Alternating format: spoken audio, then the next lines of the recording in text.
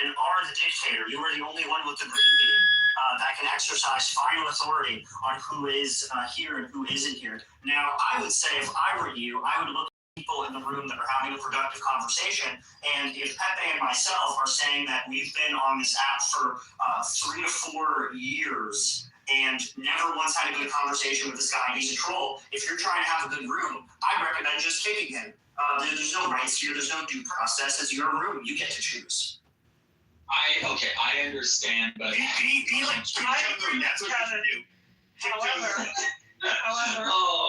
hey, Greg, you know, there's a lot of research about this. It really depends what's most important to you. No decision framework can work unless what you want is clear. Kevin's right. If you really seem to have an interest in being somehow participatory, then, then maybe go with the voting. But truly, there is no one telling you. Like, whose voice is that? Because just kick the guy out.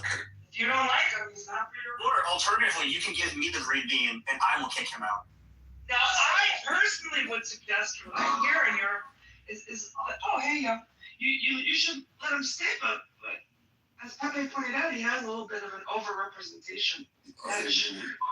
Oh, man, I'm one right around. I'll kick half of them out. I mean, if you want, you can just say, put 1 in the chat to kick him out and put 2 in the chat to leave him in. We spent the last 15 minutes deciding. So, like, if you go down, really? Okay. That's why I agree with dictatorship, bro. That's why dictatorship, no voting. Just kick him out. So, like, if you do that, if you like, I have a question. So, if you abide by majority of votes, does that mean that you're pandering to people, like you're like doing this just to gain the favor of the people? No, I'm just asking open-endedly, like, could we reason this out and come to the best conclusion? And this is like a microcosm for a good way for society to run as well, wouldn't you say? Like, I guess I'm trying to combine a real situation and trying to talk about it also in a theoretical sense. But it's all converging to trying to figure out what is the best way for us to get along and deal with issues. So right now, the best way is to like do the root cause analysis, see the behavior pattern, observe what's going on. Like Kevin had given a good description of what had been going on in this room, and the decision is in your hands. Like, now you have to take your decision. Like Kevin and others have given their Chris, can I ask you one question? Sure. Since schools entered the room, do you think the quality of the discussion has increased or decreased? I think it's decreased. Now let me tell you guys my standard that I expect in my room. I want critical, intellectual conversation. I want our discussions to be real and the insights to be insightful. I'm just going to start my own room without gold. I'm going to give you 10 seconds to kick him, and if you don't, I'm just going to start my own room, and Pepe's going to join, and Pepe's going to be moderated. Okay, kind of like what the founding fathers did. I'm going to secede, and I'm going to start my own room in about 10 seconds if you don't kick him. And that's my statement. Okay. So, but he has been quiet up until now. And I also asked for consideration. So I asked for 2 things: intellectual thought and brutal honesty. What I don't like is when people can't wait their turn and they can't really, sense the vibe or the flow of the conversation. They're kind of disrupting it in a negative way. So, yeah, that's basically it. You can say whatever extreme statements you want, if that's what you truly feel. Just, don't let it get out of hand in terms of people trying to talk over each other.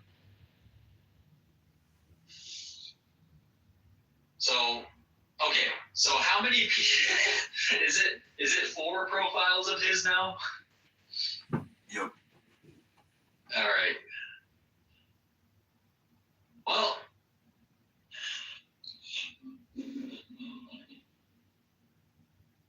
But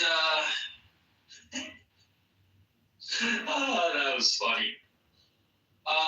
What's up, guys? Hi, Megatron. Young. All right, now, Gold. You came in with are these your profiles? Chicago John, Kitover, and John. Because this is confusing. Oh, never mind. It's 5 profiles left. Is it 5? Yeah, I see it. Okay. So Gold. Can you just be here with one profile? All right. If he's not gonna say anything, then I'll whittle it down. Okay, but I don't want this one to be full of the same person. That's up to 9. Yeah, it's only fair to only have one profile because we can't have multiple. So I know that over there. I know that we was over there in New Orleans talking. that means you have to have like 5 different phone numbers. Really? Yeah, because you have to have a phone number to use the clubhouse app. Okay. I removed 2 or 3. Is that everything? Gold and Megatron is also okay. You mean he's Megatron? Yes. Okay, well, I'm here, Grim. Is there something you want to talk about? You do want to talk about race. That's what I was here for. Yeah, like the different races in America and the dynamics of race in America.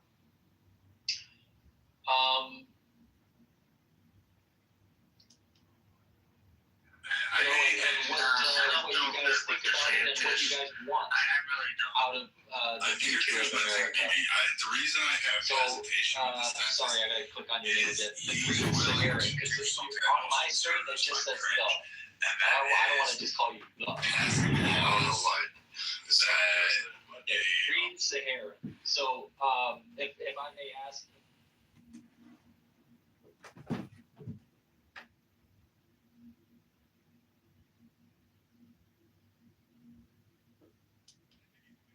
I think he owned Newsom in that debate. I think literally at the end you pulled out a poop map and said, "This is California.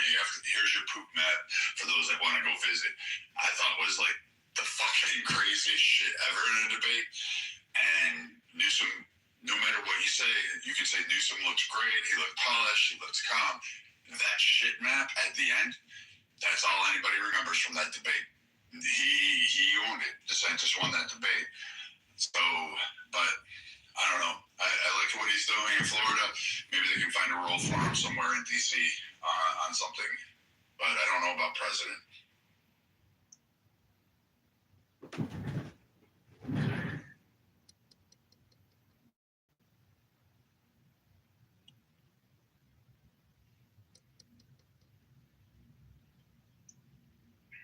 My opinion about DeSantis is, personally, like I got family that live in Florida, and they've been conservative Republicans, true and red to the party for up to 40 and 60 years, and they voted for DeSantis every time, and they even got concerns about him being easily favored to his donors.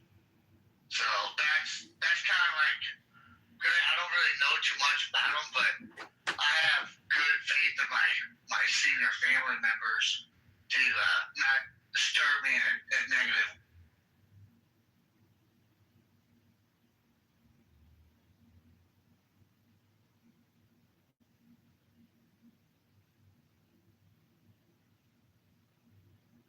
You know what I love most? I love these libtards that are in the chat thinking that they are somehow the empirical intellect that exists, that somehow whatever Sky Daddy they believe in fucking granted them the vision and the vestitudes to be the most profound minds of our generation and be able to say things as no one has any.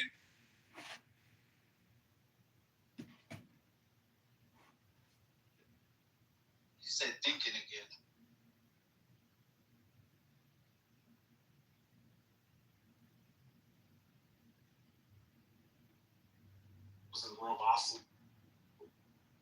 And in fact, I'm glad Israel has nukes because 6 fucking nations have tried to kill it throughout history multiple times. In fact, idiots like you chant river to the sea and clean Israel and think somehow they shouldn't be concerned about it. Kind of right, but you proved their point. Israel should have fucking nukes. And oh, by the way, it's not filled with just Jews. There's Christians and Muslims and a whole swath of people that live in Israel. But you cunts are too stupid, too retarded, too inbred, and too fucking full of fucking cum from whatever guy you blew in the subway corridor that to realize what that population is. You also don't know any of the policies that exist over in Israel. So you just take Twitter headlines off of fucking CNN and think somehow or another you're intelligent to speak on it because you read an article by fucking John Smith or some other fucking 22-year-old kid that graduated last week who now opines on the fate of the world, whatever was regurgitated by his fucking college professor. You know,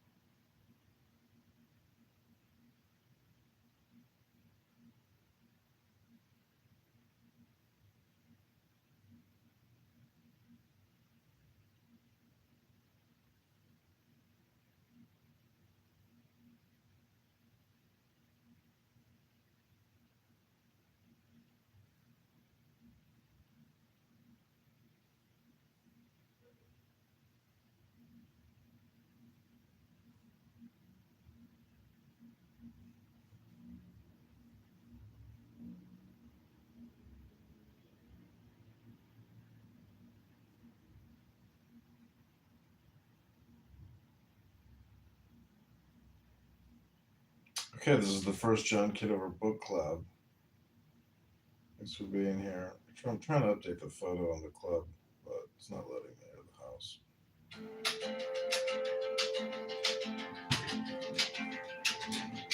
En la parada del bus,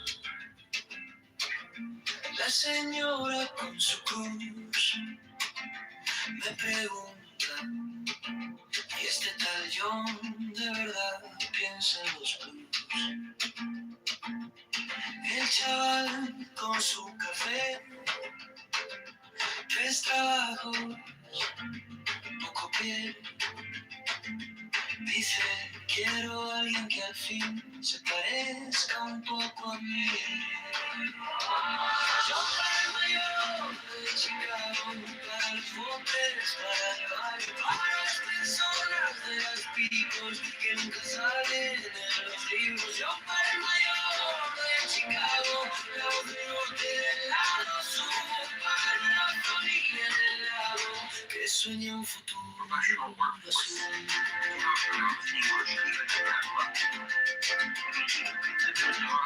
En la esquina de la abuelita haciendo también.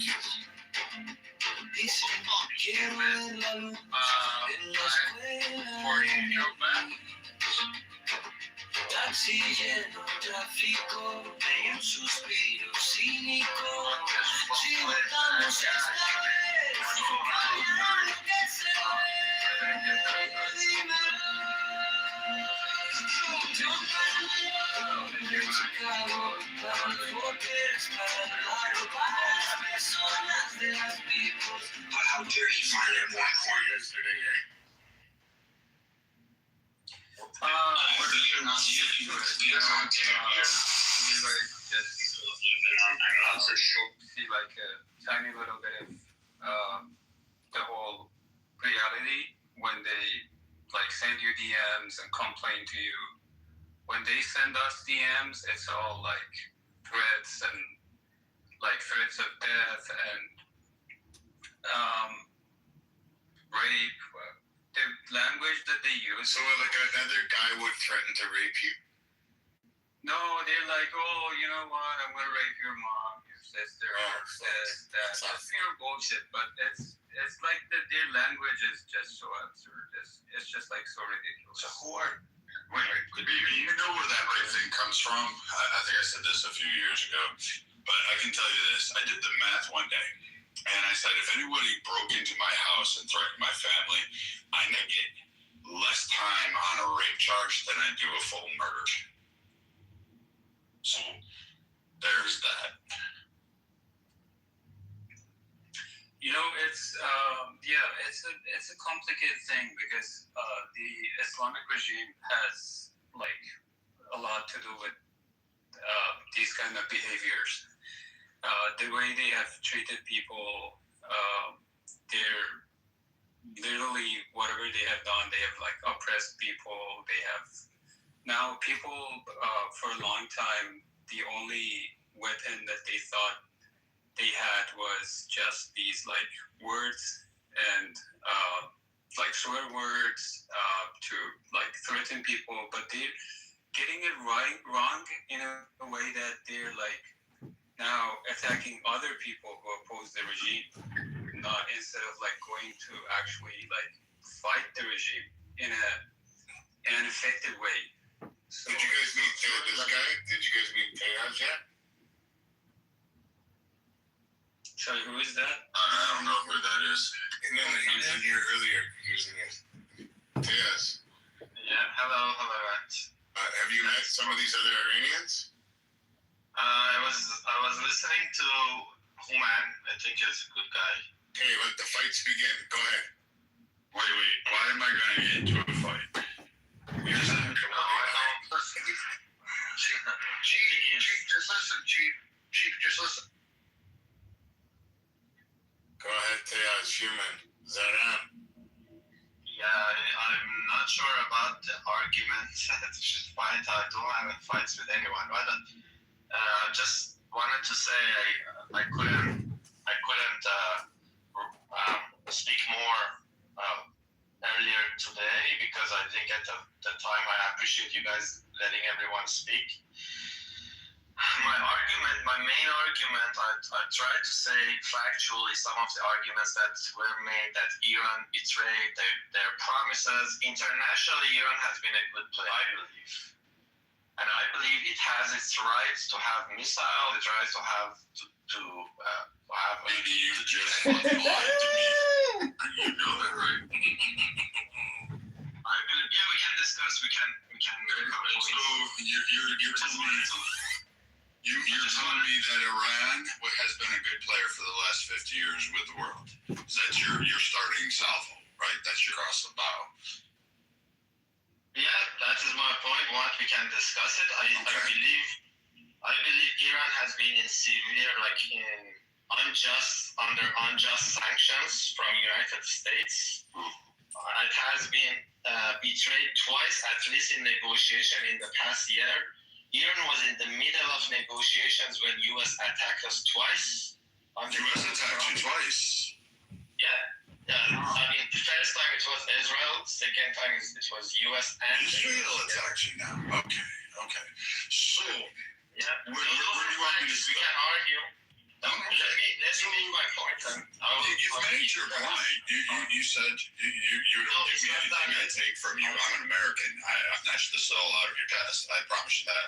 However, you want to say this and then say that the 1,000+ Americans that have died, 241 in the Lebanon Beirut bombing, that was orchestrated by your fucking nation. The various TWA jackings, including the death of one United States Navy diver who was beaten and then shot, funded by you twat waffles. The various civilian ships, the fact that you blew up one of my boats, the fact that you stormed an embassy and killed them, and the fact that your fucking cock-licking, goat-fucking, inbred swine Soleimani fucking developed IEDs and tortured and killed fucking Americans in both Iraq and Afghanistan. And then you guys decided 613 of us needed to be shot in the back. Let me stop you there. Why were Americans in Iraq and Afghanistan? It has nothing to do with Iran, right? It's not in their backyard like South America. Why were they here? Why they have so many? It has nothing to do with Iran. Region. That has nothing to do with the point. Iran's No, it does not. I don't like it. You fucking cocks. Why aren't you protecting Iran right now? Are you afraid of a warhead on a forehead? Let me guess, you're in Canada or Germany. You're probably in one of Yes, those. I'm in Canada for sure. I thought so. Fucking A. I'm right. Jesus fucking. You guys are the Canadians. How is it Iran to Canadians. You guys are the Iran to Canadians. Is your argument? Why did you leave Iran? If it's so, you're so believing. Why did you want to leave Canada? Is your Why did you argument invade a country? Why did you fucking take the maple leaf and think somehow you're going to be Is your argument based on? I'm just curious as to why a coward like you ran and hid in Canada. Why aren't you on the ground in Iran preparing for the IRGC? Why aren't you there saying, hey, I'm going to fight? Why aren't you there? At least I'm not. Instead of shaking in the sheets in Canada. Let me. What does that mean? You better beg. Say please. Say please, motherfucker. Say please. No. Then why should I let you? Because I'm American. I don't know what else happened. You just like that. Jones, you are the moderator. I don't care. If you want me to go down, I'll go down and fucking fight you one-on-one. It doesn't fucking matter to me. I'm not silencing you. I just said you need to ask me, please. You need to ask me nicely. No, I'm telling you, you better ask me nicely. Let people speak. We're not. No, you ask me nicely. You have to ask me nicely. You will put some respect on it. You will fucking extend that fucking courtesy before I extend my foot up your ankle and turn you into a jackalope. I will show you what a scud looks like. I'll launch you right up in the fucking sky. Come on, let's go. Listen, you goat herders. Nobody cares. I said it, please. You said please? Hold on. Yes, You said please. I said please. All right, now you Cool can go. down your ego. Because Now you can are go. the one who's been using curse All right, go ahead, Sarah. Don't worry. You're gonna put your foot in the hornet's nest. This is weird. Sarah, just give me a second. No.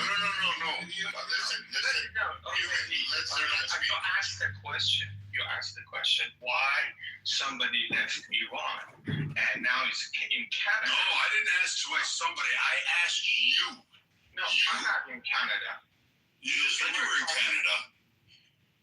You're mixing people up, my friend. Then someone needs to stop speaking. Where are you located at? Are you in Germany or Canada? Yes. So let me, because you grew up watching TV, watching a movie that always told you good guys, bad guys. It's oversimplification. You're obviously Wait, BB, is this the guy? I get the Tiaz was the guy you were talking with. Oh, okay. So now this guy, the wannabe fucking jihadi fucking supreme leader. No. Yeah, here. You know what? Let me help you. You come up in a minute. All right, go on, Tasmanian devil. Like, show me what you got. I'm not gonna kiss your ass, man. If you wanna. No, dude, but I am gonna bend you over and make you my bitch. You can't. Oh, I can. I can. I know you. You ran to Canada. You ran. You're a coward. The reason. Durka, you ran to Canada. I will tell you why I'm in Canada. You know what? There's a young girl that comes into this room. Let me tell you something here, son. There's a young girl that comes to this room. My logic, though. She fights harder for her people. She fights harder for her nation. She's willing to put her body on the fucking line. And she's all what, BB? 100 fucking pounds soaking wet? And she's like 4 feet tall? Like, what the fuck? And she's like going to protest. She's trying to raise money. She's writing people. She's doing all the fucking work as a woman. She's willing to put her ass on the line, put herself in danger. Why? Because fucktards like you are cowards running. You know what I feel the most shame about for her? The worst part is that you are going to go and try to stop her. You're going to do some fucking shit and you're going to harm her. And I promise you, there's going to be a guy like me there that's going to sit there and choke you down and make sure that the last thing you see before you go meet whatever fucking bullshit prophet you believe in, before you go see him, the last thing you'll see is that guy squeezing the life out of you, and you'll know exactly that you lived a life of cowardice, that you are fake, you're feckless and weak because you're ready to Canada instead of fighting for your, quote, great Iran. May I talk now? I'm an atheist. I don't believe in God at all. I don't believe in God at all. I've been here because my family immigrated here for me to study. I have my legitimate reasons why I'm here. It doesn't matter because my logic is strong and your logic is weak. It doesn't matter if you physically can bend me over or you have the privilege of being a moderator here. You can mute me anytime, but you cannot. I didn't mute you at all. I haven't done shit. I just removed the other fucking guy that you were going to hide behind because you're a coward. So you allowed another man to go out there and fight for you. So you can't fight. I'm not a friend of yours, but I'm a person. No, you're not. You ain't a friend of anybody's. I don't befriend cowards. I don't befriend people who might wholesale slaughter against people for being Jews. I don't want fucking friends that are. I don't have any beef. They want to pummel people for fucking licking dick. I don't want you anywhere in my fucking nation. And in fact, if you do try to go over, I hope that it's going to be an ICE officer that puts two in your chest and one in your head and making sure you can't get up. You know what, guys? You're fighting against. Just give me a second. You do your gaslighting, whatever you want, pointing, but put an end to it. Here's my gaslighting for you. For you fucking Durka twins there. So right now, my nation is paying $300 billion a fucking year to protect all of that fucking area around there. You know what we have to spend to help Israel defend themselves against you fucking idiots? Because you guys hate the fucking Jews. You like fucking are compared to I don't give a fuck what you have to say. No, I haven't stronger argument. You wanted to know my fucking stance? I went over there and fought you guys. I chased your fucking navy into the ports and where they hid like cowards, or I sank them down. I went there and fucking murdered you.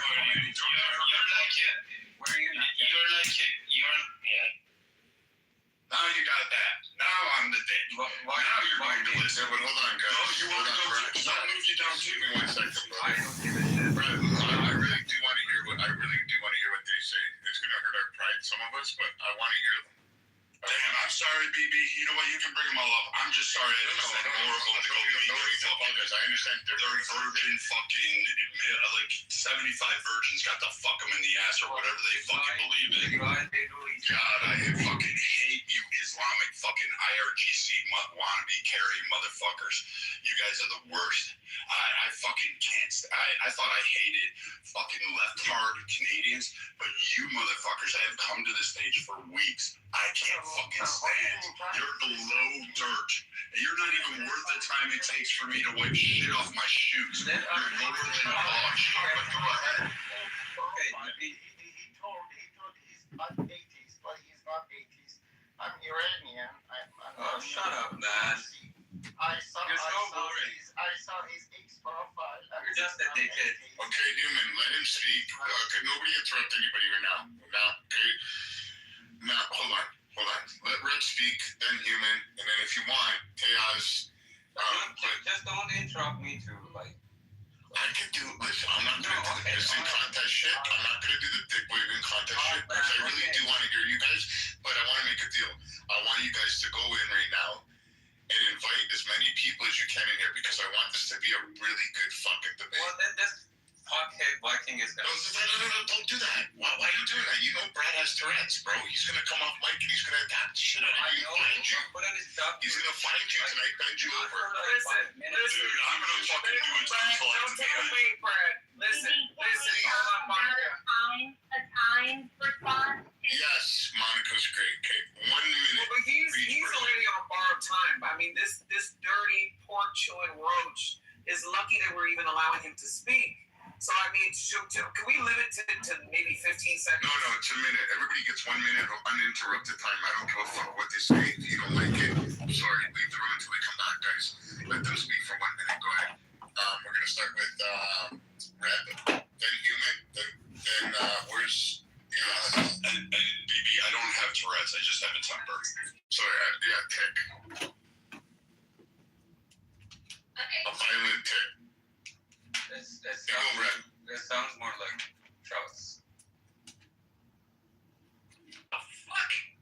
God, I wish we could scout you motherfuckers. Time Well, you starts can't. now. Rebel, the mic's on you. You have a minute. Go ahead. I don't have Okay, Human, then Chaos. Not the smoke detector beep. Fuck. So, Donald Trump once was being interviewed by someone. I don't remember the exact news agency or whatever. It was, and he was told by a guy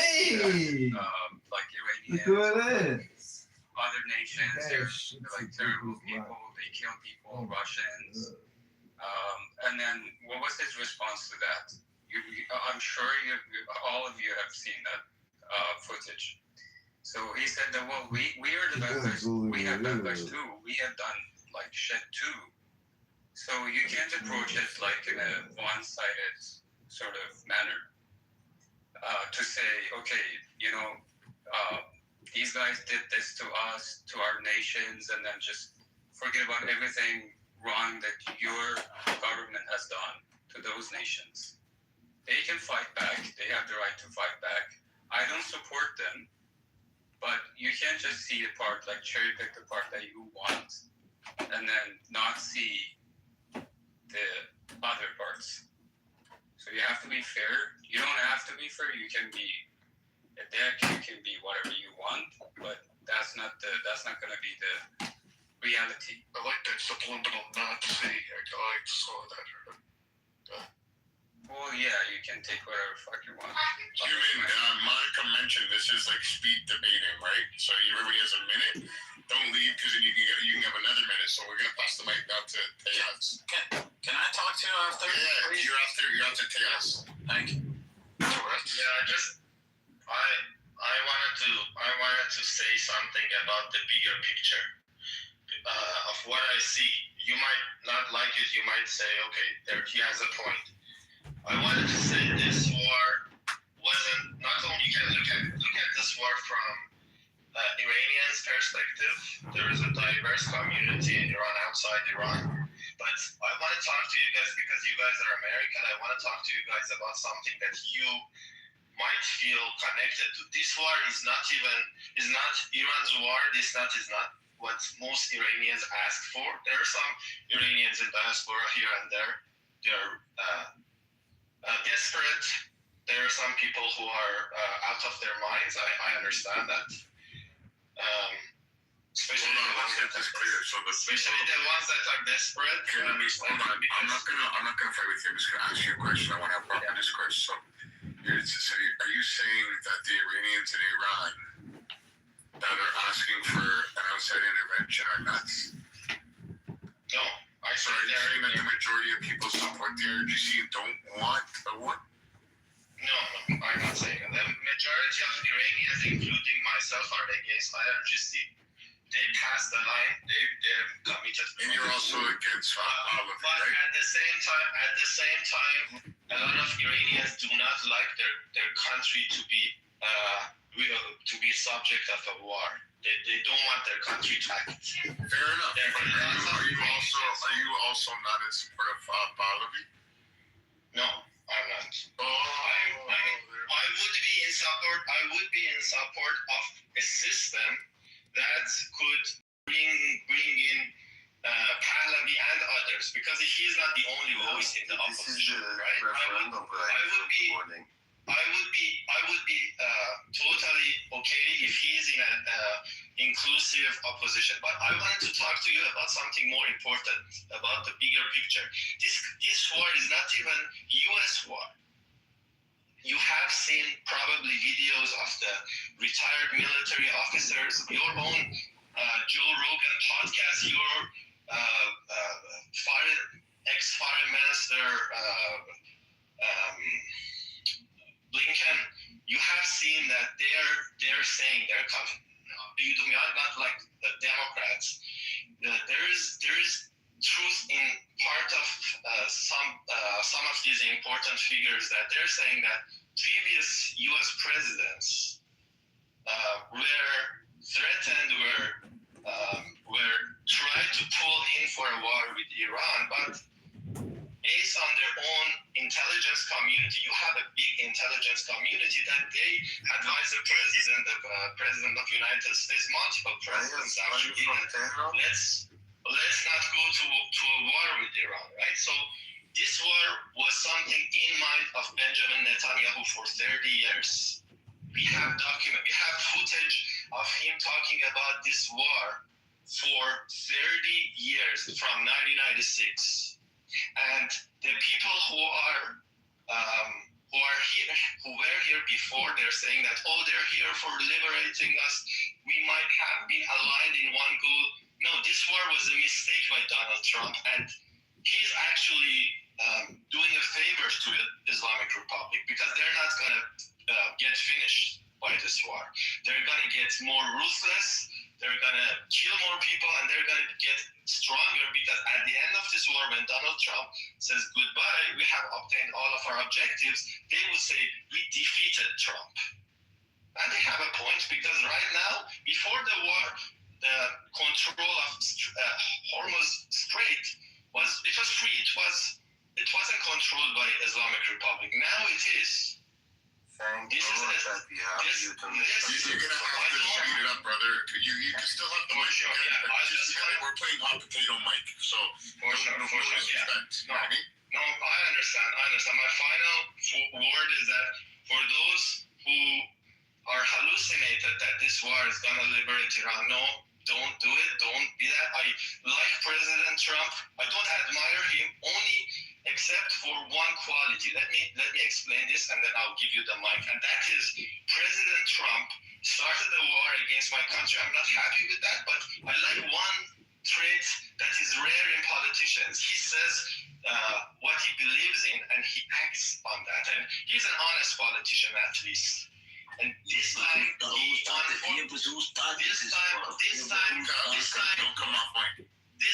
got deceived by a very cunning politician named Netanyahu that was dreaming for this war for 30 years. That's it. Thank you. This is a bigger picture. I hope you can see it from my viewpoint. But they don't care. There's a queue, and we can get to you, but BF is next. Yep. Thank you so much. So, Can y'all, excuse me, moderator speaking, can y'all keep this short? Like, none of y'all motherfuckers are accepting a Nobel Peace Prize. Can we please keep it short? Okay? Like, there's some people that have to moderate in between traffic and taking out their fried chicken wings from their toaster ovens, okay? Y'all need to keep it short. okay, that's what I'm talking about. Okay, I'm gonna go now. The reason, Mr. Tejas, that we have a problem back home is because of us, because the Iranian people. You are just pretending that all of this is starting from the outside and just looking at the other sides. This is because of us, because we need to take care of ourselves. We cannot think about Donald Trump or Bibi or somebody else is coming and rescue us, okay?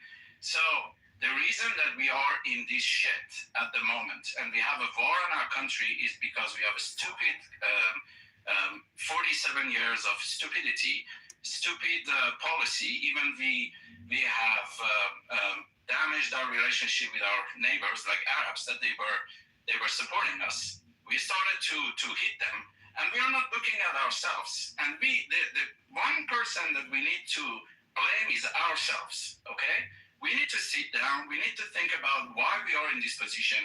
We need to find out how we can get out of ourselves from this shithole, because I am not happy when my parents are bombed in Iran. But on the other hand, I'm not happy also seeing my friends and my family. You sound like you support the regime. You sound like you support. I'm not supporting the regime. Hang on, let me talk, okay? I'm not supporting the regime. This regime killed a lot of people, 38,000 people 2 months ago. But it doesn't mean that we need to have Donald Trump or somebody else coming and help us. We need to stand for ourselves, like Americans standing for themselves, like Israelis standing for themselves, like I'm Canadian too, I'm standing for Canada. I need to stand up for Iran. So wrap it up. You done fucked up. You said you're Canadian. Yeah, you done wrap it up. I am Canadian Iranian, okay? That's the problem. You need to wrap it up. 30 seconds. Hello, everyone. Can I speak, please? He wasn't finished. He wasn't finished. Thank you. Let him finish. BZF, go ahead. Yeah, that's all I'm saying is that stop looking at abroad. Stop looking at the other politics. Everybody is going for the countryman. Everybody is trying to get the advantage for the nation. What you want to do is you want instead of being divisive between the different people. Oh, Reza Pahlavi is bad. The other guy is bad. Think how you can come up all together and then fight for your own country. And find the best way to fight your own country instead of spreading shit. Thank you. Yes, I heard my women trying to speak. Go ahead.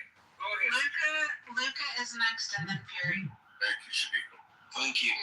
No, with me, I just came in there and I was listening to the brother, and then it's STEM. Like, he came from STEM, and it sounds like he's really an Iranian. I would never going through this. I would never be done by Jews, but with Jews, technically hit me.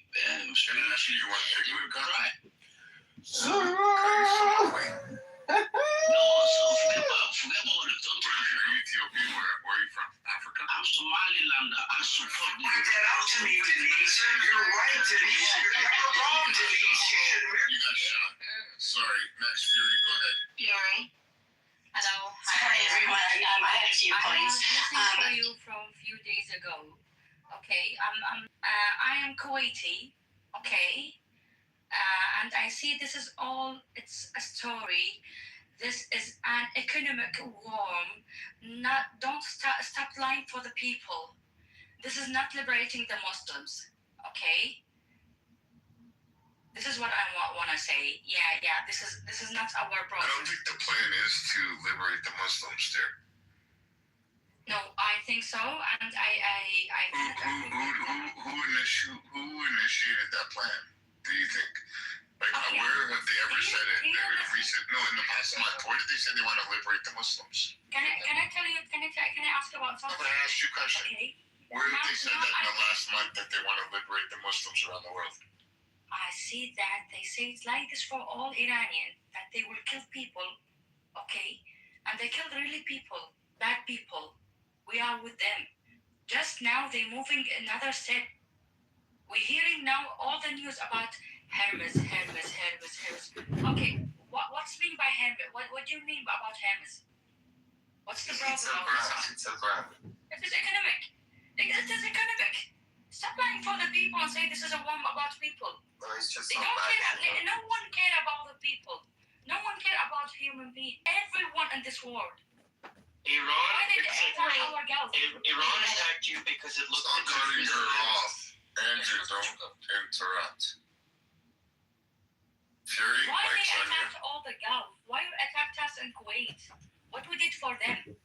We are not apart from this war. Thank you, I'm done. Thank you. It's really easy to understand, Fury, why they attacked you in Kuwait.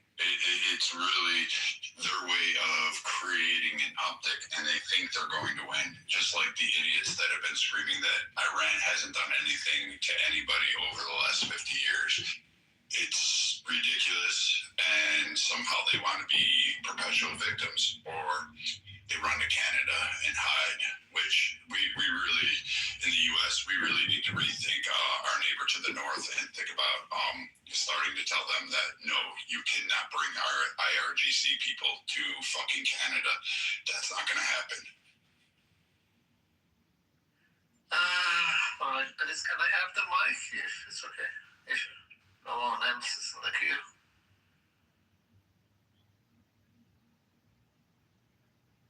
That's one heck of a data. Anyway, baby, go ahead. I'm still waiting for my family. Okay. So if it's okay, I gotta go. Guys, actually sick of these guys. Mostly are either IRGC pro or regime pro, or some of them are lefties as well. They come to the rooms. They said, "Oh, no to war, no to the uprising. Why people are killed during the."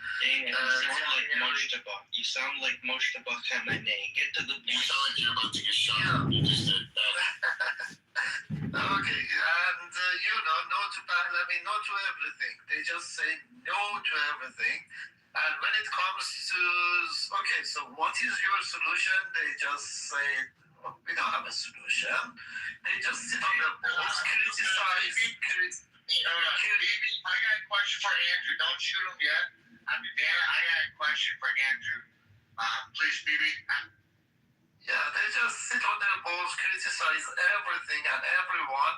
And when it comes to, when you ask them that, okay, fine, but what is your solution? They have nothing to say. I'm just sick of these guys. Do you have family back home? I do. My parents. Okay. Are you not afraid that they're gonna bomb on their heads? It's okay. That's the smaller price. That's the smallest price that I would pay for the freedom of my country. You won't be regretting somebody drop a bomb on your family. I was in the streets. I got shot. My brother got shot on January in the leg. He still can't walk. So yeah, I don't fucking mind. Yeah, let me help you, my guy. To all the IRGC members who deny it, how's it feel when you guys see that prime military that you guys have been telling everybody is so great, and 5 weeks, Donald Trump, Netanyahu, and the Air Force and Navy. How's it feel? We deal with it. We can't. How's it feel to watch the IRGC, who's been lying to the Iranian people how mighty it is, get kicked down like a little. One by one. Hold on. We need to address some matters of housekeeping. Whoever that just spoke, we have a very strict rule. You need to speak in English. So if you're speaking in English, maybe you need to enunciate better because you may get dropped. We don't know what the fuck you're saying. So can we speak one at a time? Because you have a few people on this stage that speak broken English that might get dropped. Okay? So we want to be able to have a conversation everybody can understand. You fucking idiot. Yeah, that's what I'm talking about. The IRGC getting that big old Donald Trump spank across the ass, kicked your guys'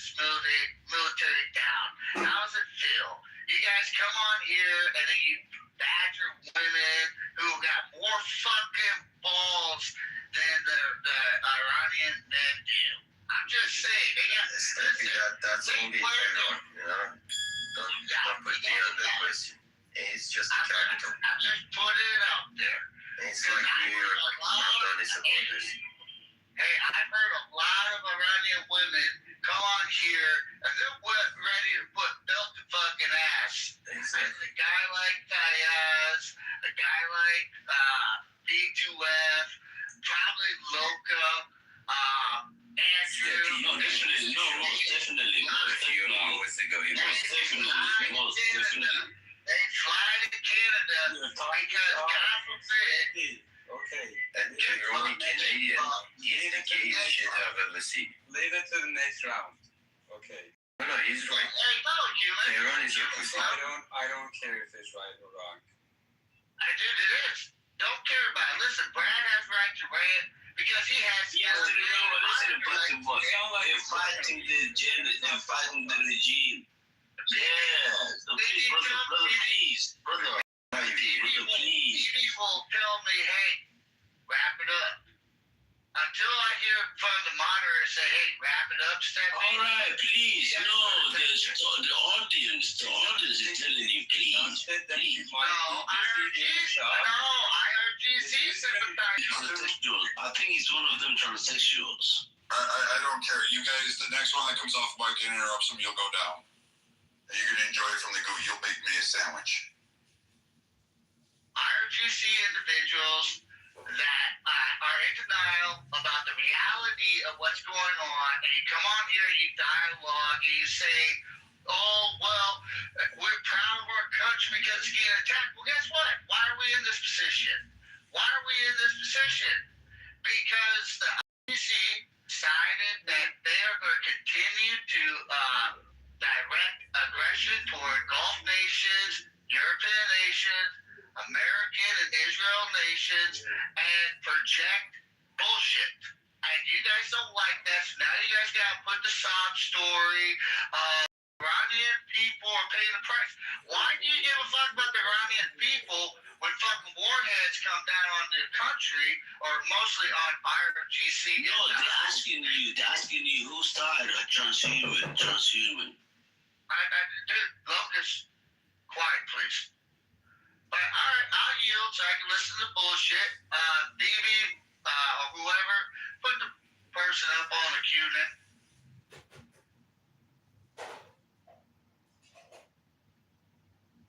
Just to answer you, Steffi, I'm not an IRGC fan. I hate IRGC. I hate that they put our country into this bullshit. What I'm saying is we should not play victim in Iran to say that this is because of that and that and that. We should put the blame on ourselves. And as an Iranian, we need to unite it and we need to rescue our country. That's all I'm saying. If you didn't understand me, I'm sorry for you, or I'm sorry for that I was not clear. But that's not something that I'm saying. What I'm saying is it is on us. We shouldn't play victim. We shouldn't nag. It's the fault of Bibi. It's the fault of Trump or whatever. We are in this position because we as a nation didn't step up, even starting to stop IRGC within our country. Okay? And now our country is going up to shit. We need to stand up again. The question, was it even feasible? Could you have even stopped it? Yeah, you know what? There is honest question. Could you have stopped it? Because you're having problems right now trying to stop it. Can it be stopped? That's what I'm saying. If the people are united, they can stop it. I'm okay. What's the percentage of the population that supports the IRGC? You know what? What's the percentage of the population that supports the IRGC? It's around 5 to 10%. That's okay. So that's almost 10 people. Almost 10 million. Yes. But what about the other 80 million? You know what? Exactly. So that's what I was going to get to next. So that out of the 80 million, 82 million. Yep. What's the percentage that support reciprocity? We don't know. It's around 30 to 45%. We don't know because we don't have a free voice. But what's the other percentage that don't support the IRGC or policy? So nobody knows about that. If you give them a free... There's actually stats. I what's it called? Guam. Yeah, about the solution. How can you make sure that there He is a just gave you the data. University, And- even and this is all what's your news. leftist source, you know? Even until we as a nation start to have a division of I'm not pro-Reza Pahlavi. I'm not against him neither. I'm not against him neither. You don't have the answers. You don't have the answers, okay? You don't have the answers. If you have the answers, tell me what the statistic is of Black Iranians supporting Black female rights in Iran. I bet you don't know the answer, right? So you don't have the answers, right? Don't be quiet. You just said enough, okay? You don't have the answers. They brought data, okay? You're just sitting here talking out your ass. So we're gonna move on because these men brought the data. I don't know what you're doing. It's very weird. It's very weird. How much is the IRGC paying you? But that's a question for another room. Bibi, can we move on, please? I mean, I'd rather talk about Black Iranian female rights than cross-examine DZ with having no answers. And no data to support his having no answers. Say you like a 40% is the data because that guy say 40%. Do you support black trans rights in Iran? Do I support what? Sorry? Black trans rights, abortion rights. Sorry. Yeah, I support that. Black trans abortion rights. I don't care. So you fully support Black female? I'm talking about Black biological women in Iran. And there are Black biological women in Iran. First of all, yes, there are. We wait. The cat's out the bag. We saw them on the Kardashians. Okay. So what we're asking you is, do you believe that Black women in Iran should be able to have full autonomy and not have to wear a hijab? 100%. What do you think? Who am I? You think I'm IRGC? 100%. Who am I? Don't label me with IRGC, man. I'm in fight with IRGC on entire my life. So then why are you fighting with us? I'm not fighting with you. So then why are you fighting with us? I'm just criticizing. But wait a minute. Okay, but we're criticizing the people that you just said you done fought for against your whole entire life. So then why the fuck is your monkey ass fight with us? I'm not fighting with you. What I'm saying to my other fellow Iranian in this room is that we need to be united to think about our future by ourselves. And that's what we're telling you. You need to stop standing alone in agreement with us and stop fighting with us. Okay? You need to stop fighting with us. Because if we're saying the same thing and we're criticizing the same people that you have fought against your whole entire life, then anything that we say should not be an issue for you. Thank you. May I just intervene to correct the fact about Here we go. Is it okay? So, just statistically, we don't have a big population of Black Iranians. Just for you to know, it's maybe less than 0.1%. Prove it.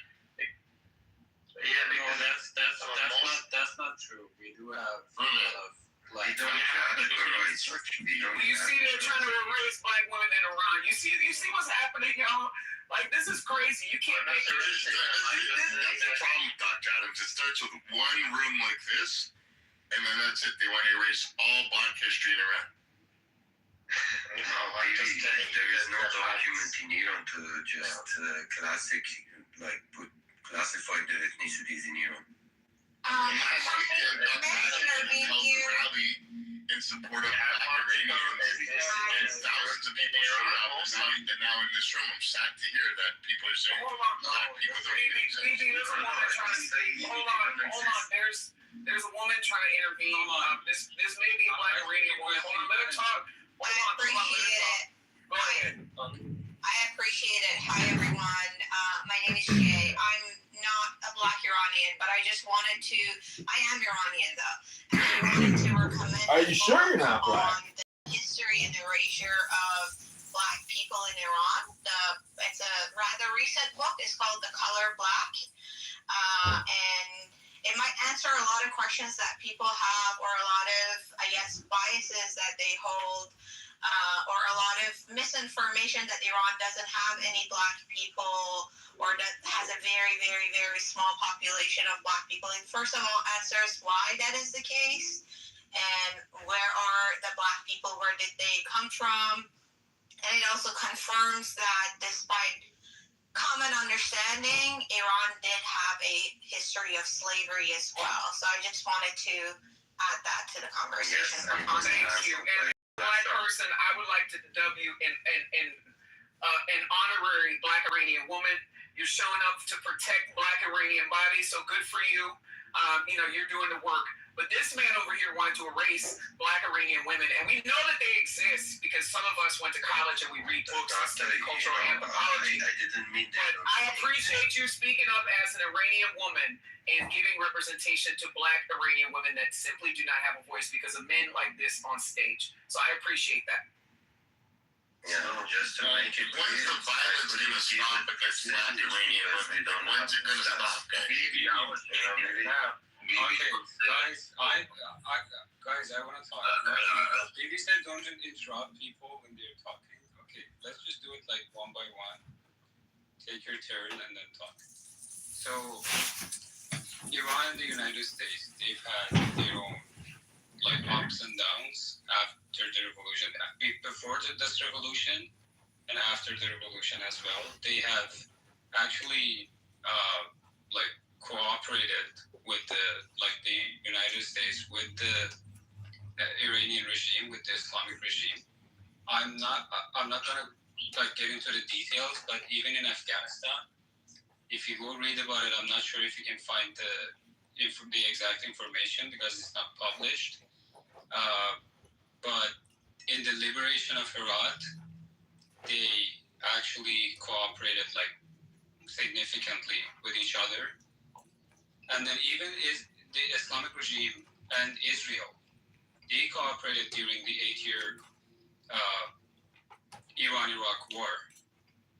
And then regarding the wrong things that the United States government has done to Iranian people in the last 47 years. They shut down a passenger flight in the Persian Gulf and killed civilians. United States Navy. So it's been like both ways, but I don't give a fuck about IRGC. I don't feel for them at all that they're being killed or whatever happens to them. But the point is, this war, why am I against this war? Basically, if the people of Iran, Iranian people, they were in the middle of a fucking revolution. The IRGC and the regime, they killed thousands of people in Iran. Iranian people usually mourn for 40 days. They don't do anything. They just mourn for 40 days. And then how would that regime live with its own people after that 40 days? So that was going to get somewhere with the revolution. They wouldn't be able to deal with their own people after killing thousands of them on the streets. Khomeini would fall. The regime would fall. But with this war, you ended the revolution. Now, my problem with that is, if I knew that this war would result in the removal of the Islamic Republic, I wouldn't oppose it. I would say, okay, I don't care. I'm happy Khomeini is dead. But I don't think that's going to happen because the United States is not going to send in their troops on the ground. And if they don't do that, how is this regime going to fall? It's not going to fall by like dropping bombs on bases. So if that doesn't happen and Donald Trump makes a deal with them, that's going to be the worst outcome for the people because you ruined their revolution, you made a deal with them, and you left. That's why. So not everybody opposing this war is like supporter of the Islamic Republic or IRGC or like hates America or hates Israel. No, Thank you, brother. No, I know. Listen, You're making a lot of sense, but I do want to pass it around, and I do understand what you're saying. No, actually, he's not making a lot of sense. No, for himself. Sorry, may I ask one question? Do you have any pure American here in this room? Do we have any what? Americans? Pure American in this room? Not Iranian American or belong for any country? What do you mean? Pure American. You look pure American. Native There's no such thing as a pure American. Pure American. How many person in this room pure American? Oh, there's one right here. Her name's Saren. Excuse me. Yes, indigenous Black American. Thank you. Hey, dude, I'm a sandlopper. South Carolina I sand. don't ask about the colors, please. I'm asking about loyalty. Dr. Adams is a pure American. Yeah, doctor. So I'm seeing here, everyone who's talking here, they are not pure American. They don't have loyalty for them countries. Like Iranian people don't have loyalty from their countries, so they have another nationality like Canadian or. So why are you speaking here? Just I want to. So wait a minute. Wait. Hold on. So, and I'm talking about. okay, great. You're not a real Kuwaiti. Kuwait wasn't even a fucking country until World War II. No. Yes. Yeah, it doesn't. You can shut up for a minute. Listen, Jesus Christ, you guys have a problem with like fucking mic control. I am a moderator. You'll shut up. Mute me, okay? Because we are not pure. Yeah, I am abusive. So here's the thing. You just sat there and said you were Kuwaiti. Kuwaiti wasn't a fucking country until World War II. So it was built by, guess who? Europeans. So you're not even fucking indigenous Kuwaiti or whatever you guys say. And furthermore, protecting your sorry asses because you are another nation that can't fucking defend itself. We That we had to go are a over there. country and we are free. We don't. Yeah, I don't give a fuck your freedom.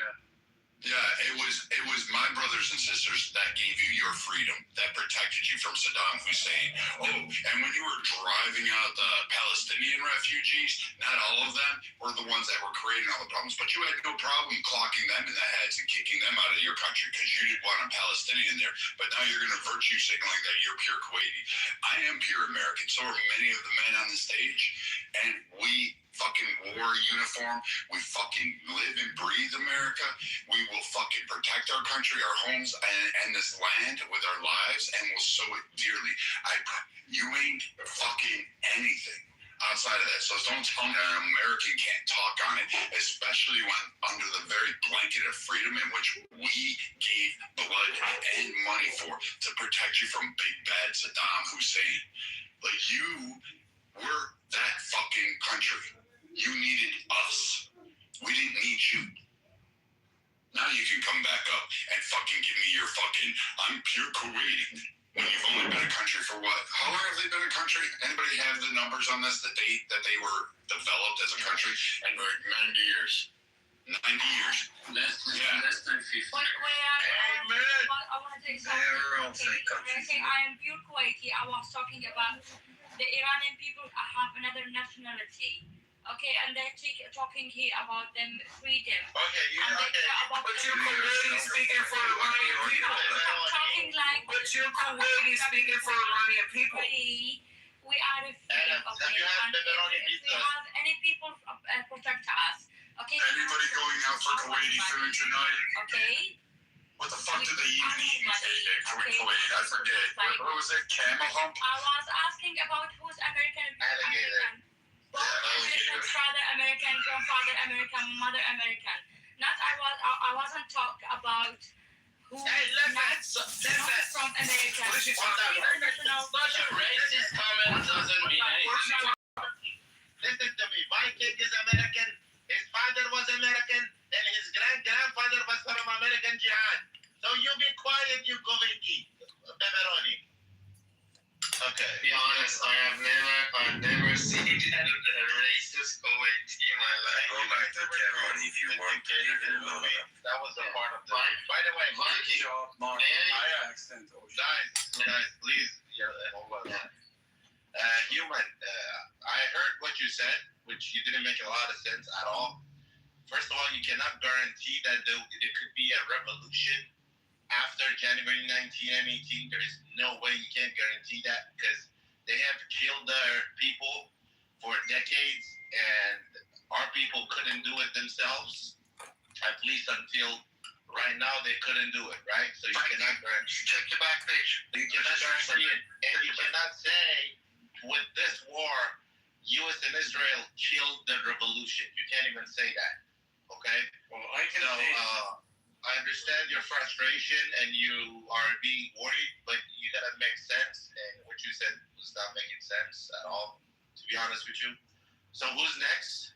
I next woman's argument by saying that at least it's at least it's worse now after the war because more ruthless IRGC killers are in power, and probably United States won't stay there forever, right?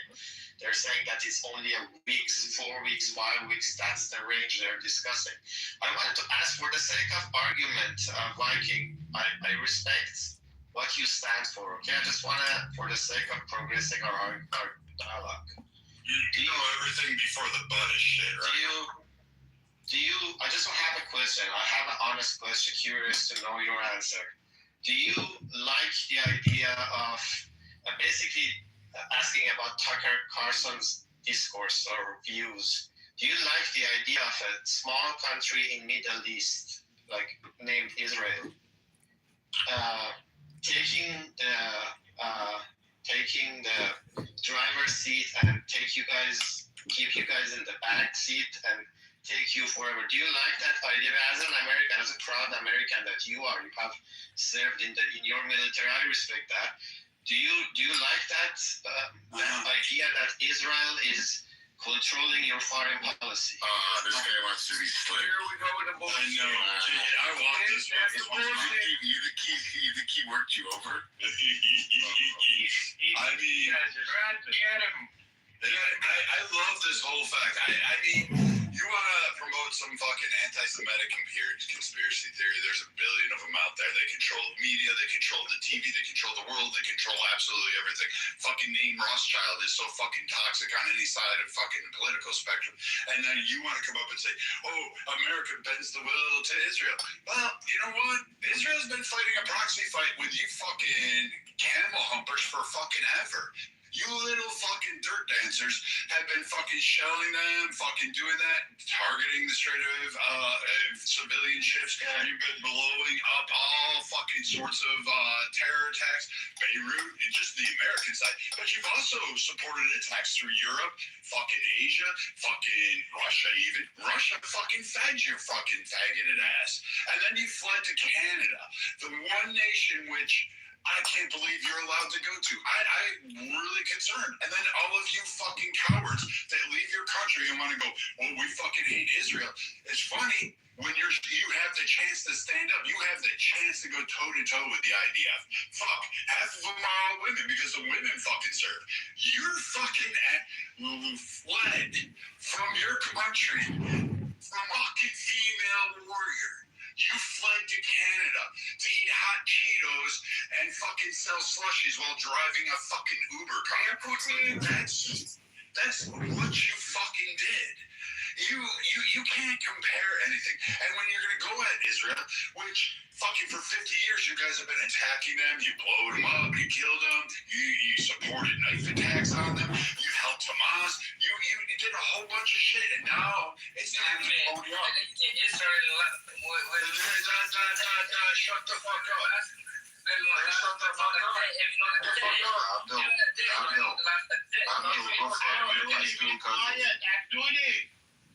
Abdullah, let that go a little bit more. I'll get to you next.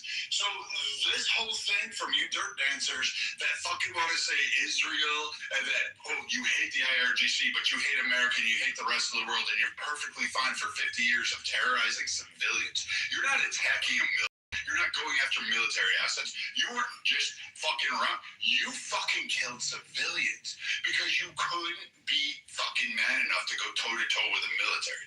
And now the military's on your door. Where are you? In fucking Canada, licking maple syrup off your your own fucking balls because nobody wants to fucking touch you dirt dancers because you're toxic. And the worst part is, again, I feel sorry for you Iranian women. You deserve better men because these guys, the only thing they know how to be is perpetual victims, cowards, and they fucking run. They have no morals, and the better place for them is fucking in the ground. Surgeon God asshole. Yeah, I know. You fucking guys are all the same. I wish to God you guys still believed in that suicide bombing, because like, what was it? 2 out of 3 of you blew yourselves up before you could even get to your target. You guys were so feckless of that. Yeah, I remember that. We shot a bunch of you. We shot a bunch of you fuckers. Yeah, I personally would drop a bomb on your fucking nation, hands down, without question. Right up your fucking Ayatollah's fucking ass, I would have dropped it. What did you do in Iraq? Killed 1 million people? What did you do? It was a good start. That's a good start. You mean you're the evil of people? This is not a leftist room. Nobody gives a shit. The army. I would have killed 2 million. I wouldn't have cared. But Viking, you're some point. There is real men inside you don't want to fight. These leftists have all I hear is crying and excuses and fucking lies all the fucking time. Every time. And you guys do it from Canada. You do it from fucking Canada. Yeah, they're like, from I don't even hate the Canadians as much to tolerate you. You fucking fled to Canada. And then I'm going to tell you what's going to happen. Here's what's really going to happen. You guys don't even know it yet. There's already underway to actually start purging Canada of you fuckers. That's already going on. You don't think it's happening right now, but Rubio's had talks, our ambassadors have talks, our military's talk. We train. The Canadian military don't like you. The Canadian government don't like you bastards. So they're going to start coming on you real quick, and they're going to be dragging their balls over you. So you know what, Durka, you should go back to the sandbox, and you should stand toe-to-toe against the enemy you hate, Israel, and see if you can take them out. Because I remember when 6 of you fucking nations took a starving, disease-ridden, fucking impoverished, weak fucking group of people, attacked them and thought you were going to own them. And you know what? They whooped your fucking ass. They mollywopped you all the way back. You are no Salahuddin. You have never been. You're just a fucking ragtag dirt dancer who's screaming about oppressing women, because the only way you can actually get a woman is either by enslavement or fucking violent abuse or oppression. And that's the only way your fucking lot has been able to breed this long. Yeah, Viking, can I ask you, what's your relationship with Canada? I mean, it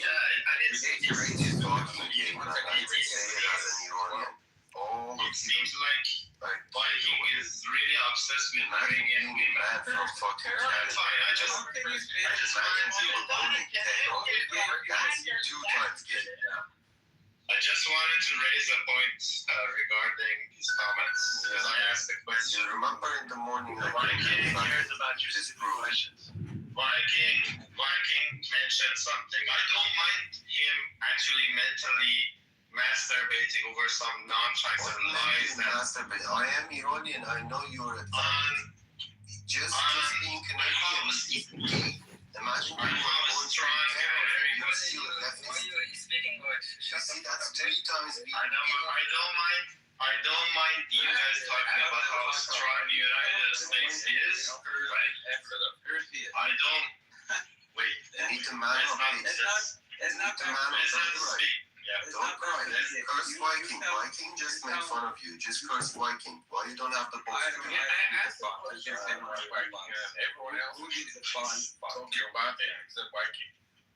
Hey, I have a question. I will direct it to everyone. That's fine. But you're trying to talk and suck his dick. Why you're not? Hold on. I don't know why you guys talking about sucking dick. Hold on. How many Muslim brothers we have in the room? Is there any Muslim brothers? Yeah, I am Muslim. I am Muhammad ya Benzuna. Look at you. What do you say? What's the point you're making? Trolling people? For no reason? Abduli.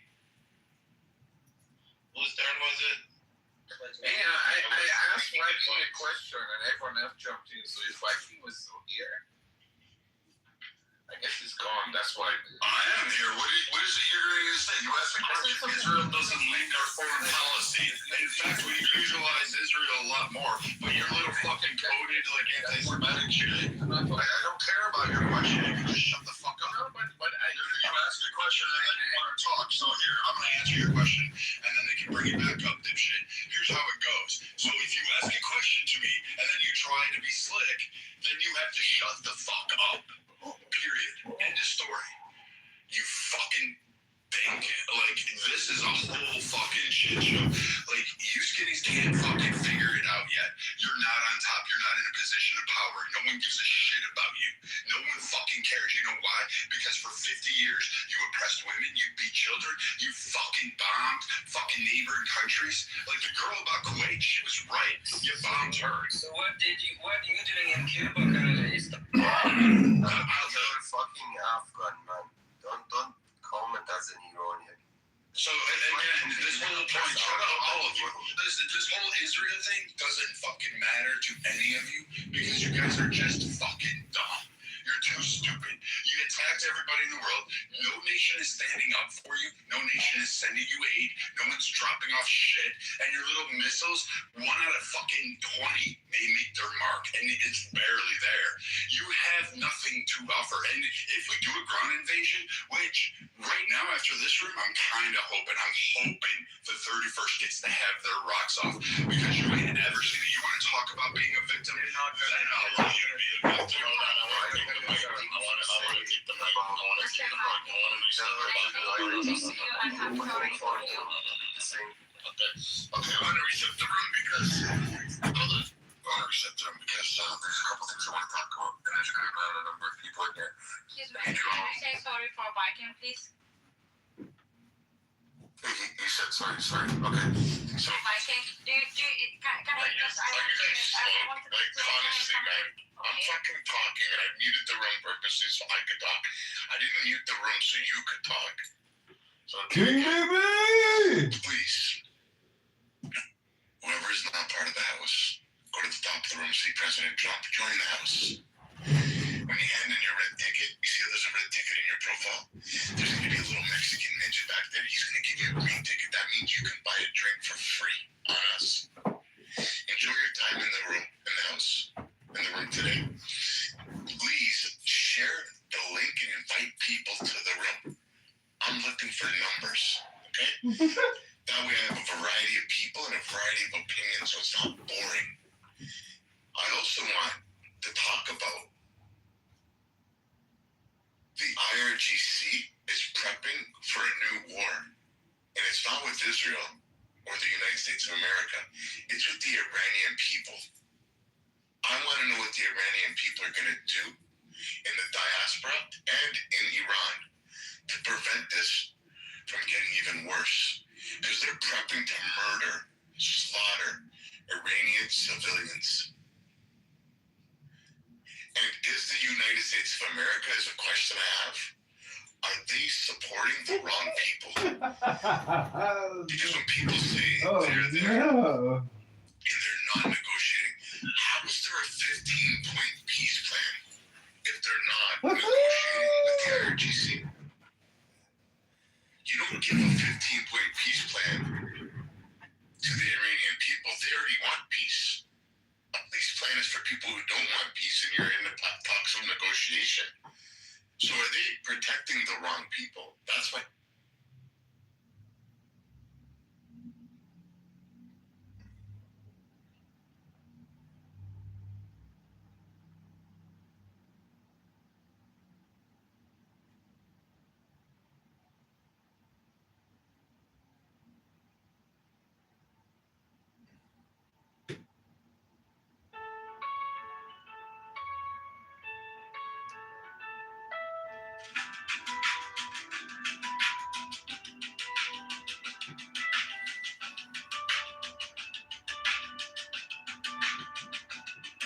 La parada del bus, la señora con su cruz me pregunta: ¿y este tal John de verdad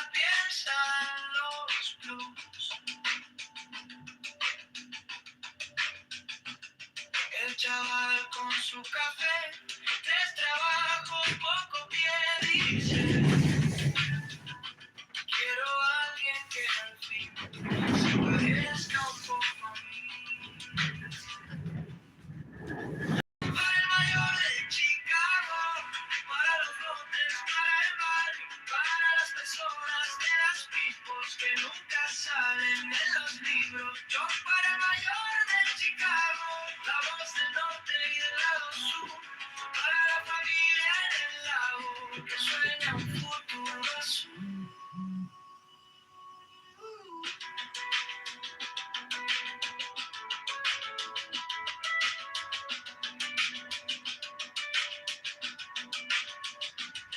En la esquina del tianguis, la abuelita haciendo tamiz dice: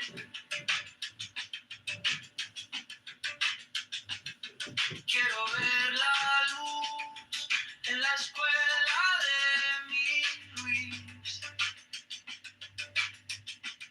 Taxi lleno, tráfico, un suspiro cínico. Si votamos esta vez, cambiará lo que se ve.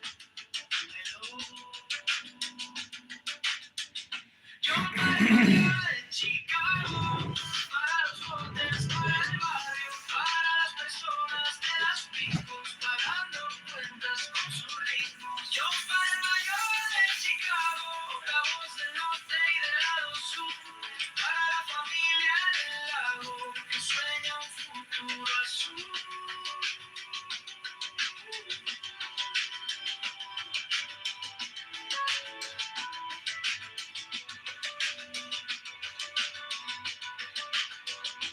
No queremos santo ni actor, solo alguien que escuche el dolor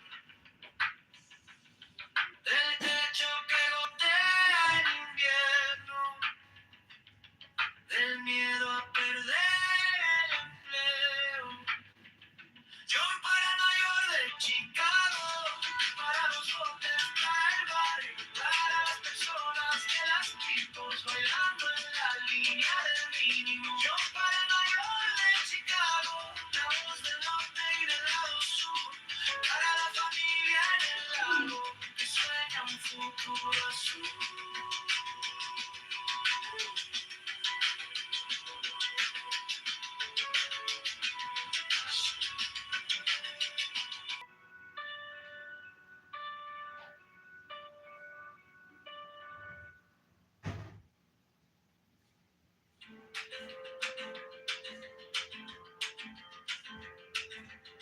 En la parada del bus, la señora con su cruz me pregunta: ¿y este tal John de verdad piensa en los blues? El chaval con su café,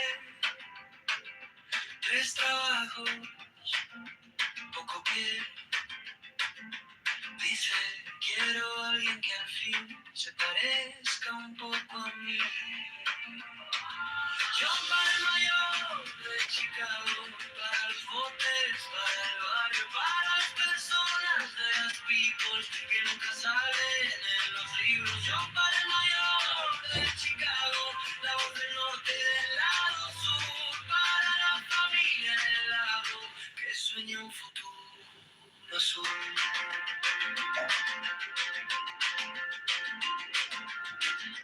En la esquina del tianguis, taxi lleno, tráfico, un suspiro cínico.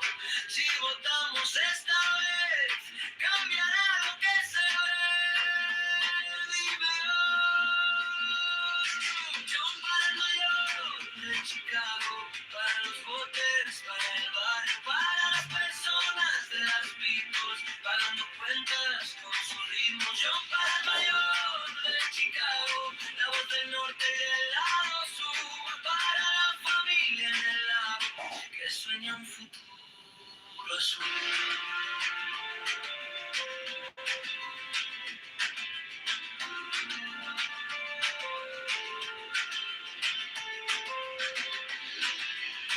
queremos tanto y actor. Solo alguien que escuche el olor del techo que gotea limpiar. Del miedo a perder el empleo. Y un para mayor de Chicago, para los botes, para el barrio, para las personas de las people bailando en la línea del mínimo. Y un para el mayor de Chicago, la voz del norte y del lado sur, para la familia del lado que sueña un futuro.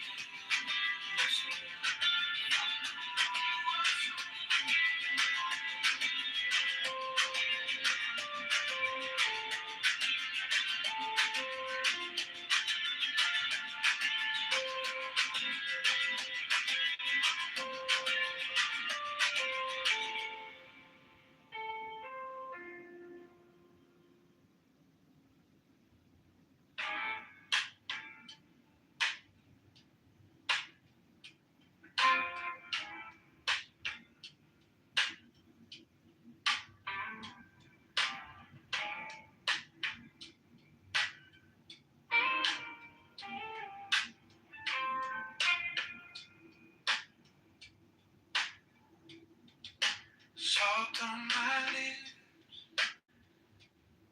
quiet laugh so low, like you've been here the whole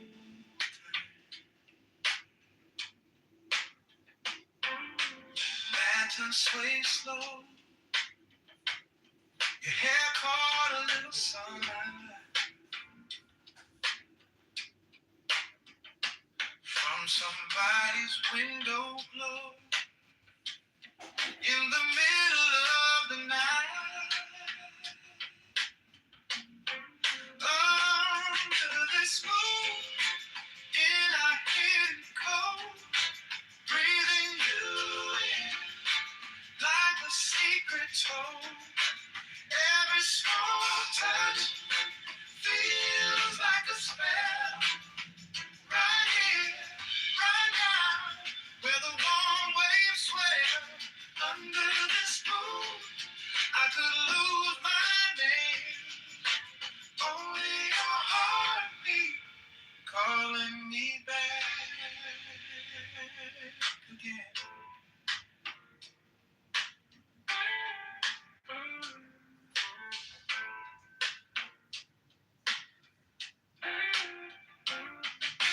Glass on the table, rings left behind like halos.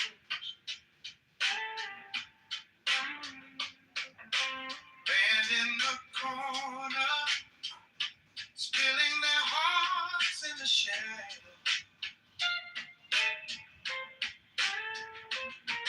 Your head on my shoulder, see humming low in the background.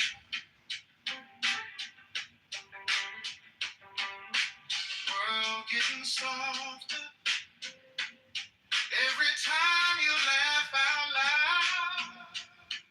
Oh, under this moon, in our hidden cold, breathing you in like a secret told. Every small touch feels like a spell. Right here, right now, where the warm waves swell. Under this moon, I could lose my name. Only your heartbeat calling me back again.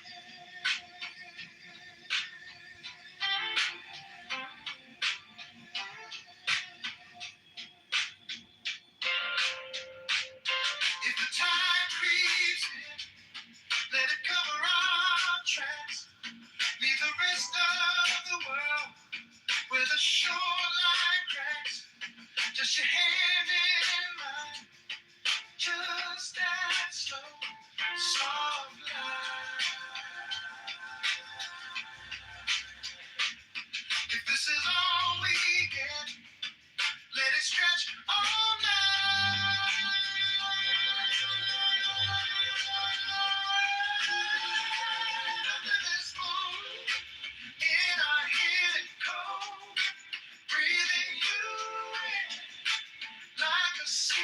told.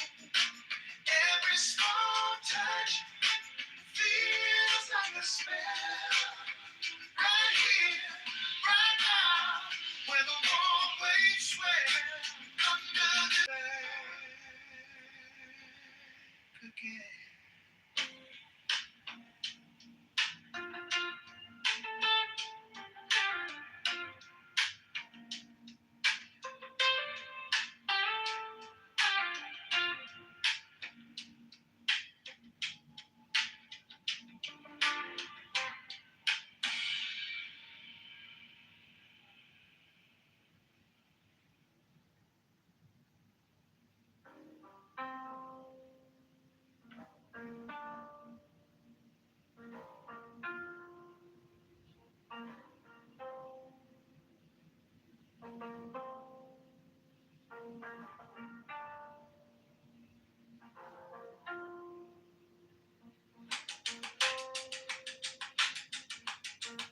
Feet on the floor, ground to the sky. Breathe like a tide, rolling, rolling by. Thoughts come and go, like birds on the wire. Watch them, then wait. Let them fade, let them tire. I found the middle, feel the chaos. Exhale the care. I walk the wire, eyes closed, soft heart, slow step. I live in balance. I live in balance. Right here, storm in my chest,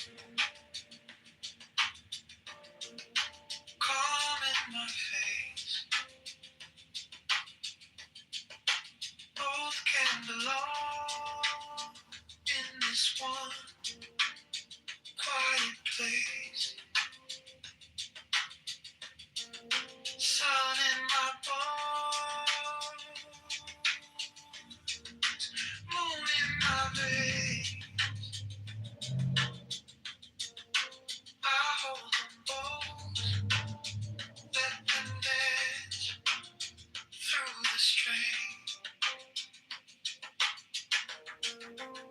I find the middle, right here, right here.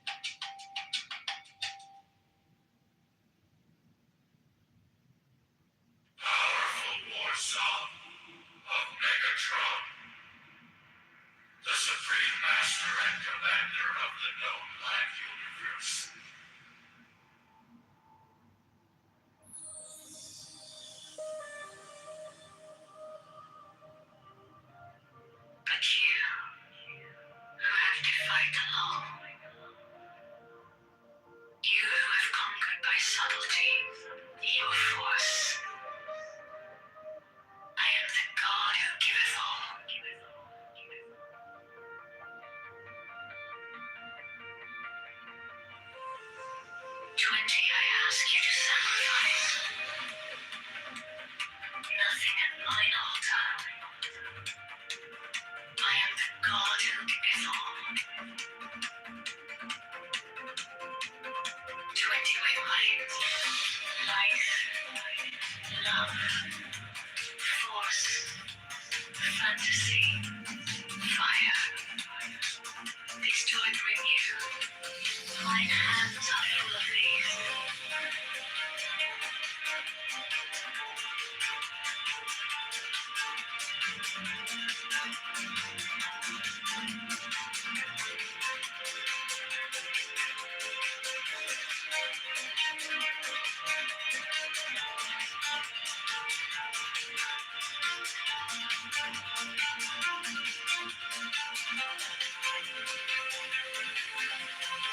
There is joy in the setting out. There is joy in the journey. There is joy in the goal. 20. Only if ye are sorrowful, or weary, or angry, or discomforted, then ye may know that ye have lost the golden thread, the thread wherewith I guide you to the heart of the groves of Eleusis. My disciples are proud and beautiful. They are strong and swift. They rule their way like mighty conquerors. 25. The weak, the timid, the imperfect, the cowardly, the poor, the tearful. These are mine. 25. O my children, ye are more beautiful than the flowers. Ye must not fade in your season. 28. I love you. I would sprinkle you with the divine dew of immortality. 29. This immortality is no vain hope beyond the grave. I offer you the certain consciousness of bliss. 30. I offer it at once on earth before an hour had struck upon the bell. You shall be with me in the halls that are beyond decay.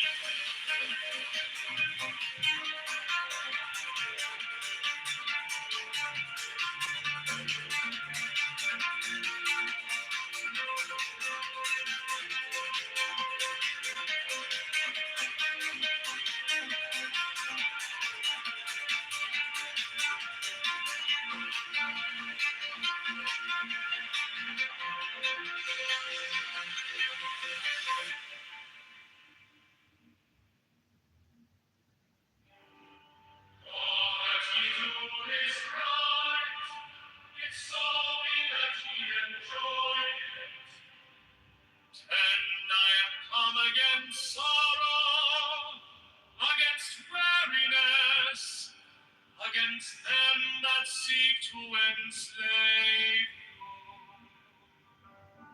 11, I pour you lustral wine, that giveth you delight, both at the sunset and the dawn.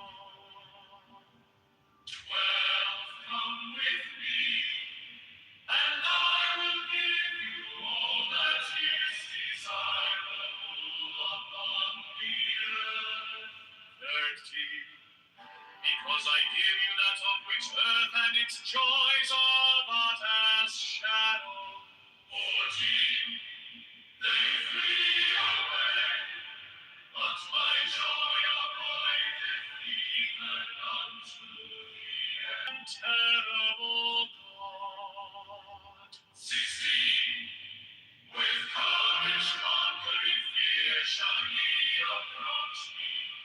Ye shall lay down your heads upon mine altar, expecting the sweep of the soul. But the first kiss of love shall be radiant on your lips, and all my darkness and terror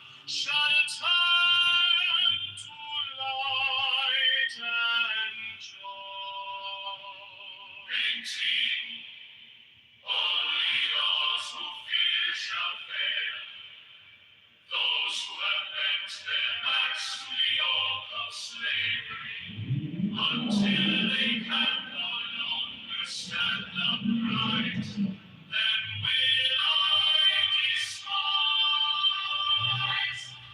thy subtlety or force.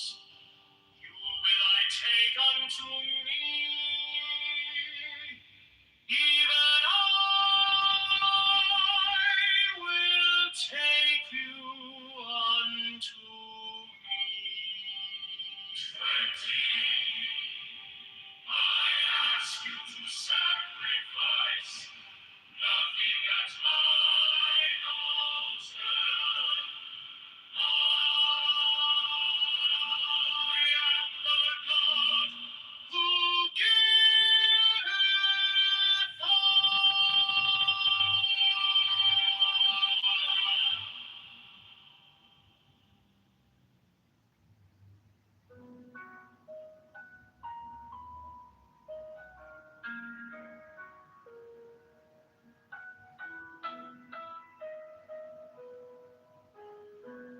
In the name of the Lord of Initiation, Amen.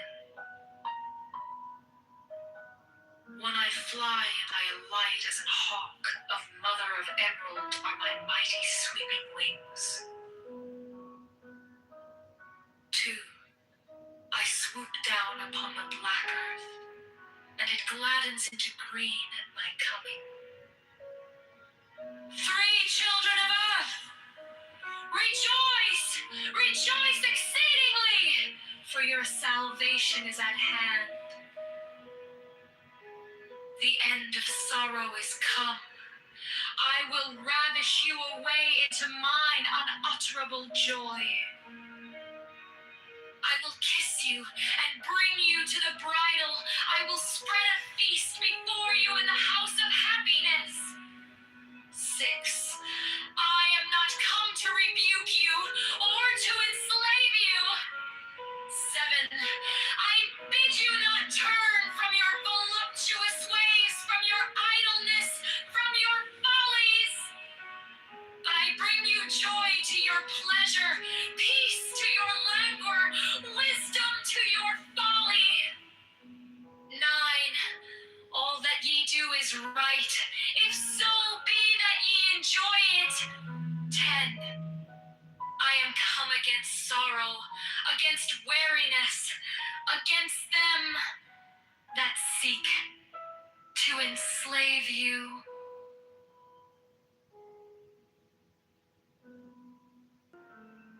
1. I fly and I light as an hawk. Of mother of emerald are my mighty sweeping wings.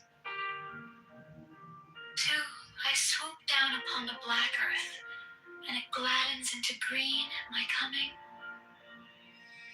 3 children of earth, rejoice, rejoice exceedingly, for your salvation is at hand. The end of sorrow is come. I will ravish you away into mine unutterable joy. I will kiss you and bring you to the bridal.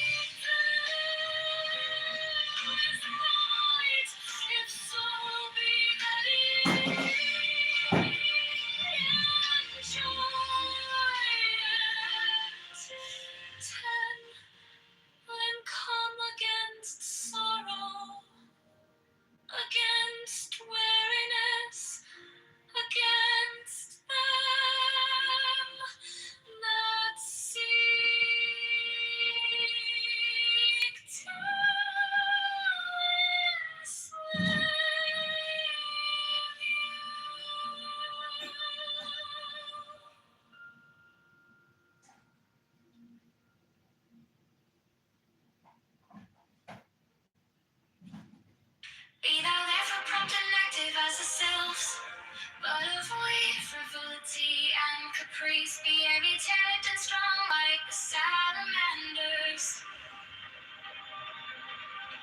But avoid irritability and ferocity. Be flexible and attentive to images like the Olympians. But avoid idleness and changeability. Be laborious and patient at the most. But avoid grossness and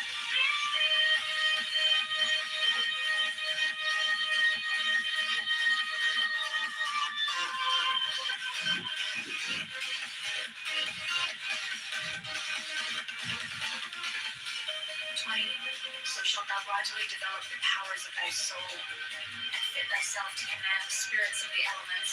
For wert thou to summon the gnomes to pander to thine avarice, thou wouldst no longer command them, they would command thee. Wouldst thou abuse the pure beings of the woods and mountains to fill thy coffers and satisfy thy hunger of gold?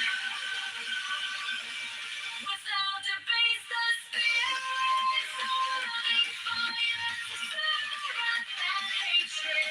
Wouldst thou violate the purity of souls of the waters to pander to thy destructibility? Wouldst thou force the spirits of the evening breeze to minister to thy tribal young free? Know that with such desires thou canst but attract the weak, not the strong. And in that case, the weak will have power over thee. 21. In the true religion there is no sect. Therefore take heed that thou blaspheme not the name by which another knoweth his God. For if thou do this thing in Jupiter, thou wilt blaspheme.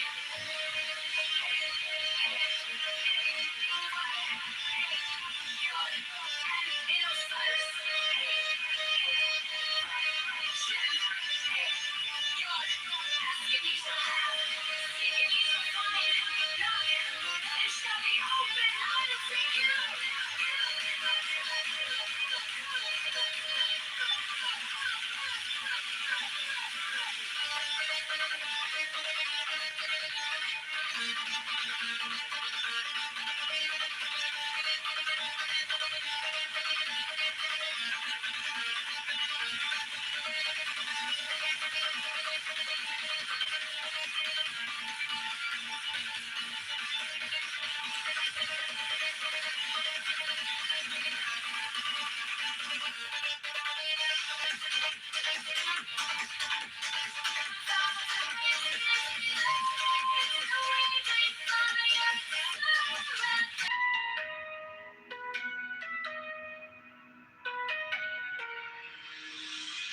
Be thou therefore prompt and active as the sylphs, but avoid frivolity and caprice.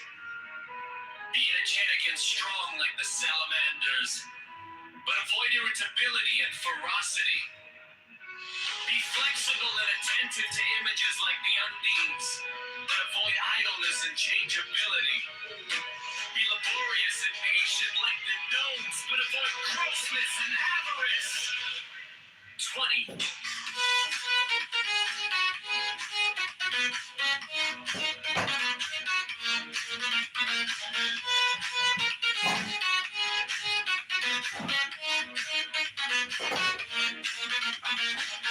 So shalt thou gradually develop the powers of thy soul, and fit thyself to command the spirits of the elements. For wert thou to summon the gnomes to pander to thine avarice, thou wouldst no longer command them, but they would command thee. Wouldst thou abuse the pure beings of the woods and mountains to fill thy coffers and satisfy thy hunger of gold?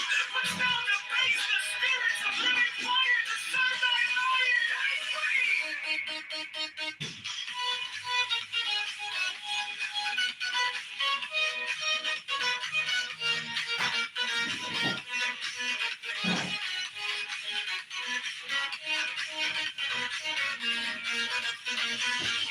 violate the purity of the souls of the waters to pander to thy lust of debauchery.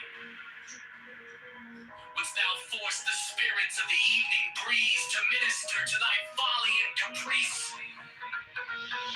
Know that with such desires thou canst but attract the weak, not the strong, and in that case the weak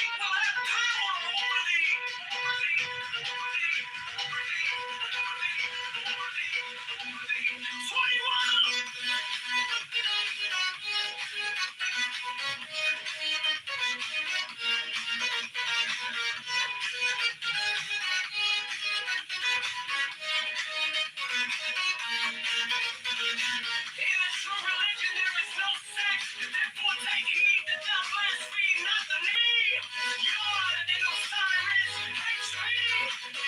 For HP, your ask and ye shall ask and ye shall have. Seek and ye shall find. Knock and it shall be opened unto you.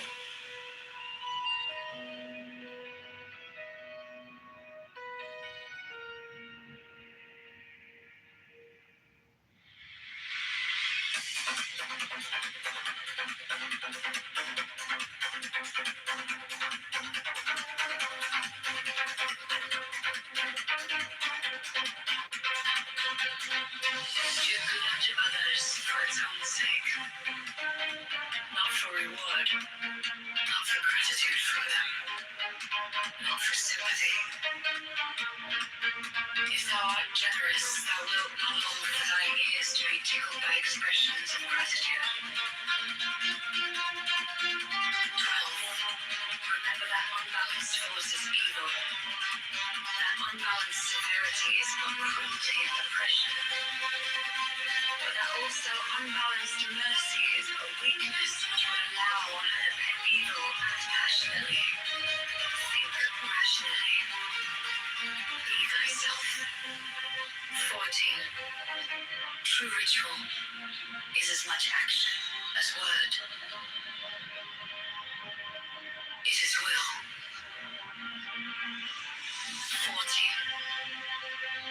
Remember that this earth is but an atom in the universe, and that thou thyself art but an atom thereon, and that even couldst thou become the god of this earth, whereon thou crawlest and grovellest, that thou wouldest, even then, be but an atom, and one amongst many. 15. Nevertheless, have the greatest self-respect, and to that end sin not against thyself. The sin which is unpardonable is knowingly and willfully to reject truth, to fear knowledge, lest that knowledge pander to thy prejudices. To obtain magical power, learn to control thought, and let only those ideas that are in harmony with the end desired, and not every stray and contradictory idea that presents itself.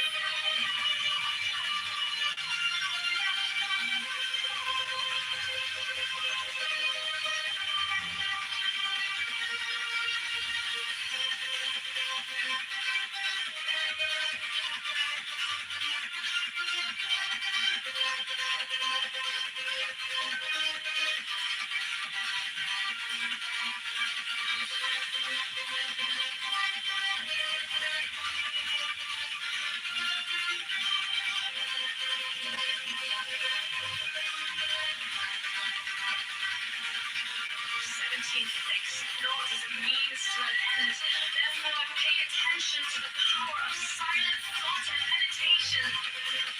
Material act is but the outward expression of thy thought. And therefore hath it been said that the thought of foolishness is sin.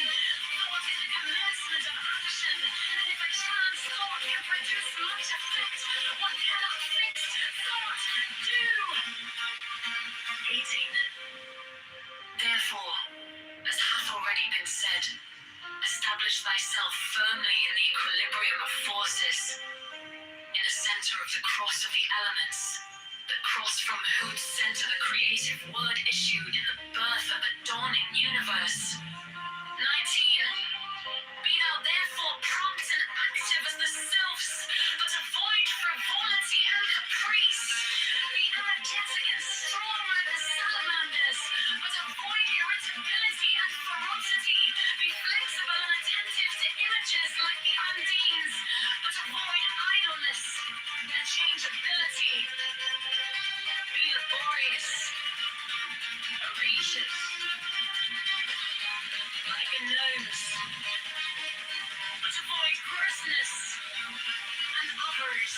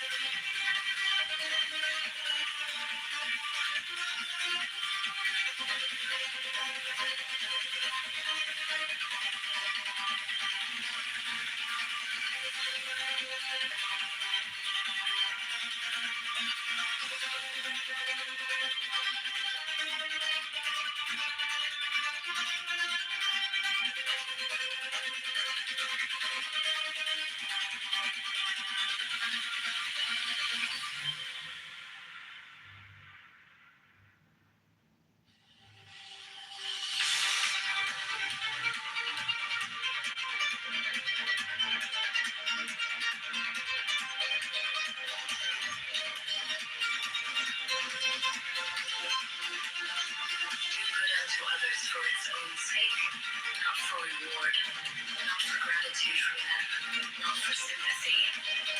If thou art generous, thou wilt not long for thine ears to be tickled by expressions of gratitude. 12. Remember that unbalanced force is evil, that unbalanced severity is but cruelty and oppression, but that also unbalanced mercy is but weakness, which would allow and abet evil, act passionately, think rationally, be thyself. 13. True ritual is as much action as word. It is will.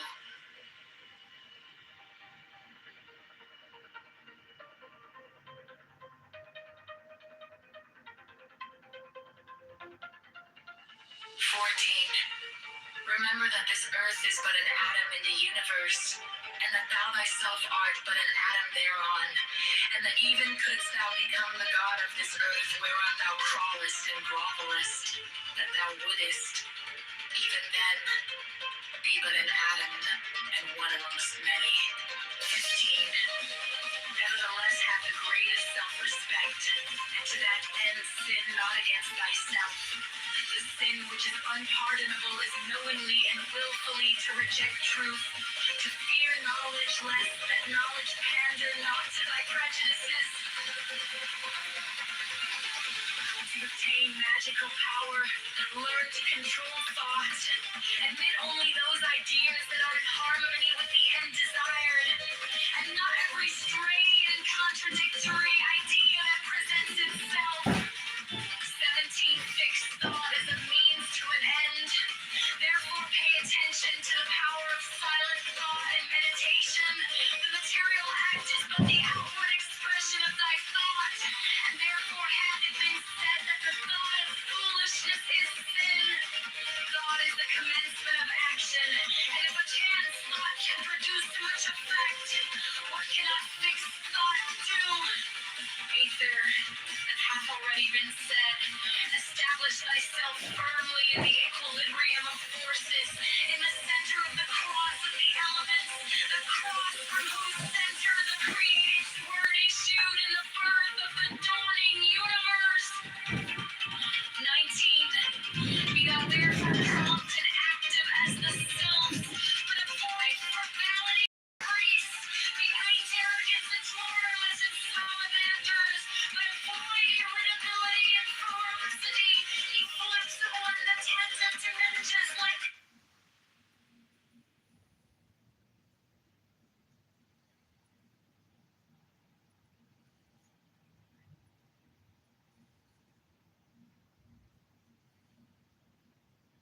is it a peace plan or is it more of like 15 actionable items that we want to see Iran, Iran, act on, like leave them? I don't want to misspeak because I know it's 15 points. Was it a peace plan? Well, what Sean just described would be a peace plan. Well, an action plan for the IR. What should be an action plan? He's right. Yeah, then they're probably, they're saying it's a peace plan in order for us to leave them. Harry, is it a peace plan, bro? I mean, it just depends on how you want where you read it and how the source is labeling it. Which where if you're reading on Fox, are they going to call it a peace plan? If you're reading on CNN, are they going to call it a peace plan? At the end of the day, what it is, it's pretty much just a ceasefire agreement where they're going to give them stipulations and say, hey, you need to meet these 15 points. If you don't, then we're going to keep the military aggression that we're doing right now. So until we can come to this, conclusion of meeting all these points in this plan, It's called a war. yeah, it's not really a peace plan. Maybe it's not a peace plan. That is a peace plan. If you're given 15 days. No, it's a ceasefire. It's basically bend the knee plan, bro. Because from what peace plan, it's just like you gotta bend the knee, and if we're gonna tell you what to do, you're gonna do it, and we're gonna give you these type of benefits. Like we're gonna live. There's no benefits. We're just gonna not attack you with our military force and military. No. They're gonna leave sanctions. They're gonna release some of the money. They have to get rid of nuclear shit completely. Lift the shit out of the missile program. But they're already saying they want to get rid of the missile program completely, 100%. That's one of the and also the influence with their religion. So tell me this. Foundations, right? If they agree to all of them, it will be a peaceful deal. So end of the story. I don't know if it's any peaceful. Listen, if they do not agree to like many items, but they reopen the Strait of Hormuz, they keep bombarding them, but there will be no troop on the ground. If they keep closing the Strait of Hormuz, troops. Wow, did you guys see this? Did you guys see this news alert? Multiple U.S. troops injured Iranian strike on Saudi Arabia base. Yeah, I've been seeing that. And your question to the 15-point plan, it's not really a plan, it's a surrender. It's a terms for surrender, needs to comply with. And then it can economic relief basically in the end. Because so it's not a proposal for peace where two sides are going to say, hey, we're just going to call it quits. Trump is apparently this 15-point plan is more of to like what Japan had to do. It's a unconditional surrender. You must give up ballistics. You must dismantle all ballistic missile production. The uranium enrichment plants must be destroyed. You must be inspected. Trump did say he would allow under strict monitoring by the U.S. Nuclear energy to be allowed in the future, but that's to be determined, and the strait must be free for transit. And in fact, Trump basically said it is now the Strait of Trump instead of moves. I thought it was kind of funny when he said that, but we'll see. So did you guys? I didn't see. I still haven't. That makes sense. I haven't heard anything about the 15 points of peace or whatnot. 15 peace plan points, but it does seem like it's actual items because. And I don't know if you guys have talked about this, but have you guys seen that the United States is insuring all of the ships that go through the strait? So they're thinking about it. Nobody said they're going to do it. Okay, well, if they are, it would make sense that, if they are going to insure it, basically, hey, you can go through or you can't go through, they're going to have their foothold on it. It would make sense that money they would they'll say, lose? I think initially it'll be an outlay up front, right? A big outlay up front of cash, right? But if you think about it, that gives them, I wouldn't say a direct foothold on, all of the oil going to the Gulf, but it gives them a pretty strong indirect, kind of foothold. Well, if it was such a great idea, a lot of these insurance companies wouldn't be backing that. So it's not an insurance plan. People should have read the fine print, and not to call you out, Sean, because you probably aren't aware of how this works. What Trump is doing is placing an excess layer of risk. So basically most private insurers, carriers, particularly for P&C, can't insure beyond a certain amount. Like they don't have the money. So what Trump is doing is adding another reinsurance layer, which is this is an insurance coverage beyond your traditional insurance coverage and beyond a stop loss policy or a reinsurance policy that will come into those effects. So think of it like a cake. You have your regular insurance that protects you against loss. Then you'll have either a stop loss, which is, kind of anything that breaks a deductible in that area, and there'll be another carrier that comes in, or it may be G insurance that if it breaks a certain aggregate layer or a spec deductible, or a specific deductible. It'll go beyond that, and then that carrier will pick it up. And what Trump is offering is a reinsurance layer on top of all of that to the tune of $20 billion. It's just something that they cannot, the private insurance carriers, even globally, cannot fund. They just don't have the equity to go ahead and balance that. So in order to improve the shipping and to protect the risks and assets to ensure that these companies are able to transport those goods, Trump is offering, I think it's under DFS, they're considering offering a reinsurance layer to help support those risks. More importantly, you need to ask the question as who's the underwriter? Who's going to back up the insurance? Is it Israel or is it Britain? Well, Viking, didn't mean to cut you off, BB. Viking, to what you said, I agree, right? My thing is, do you believe that it would give the United States kind of like more say on what goes through the Gulf, and like if they are offering that additional layer of protection, like, hey, you can go or you can't go? And I'm just being general right here. I know that it is more specific, but don't you think that'll give them a little bit more say so in kind of what goes on through the Gulf? Probably. It'll probably give them, because they already have military control, so they'll probably have a little bit more say in that. But I think Trump's viewpoint, or at least the administration's viewpoint, is to help those nations that really can't afford to have these catastrophic risks. Like we always talk about rich nations like England being through, like BB mentioned, but you have like things like, Indonesia, like they don't have the capabilities to back up an impact of trade on that level. And if they do lose a ship full of goods, full of like millions of dollars, they're kind of SOL. So in reality, we're not only militarily protecting you, but we're going to economically protect you through the strait. So please continue shipping. Please continue trade. Your assets are covered, and we're going to do the best we can to ensure that you're not going to go bankrupt by sending out your goods across through the strait. Got it. Okay. Then, yeah, that makes a lot more sense with the 15 points of peace plan as well. So they've already rejected it, but I want to welcome again Edward and Allfather to the stage. See if they want to also touch in on the subject. Hello, everyone. Viking, that was a very good explanation. I really appreciate that. That's very, very clear. Understood.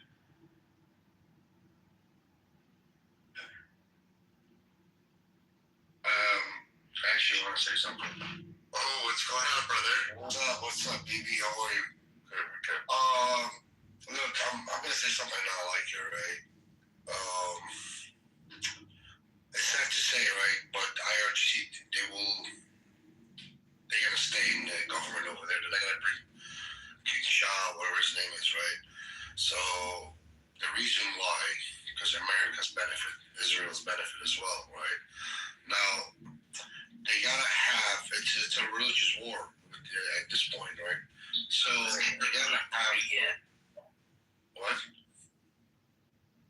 So they gotta have a powerful Shia nation in the Middle East, so the Sunni nation doesn't act up.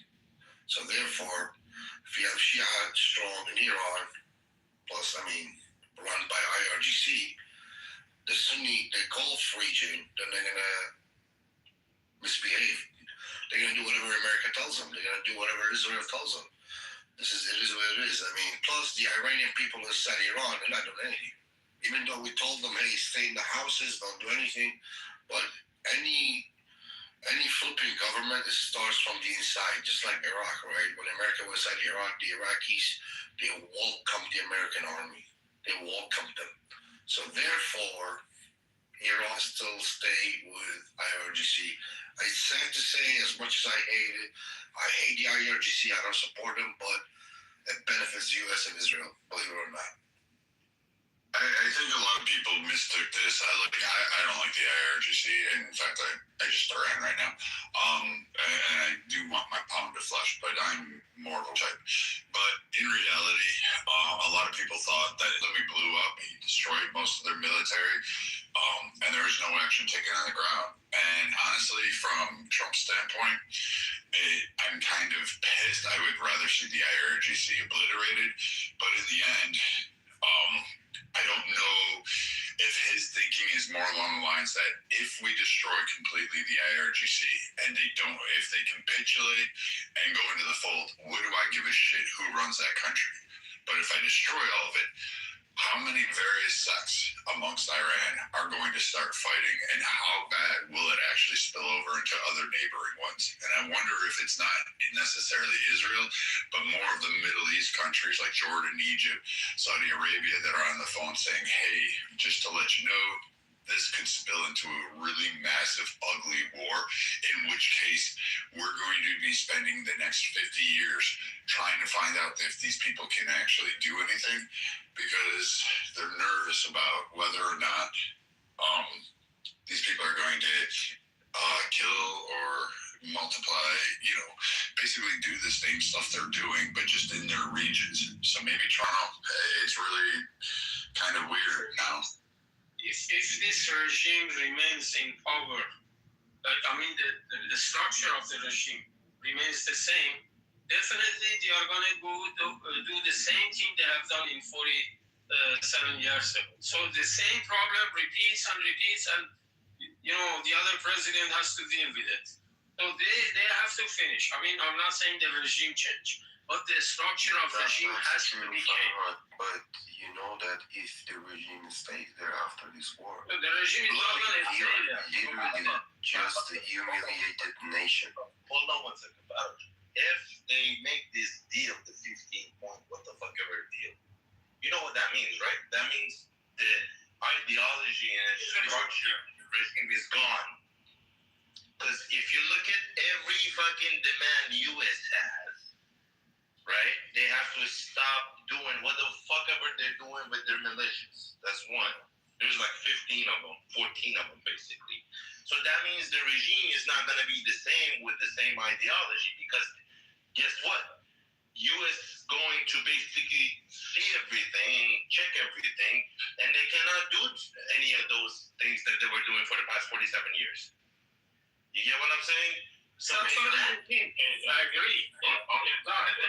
So in that case, Lon, 6 months, a year, or 2 years, when the regime cannot be the same and cannot do the same things, then our people can basically go in the street and, in an easier way, get rid of them.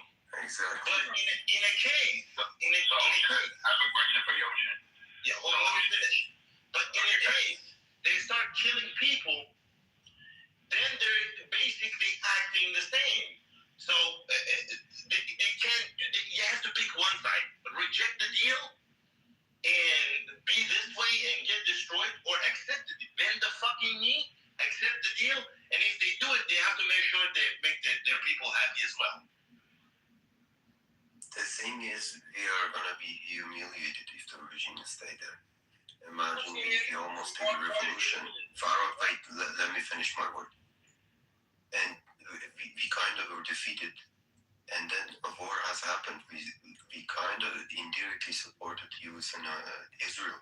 I didn't want any war to happen. But once again, the regime accepting this deal is their own death sentence. They will lose a lot of their support, even from the supporters. What do you think Khamenei? What if they do Takia? What if they do Takia, Ocean? Here's the thing. You can't do Takia because US will supervise everything, basically.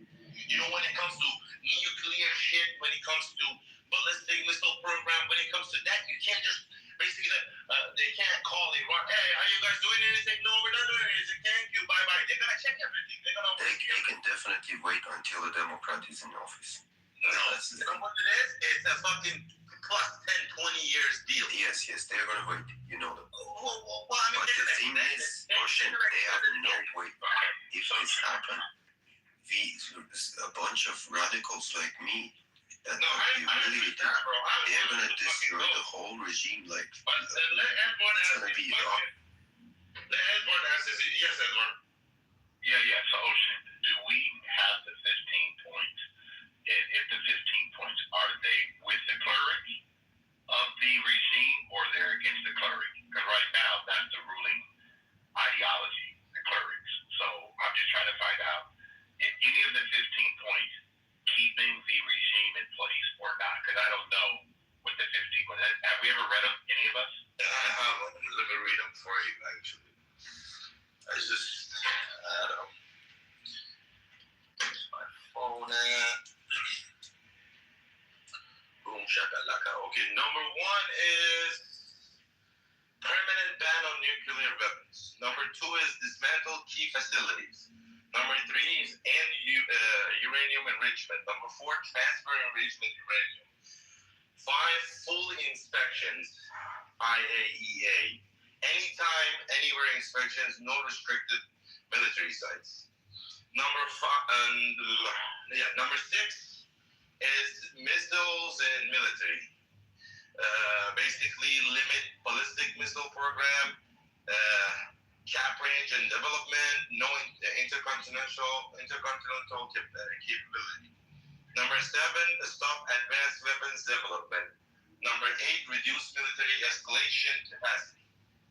Number 9, end support for proxy groups, Hezbollah, Hamas, Houthis, Iraqi militias, etc., etc. Number 10, withdraw regional military footprint from Syria, Iraq, Yemen, and other countries. Number 11, non-interference pledge. I don't know what the fuck this is. Neighboring countries. No destabilizing neighboring countries. Number 12, guarantee freedom of navigation. Number 13, energy security cooperation. Number 14, long-term agreement and monitoring. Multi-year deal plus 20 years shit. Okay, I have some. Yeah. So then on and around March 25th, 2026, Iranian state media, including Press TV and officials, announced a rejection, calling the proposal excessive, maximalist, unreasonable, or exaggerated. That's what I'm saying. No, I know, but watch. So they countered it with its own demands, often described as a 5-point framework, including reparations, compensation for war damages, guarantees against future attacks or assassinations. So they want to guarantee that nobody else gets assassinated, right? At the an end to the conflict on Iran's timeline and terms. So Iran has to state timeline and terms. Iranian control on influence over the Strait of Hormuz, with reports of transit fees or coordination requirements enforced by the IRGC naval forces. Broader concessions such as the U.S. closing bases in the Gulf. They're fucking on crap. Nobody will agree to that. What do you think, Ocean?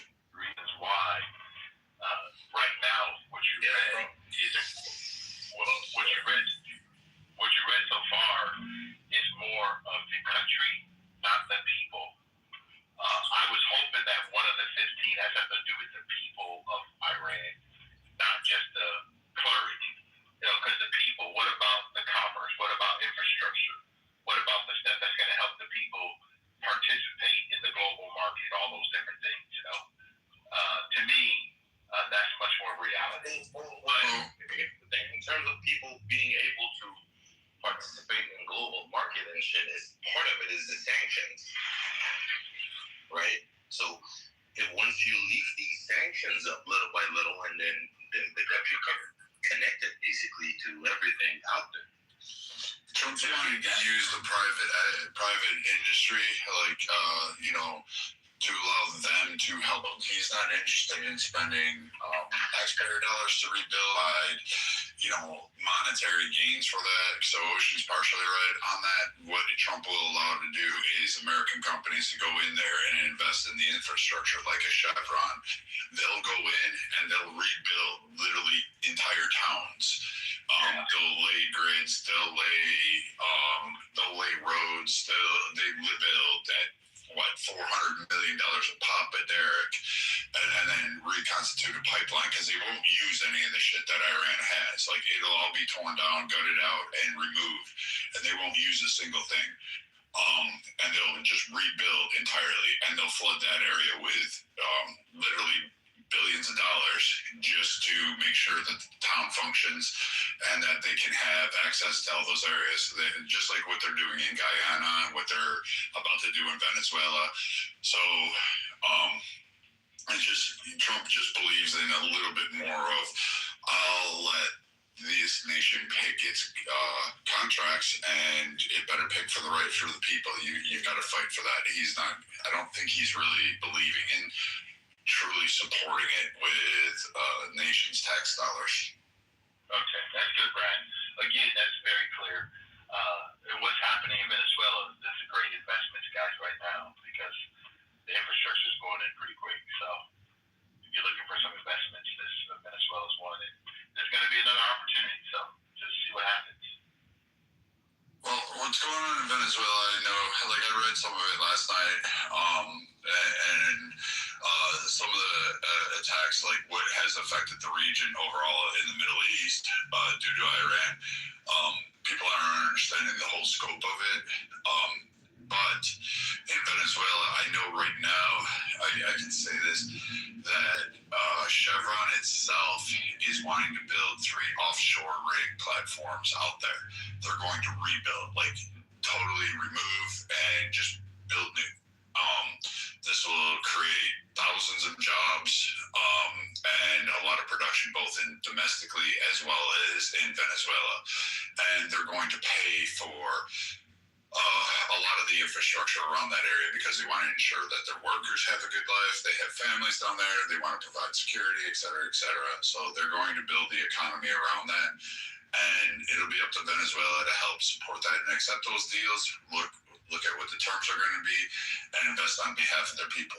Iran, that'll be monitored by the U.S., but I think Trump is going to allow private companies to make their claims and allow it to go ahead. Now, if the IRGC remains in power and they say no, but they're going to do it themselves, then, they're going to have to figure that out because at some point, particularly from the U.S., because, again, we're probably going to take a big chunk of the pie.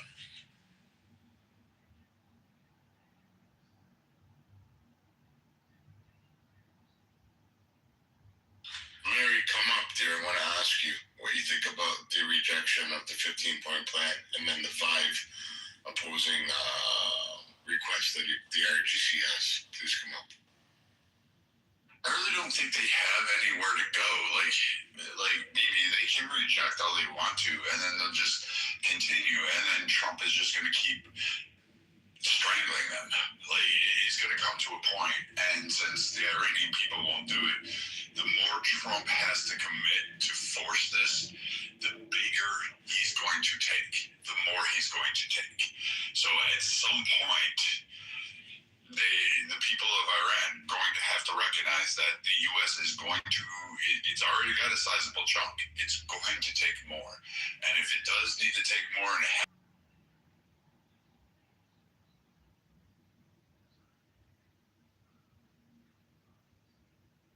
as long as the people who are in charge of IRGC share the same ideology as the ones who are dead, there won't be any deal. And I don't know what's going to happen after that, but they're not going to make a deal.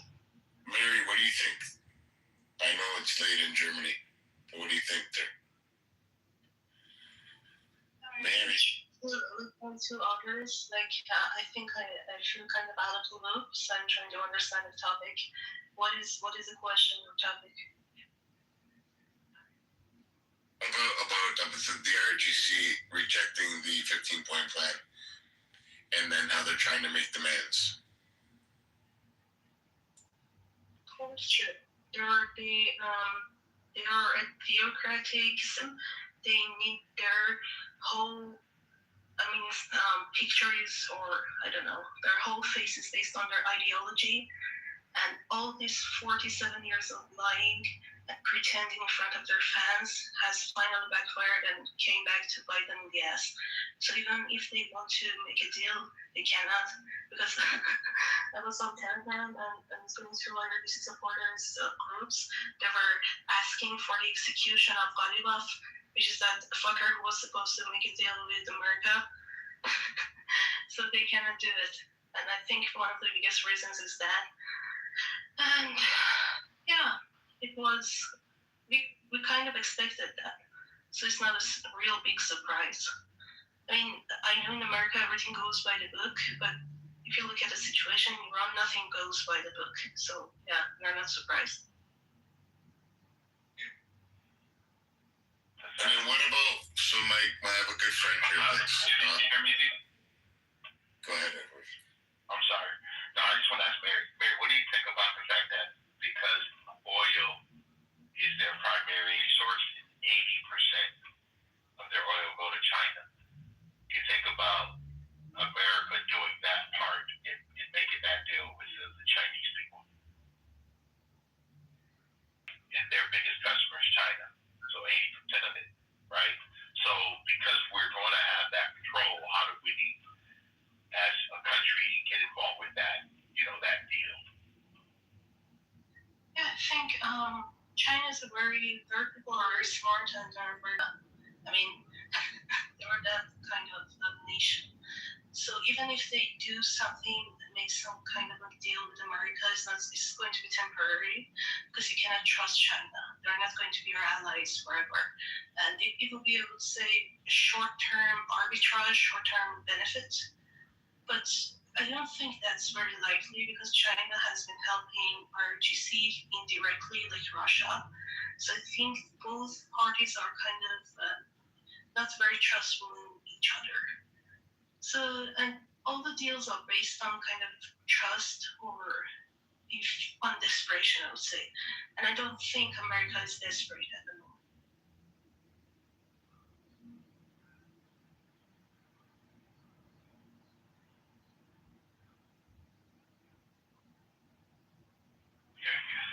I just wanted to find out what her thoughts were on that.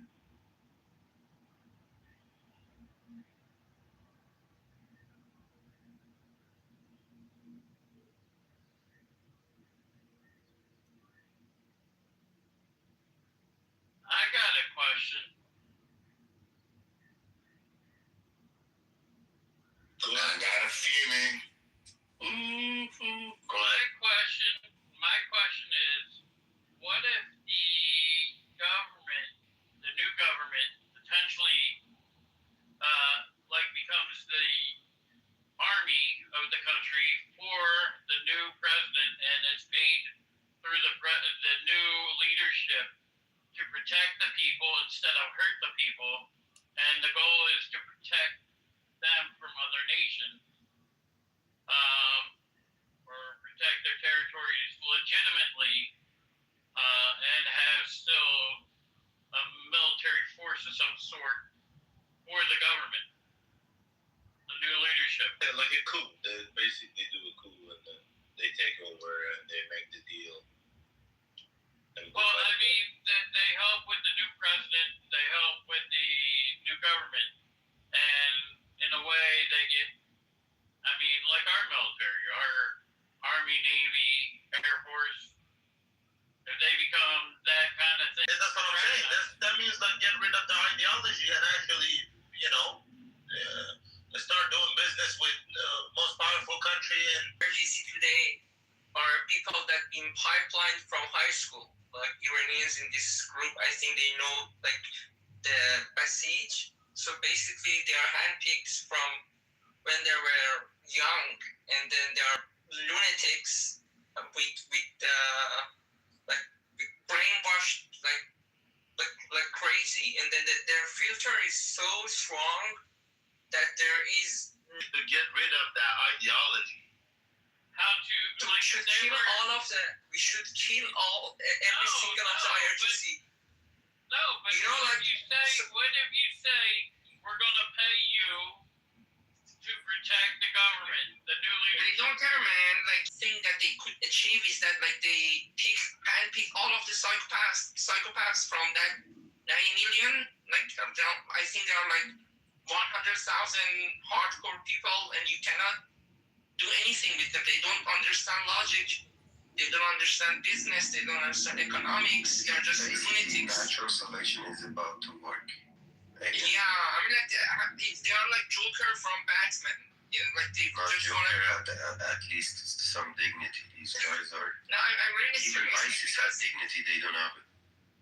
Yeah, and these are like you cannot reason with these people. Like I've seen these people firsthand, and then because the ideology has been implemented in their mind, as I said, from like high school. Yeah, but if you can change someone's mind financially. No, you can't. If that person. If I gave someone who's $50,000, if I gave them $50,000 over there, I'm pretty sure they would change their mind and stop killing people. Each one of them got $50,000. I think there are like around. That's where your savvy was taken. It's ideology. They don't give a fuck about money. They don't give a fuck about money. They'll sleep, shit, eat, piss in the same fucking position. Like every night, just let me finish this in just 1 minute. Yeah, because you're talking nonsense. Not every single one of them share the same ideology. A lot of them are there for the corrupt government and the fact that they make money out of it.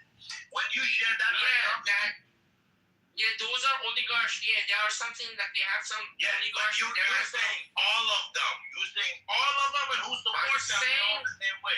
I'm saying about 100,000 people. These are crazy. 100,000 out of 90 million. I think it's a small percentage of what are psychopaths. I really don't think they're 100,000. Even after the situation happened, Jew came and killed their leader, and he's stinking right now. They haven't even buried him yet. Yeah, maybe I'm at the interested. end of that ideology. Imagine what that has The happened. ideology, they are part of a corrupt system, and they kill people because they were in prison. They release them. They give them gun, go and kill people as you want, and you get some money. What happened in the past 3 months? System. Smells like Their shit right now. ideology, let give me a few seconds, okay? Their ideology is not as strong as the communists. When the Soviet Union collapsed, all the communists, they just changed their sides. There were no ideology anymore. Because the main thing was money. The main thing they were after. The main thing is money. That's it. And the system works in the corruption system, corrupt systems. So when the system collapses, basically their ideology changes. I hope you know my ideology. I mean, not all of them. Hold on a moment. So you want us to go in there as Americans and Israeli IDF people, and you want us to go kill all the IRGCs, all these people associated with them. I would destroy, 60-75% of the population. You want me to do that mass slaughter? Because they didn't. Wait, stop talking. I'm not done. Didn't the majority of you serve in the IRGC or some military asset as forced conscriptionists? So that would make you all culpable. Oh, I didn't. No. I just got out of the country. Sure, that's No. So wait, you don't have forced conscription of men 18 to 25? Yeah, I left the country. There is the border security. There is no police. So then you served the IRGC? Did you not? No. I wasn't talking to you. Shut up, woman. So you served. There are two armies. I don't care about two armies. You have two armies. Great, fantastic. You still serve the Israeli government. They either have the choice to do the normal army, or they can do it in an easier way. He's talking about something else, Mary. So you served the IRGC, correct? No, you didn't. So there's a resistance group there. You have a whole thing. You have a hold on. You have. It's all independent, so they don't have governing control over the entire nation. You can say that anyone who goes to this. Wait. So you're telling me that this? Wait. So there's another army that's competing with the IRGC. That's the army of Shaw. No, Perseus. He made. Perseus, can you let us talk? Hold on. Brad, what's your question? Ask your question and answer. So Ocean, my question is this: these guys just sat here on a stage and said they didn't flee, that came up on stage, but the Canarans, didn't most of those Iranians that are there right now serve in the military? Didn't they have to go through conscription? It's a random thing, right? You can either serve it, you cannot choose it, right? It's absolutely random. So you can either serve in military, or in IRGC, or in like police force, or border control, shit like that, which is all random. Like you. Okay, but that would still serve the IRGC ultimately, right? Technically, yeah. Okay. You are not a member of IRGC. IRGC has Hold on. Dude. one member's full, like they are full-time employee. It's a mandatory thing, right? I understand that. If you want to get a passport, if you want to get a driver license, if you want to, like, you're 18 years old, right? The legal age in order to get a passport and driver license and all that bullshit, right? It's like 18. And then if you want all of that, you have to go do that mandatory thing. So it could be IRGC, it could be military, it could be police force, it don't matter. But if you don't do that, you won't be able to buy anything, like buy a car, buy a fucking house. You won't be able to fucking get a driver license. Yeah, you know what I mean? So I get that point. But then at some point, every man that's in Iran has served the IRGC in some capacity, helped sustain and propel that government. Some probably did it in military or police. Military is not even ideological. The police is not ideological. IRGC Really? IRGC is an independent ideological army. Islamic Revolutionary Guard Corps. It doesn't even have Iran's name inside. Yeah, so for example, Brad, myself, I served in Iranian Navy, right? It was military, not IRGC. And it was like a long time ago. Well, glad I didn't kill you. No, but here's the thing, Brad. When we talk about this mandatory thing that you have to serve, you know what we do for the 2 years? All we do, we just in a military base that is for training, and we just keep cleaning for like 2 years. It is not like it's what you think you guys go through when you go to fucking training. Or in the kitchen. Yeah, it's just basically you go in the kitchen or you go in the fucking mechanic shop. It's like fucking. So you have anywhere from 600 to 600K to about $1 million estimated. We'll give it a broad estimate. Iranian art in total. Yeah. So about 1 million people. So the gentleman that was saying that I had to go in there. The gentleman saying I had to go in and slaughter 1 million people, like, I would call that a good afternoon, but in my own personal life. But I mean, at the idea of me having to go in there and slaughter 1 million people and decide who and what lived, you're asking a lot. And then I would just go by the full extreme and say, anybody who served in the military, you're on my target list. It doesn't matter. I think he meant that the Iranians are gonna kill those ideological fanatics.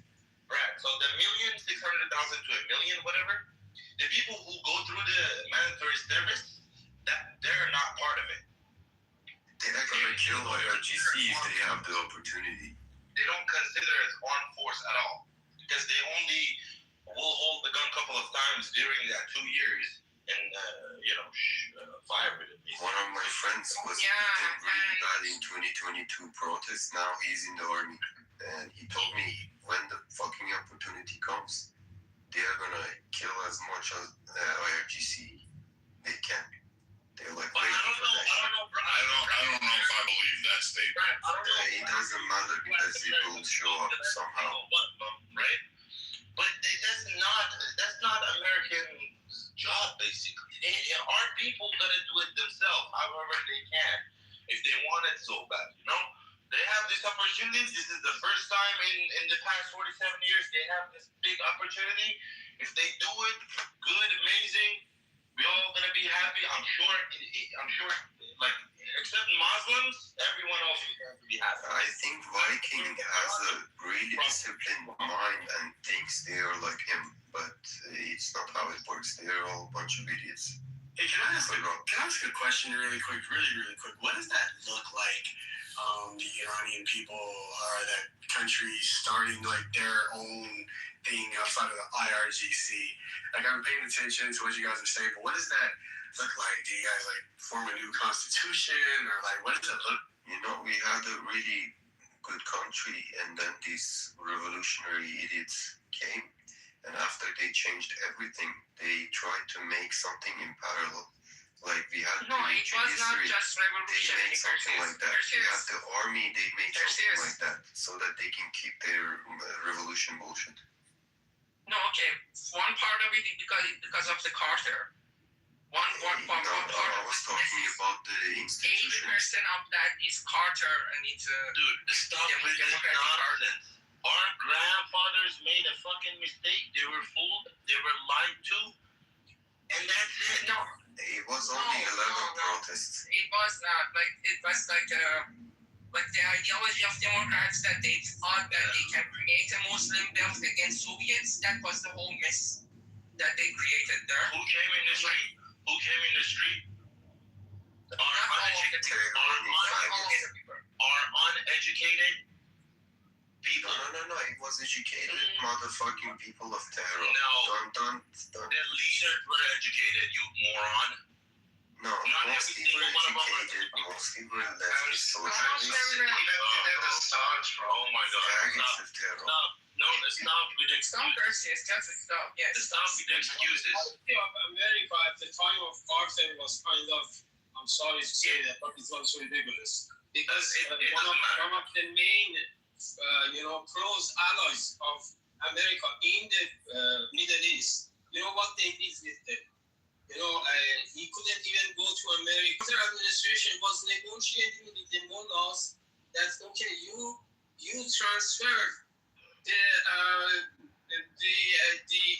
hostages from the students to the government of Iran, and then we return Shah to Iran. This was the most ridiculous thing I've ever seen. Yeah, that was America. Don't forget about that. Yeah. No, there is confusion here also. There is confusion because people keep saying that America is helping Iranian people. No, you are not. I'm so sorry, you are not. You have problem with this government. You started negotiating with this government for 23 years. Obama loaded it. Are you saying whatever America is doing is to help the Iranian people? No one thinks that. If anyone thinks that, they can go fuck themselves. You're insulting us by saying, why do you guys think America is helping Iranians or don't say, what the fuck is that? It's an insult. And you can't blame nobody else. Our fathers and our grandfathers made a mistake. They were lied to. They were lied to. I'm saying the other side of this. Grandparents were the I know that was the my family. America was constitutional revolution. I don't belong to that They bullshit. made several big mistakes. Oh, wait, are we in a crash? I'm glad I shut back They up. gave government of Iraq to the mullahs of Iran. How stupid was that? Was the president of America load 2 airplanes with full cash, send them to the mullahs? How stupid was that? For benefit of Obama, who is the richest president in America. Wait, Obama's not the richest person in America. Like, I don't know where you get your gift from. He is the richest president, man. No, he's not. He He's is. not even close. He is. He's not. Obama? Yeah, Obama is not. Obama is not even close. Hold on, Mikey. Obama did actually receive $500 million from Lolo Santoro, which was his stepfather from Indonesia, who ran Shell Indonesia. He also used to run Kill Squad in Indonesia. Obama is one of the He left $500 million to his mother, $500 million to him, and then $1 billion to his 2 Indonesian children. $2 billion total. Obama got rich after his presidency. No, he got $500 million, Ocean. That's what I'm trying to tell you. No, I know, but inheritance from Lolo Santoro. Obama is one of the few presidents in America that became really rich after his presidency. See, I heard all this from Judge Jim Brown. I heard Judge Joe Brown say it, and I said, "This is just fucking Republican." Yeah, unless you guys can actually really provide me proof, I'm gonna go. Actually provide like I'm about facts. to research it all again. Yeah.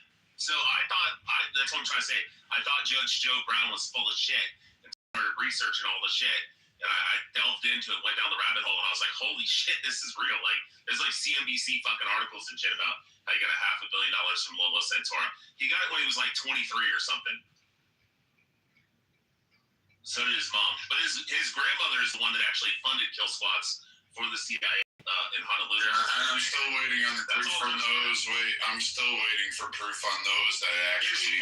There's FOIA reports that it's true because it's all been. Okay, then put them in the chat. Like I'm not gonna go look them all up right now. If anybody wants to look them up, they can look them up.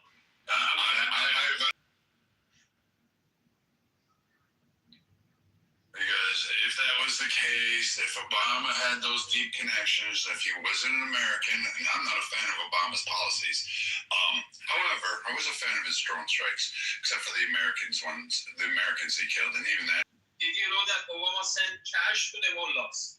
Yeah, well, he sent cash to Iran, and what you guys did with it, hold on, you got a plane load of cash, and instead of investing, and instead of coming back into the, dude, shut up, holy shit, dude. You guys, the one thing I have learned about you Iranian men is you are more catty than women. You have no social cues.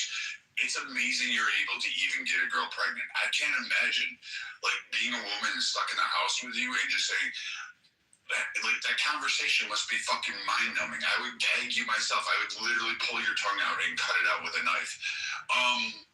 The idea that you got fucking relieved of sanctions, they tried to bribe and say, hey, welcome to the economic fold. Here's a plane load of cash. And what did you trace that money? We're not stupid. We're the best in the world. And we were able to trace that shit like it was like fucking Jack and Jill going into the woods like breadcrumbs. You guys, like, it was so sad. And so, blaming Obama for the IRGC in Iran, I can't fault you. You had 50 years to take your government. You had a time, even during the revolution, quote, whatever, when Carter fucked up. You could have even stopped him then. You could have done a whole lot of things. And instead, in 50 years, for a guy who spent the last 30 years in Maryland ordering Starbucks, where is this? I don't have faith in it. Give me faith. Viking, 300,000 Iranian men died in Iraq. We needed to wait generations so that another brave generation like mine come and make a revolution. That was the. But you're not fighting. Worst thing that happened. No, they are fighting. Wait, they're fighting? Where are they? Where are they fighting? Give me the time. Give me the grid coordinates. Everybody was saying that if we do protest and if we go peaceful and all this bullshit, we can win. We can make a revolution. January we saw that it was all false hope. Like whenever I was. That's not the first protest in Iran.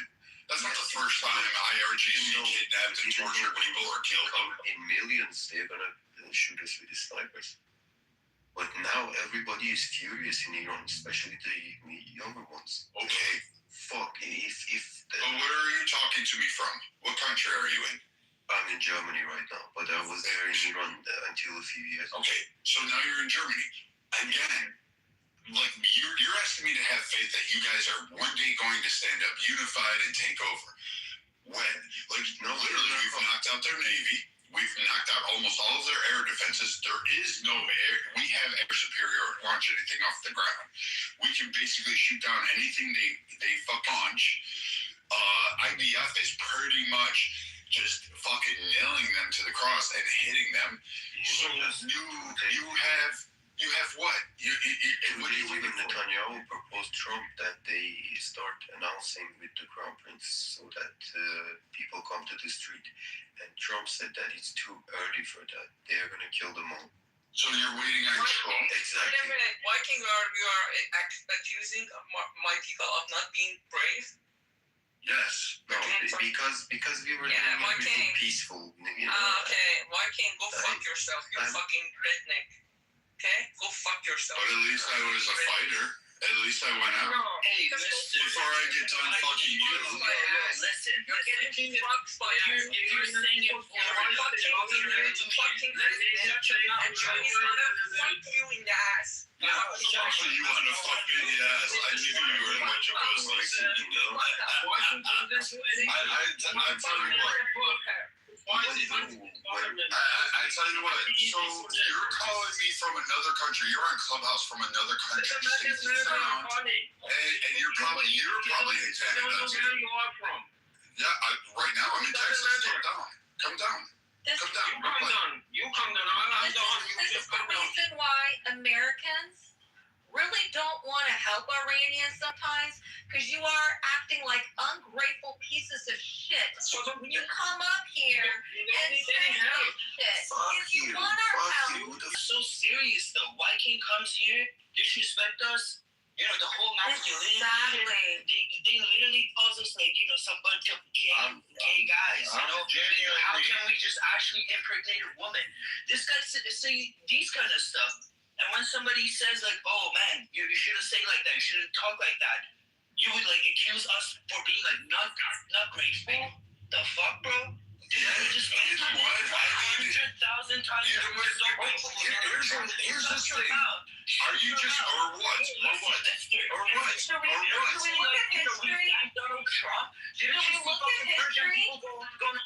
Should we look at history? Should we really look at history? And look at how the Americans helped, and let's look at how the Iranian people did not help the Americans. So we had Americans kidnapped right after IRGC came in for over a fucking year, 446 days. What did the Iranian tell us on how we say it, what we think? Child, please. I just expect him to get hit. When your fucking compatriots getting killed, thousands and thousands and thousands. Do you think that we can control our emotions? Do you think we can control emotions in a critical situation like this? You come here now and accuse us of being fucking bunch of gay guys. Hold on. What are you gonna say? Are you gonna just stand there and bleed and cry, you fucking bitch boy? You fucking vile piece of shit. I don't give a flying fuck about your country. I don't give a flying fuck about your fucking cat litter filled fucking piece of shit. Anytime, dude, show up. I tell you what, show up. Yeah, go ahead, you fucking piece of shit. Come here. Come on. I dare you to. You know why? Because you're a fucking coward. I know what you do. You hide in fucking Canada. You fucking hide in Germany. And then you talk off on the internet. But I wore a fucking uniform, motherfucker, and I killed your fucking countrymen. I shot your motherfucking countrymen down. I sent them to their graves, dying, screaming, and crying like the bitch boy you are. I fucking slaughtered your fucking countrymen. How's that fucking feel? You want to really come at me? Go ahead. My body count isn't how many women I slept with. My body count is how many of you dirt dancers I fucking sent to Davy Jones. That's my body. Go and fuck yourself and I go and fuck your wife. Oh, you go fuck yourself and I'm going to fuck you, bitch. Yeah. Dude, you couldn't even fucking jerk off in a fucking nap. But you can't do that. You're going to sit there and like be a little bitch boy from Germany, complain about Americans. At least American Ukrainians went back to Ukraine to go fight for their country. What are you doing? Eating a burger? Are you eating a burger schnitzel in Germany while you're sitting comfortably at burger schnitzel? Is it all up? Come on. Okay, so I'll tell you something. I don't really blame the younger generation. They were born either in the West or they were born when the regime was already. Why are they bitch made that crappy? They were born stupid. I don't blame the younger generation. You know what trips me the most out, Viking, and I'll tell you something right now. The younger generation, they want their country back, their patriots, whatever. They're fighting a good cause. I'm not arguing with them, nothing. Yes, they might be already broken because they were born there. They got broken by the regime. They're weak, this, that, whatever it is. But the surprising, the old generation that fucking brought in that IRGC is sitting here now crying. It's the older generation's fault that the young generation has to suffer with these fucking monsters and these scumbags while they're shot back and now everybody's screaming how great they are. blame the younger generation. I blame even the older generation more than the younger ones of what they're fucking fighting for right now. I think it belongs to the older generation. So he doesn't think what the fuck you want to do. What the fuck you want to do with Iran? Okay, you want to continue fighting? Go and do it. You want to go and kiss Mullah's ass? Go and kiss their ass. That's why I told you, do not bring no fucking excuse. It was our fathers and our grandfathers' fault. I accepted that. I'm just saying that America didn't do a better job. Stop interrupting me. Listen. You're fucking talking about America did this, America did that. Yes, guess what? They're gonna keep doing it because it's their own nation. They care about their own nation and their own fucking people and their own benefit. They don't give a fuck about it. Like you don't give a fuck about nobody else. They can do whatever they want. I mean, what's the problem? They want to finish the war, they just go and do it. They want to kiss about it, yeah. They want to kiss Mullah's ass, go and do it. Oh my God, what's the problem? Why you're deleting Iranian people? Whatever you want to do, do it. America didn't have you at no cost for them. You're the one on stage crying about how horrible it is and that Americans in Israel need to go fucking kill all the IRGC. But you're a fucking pussy because you can't fucking go do it yourself. You're a fucking idiot. You're a walking on those fucking bleeding men that think you have a period. So you, dipshit, just got on stage and said, oh, we need to fucking kill him out. First off, Obama's not my fucking president. It's Donald J. Trump, dipshit. Understand that one. Fucking... Secondly, understand the dynamics. We will mollywop the fucking shit out of you, and I don't give a fuck. I don't care. I don't care if it's your cousin. I don't care if it's your twice removed inbred sister that I have to fucking go through to end it. Because frankly, I'm tired of watching Americans for 50 years get picked off one by you little fucking shits. I'm tired of Israel having to die. I'm tired of ships going up in inflationary prices because you fucking twat waffles can't overthrow your government. You want everybody else to hand it to you on a silver platter, but you're fucking a coward. And then you call me? I was there, buddy. You had a perfect time to do it. But no, a lot of you fuckers came in through the back door when we were fighting Iraq and killing us off. You were shooting us. We had whole articles about you fucking idiots fucking taking pot shots at us. And now you want to sit there and cry like you're the victim. I don't care. I don't care what you think. You lost that right. You don't need to have a voice. You don't need to have in anymore. Because here's this. We've done it everything for 50 fucking years. Everybody else has had to suffer because you're fucking whatever didn't fucking slap you hard enough when you were a kid. You weren't breastfed. You have some fucking complex. You have different genders, and your balls haven't dropped.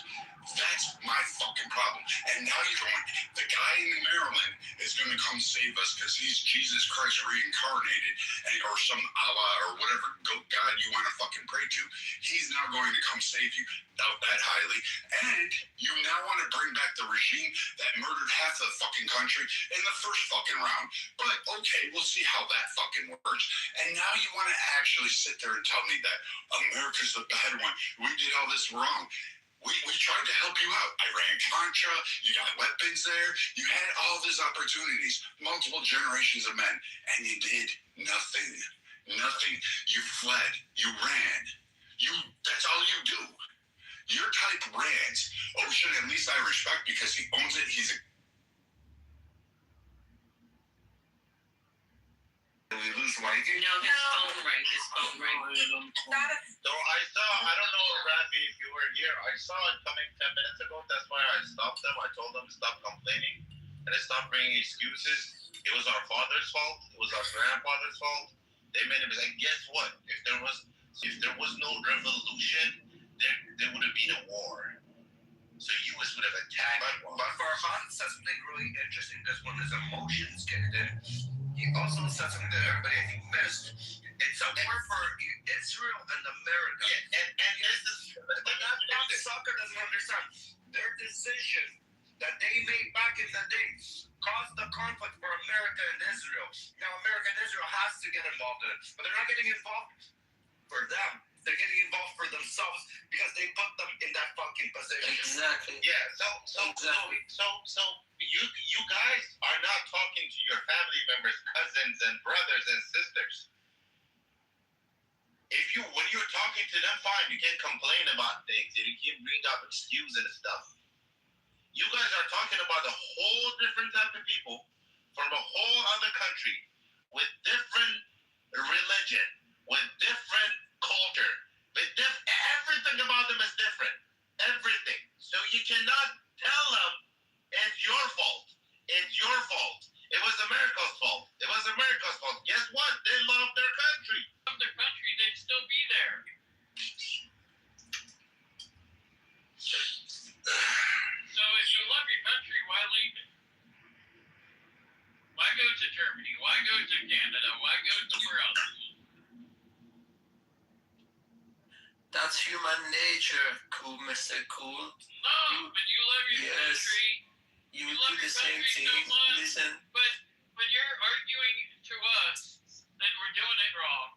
But you love your country so much. No, look, I don't know. Listen, I don't know what that guy was saying.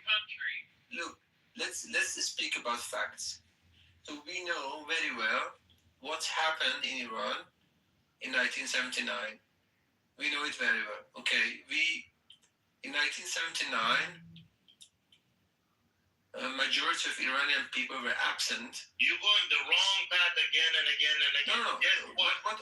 You're saying we have owned. Guess what? Guess what? You're gonna say human nature, blah blah, all that. They're gonna bring up revolutionary war for you. They have every answer to your fucking argument. As an American. Yes, I know. Look, that's what I'm trying to say. You're going the wrong path. What I'm trying to say is we have owned up to our own mistakes, okay? Americans, British, French, they have to own up to their own mistakes, but they won't. They won't admit that this is the monster they have created and nurtured, that have enabled, that they have emboldened for the last 47 years, and now... Trump, wait. Trump said, let me finish. Before you go there, in 1988, on Sally Jesse Raphael and Larry King's show, I know that. Trump said Iran should never have what they got. And I know that. I don't blame Trump. Look, I'm not talking about Trump. But Trump, that's what I'm saying. Thank you so much. Into his gun.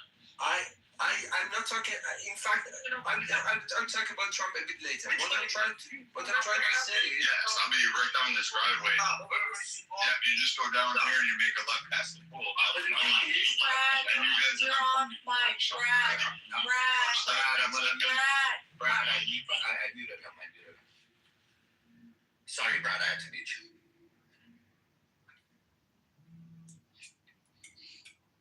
But yeah, Trump said this, and every other government in our American history pretty much gave him Obama, Biden. Exactly, I agree with you. I absolutely agree with you. I agree with you. So I think there's no disagreement between us. So look, what I'm trying to say is that the collective West is responsible as much as we Iranians are responsible. Yes. For this regime. So I would say they gave the money to the government thinking it would help. Exactly. Yes, they fucked it up. They were thinking they were going to get the money clear. They would not think it would help. They knew exactly what they were going to do with this money. They knew it. They knew exactly what they were going to make with this money. Basically, they were cleaning the money. I'll give you an example. You can look it up to understand how Europeans, what's happening now is America's mess to clean up. But America is alone because Europeans, they don't have anything with it. Because guess what? It's against their own interests. That's how we see it in Iran. Look at France. Look at Britain. They're against this. You are aware they're helping us, right? Sorry? You are aware they've been helping us. The French helping Americans? Yes. Yeah. When? Like, for weeks now. Okay, I wasn't aware of it because I haven't seen any friendship in the Strait of Hormuz. I haven't seen any any British ship or any German ship. Are you right now in that country? Right down there on the Strait of Hormuz? You live there? No, but it should be on the news. Where do you live? Where do you live? It's irrelevant. If I get on the news, How much do you want to bet it's Canada? no, I'm not in Canada. I would never be in Canada. Why Trump is talking about NATO, not helping and not exactly. That's what I'm trying to say. I mean, he just said it like yesterday as well. That complaining NATO they didn't participate in this war, and because of we never gonna forget that, and because of that we not gonna help them anymore. We giving them like hundreds of $millions every year. Blah blah blah. It's Trump saying that. And by the way, have you heard German president saying? Have you ever heard Trump's book, The Art of the Business or whatever? So some of this stuff is said to confuse you. It's the art of the deal. When he does business. Let me explain to you. We have a satellite channel called Persian CBC. Okay, I had to just make sure I knew where the French fleet was. They're actually at the mouth of the strait. They have been there. They're actually putting support there. They're actually running air cover to ensure shipping lanes are protected, and they're escorting past the strait and ensuring that there's no direct attacks on those ships. So France has been there. They actually have a naval fleet out there. And do you know which vessel? I don't fucking care. It is to me they're all just corks, but they've been out there. You can use this thing. You know, I get it. You're probably Iranian. I mean, you're supposed to be educated.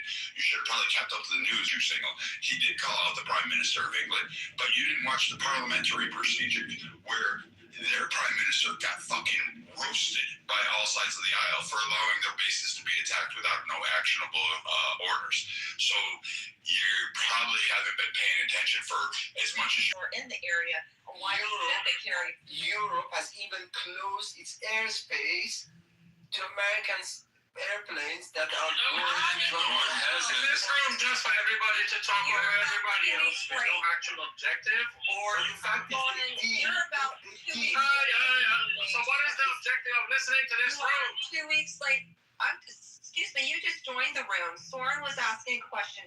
Soren, sir, your information is about 2 weeks late. Just want to let you know. Wait, isn't this the same Soren that trolls like all these other rooms, or is this a different Soren? I don't know. It doesn't matter. I'm just letting him know his information. Yeah, he's like way behind on the news for somebody that watches all the news. And that's fine. We're just informing him. Not a big deal. But yeah, I mean, time for informing. But you know, when I see like a country France not cooperating, also the same as Britain, but still, you know, have you been listening to German president just a couple of days ago? Do you see what he said? So you're not you're not even in Iran. You're in Germany. Germany doesn't have any president though. German. Then who is Mr. Steinmeier then? Prime Minister. Exactly. Prime Minister is Mr. Shut your bitch ass up. You make me like go and fight with my own fucking friends in here. Sir, Mr. Sir, if no one is doing anything and not helping whatever and getting involved in this shit, guess what? They're not going to answer to you and your people. The answer is to America, the most powerful country on earth. They have to later on answer to them, not to you. It has nothing to do with you. You cannot fucking bitch about why they're not doing this, why they're not doing that. To be honest with you, I want your bitch ass up for 2 to 3 days. I'm keep talking to KK, all these people in the room. What is the point of this room? I'm not talking to you. I don't want you. Because look, any Iranian come here in this room and complain and bitch and fucking bring up excuse and blations or whatever, guess what? If I tell you, grab this gun, go kill that person, you did it yourself. It doesn't matter. You doing it yourself. They did it themselves, even if there was a push from other fucking foreign nations. So stop it with the excuses, because guess what? They might do that again and again and again for their own benefit. Which I'm sure you guys will also do the same thing in a smaller scale when it comes to business. I'm sure you guys also will do the same thing. So stop bitching. Stop complaining. That's it, man. Like, it's kind of embarrassing, honestly. It's kind of fucking embarrassing for me as an Iranian to fucking keep hearing this nonsense and just I can't be okay with it. I get frustrated when I hear all of this. Come on, man, just stop it.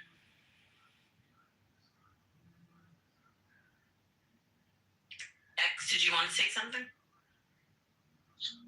Yeah, I just want to know, about, I don't know, Britain, President Trump, complained about Britain just 1 or 2 days ago. What do you think about that? Just the president. Yeah, and you know what England's doing right now? They've been providing intelligence and committing assets. Weird. Just 48 hours ago, I think it's like 48 hours ago, Trump said that, so we need to wait to validate that. It's 45 hours is not enough to validate something. I think we need at least a month, So, do you know the art of the deal? Do you know why Trump said to North Korea, my butt is bigger than yours? That's shit coming into the country instead of each individual thing. That's your claim that you're saying that talking about England is confusion. We need to wait at least a month to validate that. But do it now because... Wait, why do I need to wait a month to validate anything? Because we need time. Yeah, who needs time? Okay, so the comment from President, Trump, I think came just a day or 2 days ago, yeah? Yeah. Or more than that. Yeah? So, how many days ago? Is it 48 hours ago? Trump complaining about, England? So it's too soon to collect facts and evidence and to support that it is confusion or not? Today, Trump said that NATO nations will be punished, will be paid a price for not supporting us. I don't know what the hell this Viking is talking about. You have no clue. Go and do some study and read the news. Oh, okay. So, dipshits, you can Google this shit. You can actually use that thing, the $1,000 computer that you hacked off of somebody to get it in the palm of your hand. So, it's not hard to really look this up. But England is providing us intelligence and support services. And Trump calling out NATO, dude, if you interrupt me, you're going to the go or you're getting out of the fucking room. One more time. That's it. Dude, I don't give a fuck about you. I'll fucking kick you out of the room and go fuck your wife for the night so she can be with a real man. Fuck you, and fuck you, and fuck all your, Yeah, that was the test for Hot, the one Viking. Please speak.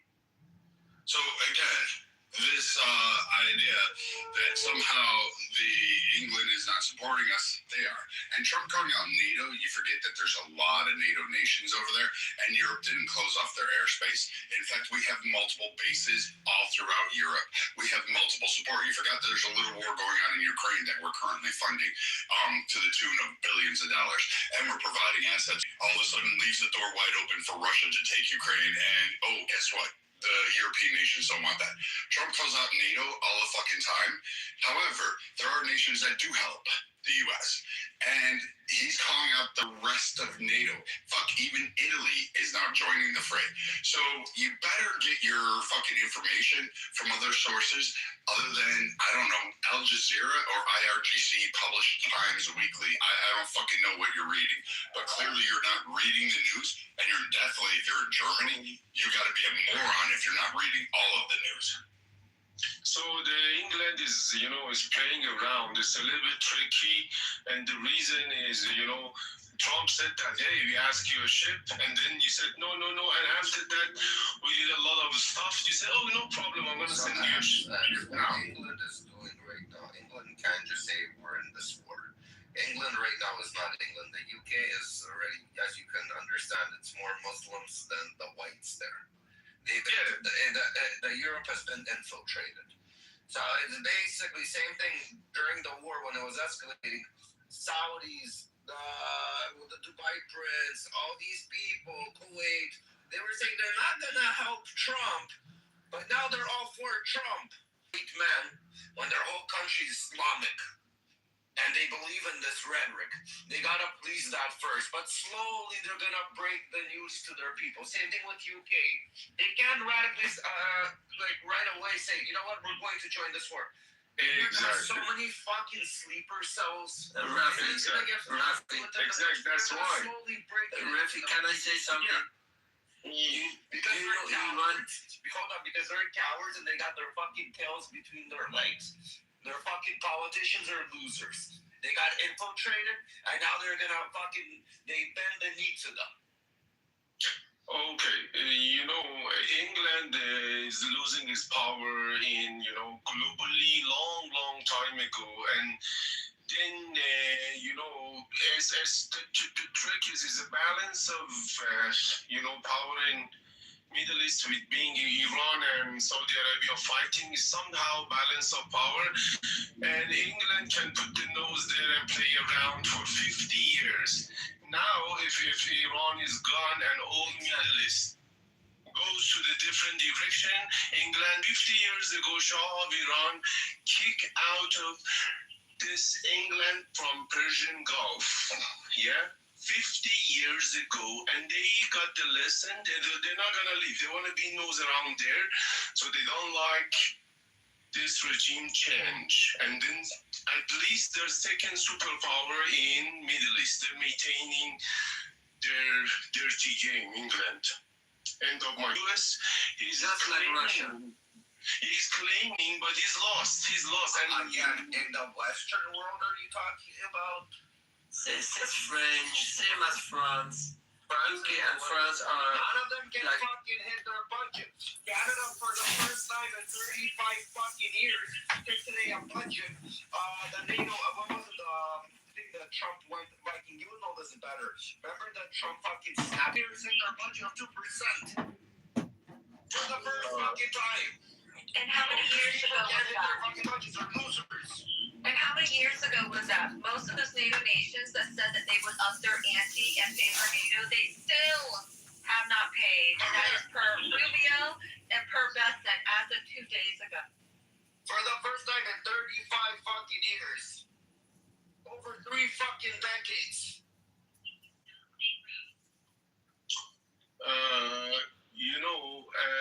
The last superpower, before America, what country was that? What year are we talking about? It's England. It was England before US. So what year are we talking about? Because how many decades? Because I wasn't alive when England was a superpower. I was alive when America was the superpower.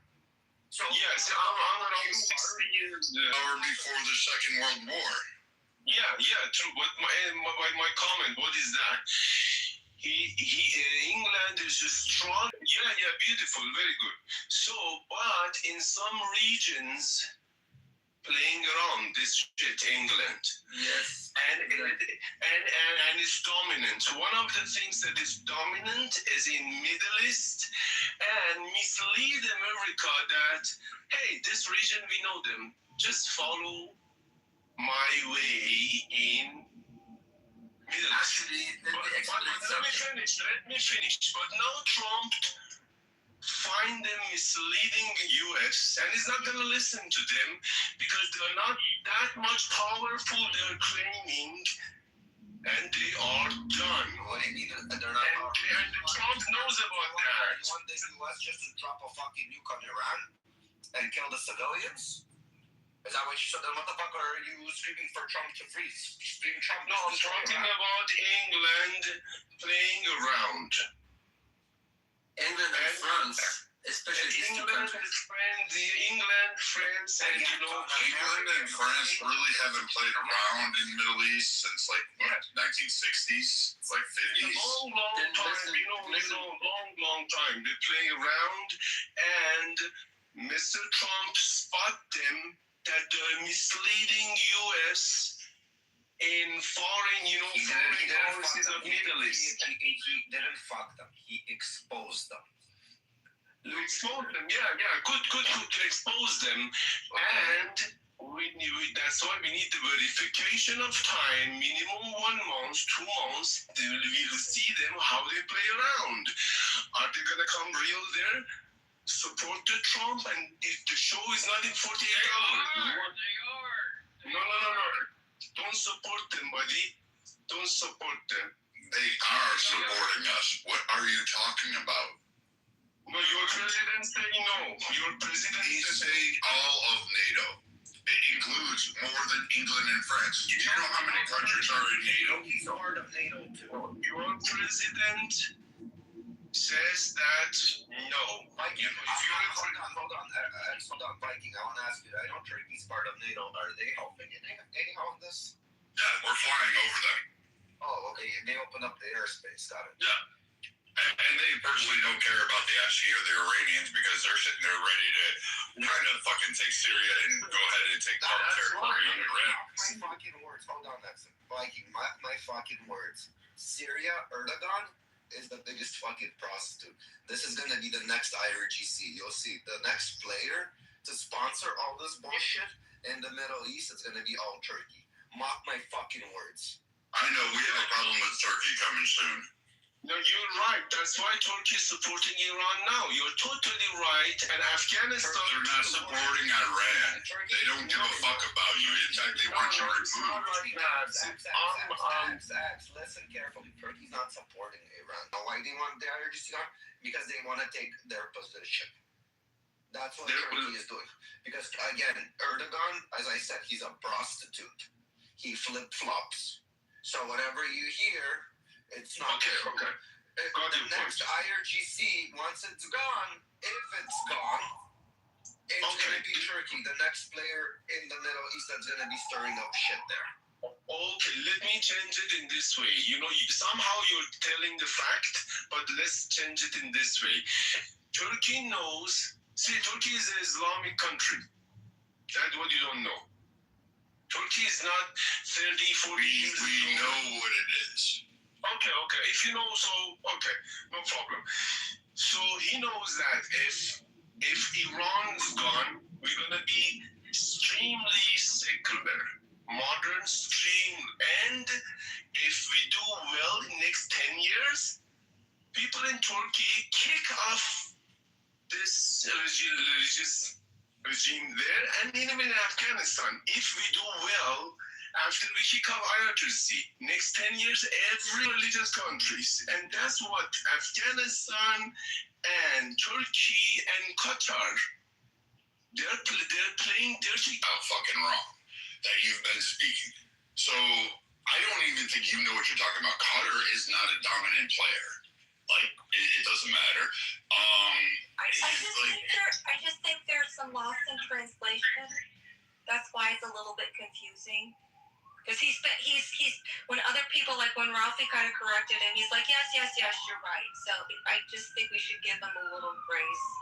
That's why it's I'm not the greatest, speaker, and this is not my first language. No, you're fine, X. You're doing fine. Yeah, just I want to get the message across. You better thank KK because she's the only one that really can hold me back. So you better thank her.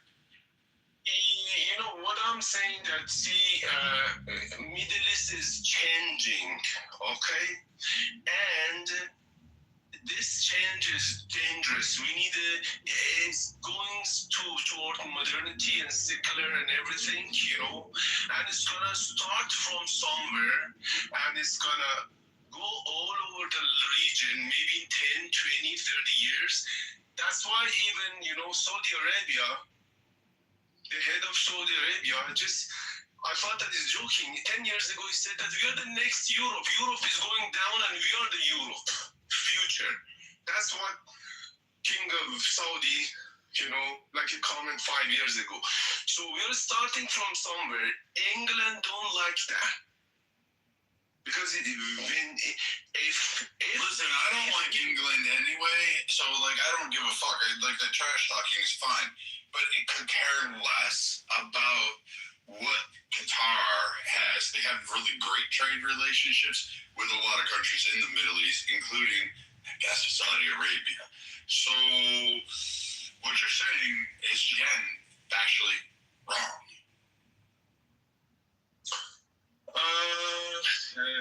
I don't know. I was trying to give a message, a little bit in a different way. I hope I did that. I'm not gonna insist, but if you got my opinion, that's enough to think about that. That's it. If you know what I mean, I'm not telling that this is 100% true, but it's something major. I'm from Iran, so I'm 57 years old. I'm from Iran. I've been in last 40 years. Okay. So I have something. So why didn't you fight? So why didn't you fight? Why didn't you fight? Good. And you're totally right. That's something that really I don't have an answer for that. That hey, I just straight away I have some knowledge from that region. I didn't stay there, and then it goes. I'm guilty, as other countries guilty too. Yeah, I agree. That's a good point. Well, at least you admit it, I guess. That's a start. Maybe somewhere. One thing, there's a link in the chat. I think Furia also shared the same one. It was, I think, yesterday in Isfahan, just a group of Iranian attacking IRGC and the regime forces.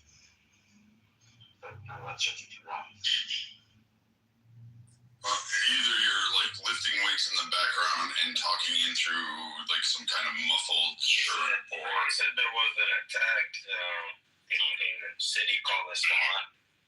People were attacking IRGC members, basically. I put a video for Will Cherry. Yeah, but it looks like it's Mexico, not lying. No, that's Iranian. That's in Iran. That's in Isfahan, actually.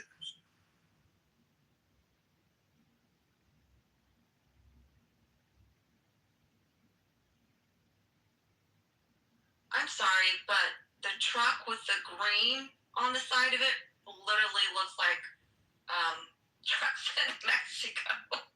That's the Iranian regime security forces. Yeah, it's Iran, yeah. Father, can you look at the trucks and tell me it doesn't look like... It does look like Mexico. But here's the funny thing. Ocean, I'm going to call bullshit right now. Because these guys, all fucking weeks, where's BB? Fuck, he left, but Harry can confirm this, and so can you. Fight, and it's been torturous, and they'll come and kill us, and that's why we won't fight, we won't rise up. But it's odd that there's this guy who gets out of a car with what appears to be, let me guess, that must be like the new mystical Star Wars gun. Oh wait, it's an AK-47. It's a knockoff. It's a Chinese-made one. However, you have that, and he's shooting. So I'm confused. I thought you guys had no access to guns. I thought literally all of these fucking guys. No, Brad. Some people in Iran do have guns. Not a lot of AK-47. It's mostly hunting rifles, or some do have shotguns. God damn it, man! Why do you have to stop me over here? Hello? Okay. Sorry. Did you get pulled over by the popo? No. They stopped the freeway. There's a bad accident. Oh no, drive safe. But yeah, but some people do have AK-47. Thank you, KK. Some people do have AK-47. Not in big cities though, Brad. Mostly in the cities like near the border. It's mostly farmers. I heard farmers have guns. Farmers mostly have hunting rifles. Correct. Or a shotgun, that's it. But yeah, some people do. But there's a group of people, their leader is Maulavi Abdul Hamid in Sistan and Balochistan, which is southeast of Iran. And those people, he have literally armed forces. Like when he goes out, there's like 6, 7, 8 trucks with fucking machine guns on top and shit. But he didn't do anything, I guess. I mean, they paid him off or some shit during those days and all this time. Or maybe they've been waiting in, a good fucking plan to execute it. I don't fucking know. But yeah, so that video, if you watch it a couple of times, and at the very end, you'll see from your perspective in the far left-hand corner, the first-person shooter. I swear to God, this is a video game. This is actually, to me, it looks like a video game. It looks like CS:GO. It's not Call of Duty, but it literally looks like CS:GO because at the end of the video, at the two guys on to the left of the perspective, that's how they set them up. And then look at the clouds. Like, look at the clouds. They're very prominent, and their scale is like it's a layer. If you guys have seen enough CS:GO or Call of Duty, look at the video again. I hope that would be true, but I think whoever posted that, I think that is literally a clip of someone playing a first-person shooter game. Is it weird that I knew all that, but last time I held a gun, I cried? I don't know what that video game is. I usually just make fun of Call of Duty guys, but I mean, it doesn't look tactical to me, so it doesn't look like they got out of the cars and deployed accurately, because one would have went across, I would have moved and shifted so I could cover all the angles. But I mean, I thought 95% of the country hated the IRGC, so this should be easily able to catch fire, like this Hunger Games kind of shit. Well, I just want to remind you, Brad, which someone brought up a very good point the other day, and that's why I just usually like just to listen to the diaspora, like hearing all the different perspectives. But someone brought up the fact that the Iranians that still live there, they have lived there so long that most of them do not have properly the safety. It's like even if they had weapons, like, are they doing more damage or more good? That is something I never even thought of, because someone's like, why don't they just drop off a bunch of guns? And I'm like, yeah, because Americans, we're like, okay, we're all going to go Revolutionary War style, stick a knife on the end of your rifle and go and fight. But the thing is that's what our country has always had. So we are hunters and have guns, and that's part of our American culture. But for Iran, for the past 47 years, it really has not. So that's not part of what they say, like their historical norm, or is kind of timed out, sort of like it's aged out. So they may not know exactly what to even do with those arms. I mean, I get it. There may be some complications with them understanding how firearms work. I'll get that. I know you cried when you held one, but It was embarrassing. But the ocean already confirmed that at least 50% of the men, I will say this, that go into the service have actually held a firearm at some point. So they know that, the barrel is aimed at the bad guy and you squeeze the trigger. So, I mean, at some point, I'm looking for something more. Like I've heard on the stage so far today, please come up and go kill all the IRGCs. Okay, why aren't you doing that? Like, literally, why aren't you doing that? Why do I have to go do that? And they give me a plethora of excuses. The only one I'm going to give a pass to is Ocean so far, so that's it. I will add that other girl, Ella, and hopefully she stays safe this weekend. I don't know why. Don't be so white, Brad. It's Elham. That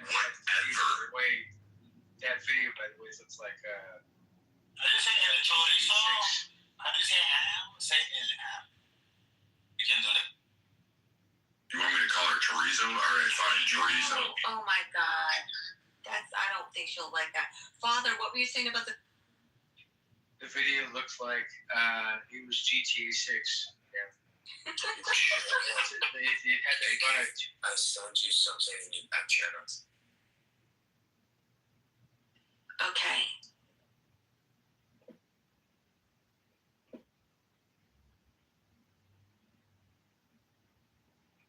By the way, if you're gonna come up here on the stage and all stuff and talk and blah blah blah, make sure you come with facts, because you know everybody, pretty much every moderator on this stage is nothing but factual and everything else, man. Besides There's some parking. bullshit. Yeah. What do you mean? I know all the facts. Leave fighting alone. I just like to fight. I mean, like, We have some new players on the stage. You want to maybe engage with Samantha and Reb? Can we speak to them yet? I'll take on all comers. I mean, you're welcome to.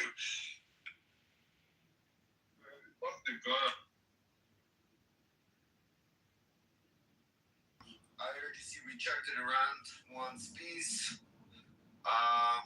Comments, opinions, suggestions, we're all yours. You know what I'm confused about most?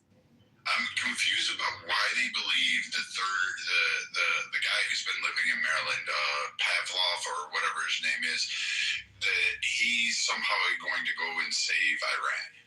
I'm really confused by this. He can't bind anything. He can bring a bunch of Iranians that don't live in Iran. I mean, I just don't see him being able to unite. And I actually agree with, there's this guy Jack, or the motherfucking Jack, whatever his name is. He said he's going to get killed. He'll be assassinated like on day one when he gets on there, the minute he comes off the plane. So I think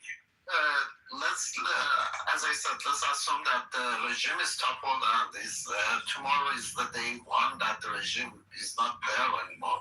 Who's gonna lead to go to chaos and, Right. So here's the thing, our people been through a lot, right? They, comparing to what they had before and comparing to how much potential the country has, and how much, how rich it is in every possible way that you can imagine. When it comes to like natural resources, when it comes to like where it sits on the map, when it comes to like the fact that it's an absolutely four-season country. So imagine how United States is. Iran is literally a smaller version of the US when it comes to natural resources and four-season different ecosystems all over the fucking country. So they've been through a lot, and since their last hope, bro. That's literally what it is. That is literally my people's last hope. There is no leader left by Kings. There's so no one. If he's a good person, if he's good for the job, if he can't pull it off, why not? So be it. Yeah, if not, even if you think Riza is a terrible leader, you know that for sure the IRGC under its current mandates, unless it completely capitulates and backs down, maybe. But I mean, I don't know, unless Ocean's going to go there. If Ocean goes and says, I'm going to run Iran, maybe I'll go with him and make sure he stays alive. Maybe I'll put together a group of guys that I know and we can roll in. I mean, let's see, Iran, Ocean, I think you only need about 200 guys to take the country. So, I think we can put that as some goal. Count me in. This is like, even though I've been in America for like 10 years, only went back home once for my mom's funeral. I have literally no desire to go back at all, even if it changes tomorrow. Even everything changes tomorrow. There's no problem. I don't have any problem with going back regarding to the IRGC and shit, the government right now. But I love where I am. I love America. I love my motherland as well, which is Iran. But I love where I am, and nothing basically is going to change my mind in order to go back and live there. This is my second home, and my second home is basically the best home I ever had. So I'm gonna keep it this way. From you can don't you think you can come back to Iran and promote the values and everything? No, to visit, of course, to visit. You know, what about promoting? Visit more than that. As a patriot, just promote what values and that you're enjoying in the U.S. Yeah, I can always do it from far away as well. You see, the process is slow because we need people like you, as a patriot, but you're not that much patriot enough. Is that right? Comment or not? Not really, because here's the thing: we don't know. You're more patriot to U.S. than Iran. Is it right or not? I mean, I love them both. But if you ask me which one, I love them both. But the priority is. Go ahead, ask your question. Go ahead, answer your question. You said that priority is U.S. Yes. Because you're enjoying your life there. Yes, my priority is U.S. Yes. So if you're talking about like your individual, just enjoyment, you can be there, but we're talking about. It's not about just enjoying. It's not about just having a comfortable life or enjoying your life. For that reason, you pick this one. It's not about that. It's not just about that. So I'm doing whatever I can. So I'm not doing whatever I can in order to help Palestinians, but I'm doing whatever I can in order to help my people, Iranians, in my country. But the best help, that if the government change and if there's a situation there, the best help is to show up, yes, and promote. I mean, there could be a time, like I said, but that's also the same as visiting. For a couple of months, you go help something with a business, help this, help something, whatever occupation that you have, you do whatever fucking profession you're in. Yeah, fine, but to go live, no. I personally won't do that. So I don't know about other people. You know what? That's the difference between, Iran and America. From them, they really love it and they don't live. They go wherever in the world. After 2-3 months, they're going to come back to US.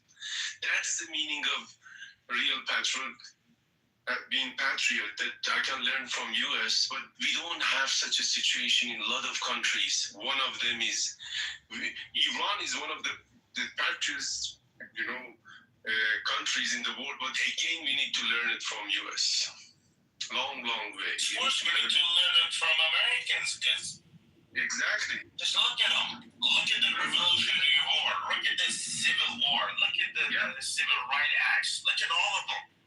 This system keeps correcting itself throughout history. All these empires, none of them. You cannot compare any of them to this one. They keep correcting themselves. And it's amazing, it's fascinating, it's fucking incredible how they can do this. And no other fucking empire did it or was able to do it. So why wouldn't you love it? Like why wouldn't I? Oh, but what's the contradiction? So the contradiction is we have US is on the best way to his destiny or whatever, but Iran not. So we should help Iran, like Iran is 250 years ago when they start, US and that revolution and everything. They don't need me or you or somebody, They're not that much critical. There are a lot of people there doing their job. But we need you, me, as the comment of, I love this comment. They say, what the hell are you guys doing in the US? In Canada, if the situation changes, you got to come back and help. If you learn the lesson from American, or you just, just telling something that you don't believe, So I'm not commenting about you. I think that this is really if a nation wants to succeed like US, you gotta have the same characteristics, you know? You cannot sit there and then, you know, 30 years ago I left Iran, and because of a lot of reasons. But I don't see now, if my country if they don't kill me and my country needs my help, so that's the time to go. I cannot say, hey, I'm enjoying Canada. Here's the thing. I'm sure you have heard the phrase, it says, show me your friends, I'll show you your future, right?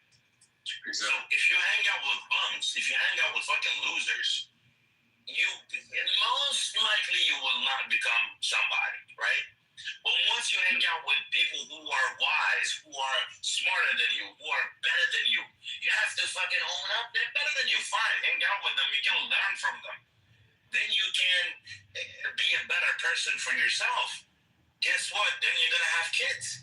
Your kids can be really amazing individuals for your country, your nation, whatever it is, right? So the first move in order to achieve such a thing is to become friend and become an ally to the greatest nation to ever fucking exist in human history, which is the United States of America. True. Once you do that, then you can learn from them. Once you learn from them, then you can do things even better than them. You can fix it, right? You can fix some of the problems. You can do, So that's the path I would love to go. What are you going to learn? Except like oppressing your people, except like killing your own people and fucking keep them as prisoners. You're not gonna learn shit because China is like those losers that you hang out with and you don't become nobody. Yeah, I agree with you, but you know that this is not our problem now. We already solved it. What you're telling me, like, is valid 40 years ago, or when I was, in a university, or when I was in like my 20s, 30s. Yes, this is the Iranian mind was crazy there. The generation fucked it up. You know that Russia is. I don't even know your name. What's your name, bro? My name is X or Belarus, Belarus. But these guys over here, a lot of them are Americans, right? I don't argue with them when they say things because I understand their frustration. Because I live here and I understand what it is, how it is to feel a certain way, right? But like I showed them here, look, this is the majority of our people. Our people now realize they better become a friend to USA and Israel. And I showed them videos like how the students in universities, they don't walk over U.S. flags and Israel flags, and they avoid doing it, even though IRGC did it, so they do it. But yeah, I understand that we're getting there, right? But we had an argument over here 20, 30 minutes ago. Our other Iranian friends, they came in, they're like, well, I told them from the beginning, they started this, they're like, well, it's also U.S. fault that we're in this fucking situation because they made the revolution happen, blah, blah. I told them, dude, stop. I told them to stop it right there. It is not their fault. Even if they do it again and again and again and again, it is not a mistake. It is for their own benefit. For their own nation. Interest. This is not for their own interest in that time. For their own interest, yes. And they might be, and they learn the lesson there. Maybe you do something and you say, hey, I made a mistake. Look at Brad. Look at the guy next to me, Vikings. He served in the U.S. military, right? If you ask him about Obama, he doesn't like Obama because he doesn't like a lot of things he did, but he loves his country, right? So you cannot come out and be like, it's Americans' fault. They're in this shit. No, it's not. It's your father's fault. It's your grandfather's fault. They were uneducated. They were fooled. They were lied to. Yeah, true. It's not one people fault. It's our fathers. But once again, I give you a gun and tell you go kill that person. You cannot bitch about it. If you go kill that person, you cannot bitch about it. Good point. Let me see that And if that person is untouchable, there's nothing you can do. Because guess what? United States of America is untouchable, at least as of right now. I got a question. Okay.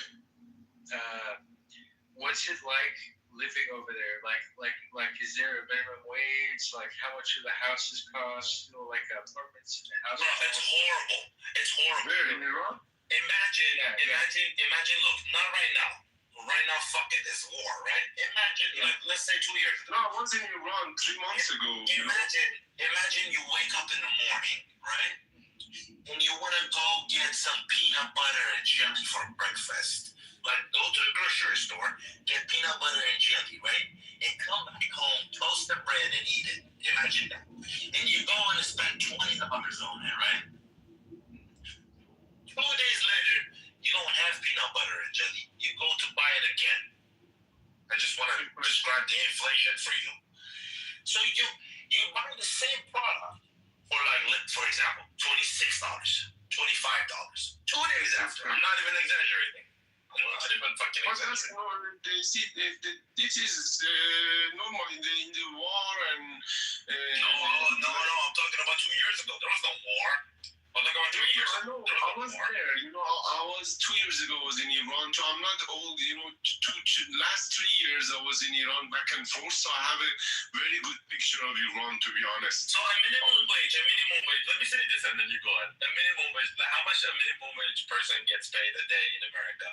Like 100, like in California, for example, is 100 about 50, right? 160 a day, right? Imagine you're only able, this is before war, imagine you're only able to buy 3 bags of hot Cheetos with that money. Wow, shit. Yeah, 100. For the day that you worked, for 1 day. We have a maid and I pay him, I think, $100 monthly.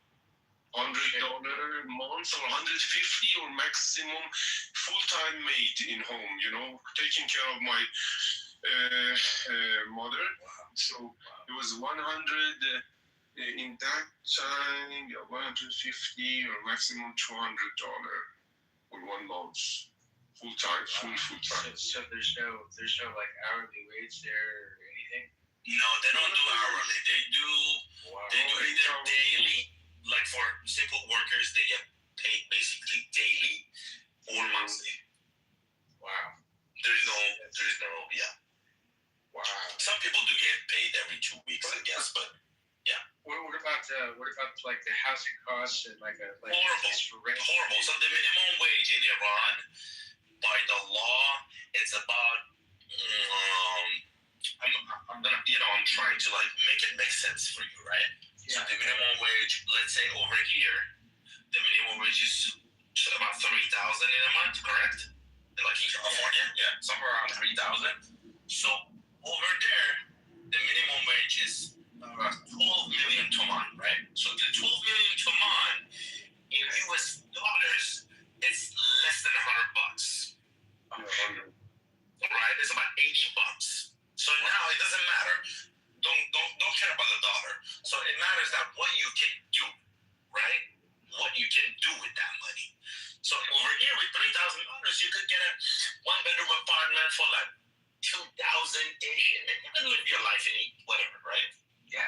Over there, with that amount of money, you can only buy 12 kilos of beef meat. Oh, wow. And 11 kilos of meat, basically. You know what I'm saying? That's all you can get. So how much you pay over here when you buy a kilo of beef? It's like what, $15, $20-ish. Yeah. So imagine times 10 is $200. Then you get housing is like fuck. Yeah, it's horrible, dude. I'm done. Damn. This is nuts. Wow.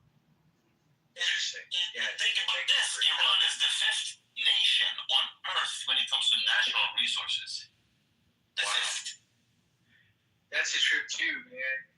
You would think that it's a rich country, just like, UAE or even Venezuela now, they're coming out of UAE and Venezuela are nothing compared to Iran. Yeah. UAE is absolutely nothing. Number 1 is Russia. Number 2 is America. Number 3 is China when it comes to national resources. Number 4, I believe, is Saudi. Number 5 is Iran. And this is all natural resources. Saudi is a complete desert. They don't have shit, right? Iran is a 4-season country with fucking 4,000 or 5,000 years of culture and shit. You know what I mean? Yeah. Look, south is sunny as fuck, like fucking Arizona, and then north at the same time, north of Iran is extremely. Oh, I got you. Yeah, you have the different. It's literally like USA in a smaller version in every possible way when you can imagine, like different ecosystems, different weather, natural resources. Well, yeah, because you're closer to the equator on one side, and then the other side you're obviously farther away, right? So when you have all of that, and with 1 month of your work, you can only buy like fucking 10 kilos of meat. Bro, that shit will drain the shit out of you. You know, that shit will, I don't know. It's like, would that last like what, maybe 2 weeks, maybe? Is that right? But it lasts 2 weeks when? 2 weeks for the food, right? Well, I mean, what can you do with 10 kilos of beef, for example? I don't know. If you go out and go buy pizza, right? It's like 10% of like 12 million is like what? Although now a lot of people, a lot of people do make the minimum wage. I mean, obviously they work probably 2 jobs and this and that, but that's the minimum wage by law. And what about for the educated people? Like obviously, I would think that their wage is a little higher, right? I mean, my brother is a PhD in mechanical engineering. Oh wow! You get paid about $300 if you want to count it like that. Wow, really? Damn. 300, yeah. So if he does the same job over here, he's gonna get paid a shit load of money. Yeah. Wow. It's a fucked up situation, you know. It's a really fucked up situation. Yeah, thanks for letting me know. Yeah, it's always interesting to know what other countries, what it's like to be in another country, whether for the people and all stuff, just to get an idea of what it's like. Like here in Mexico, they pay by the day, and it's not very much. It's like minimum wage is like $15. I think it's like $15 a day or something like that. It's just fucking crazy. And so I have to explain to people the difference between Mexico and the United States. $3. Yeah. Wow. That's just it just fascinates me to know the difference in the countries. Wow, it's just mind blowing actually. And remind you again, it's not North Korea. You know what I mean? The country is not North Korea, you're fucking volunteers. You're fucking slave. Yeah, Jesus.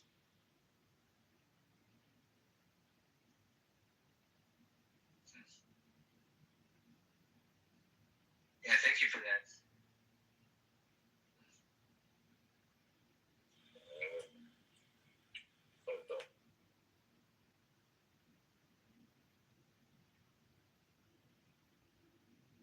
So I have another question. Just this is one of those questions where, like,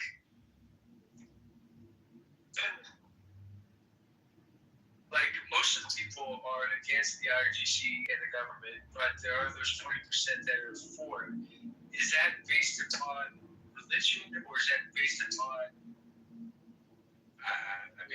Is that based upon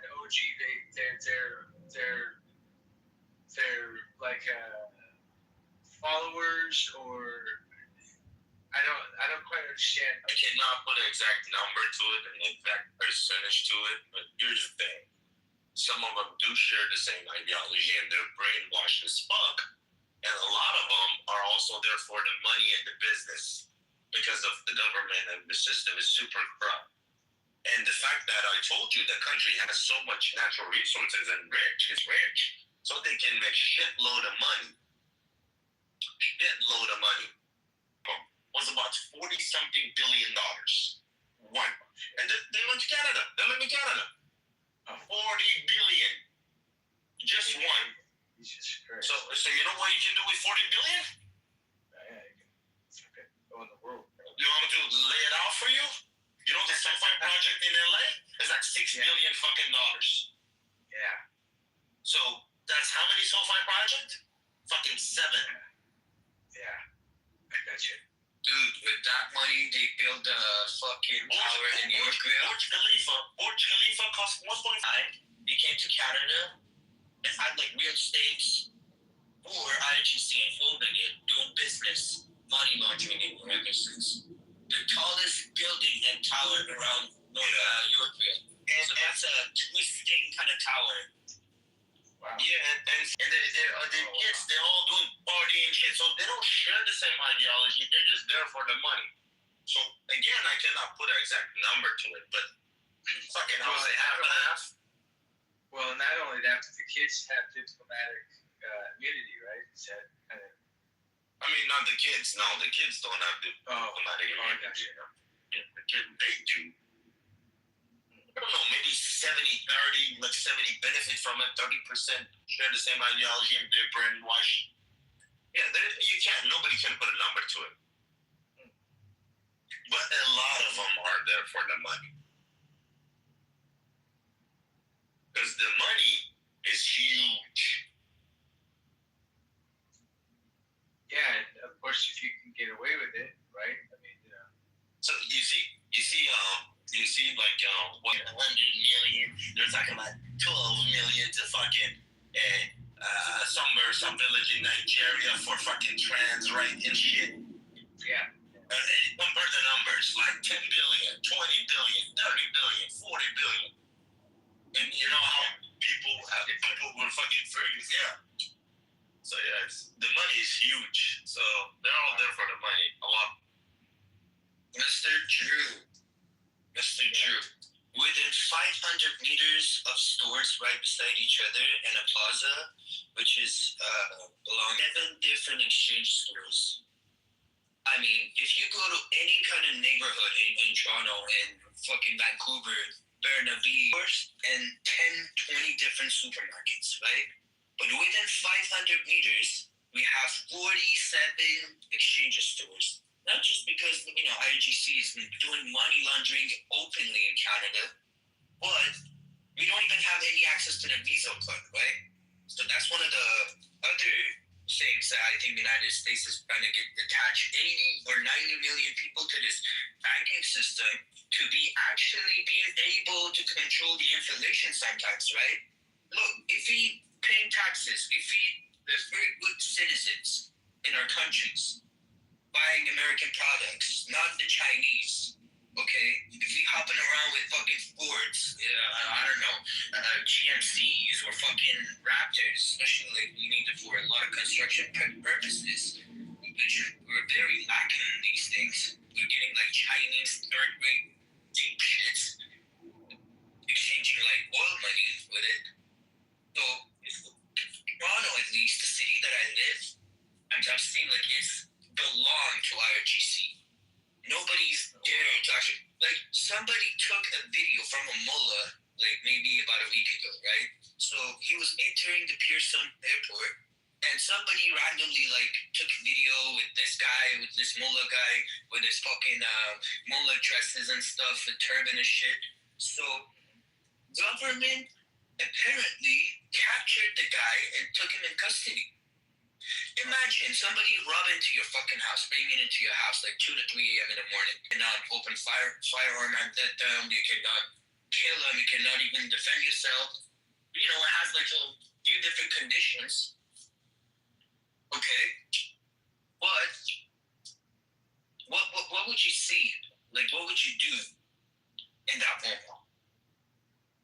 If somebody breaks into your house, like, we're not even allowed to even defend ourselves. Okay. Sorry, my friend was here. I was distracted. obviously you shoot the guy. I'm so disgusted. So fucking disgusted. Actually, I'm in the construction business. I realized, like, in front of Super Abzon, which is like one of the biggest supermarkets in North America, belonged to a very good man. So in front of it, there's another plaza. Used to belong to a Korean guy, Peter. And everybody know him. Everybody know him. Anybody who come to North York side in Toronto, they're gonna know Peter because he used to own a pub as well named Anju. It was so famous, right? The cost of that property was estimated around like maybe $40 million. I mean, Canadian dollars back in 2020, because our firm was actually working on this thing. So they wanted to do the renovations. But Julian had been investigating this shit and see, like, you know, who is going to do what. And then the investors came into the site and they wanted to, I mean, they are, as I'm speaking, the project is still like under the construction. They're just like, I don't know, getting it ready, like closing all of the four sides. And they want to do the construction. And we all know that it's belonged to IRGC. So he didn't have any contract with them, or that in the schools were teaching us that if you handshake with a Baha'i guy, you have to wash your hand. Oh, wow. Okay? And this guy's a Baha'i, so has like personal issues with Islamic Republic and IRGC. His whole life was, you know, he born in the United States, he came to Canada. His family is owning one of the biggest development companies, you know, in Toronto. And I've been working for the guy as a project manager for past, like, you know, 6-7 years. That Baha'i guy, that if I had, like, been shaking hands with him, I should have washed my fucking hand. Gave me the best job that I could possibly ask for in Toronto. So, yeah, we're disgusted. We're seeing, like, these guys doing anything they wanted in here. Is there a big Iranian culture, or even not just Iranian, but obviously Middle East culture in Canada?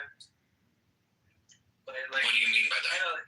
Kind of like there is here in San Diego. Like there's a big Middle East community here of different countries, different Middle Eastern countries. Like there's the Chaldeans, there's the Iranians, there's the Iraqians, there's the... And they have certain areas belong to themselves in making their own communities with the stores and everything on. You mean by that? Yeah. I'm standing in in front of one of the most famous places right now in here. So every store that you actually like pass through, you're gonna see like Persian phone, Persian language everywhere. You're gonna feel like home, actually. I mean, oh wow. Everybody, literally, we have like a fucking Mazda dealership company, and everybody's working inside is like either Brazilian or Korean or Persian, mostly Persians. You go to the supermarket, it's named Super Khorak. You go to the other one, is Super Abzon, or 47 different exchange stores, like, I don't know, travel agencies, and everything. Interesting. Yeah, I remember back in high school, I used to go to these guys' houses, and because they would just invite me in, and you know, just the best fucking houses I've ever seen. I mean, multi-million-dollar houses, and they were trying to explain to me how they got their money, and you know, some of it was from the oil, and some of it was from business, but it was just interesting in how they explained to me how they just invited me in just for shits and giggles, I guess. But I don't know. But you know, I was just a kid, so I didn't know anything. So, but it was just interesting, and I've always. I never maintained the friendship because after high school I went to college, so but yeah, I remember those times and just wanting to learn, just as you're telling me right now, and Ocean, and telling me about what it's like in Iran. You know? So it's interesting to know more about different countries, different cultures, everything else. You know, I was listening earlier. I was listening to the room. I didn't want to speak like it was a war going on. So back at the time.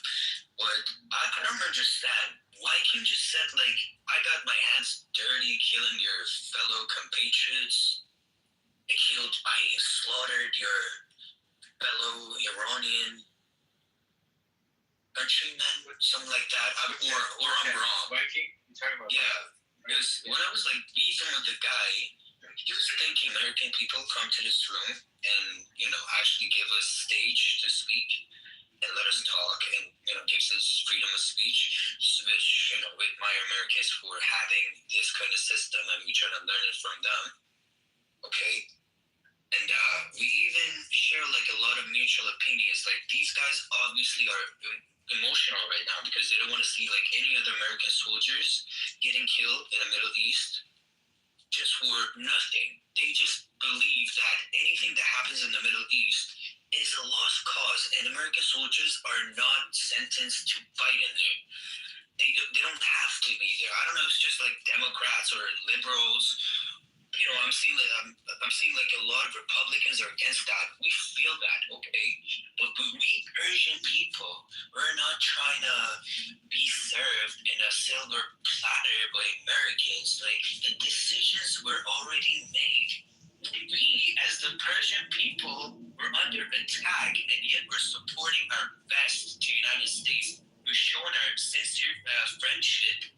Like every fucking week in the protest, they were like putting their love towards American people. But when it comes to argument, when it comes to dissolving problems, sometimes I think like American people, they just like go back to their reset factory mode and they think like all of us in the Middle East are like pieces of shit. So it doesn't matter if you're a smart one, if the Persians are better than Arabs, fuck y'all, fuck all y'all, We're not trying to look for any. Before they're starting it, and I told them, do not bring no excuse. It was our own fault. It was not It's never. No, I was just personally got offended by saying like I fucking killed your compatriots. If you killed like RGC members, it's not my countrymen. Yes, guess what? That's what you get. And yes, RGC members are your countrymen. What are you talking about? They're not my countrymen. By name, they are. Guess what? They are. They are. Okay, I'm agreeing with that. But if you're putting out in a context that, I fucking killed your countrymen, you have to define which one of my countrymen. Here's the thing again and again. That's what you get when you talk nonsense. Look. Can I ask you a question? If I, as a free thinker, non-Muslim guy, okay, would say like, in Iran, we killed your countrymen. A terrorist, Nazist, children raper in the United States that they were chasing him in Florida. They couldn't catch him. Apparently, like, he's in Iran and he got killed by RGC. Should I say to Viking that, hey, I fucking killed your countrymen? No, that guy is a outrageous piece of shit. He's not your countryman. The situation is different. The situation is not just give you the best example. Dude, no, you're not. You know why you're not? Because you're talking about Americans. Americans are. And I know. I know American people. They don't give a shit. When you bring this argument up, that means you don't know. When you use this analogy, that means you do not know. That makes sense. Can I ask you? I know you. How do you talk to an Afghan when they give you shit? They talk to an Afghan when that's. I believe, like, personally, an American guy. No. You see, no, stop. Come on. Let's not play games. What do you mean? Let's not play games. Here's the thing. These people, they have the greatest country on earth, right? Okay. They're doing this. You you telling them it was your fault, it was your country's fault.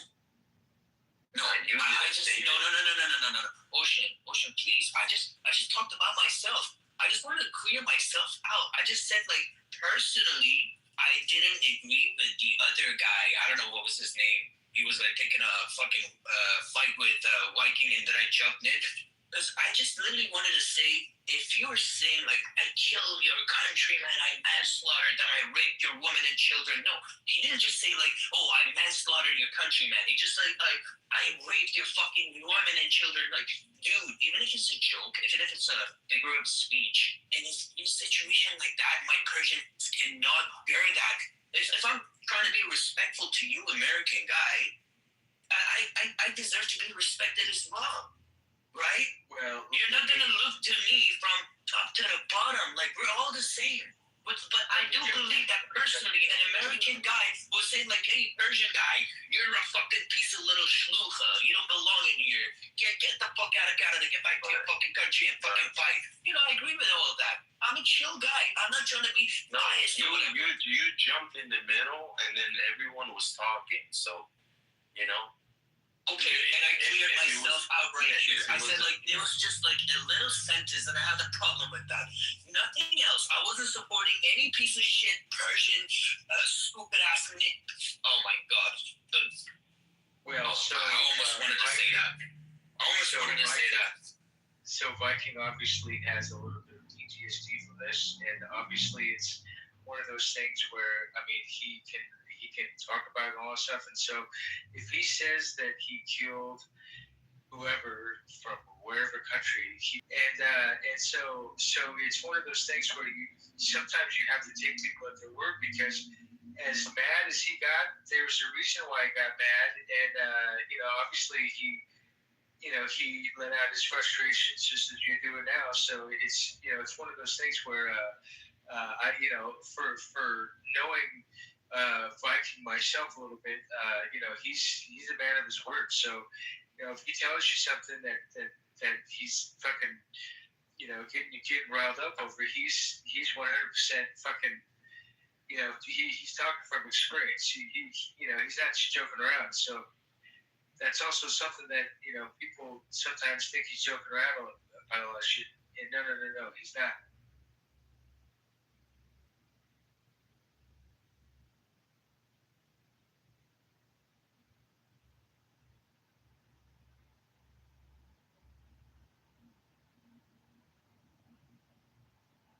Well, I guess he left.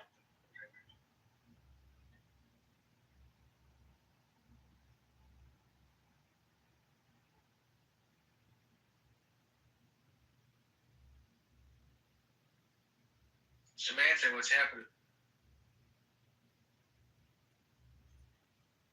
I don't know. It's gone. Not much. Just was listening for a while, so it's always good to listen and see what's going on, get some different perspectives on things. Oh, there you go.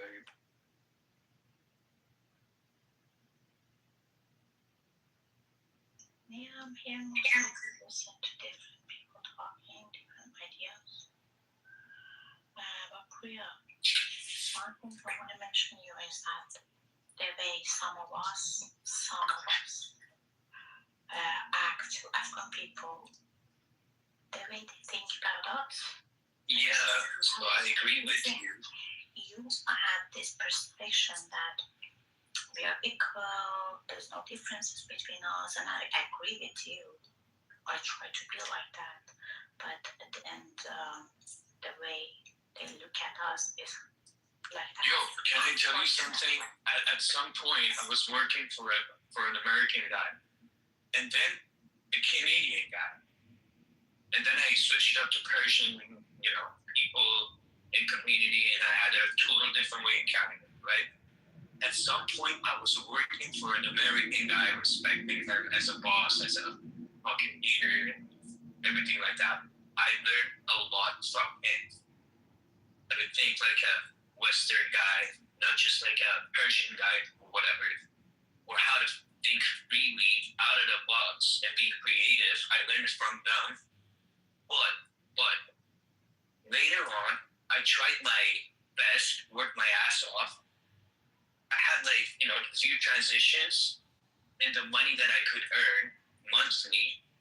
So now I have 2 to 3 American people working for my Persian ass. So should I be saying oh, we're not the same?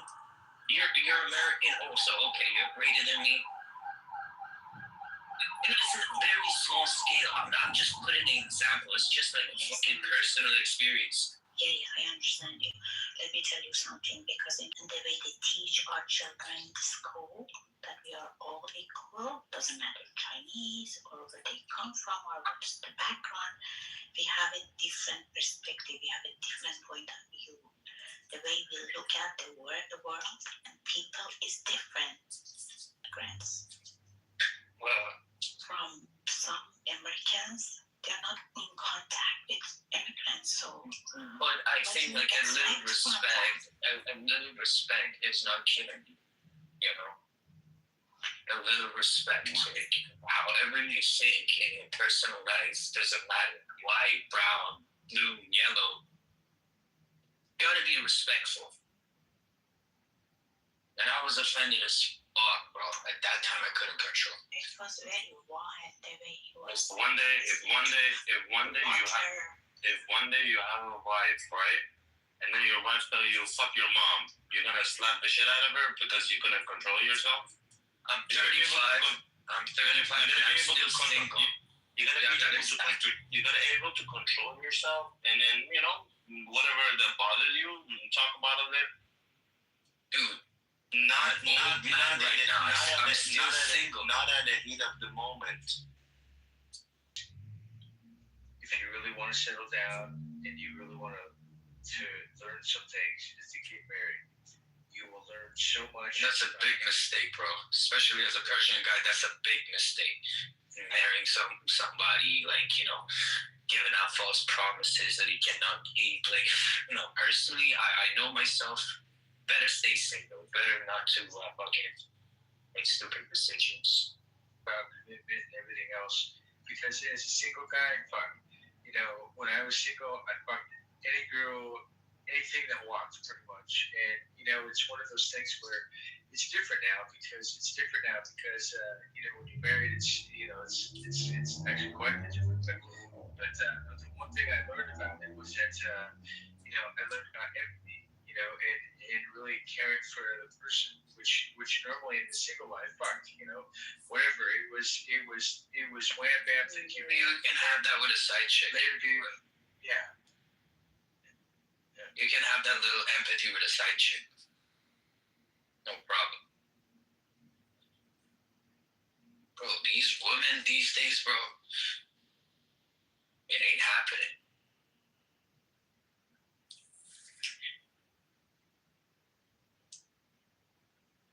Look for a good one.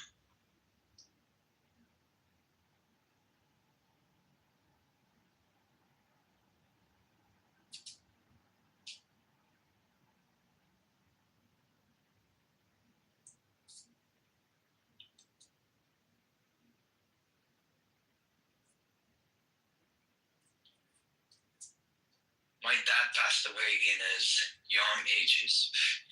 Ever since my mom didn't marry anybody, there's this culture in Iran that, hey, my mom is very open-minded. She's not Muslim. Definitely not a Muslim.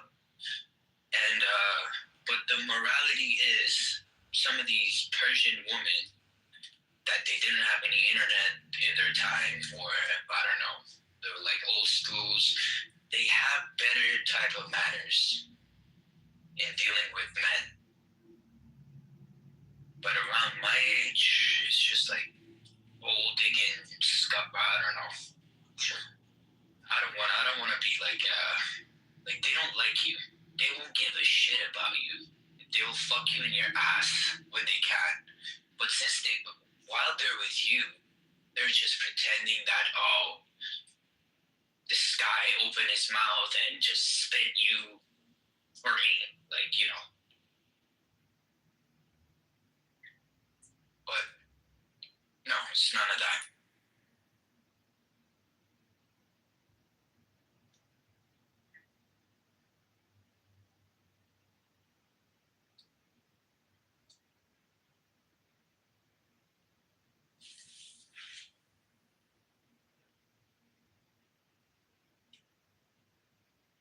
never married anybody, so actually have to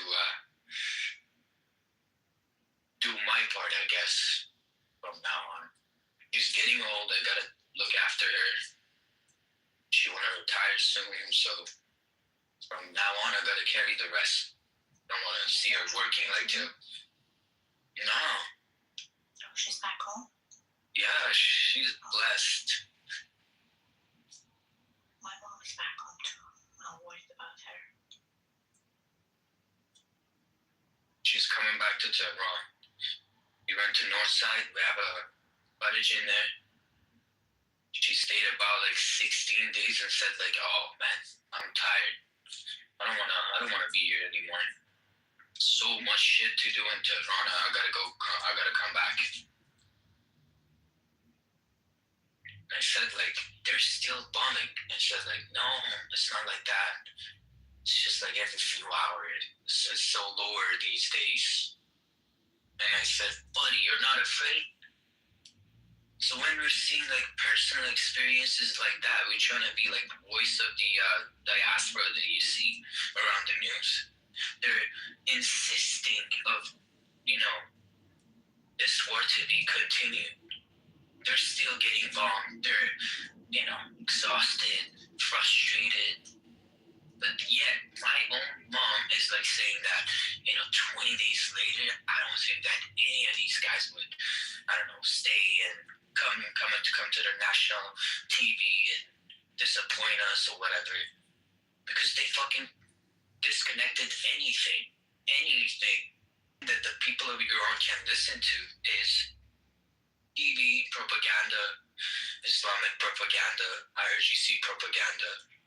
That's the only thing that they're allowed to watch. But if you want to see and if you want to have like a personal business, like if you don't believe me, I can't even come here and talk with my other phone and put it on speaker and ask the same questions in English, and she's gonna answer to you in English as well. Not just my mom, our entire family. There are like so many of them. Millions of people came to the street 1.5 months ago, and everybody forgot. Everybody's saying that Persian people are doing shit. They're not doing anything. They're little fucking Netanyahu and Donald Trump, they're bombing these guys for 27 straight days, and these guys are not yet fallen. And do you really think that people in Iran would be able somehow to disarm these fucking monsters with, city war or whatever? No, it's not possible. With empty hands. And this guy Viking comes up to the stage, and since he's, a fucking Marine or whatever, I don't know to be exact, but he said like, I'm in uniform, I'm in like that, and he counts me as a gay guy in Canada or whatever. It's okay, I'm a gay guy in Canada, whatever you want to think. I'm cool with that. It's not gonna prove you that you're right necessarily, right? Listen, I want you to understand that some of them, they don't understand the situation back there. They don't. And I put a video, I don't know if anybody watched that video. And KK just suddenly started said that, it's in Mexico or Mexico. I actually sent her a picture in her back channels to just see when I'm sending anything or when I'm putting out any fucking kind of link in this room chat, the last thing I'm trying to do is to be fake in front of the smartest people on this fucking app. I don't want to do that mistake. You think I don't know the Persian police cars belong to IRGC and Naja, which is Niruye Intizamiye Jomhuriye Islami. Both languages, both culture, they lived in them for decades in both Canada and Iran.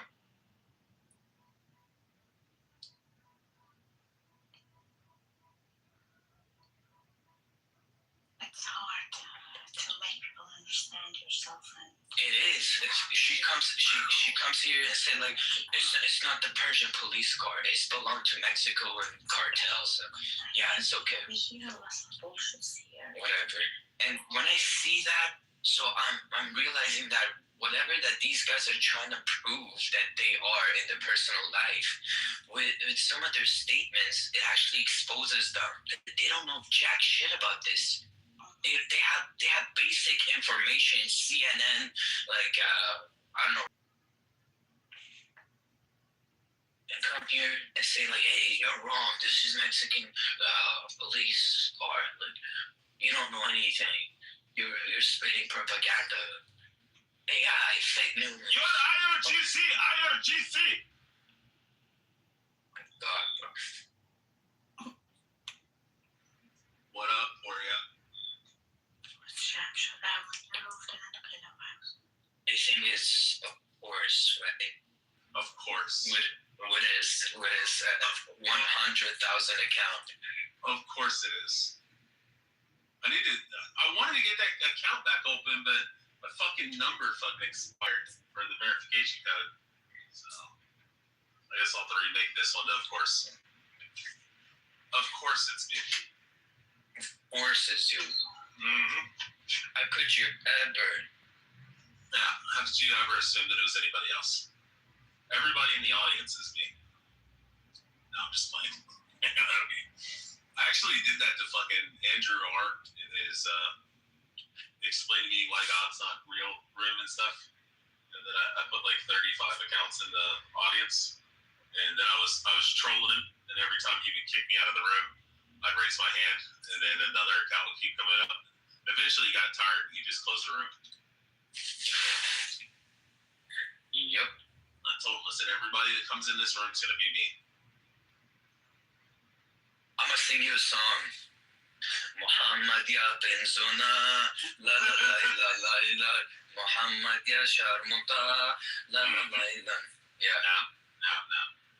Muhammad is a pedophile. Muhammad is a piece of shit. Muhammad is burning in Muhammad ya bani blue, la la la la la la. To die and go to hell, so like actually see him. He'd be getting bent over a chair, getting fucked by Satan. It'd be like a South Park episode.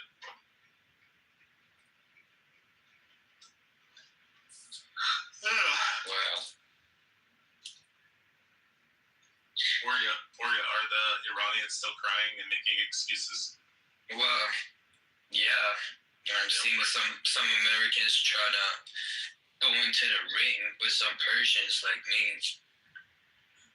Oh, really? Yeah. As soon as you say they need to grow some balls and start being more brave, they're like, you're IRGC, you're IRGC. I'm like, I literally just told you I hope the RGC is burning it out.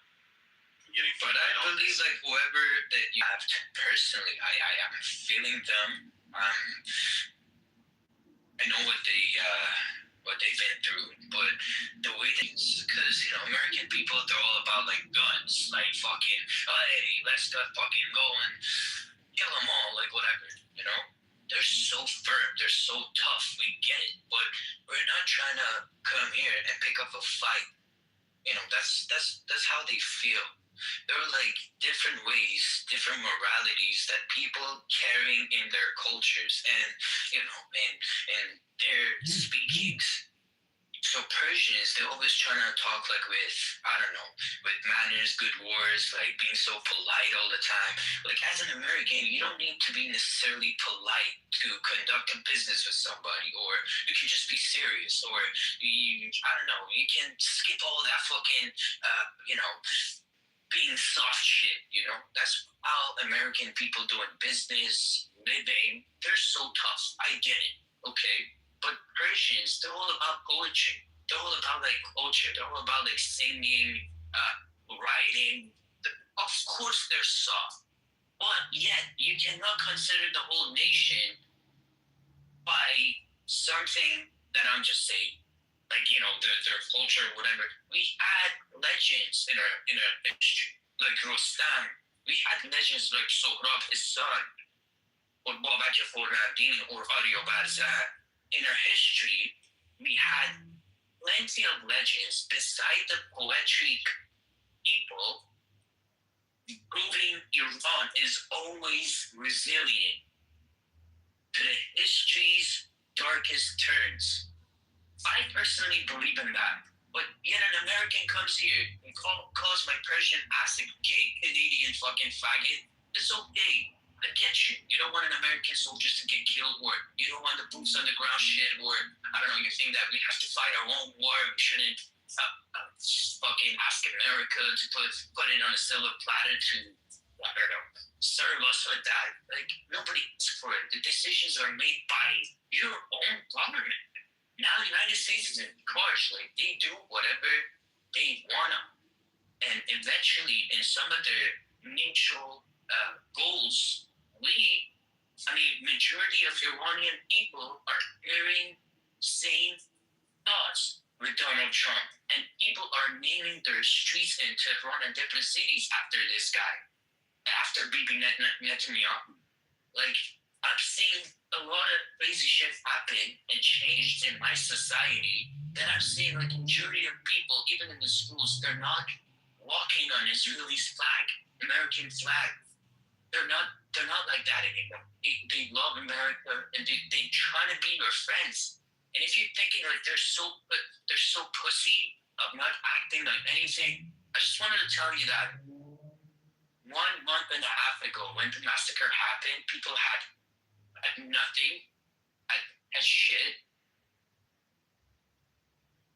and yet they were able to kill 325 RGC members with empty hands. So if you're getting weapons from the United States, which still didn't happen, and even Trump stopped Bibi's urges to, I don't know, ask the people of Iran to come out and do the rest, Trump stopped it because they would have known that it's going to be a bigger manslaughter.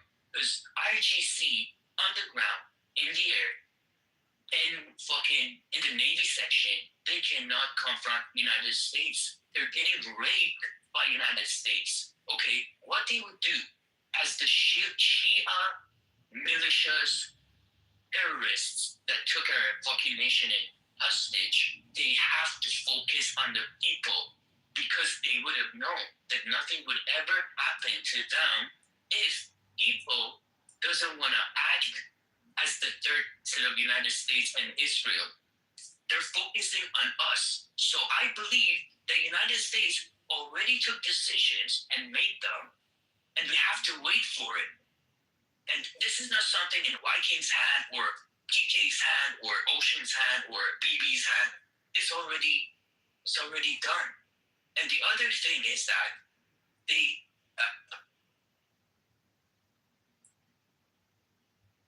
actually let IRGC to take control of Strait of Hormuz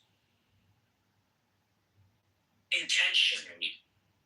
It just convinced the United Nations and all the national countries around the world, or the free world, Europe, that, hey, this critical geopolitical location is something that is related to Islamic beliefs that some people in Iran would be disagreeing to what Donald Trump is saying like that. But even if the Crown Prince comes to Iran and take the power, okay, the United States is not going to let even Crown Prince to take control of that strait because it's been proven that it's so fucking important to have authority of that place for not to hand it over to any type of government except United States to control it itself is actually sharing a mutual benefit of the whole region, not just Iran. So even if they have like a future, I don't know, God forbid, conflict with Iran and Crown Prince as the leader in Iran, I don't know, United States policies, they're never clear, they're never sane. They might be changing their idea. They might be changing, like, I don't know, the government right after. Like, I don't know. Anything might happen, right? But they're not going to let any other country except the United States take control of that strait. And Donald Trump publicly announces it. And, he's joking about, like, oh, we're going to name that strait after Trump's strait.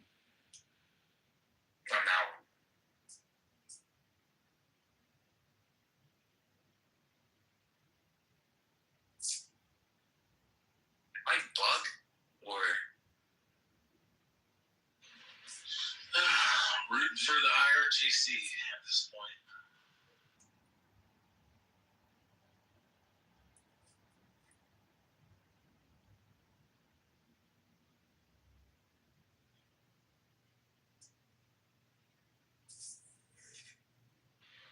What's Harry and everybody asleep?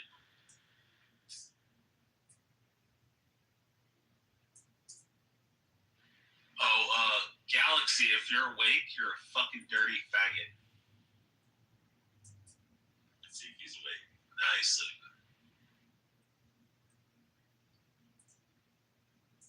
Goofy motherfucker. Like, he's gay, but he tries his best to show, like, I'm not gay. Galaxy vendor. He's not gay. He's so fucking goofy. Shut the fuck up, Ocean. You're a bitch. If you finish with your ESL class, یه سیختی اینجا رو بزن بریم اینجا خودمون بخندیم. برو بزن. به وی بزن دیگه. برو بزن دیگه.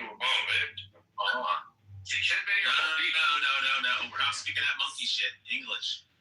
That's not a monkey shit. That's English, bro. That's too fast. That was not English. He said that's English. That's our English. That's too fast. That's too fast. You don't get it. What room is that? See? He says room. He said room بزن.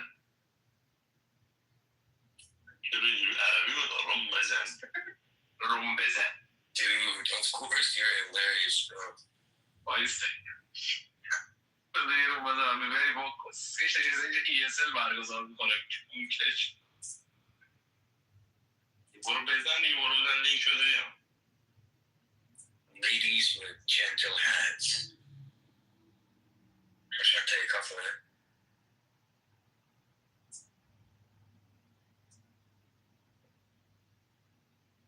Like the other guy, Peter, do you know him?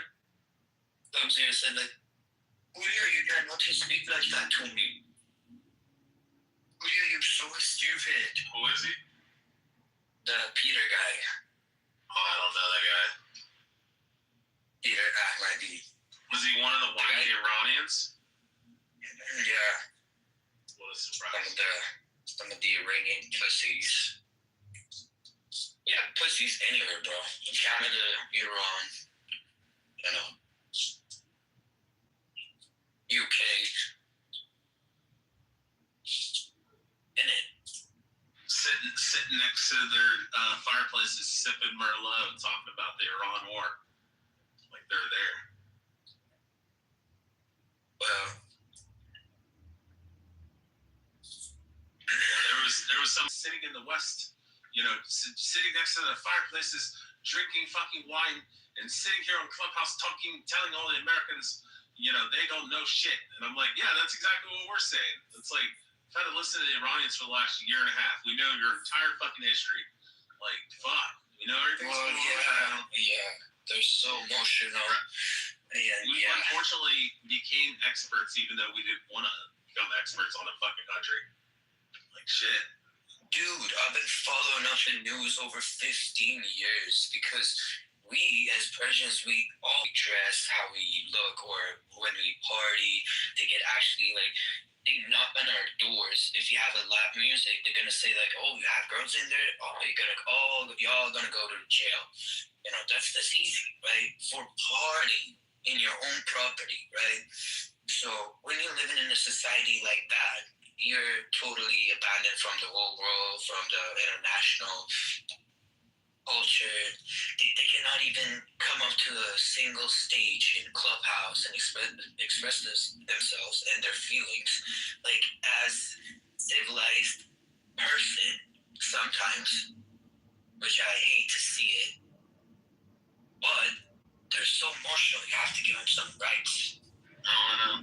Yeah, not everybody can be like, you know, fucking following up the news like me did, or I don't know, Ocean did. We have all issues with this system, right? And a lot of people, they turn to political people after 2 to 3 months. They don't know jack shit about what's really happening. So, yeah, I think the biggest issue that Iranians are getting from a lot of Americans is like, you can find the fattest, fucking dumbest Americans that are the least educated on subjects and stuff.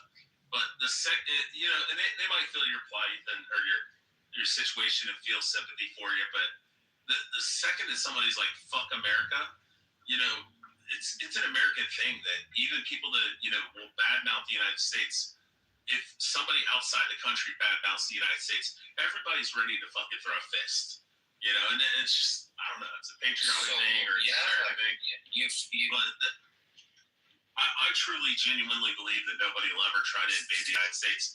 And even if we didn't have a military, the American people are going to fucking make it miserable for you to try to take the country. That's what I just said. You're proving my point. I know. You just say, like, anybody talk shit about America, American people, they're going to fucking fist in their asses, like, you know. Yeah, but the thing is, like, for us, it's not like, you know, oh, we're going to cry about it, be upset and mad about it, and go protest. It's people want fucking blood, you know? I mean, the average American wants to get a fucking butcher knife and just start chopping people up and try to come to the country. Thank you for saying that.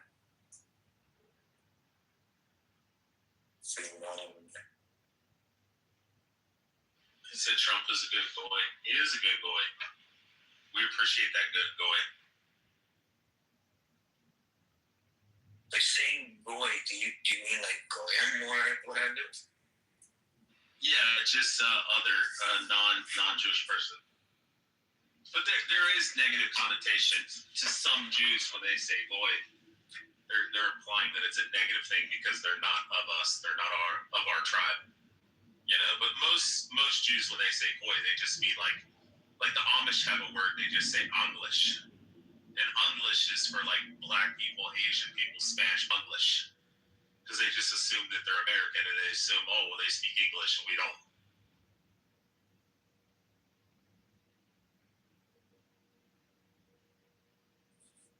Easy.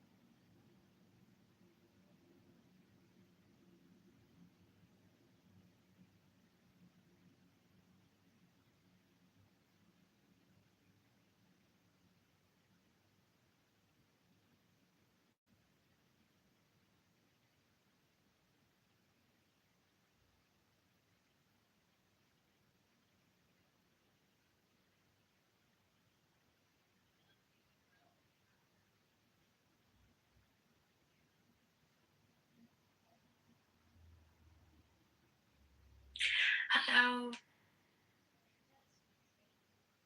Mr. Harry.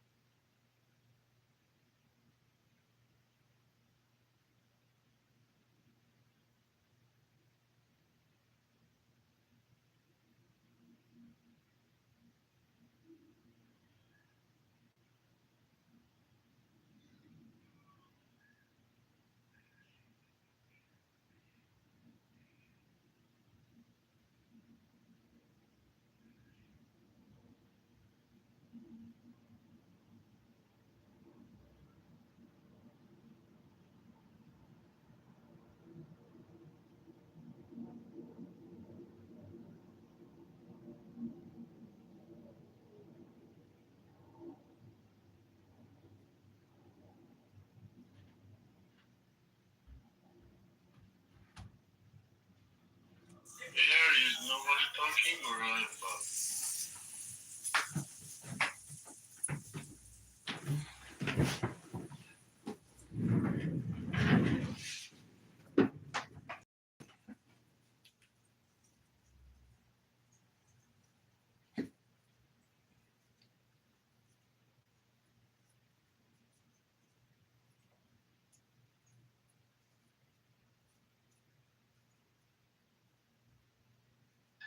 But how dare you find that more important than talking to us?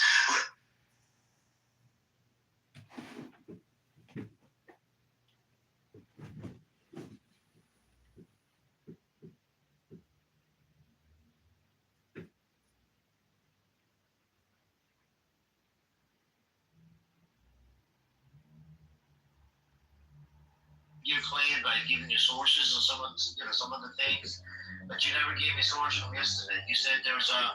I asked you for source, and I don't have the source. My first back home. Chicago.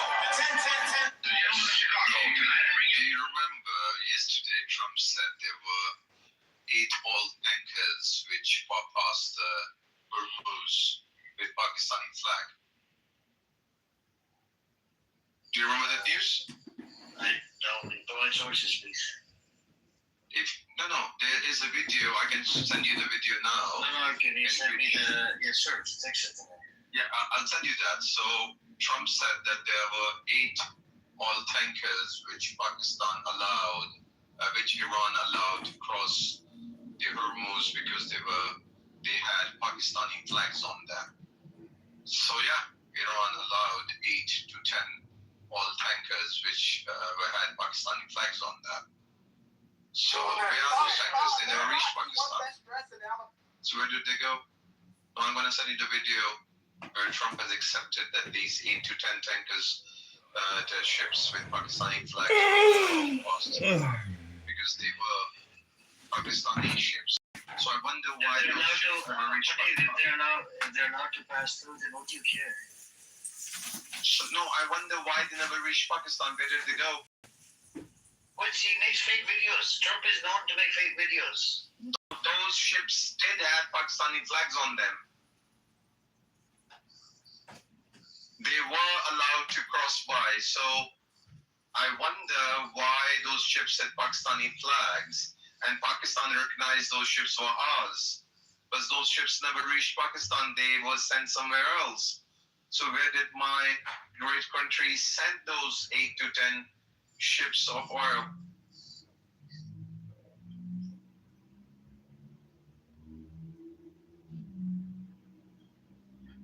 Okay. Just because Trump said that Trump is infallible, he's a prophet, he can never lie, he cannot make up AI videos. Just because Trump said something about 5 or 8 ships with the Pakistani flag and he believed it. Subhanallah, man. But yeah. Brother, respectfully, you're very fucking naive, man. Oh my god. I'm gonna put it into ChatGPT. Figure it out. Figure it out. Oh my god.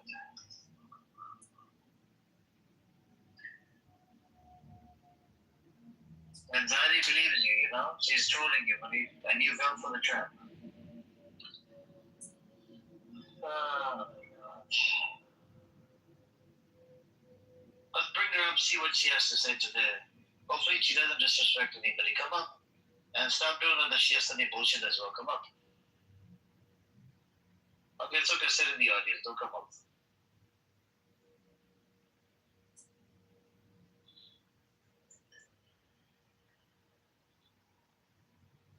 Hey, welcome, Kevin.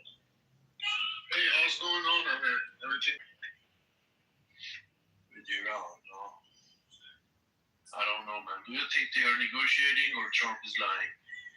No, so Iran is not really ready for negotiation because I think the 15-point plan, so there was a leak. I think it was CNN or something. They said that one of the things on the plan was to recognize Israel as a country. Another thing I think had to do with nuclear or some bullshit. And there was like 2 or 3 things.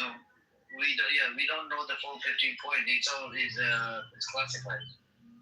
They haven't released it yet. Yeah, but do you believe that there is negotiation because Iranian officials are sort of denying everything? Iran officials, they're denying, and I think they're not in the mood to make a deal right now. They want America to suffer. And it's not just America suffering, it's the poor countries that are suffering. We had a brother here from India. He said in India there's a problem with the oil and the gas and this and that. All types of problems are happening. In Pakistan, Munir said the kids, what was it? Munir said something about oil, some bullshit. I had to look it up, and turned out the kids aren't going to school because of oil problem. The barrel, the price of a barrel. What about the ground invasion? Do you think there's going to be any boots on the ground? So there is a chance they might not. But if they do that, it's a suicide mission, by the way. Because I think Iran, I heard Iran set up 100,000 soldiers in Khark Island, and they might not do the Khark Island. They might come from another island or something. I don't know. It is possible, but yes, Shaku. According to ChatGPT, the whole thing about 10 ships being allowed to go through is not necessarily factual, although it's been spread on social media. According to trackers, there were some Pakistani ships that passed. It wasn't limited to 10, and they weren't all Pakistani. So the official information isn't there, but I did find 2 websites that I'm going to put into the chat, which allows people to track traffic in the Persian Gulf. Okay. Good, thank you. Yep. When they download ChatGPT or something, anytime somebody tells you, just add ChatGPT as a robot, okay? To verify your information. So did those ships which passed through the Hormuz, did they reach Pakistan?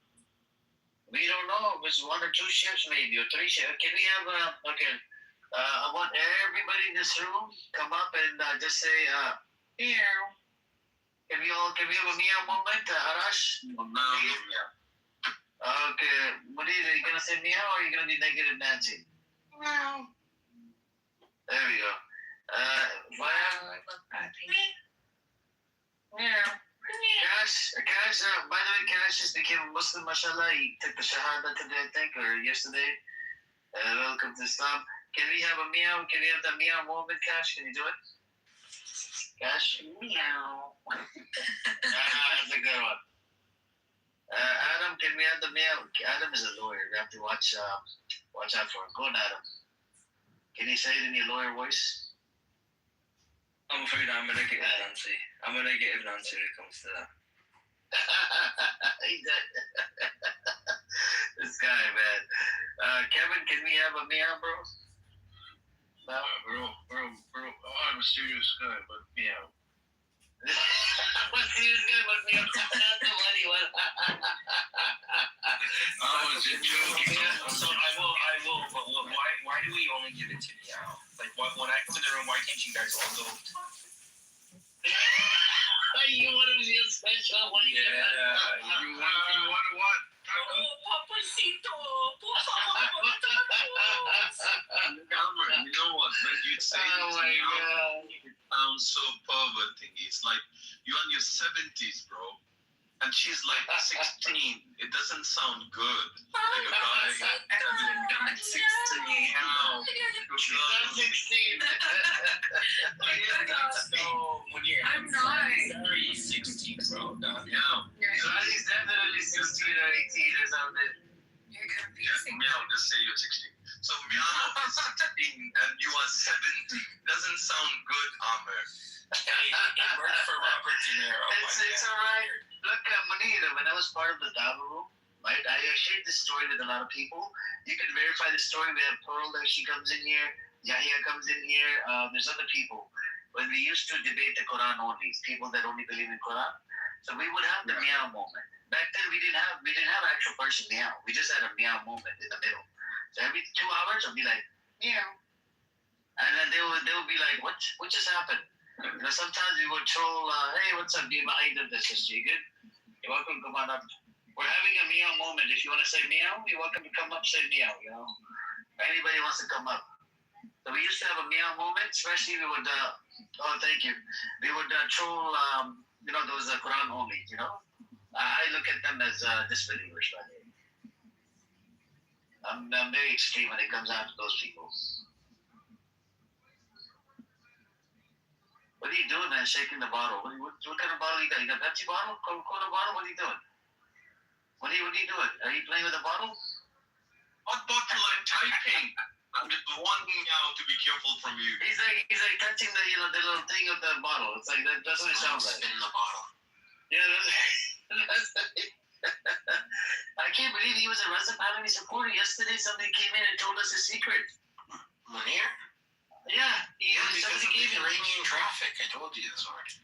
Oh my God. He said there was a shame. Disappointed me, so he supports Red. Yeah, I have my running friends. I used to support them, and they supported him. But once I found out the thingy about him, I just kept distance from those people. That's it. But I still support my running friends for whatever they want in Iran. But I don't support the war. That's it. And I don't support Raza Pahlavi shit. Hey Amir, I had an idea. Could you guys imagine, like, back in the late 30s, early 40s, if there was people across the world that are like, you know, I have a Nazi friend in Germany, and I just want to support them. Oh my God, that's crazy. That is. I just want to do like whatever the people, majority of the Nazi. I know you're not a Nazi sport, but the point is that, yeah, the will of the people. Argo is lying, Manir. He was fucking with you. Whoa. Did you just say he was fucking him? Astaghfirullah. No, man. What Why does this room always turn gay on Friday nights, bro? Just get Saturday out. I'm full of What is going on here? No pair of balls. You wanted to talk about... Oh my God. You wanted to become famous in this state. But when you said that you weren't aware of the Raza Pahlavi before, right? But now you're aware, but even back then you were in the wrong. You went to Mahsa Amini room, you should have looked at the facts. You know, during the Mahsa Amini protest, I did support the, what happened to her, but at the same time, you know, there was one or two protests where Mossad played a role in one of the protests. I kind of looked into it a long time ago. I was in a shop and some of these people, they took advantage of it. These Raza Pahlavi scumbags, they took advantage of Mahsa Amini movement. And they try to, push this narrative. Oh, the regime and this and that. They did it and they made a big deal out of it. It was a big deal, but at the same time, there's other women that it happened. The same similar case that has happened to other women as well. Not just in Iran, all over the fucking world. I mean, she's absolutely right, Munir. So I was really engaged with this. You agree with me, Ara? Are we friends again? Yeah. No. Like, you even like. No, I have a strong support. I trust you now. But during that time, it was all about hijab, and suddenly, like Kurdish thing. What the fuck? Who said Zendegi Azadi? I mean, where it was all about morality police and the right of women to choose their head cover. This was as simple as that. It was a simple request. It was going on very well. It was like I was following the Iranian internal media. The media was talking about it, and the government was like, we're probably. The Iranian government was talking about getting, and suddenly, like every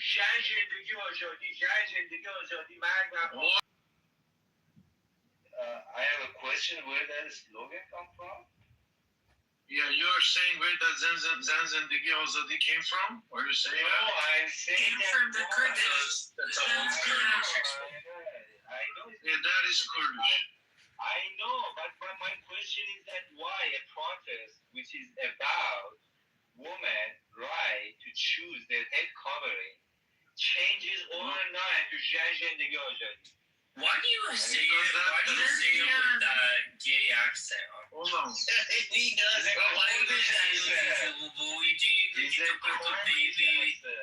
No, it's not Kurdish. That's his Ali Doi impression. That's his Ali Doi. The slogan originally was Jinjian Azadi, so Jinjian. Yeah. No, I know that, but the way Arash is saying it. The question is that why a protest about women's right to wear like balloons, and this protest and this request, like we are talking with the Iranian government, and they are saying, oh, okay, we are hearing you, and we are seeing that in the Iranian media that they are like saying, oh, probably we should have, and it's happening, right? Why suddenly it becomes a revolution? This is a fundamental question. These last 2 months, why because people who are protesting against government decision to remove the subsidies. The decision of the government to remove this. Why is against that convert to a revolution? Why? Yeah, because the people are hating IRGC and the government, and they want to topple them, and they are using everything to topple. Or there are like some people who are like that, and they are waiting for an opportunity. For majority of people, just have one simple request for a change, and they just jump on it like waving, and then that faggot Larry comes, then I come to street. Maybe well, that's the case, right? Majority of people just want a simple request. They want a change in their daily life, and they see and they come, and there is an opportunity for. Hold on. What did you say? Minority hate the government? What did you say? Yeah. What do you mean minority? We need more reservatory supporters in here. Where is it? That's the claim. Hold on. That's the claim. Oh, you support the order of murderers who killed your people? You're supporting them? No, the defender of the security. They defend. I'm supporting. United States from fucking heart. Why are you fucking defending? No, we're waiting for them. Let them come. Fucking yeah. Did you wait for Khamenei and all the 30, 40 officials were dead? How did you support? How did you protect them? This is why I'm proud of them. They are standing there on the ground with their blood and protecting. You're proud of IRGC sitting on their ass to killing Khamenei and my people? What the fuck are you talking about, bro? I'm proud of IRGC. What? Sitting on their ass? What?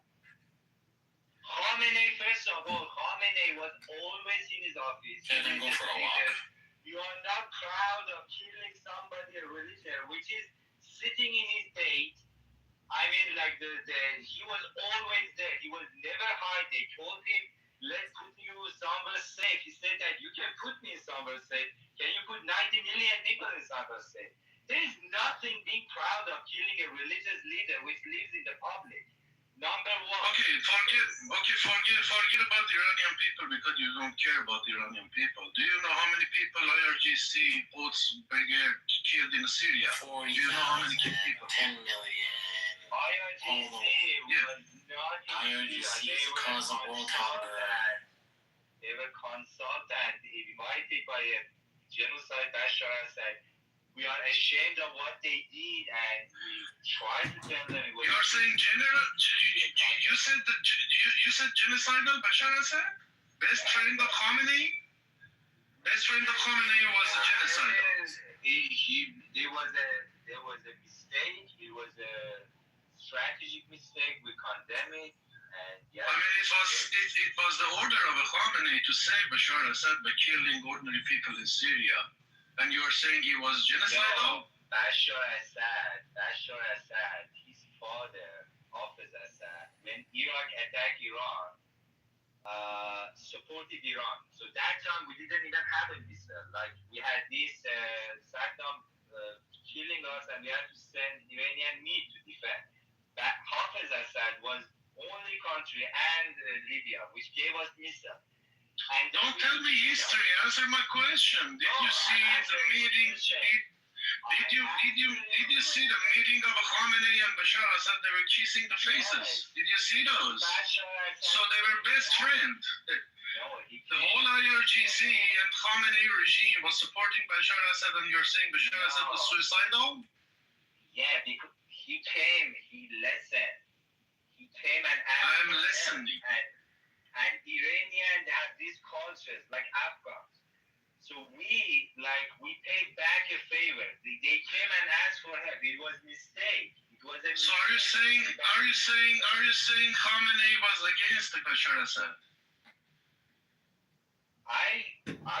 I don't know if it was against it, but it was. Yeah, you know he was a best friend. No, you know he was a best friend. No, these are the mistakes. Yeah. And he had to, like for example, when Taliban and this guy, what was it, the Al Qaeda.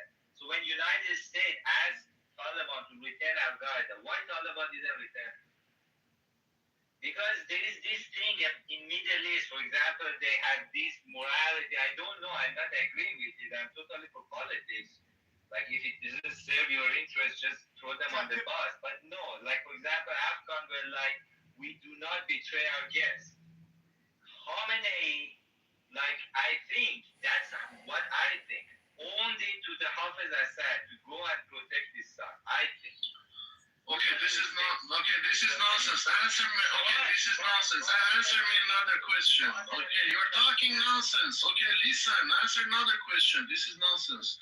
Did you see the videos of the white pickup trucks with the automatic weapons on the Tehran streets recently? Today, yesterday. Did you see them? Are they protecting people? Are they fighting Mossad? What are they doing in the streets of the Tehran? Honestly, I really feel like answering this guy. I don't know. I mean, what are we doing? I have no idea where he's going. I'm so lost. I know they are like crazy. They are going crazy. They side enemy.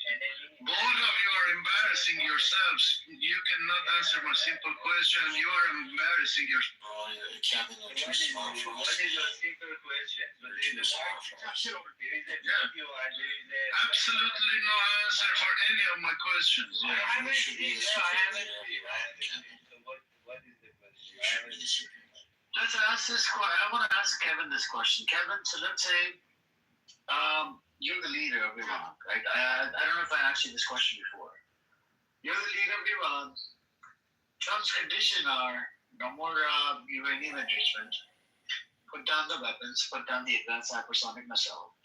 Put down any of the proxies. That's protecting your nation from any type of attacks from outside, whatever country is trying to, your enemy country, from your enemy country. And they're going to set up a military base inside Iran, right, which means occupation. And you have to, if you're going to, they're going to come in and inspect your nuclear facility as well. They're going to install cameras. They're going to watch every single move you do at that facility. Would you do it? And that would they would remove the sanctions of it, and you would have to normalize with your enemy country, which is Israel and America. Would you do it, Ken?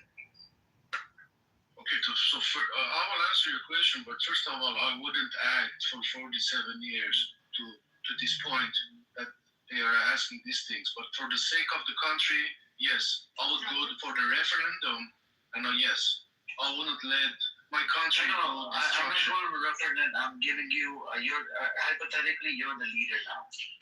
Okay, you are the leader. Would you put down the weapons that's protecting your nation? Would you stop funding proxies that are protecting your nation, protecting your people?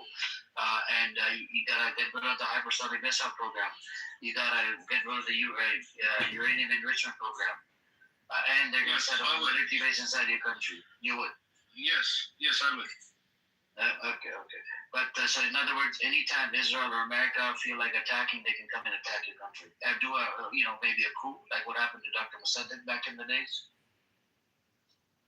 No, I answered your question. Now you're saying. Oh, no, hypothetically, you're saying hypothetically. I'm asking you more details about your plan. Yeah, my plan is for the nuclear program. Yes, I would give it up. At this point, I'm saying I wouldn't act like this to get this point. But yes, if we are now here, if you put me right now in the leadership, what about hypersonic missile program? Yeah, I would give it up. You would give up the hypersonic missile program. Okay. So how do you defend the nation? Do you realize that we are in the brink of the destruction of the country? In this hypothetical, forget about the other stuff, the war, whatever. Hypothetically, we're talking about hypothetically. Now, your plan, I agree. You would do everything to remove the sanctions, but at the same time, if your country is at attack, how would you defend your nation?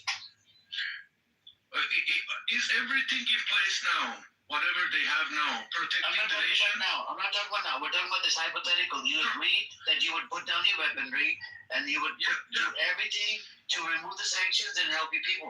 But my question again, it's a follow-up question in relation to your plan. In your plan, if the enemy country wants to attack you or in any shape or form, it could be Israel, it could be one of the GCC countries. How would you defend your country? I'm not defending anybody right now. I'm talking about the hypothetical that you agreed to. Well, I will have a better foreign policy, and I will have my defense system. But right now, despite having despite having missiles, despite having everything they have now, they cannot defend. That's the fact. I'm not talking about what they have right now, what they don't have. I'm not talking about right now. I'm talking about your hypothetical that you agreed to. We're diving into your plan. So you said you would buy the defense system. If somebody was to shoot a rocket or something, you would shoot it down. That's what you're saying? No, listen, I mean, you're saying if you give up all your whatever you have now, how you are going to defend. I am telling you, everything that we have now is not defending ourselves. So yes, I will give it up for the sake of the safety of the country. Okay. Yes. So for 1 month, it's not going to be Kevin, you need protection for your country. You said for the safety of your country. Do they have protection now? Don't they have 5% missile program? Is that protecting the country or is destroying the country? That is destroying the country. Kevin, why is Trump begging?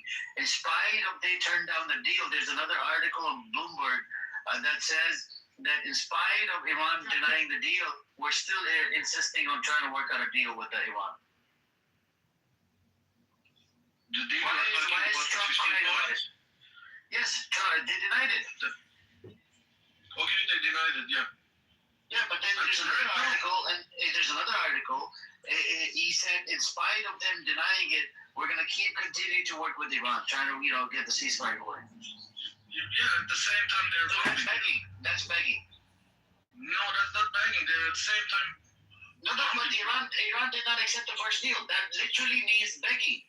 Trump, he said, in spite of them denying the deal, we're going to continue trying to do the ceasefire.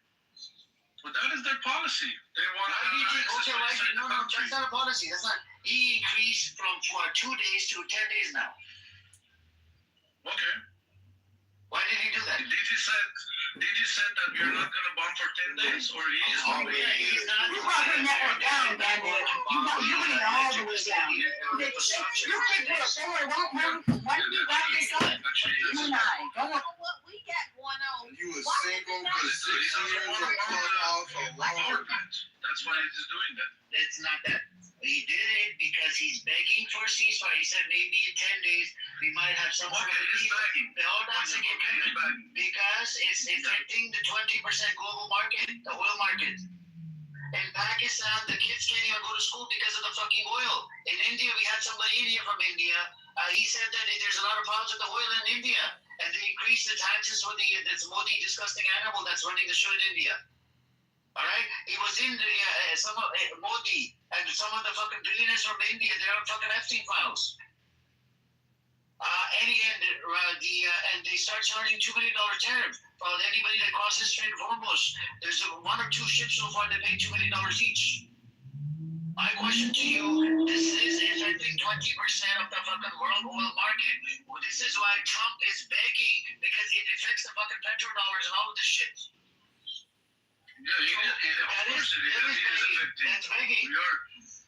Okay, yeah. United States is begging and is losing. Israel is begging and losing, and then what? At the end of the day, country's been destroyed, right? Kevin, they're begging because of what? It means Iran won. They're begging. Do you understand that part? America is begging for a ceasefire deal because Iran won by blocking Strait of Hormuz. Yeah, Iran already won the war? I'm not already. I said because of blocking Strait of Hormuz, the price of a barrel keeps on going up, and we're affected. I live in fucking Compton. I paid $6 a gallon. Usually we pay $4 a year. All right. Yeah, I'm in California. I'm paying more than $6. I'm paying more than $6. You live in Beverly Hills. I mean, you live in the Reservation supporters. I don't live in the Reservation supporters. We're talking about how Congress makes the laws in this country. It's split into 2. Oh, you live amongst the Reservation. You sound like a Reservationist. So now you're attacking. Now you're no. I didn't say. I said okay. I'm just kidding. You sound like I didn't say you are one. Tension spilled over City Hall today after members of the city council. Bend over and get raped and fast. It doesn't work like that. You're not listening to my point. You want to just talk. Kevin, respectfully, brother, you gotta give me a good plan. Give me a good plan. Sell me a plan. That way, and I'm in the buying. Give me a plan that I'll be like, okay, this is the best plan you have. How would you defend it? Your whole country, you have to give up everything. You're not gonna have nothing, except for this fucking military base. The U.S. military base is only in the place to protect Israel, not to protect Iran. And normalization with Israel and America, and you know what has happened to Dr. Musaddiq. Okay. You want me to get the answer or what? Give me a good answer. Give me a good solution. What would you do if you're a leader? My GIF. What's that? Your plan is the GIF I have on my profile. This is your. You see what Pahlav? Read your profile? You see what Pahlav is doing? You're gonna do the same thing. That's your plan. What are you talking about? Okay, Amir, to your question. I'm gonna do what normal countries in the region are doing to protect themselves. That's what I'm gonna do. Okay, all right, let's talk about this. The countries in the region are doing. Saudi Arabia is loaded with the hypersonic missile, defense system, everything. They even ordered F-35s. Are you gonna have all of this equipment just like Saudi Arabia? Yes, I'm gonna do that. Do you really think, because of the hostility, what's happening in Iraq, they're really gonna allow you to buy American weaponry? Do you really think so? Well, I don't know. If I bought the future, but I will try. Brother, think logically. Iraq is still under occupation. What I'm not gonna do, I'm not gonna threaten and poke Israel and the United States to come to me. That's what Israel is the one that's poking Iran. It's the other way around. It's not the other way. Israel literally did the attack twice. The last 60 days they did the attack. During this one, the 12-day war, that was Israel. The fucking, and Israel is the one that did the first attack that was on the Iranian embassy in Syria. No, the Islamic Republic was providing for the proxies to poke Israel. That's what. No, they attacked. Do you want the report? They attacked the Iranian embassy. Do you know that you're not supposed to attack Iranian embassy? Do you believe that Iran was supporting proxies to poke Israel? I'm not going to do that.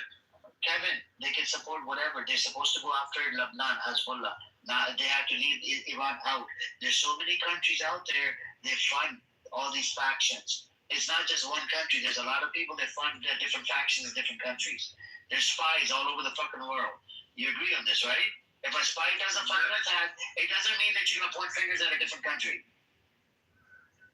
So then why is the Islamic Republic pointing to countries like Kuwait, Oman, Saudi Arabia, and Emirates and everything?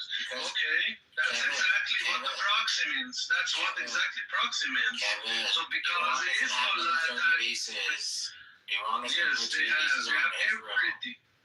It's the fact that they made the 7 fronts to poke the Israel. That's the reason the country is in the jeopardized home. This is a fundamental question. Is Iran allowed to sell weapons to whoever he wants? As a sovereign nation, is Iran allowed to sell weapons? Yes, he is allowed. So if Hezbollah wants to buy Iranian weapons, can Iran sell them? Yes, Iran can sell. Yes, so Iran sold weapons to Hezbollah. What's the problem? Why Israel attacked Iran?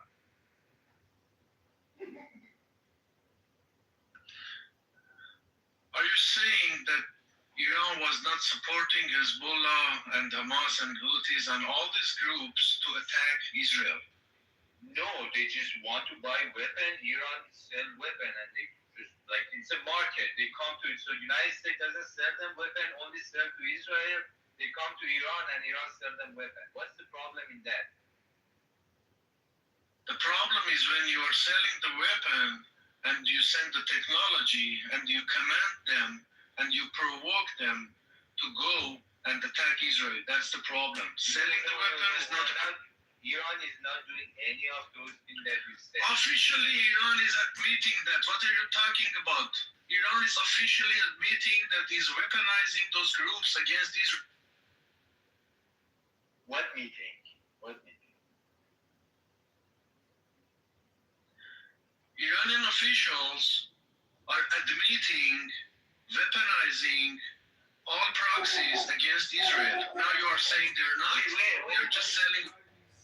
Whose claim is that? Can you provide, like, which Iranian government official made that claim? All of. Yeah, you are making shit out of your ass now. Hold on. So I do. So it relate to the same thing. Israel is giving weapons to RSF in Sudan. The RSF is a militia that has butchered, slaughtered, raped women, kidnapped children. They killed over 200,000 people in Sudan. So is it okay for anybody to go after Israel?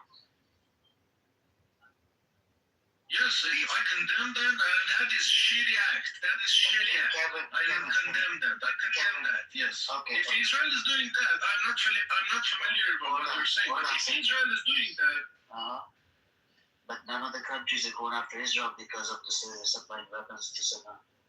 And then America, hold on, Kevin, hold on.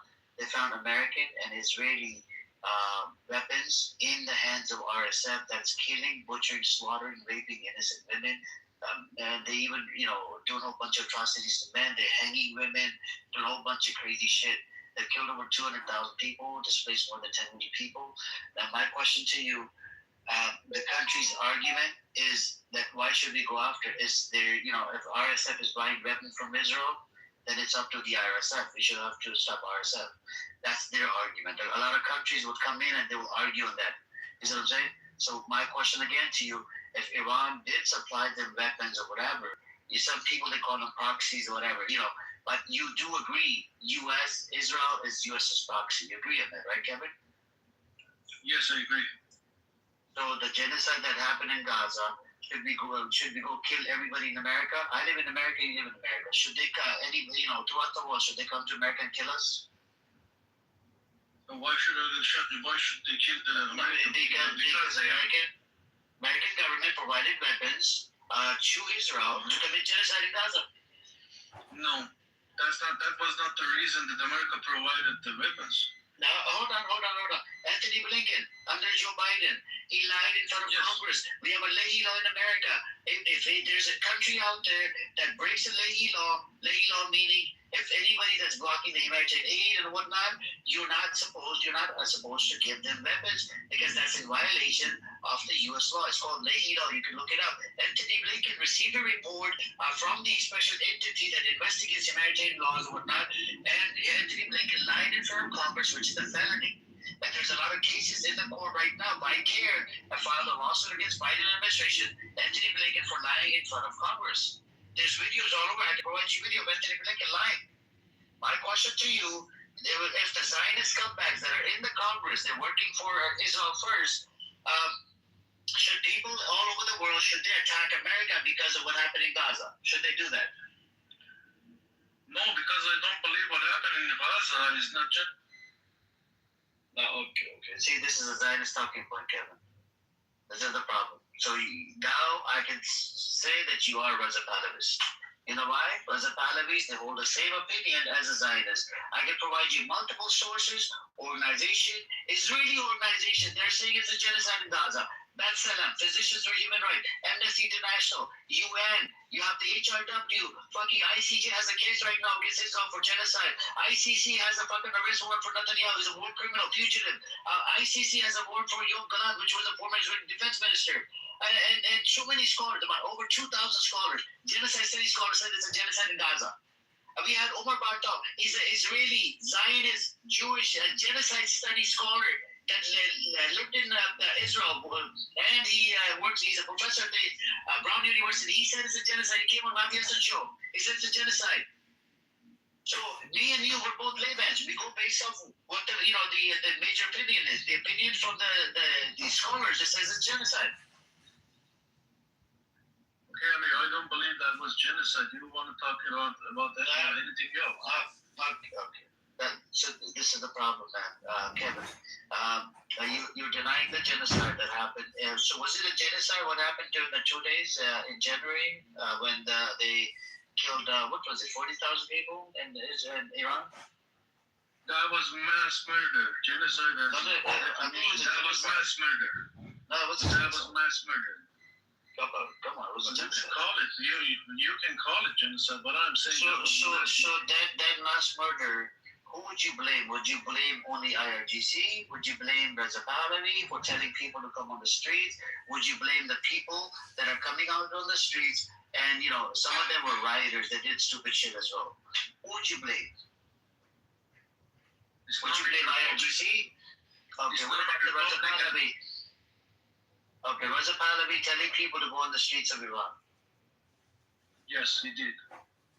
So are you going to put any type of blame on him? 20, 30, 40% blame? No, zero.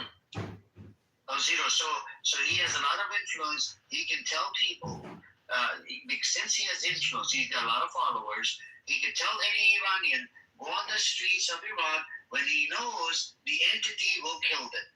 He's a nationalistic son of a bitch. He knows the IRGC might kill him, or whatever the reason.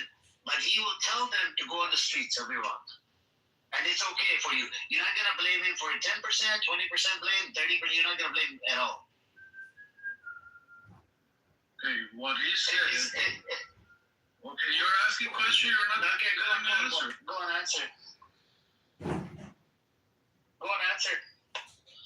Yeah, so the Reza Pahlavi called people to go to the street. He didn't say go do riot things. He didn't go be violence. He said, go to the street. If you cannot go to the streets, you can slogan you can just yell from your windows or something like that. That's what it said. And that is the legal even with the IRGC constitution. I mean, he just said, let me tell you this. If you say, you, in a Facebook, go tomorrow and go protest against the government, and the government kills the people. Is it that I blame you or the government? Okay, correct. I'll use another example. If I ordered a killing, right? Now in court of law, would they blame me or would they blame the killer that actually did the killing? The killer. All blames are Islamic. So then hold on. No, why would they blame you? What? I'm the one that ordered the killing. Yeah, if you ordered the killing, then all blames it on you. It's not on the killer, the person that killed the innocent person. Well, of course, that's what I'm saying. The Islamic Republic as whole. I'm not talking about Islamic Republic. I'm talking about me. Okay, who killed?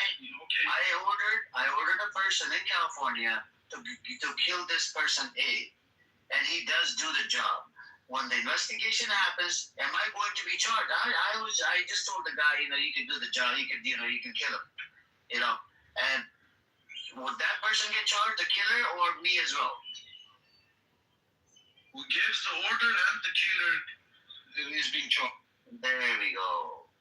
Same thing with Reza Pahlavi. He gave the order to people to go on the streets of Iran. All right? So the blame you're saying, what are you talking about? You're saying you ordered the killing people and someone killed.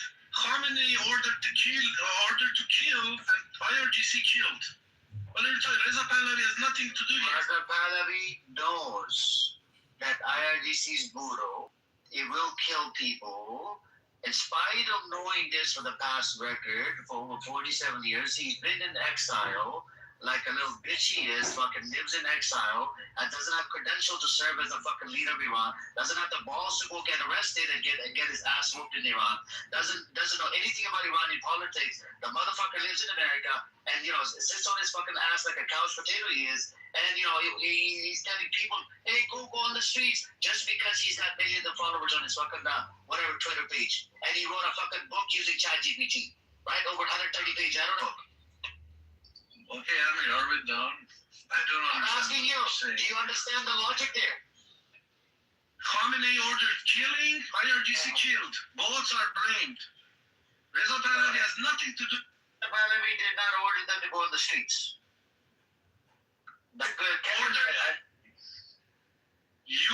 Whoever orders go to the streets is not to blame for the killing of the people. Who killed and who ordered to kill is to.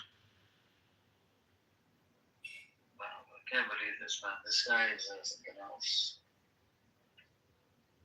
Okay, I mean, I'm seriously happy to be here and talking with you now and then. Kevin, I don't get it. Why are you not able to comprehend? Okay, I will come later on, but I can't. Thank you. Thanks, guys. Drink some water. Drink some water. Yeah, I'm gonna drink some water. Can't believe it, man. Can't believe this. Hey, what's up, Pearl? How you doing today? Assalamu alaikum. What you been up to?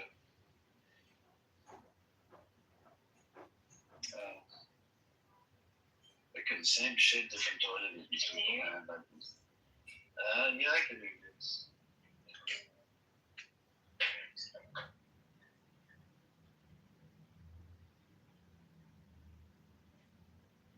That guy, what's his name? I'm gonna get upset. Which guy?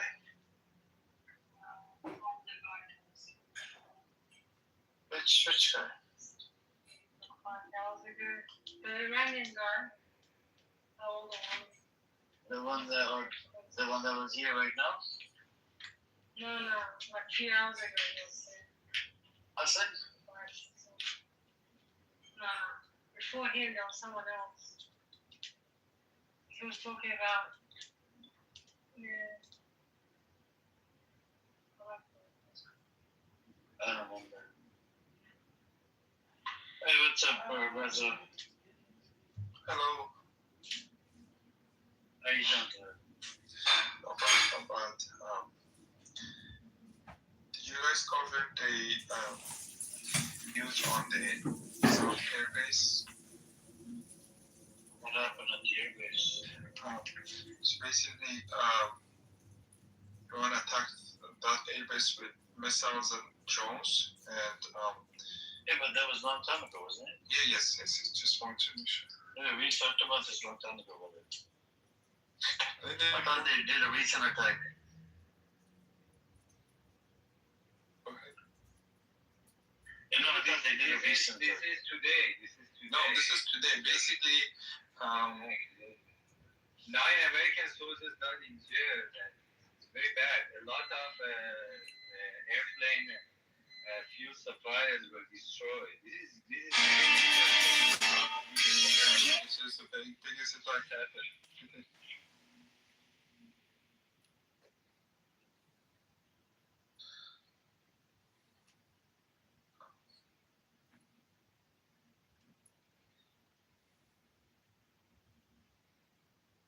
Wow, Israel has carried out multiple major strikes inside Iran, including attacks what it designates as civilian nuclear sites in the district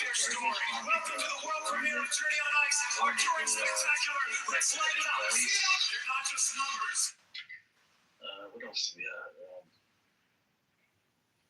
The U.S. has intensified airstrikes and deployed additional troops to the region. 1,000 people have reportedly been killed in Iran so far, and with further casualties in Lebanon, Iraq, and among U.S. coalition forces. State of Hormuz and energy crisis. President Donald Trump has repeatedly threatened no action over Iran's control of the Strait of Hormuz as extended deadline for Tehran to reopen waterway while also pausing some attacks on Iranian energy plants to keep peace talk afloat. Iranian forces have reportedly turned back several vessels and continue to assert dominance over shipping lanes, feeding global oil prices, volatility, and prompting G7 and other powers to coordinate on maritime security. So you have G7 countries. The G7 countries are Australia, UK, Canada, Japan, Germany. What's the other one? France. What's the last one? things like, yep, Canada, America, Germany, UK. Put the link on in the chat. So about the. This is important because not only it was it has the most U.S. soldier casualties, but also these field refueling aircraft. So they are the backbone of these strikes on Iran.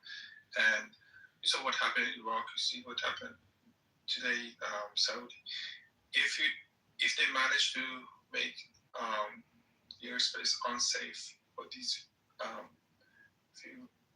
refueling aircrafts, then the size of these attacks on Iran would go down dramatically. That's why they're trying to hit these aircrafts.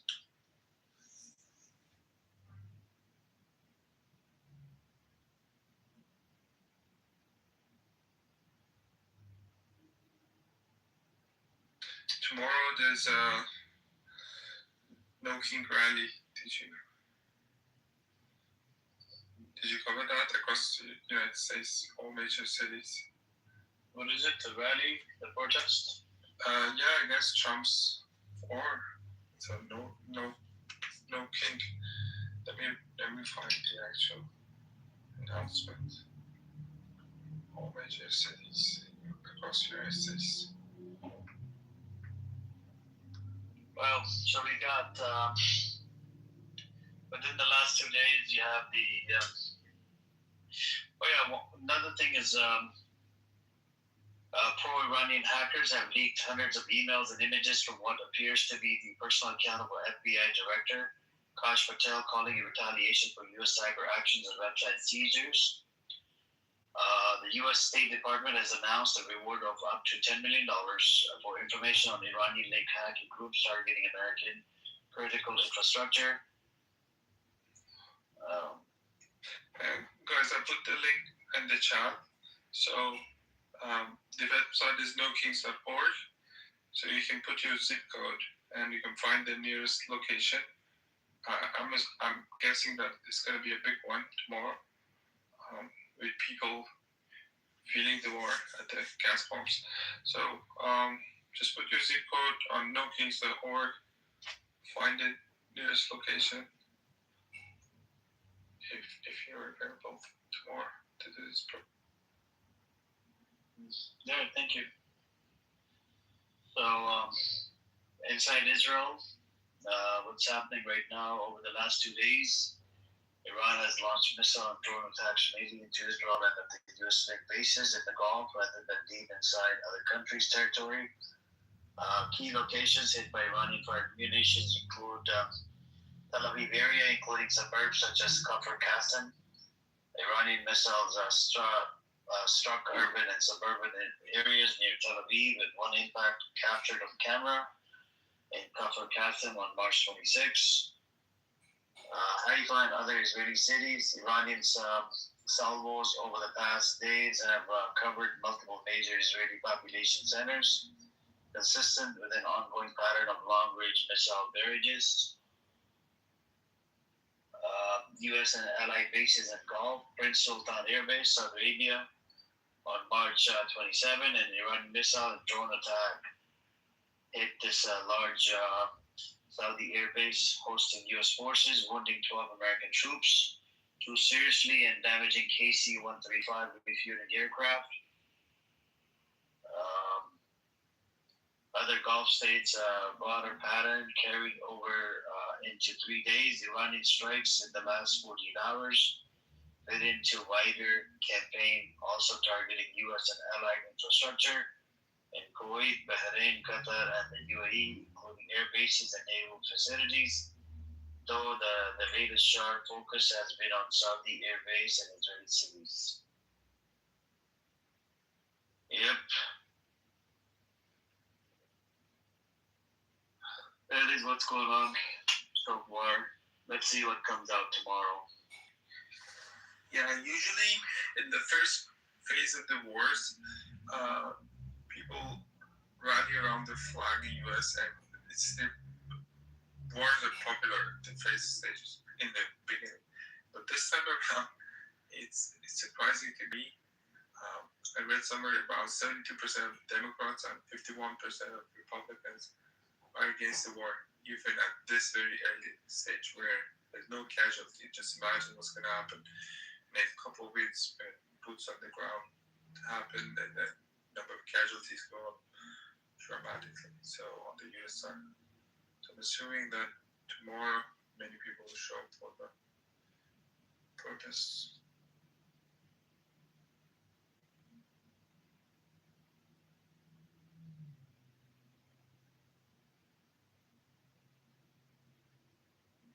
Yeah, I don't know that.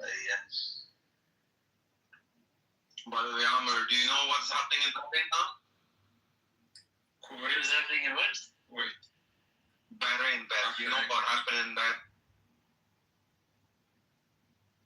Yeah, I saw that guy was tortured. Yeah. So this guy, his fault was only that when these attacks were happening at the bases, so he basically made a video of these drone attacks, and I think he uploaded somewhere.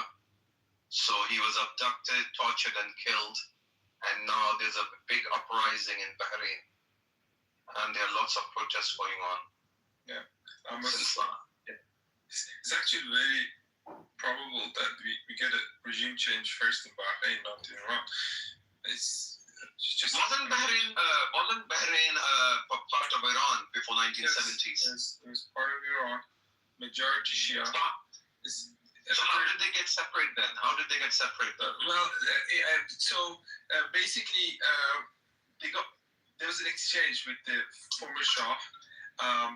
They gave up on Bahrain in return for some of the islands that were disputed. I have to see, but voluntarily gave up. And then there was huge backlashes back then in the parliament when Mohammad Reza Shah gave up Bahrain.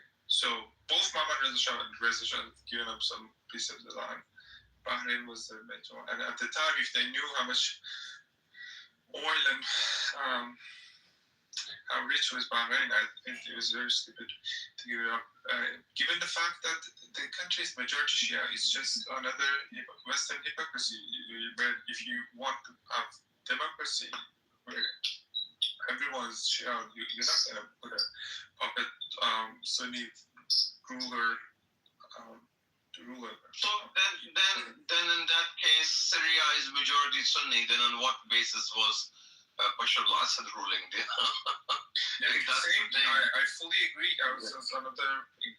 Fully agree. I mean, you need to give people to have basically rule. Yeah, that was another percent. Bashar al-Assad is I was against that war from day one. I hated this guy. Basically, he was responsible for many lives. So maybe millions. Yeah. Displaced millions.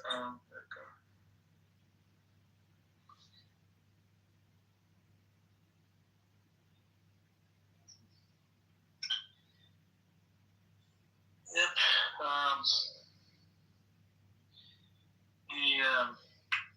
But the Middle East, I think everyone's losing here. GCC countries, Iran. I mean, when this is done, I don't think we're going back to anywhere near normal.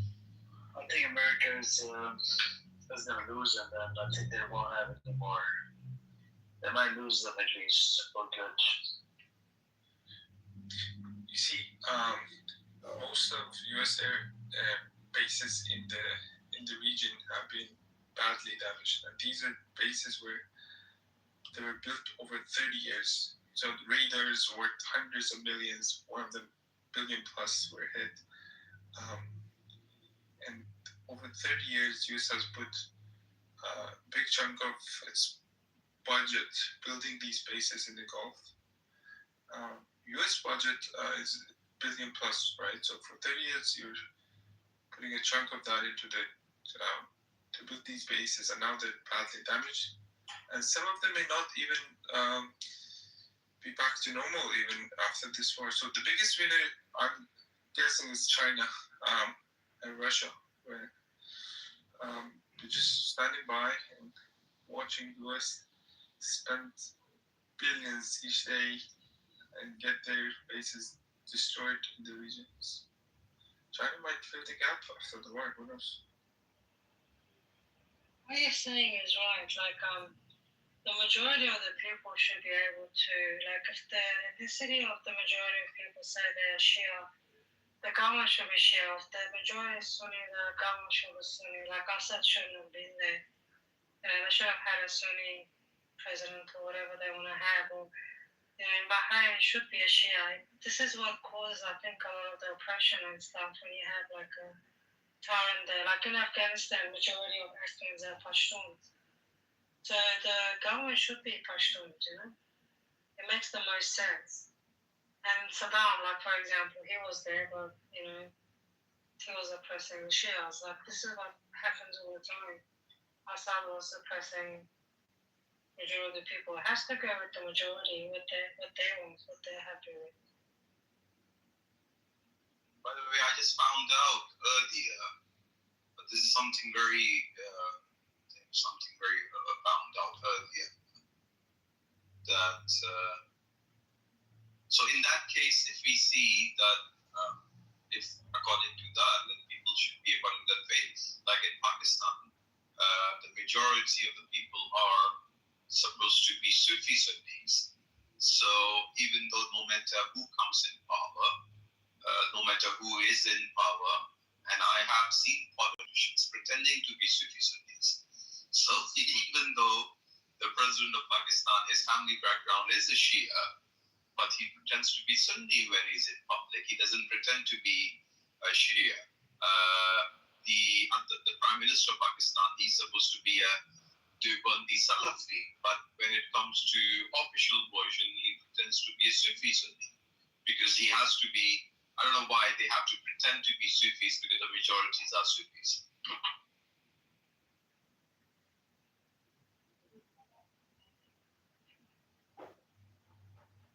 Like, it would be really odd, for example, Afghanistan. Like, I'm Shia, right? I would never support a Shia person to be ruling Afghanistan. It just doesn't make sense. And it's not going to be good for the country. I think it's so sad that the Muslim world is so divided on this Shia, Sunni, or sectors. Just, I wish we were more united. Just think of the. You know why, Reza? Yeah. Like, you know why it turns out to be. For example, Assad was there, right? He's a Alawite, a minority. Majority of the country is Sunnis, right? Yes. So in order for him to, the people are not happy with that because the majority want the government to represent them, right? And if the majority is from a different sect or different belief or completely like Sunnis and But that wasn't just a problem in Singapore, it was a huge genocide. No, that's what I'm saying. That's what I'm saying. If he would have treated everybody okay, then it would have been okay. No, but that's what I'm trying to say. He's already a psycho, and then because the people oppose him, then he becomes a bigger psycho in order to take control. Hey everyone, and welcome to Democracy on Ice. I'm John Kitover. I'm also Jeremy Kitover. Together we'll guide you through a celebration of every voice. He should be happy. It wouldn't be fair just so he could stay in control. Whereas if he had the majority backing, then that's going to be a different story. This is what happened in Afghanistan. Okay, let's just pretend we put minority Shias. They say maybe openly maybe 10%. I think there's more. I personally think there's more Shias, but they would hide it. So if you put a Shia person there, majority of the country does not feel that this person is representing them. And what will happen is, because of that, he'll start being an oppressor, and he'll start like trying to put his own people ahead of the others. Whereas if he had the majority support, then he'll be like, okay, these are our minority groups, we need to treat them well, we need to include them, we need to give them some say, because these are our people. This is how it should work. So even with Bahrain, like, why is this king sitting there and, you know, he's a Salafi or whatever he is, and ruling a majority Shia country? It just doesn't make sense.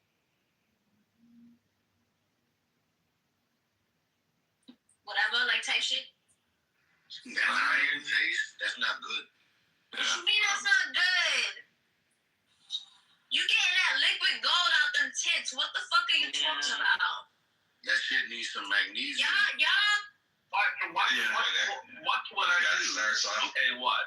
I watch when a guy starts off the sentence with, oh my God. Shit, what did he say?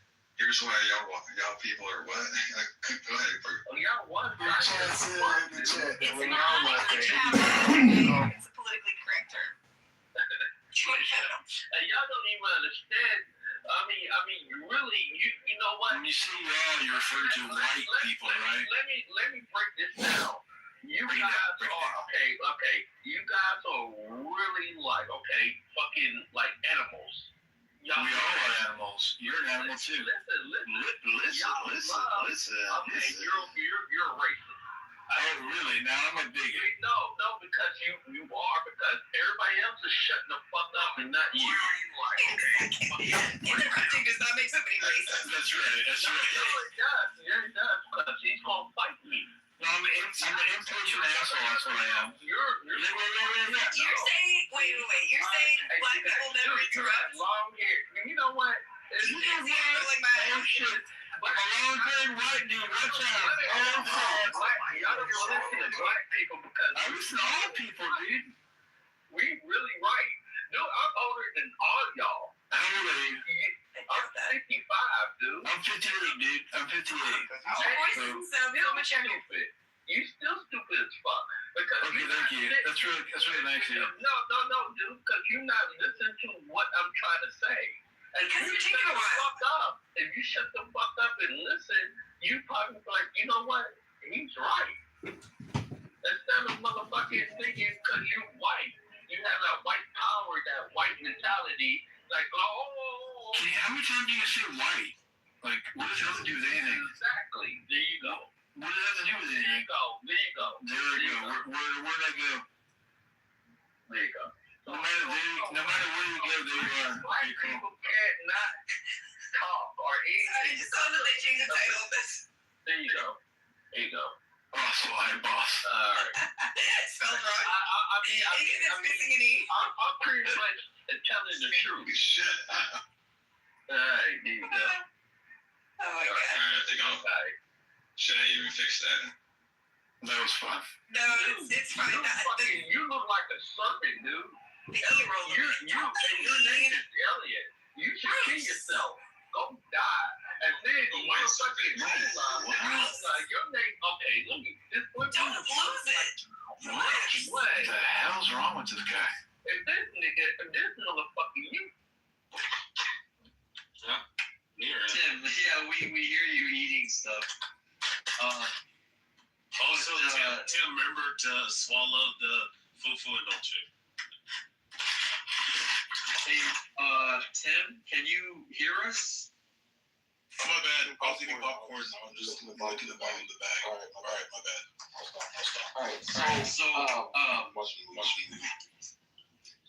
Can you mute Tim though? Oh, yeah, my bad. Sorry. No problem. I read an article that said within the next 100 million years, the sun is going to progress in its lifespan to where it'll start to get hotter and expand, but basically within the next 100 years, it's going to boil all the water off of the earth. So we don't have 2 billion years to figure out. Yeah. You said how many years? Within the next 100 million. Oh yeah, we'll be fine. Are you sure it's 100 million? I could be remembering the number wrong. It's been a while since I read it, but the point was that it won't be some billions of years. It'll be a lot shorter than that. Well, how much shorter? Like a million years? Eventually, we'll have the ability to traverse interstellar space. You know, maybe like Rosenbridge or folding space-time or whatever. You know, but the idea that we're gonna have to fucking worry about 100 million years, I think is preposterous. Because you think we're gonna be able to violate the laws of physics? You think like Star Trek's gonna be real? John Kennedy. Because 100 million years versus maybe 150 million years. I mean, how accurate can you really be? Grim, just so you know, Gold down here is actually a former Central Intelligence agent from Langley, Virginia. He also, where did you go to? I can't remember, but when you applied, we rejected It was you. the Army Academy, right? Well, when you applied, we rejected you. We didn't like the things you had to say. Yes. Yeah, I know. Citadel, right? Yeah. Investments? Well, I'm wondering, I'd like to talk about the title of the room, Asian Power. That's where he went. What does Asian Power mean to you? I couldn't hear. He wasn't. I said, what does Asian Power mean to you? What is Asian power? Asian Power mean to you? Yeah. Gosh, I hate to use this response because I usually call people out on it, but in this case, maybe I'm going against my own advice. But first of all, I would say the term is self-evident. Asian power is Asian power. Yeah, but what part of Asia? Like all of Asia, including Pakistan? Oh, okay. Okay. I appreciate this. And Israel. In America. I think he means them. Israel's part of the Asian continent. I mean, didn't I put an American flag next to it? Yeah, I did. Yeah, that's what I understood. American Asians. Yep. That's it. So American Asian Power. Right. So it's American, though. What makes it Asian? The people. The people? Right. Well, what's an Asian? Hey, Mayor, how's it going? Is that Lord Stumperdink? How does it feel to go from a congressional seat to a mayoral candidate? I mean, is it? It's seamless. Doxing. Are more women flirting with you, or what goes on? I'm on Can we Hinge. get back to Dr. Jordan talking about him having a huge giant monster penis? Let's get back to Dr. Jordan's favorite topic, narcissism, and narcissism in the Asian community. Because within the Asian community, there's a lot of narcissists. Let's be honest. I've hung out with these Persians. They are the most narcissistic, self-centered, egotistical, brandized whores. They're all doctors. They all make plenty of money. They got no fucking IQ, but boy, do they love Gucci. And gold chains. And hairy arms on women.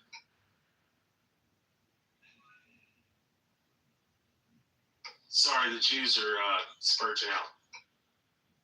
Are you Jewish? Shut the fuck up, John. What do you mean? You go around here all the time saying you're Israeli or something. John, are you so bad that it's only your dad? Don't you have to make an Uber pickup? I thought you got to make a living. So, is this really the guy in all his pictures, or what is this? Who? The gold guy? Are you talking to me? Because I'm a real human being. I'm not an AI chatbot yet. He didn't graduate from. Okay, so he graduated from West Point, then went in the I Army. went to Uber University. I pick up Uber customers. Sometimes I do DoorDash. Sometimes I do Uber Eats. I am the R word. But am I wrong? Does Rich not go around and say he's a Jew all the time?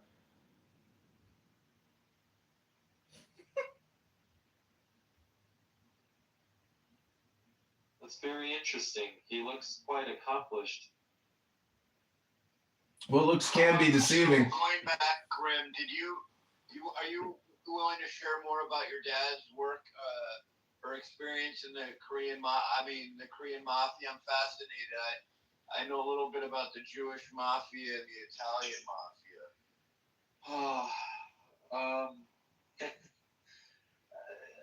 He used to tell me a lot of stories, and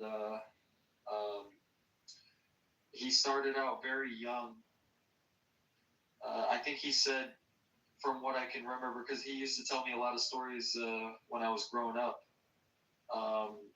But I think the way he started out was he and some of his friends totally just destroyed a bar and said that I don't know. I may be remembering this wrong, and also my dad's a great storyteller, so I'm definitely not. I'm doing him justice with this, but basically he wrecked the place and told the owner that. And I'm laughing because just the way that I'm recalling it, I could, like I said, I maybe I'm missing some details, but it seems a little ironic. But he after he wrecked the place, he said he can protect the place for a fee, and that was the beginning of charging businesses like nightclubs and things for protection, quote unquote. And he was the boss, and the boss of none other but the capital of South Korea. If you're any kind of leader in Seoul, the most prominent city in South Korea, then you were a big deal. But yeah, he was a boss. But he started out young and he ended young too. Because my mom was pregnant with me, I think, when my dad was like 23 or something. So he quit that life pretty early too. But I think he started at 14. Yeah, I mean, it's not something like you. I don't shame anyone for doing it. I mean, people fall into it for all kinds of reasons. So. Yeah.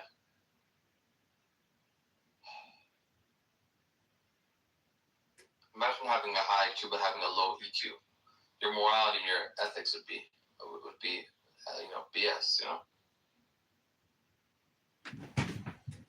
Yeah, but supposedly the higher your IQ, the higher your EQ. Because if you're high in IQ, how stupid would you be to be low in EQ? They just go together. Yeah, I'd be surprised. Not necessarily, no. Well, what I'm saying is if you lack EQ, your perceived IQ is not genuine. Therefore, they are absolutely connected, despite your opinion. I would say EQ is more powerful than IQ, in my opinion. But I guess the flaw about that I see about high IQ people is that now, of course, I'm overgeneralizing. Lack of empathy. I think Stumper's end is causing some static. Lack of empathy. No. I mean, now, like I said, I may be overgeneralizing here, so just take what I say with a grain of salt. But I think their minds work beautifully. Like they piece things together like perfect puzzle pieces, and like everything just they work through things in a way that makes sense, and it's intricate, methodical. But I think what they don't handle so well is chaos, and sometimes, and this is where what came to mind for me since you mentioned EQ is in interpersonal interactions and relationships. Not everything makes sense all the time, right?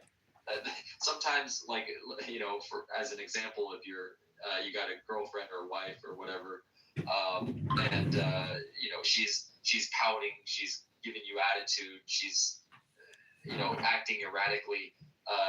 To a man, a high IQ man, this kind of, you know, pattern and behavior may not be able to process that very well or understand it, and then they may struggle with it. I think you guys kind of get what I'm saying here. Yeah, I'm with you. But like, not everything gets worked out perfectly, and like a Rubik's cube, right? And so part of life is not always problem solving to the correct answer. Sometimes it takes patience and tolerance and all those other qualities. Yeah, but the truth is, there's no answer. The truth is, most people don't know how to meditate. They don't know how to live in silence. They don't know how to communicate through silence. And they're just big talkers, and they're just consumers. And they can never be helped because they'll never do the work themselves to get to where they need to be. All right. Yeah, I mean, for me at least, Gold, your internet is very spotty. Is that you? Is that me? What the heck was I just gonna say? We're talking. You were just to resurface. You were just talking about. You were trying to give up something. You were trying to generalize all people with high IQs. You're saying you're basically, you know, trying to get to a conclusion of what you perceive some people with high IQs. Well, I may be just touching on one aspect of many.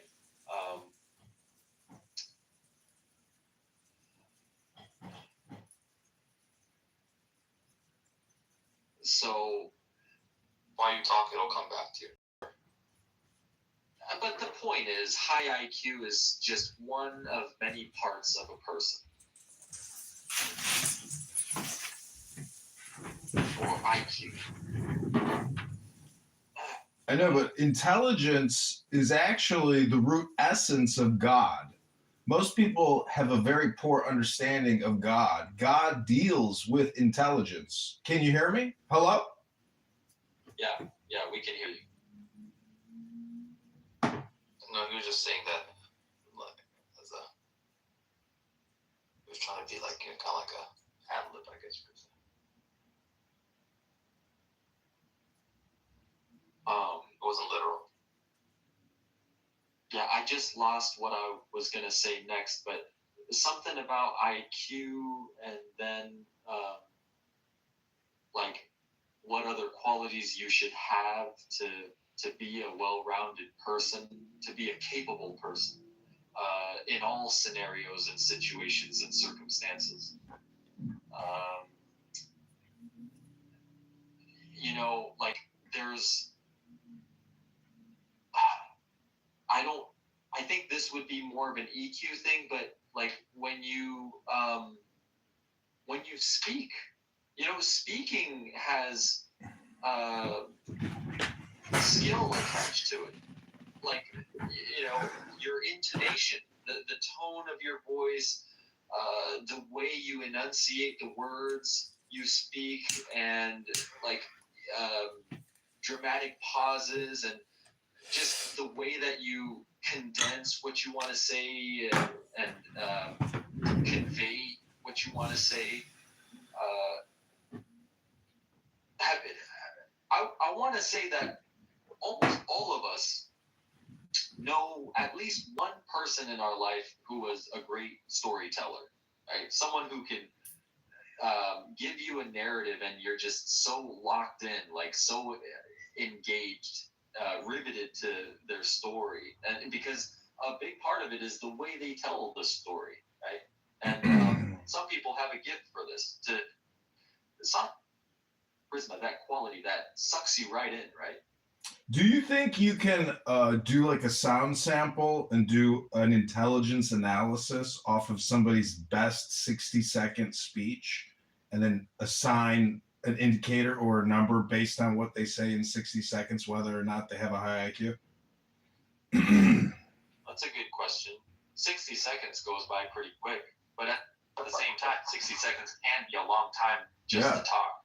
If you While you're doing this sound, I think you'll get a good sense of their verbal intelligence, like their ability to communicate. But I wouldn't say you'll get a good sense of their overall intelligence.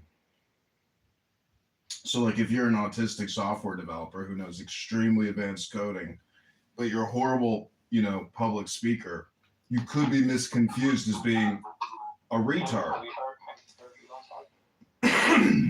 Yeah, quite extensively, and I would say that he's a good. Elon Musk has Asperger's though, so. He likes to say he's autistic, but the truth is, a lot of fucking horrible communicators like to just say, I'm autistic, but they don't spend any actual time working on public speaking, studying it, or improving on it because they don't give a fuck. Elon plays video games all night, and he posts it live on YouTube, posts it live on X. I don't know how this fucking guy manages to run his corporations, but the truth is, he doesn't really do much. Because when you have an organization that big, you got capos or presidents running all the different business units, and they just report to you. He doesn't really do anything. He's on drugs. Yeah, he uses drugs. Interesting. I mean, I don't think he uses drugs like a wide variety, but he uses ketamine. And I've heard him become hyper-verbal. Video games all night long? Because from what little I've heard him talk, he would always say he's working round the clock. Yeah. Okay. Sure. I mean, I'm not saying you're wrong. I'm just He's a content creator. He puts out false information all the time. Yo, hold on. What's the topic? It veered off. That's pretty. Yeah, exactly. Fuck that, dude. Anyways, what's the topic? That's pretty much what everyone says every single time they come in the room, right? What's the topic? Somebody name a topic. Somebody, just throw one out there. Hit me with it. Whatever he's on. I'll tell you. The best way is to read the room, and then. Okay, sure. Oh no. Yeah. No, I can't read the room. Okay, Brock. I opened this room, and I'm glad you asked that very question, and I'm doing kind of a survey too, so I kind of know where people stand on things. So, Brock, do you care? Are you American, first of all? I am. Okay, are you a proud American? Of course I am. Okay. Do you care about the well-being and the future of America? Yes, Diogenes, I do. What? Okay.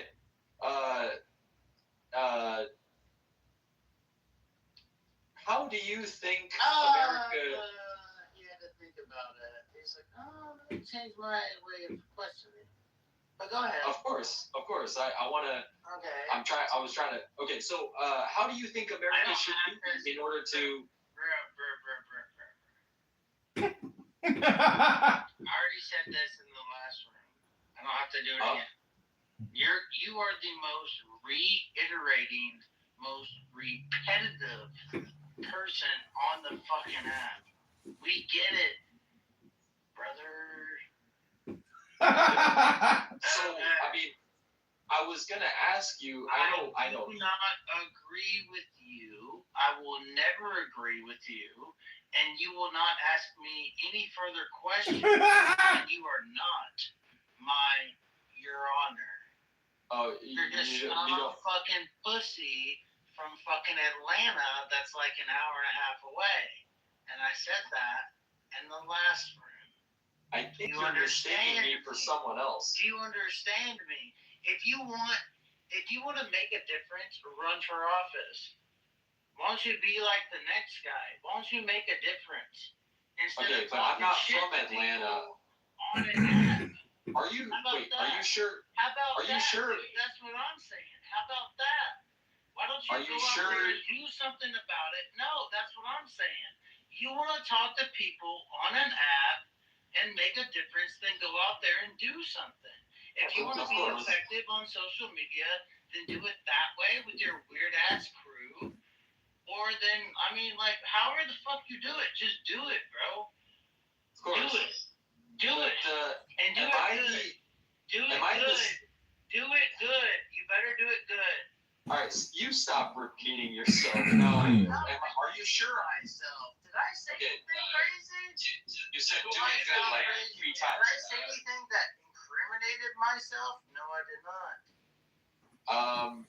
Now you're That just sound going like off an the wall. AI chatbot? No, I Brock, did not. you sound like you sound like a human. In this room. You're Grim, not gonna do he's it. drunk as fuck. He's It's always not drunk. gonna happen. Yeah, he's so drunk. You can hear Brock's drunk all day. his words.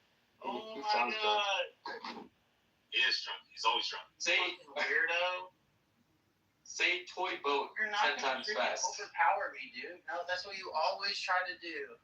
You're an authoritative. Okay. Oh my god. Okay. I think that was a demonstration in Asian power. You're Asian. He's Asian, right? Wait, Grim, are you math Asian or fighting Asian? Math Asian or fighting Asian? What the heck does that mean?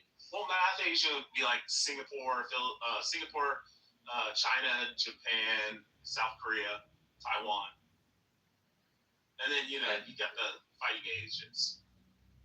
What's a Fighting Asians would be like Indochina, Philippines, Malaysia, all those places. Why would they be fighting Asians? They're like jungle fighting Asians. Oh, they're not as smart, you guys. Wait, you've never heard the differentiation between math Asian and fighting Asians? Seriously? No. Wait, are you Asian or are you Asian?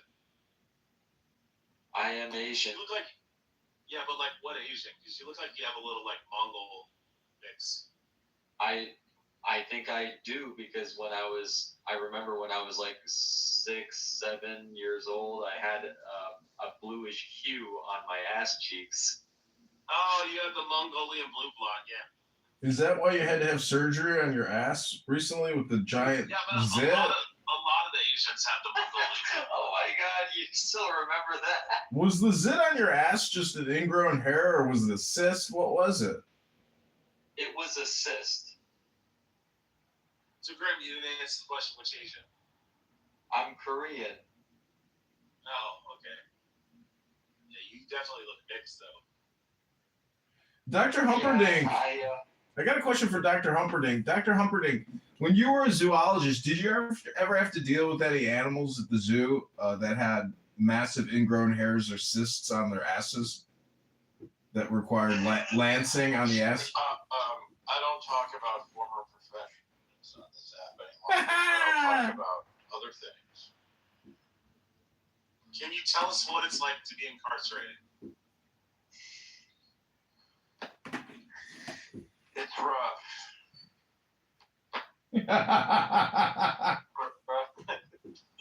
What? That's a funny question. I have a lot of. Can everyone go to my LinkedIn profile for the moment and look at my banner? They now have these rotating banners. Wait, Jordan, I never asked you. What were you incarcerated for? Well, I can't go into it. I mean, I could just Google search it. I wasn't convicted of anything, but I was held overnight. But I worked in a I thought prison. you were like in prison. I thought you were like incarcerated, like in prison. Oh no. I mean, I've been arrested, never convicted. But what I was gonna say is, what was I gonna say? Yeah, prison's over a year. Anything less than look at your LinkedIn. Unless it's federal, you can LinkedIn has incarcerated in prison for less than a year. LinkedIn has these banners where you can now, what do you call it, a carousel for the banner. Now, I don't know that it has marketing power, but I try to optimize everything. And I can't tell if mine are cheesy or if they're decent. The whole thing is just branding. Branding. You know, people are so obsessed. Yeah, there's a difference between doing a cheesy job. For example, there's a polished look, and sometimes I breach that and get pretty tacky in an attempt to share more information, right? Mm-hmm. Are you making any money? I am. Why do you ask that? Because a lot of people who sit on the internet all day long, if they're not in e-commerce or some type of arbitrage, I mean, they're just like content creators. I mean, that's all I do all day is create content. And the truth is, that's all these politicians do is they create content. They don't do anything. It's 3 a.m. and that was one hell of a talk session. I think I'm gonna brush my teeth and go to bed. Oh my God. Is this an example of Asian power? There's definitely some Khazar or something we like totally now are not talking about Asian power. So wait, some Kazakh mixed in before there. you close the room, I gotta know, do you use a water pick, a tongue scraper, and dental floss? No, he uses a bucket and a fucking ladle to take showers. No, I'm talking about brushing his teeth. That's dental plus. But you don't use a tongue scraper? No. Wow. You might want to look into that. You can go on Amazon, buy one for about $2. But didn't they say that you shouldn't be messing with your tongue too much? Oh no. When you get a tongue scraper and you see the colony that lives on your tongue before you go to sleep, you'll thank me in the morning. But you're not supposed to brush your tongue, right? That's bad for your tongue, right? Well, do you like tofu? Because when you scrape your tongue, you get a brick of tofu. You could save it for your breakfast in the morning, Grim. Wait, no, but seriously, it's good to brush or to scrape your tongue?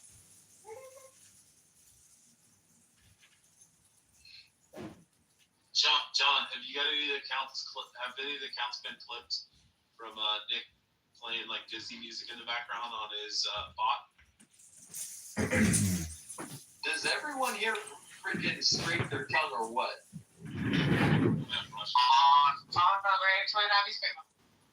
Well, I've been scraping my tongue for years. I know I was dating a beautiful girl, and before we went to sleep, I said, "Are you going to brush your teeth?" And she says, "No, I don't brush my teeth before I go to sleep. I brush them in the morning." I said, "What?" I was like, "Oh, hell no, that whole nasty twin." Exactly. I was like, "You're so hot, but you haven't figured out." Worst human beings. I agree. Margaret Sanger was right when she talked about wiggers. Did she really? I mean, she called them white trash. Wow. It's the same thing. But okay, I will look into tongue scraping. Yeah. Welcome to your new life. Welcome to your new reality, Grim. Will that enhance use hydrofluoric acid? That's what you should use. It's good for your tongue. Will that enhance my sense of taste? It might, but the grossest thing is after you do it. Hydrofluoric acid will. Like I told you, if you like tofu in the morning, just save the brick that comes off your tongue. You'll be shocked at how much fucking guck there is living in the back of your tongue. Wow. Okay. I mean, or John can come over and scrape your tonsils and tongue for you. No, I think most people just floss and brush, to be fair. No, I agree. But once you get the tongue scraper and it's only a $2 item, you will be shocked at the fucking gunk, the chunks, the fucking third organism that lives on your tongue that you never knew about, except, until Gold told you about tongue scraping. Hello? Basically, I mean, is it necessary?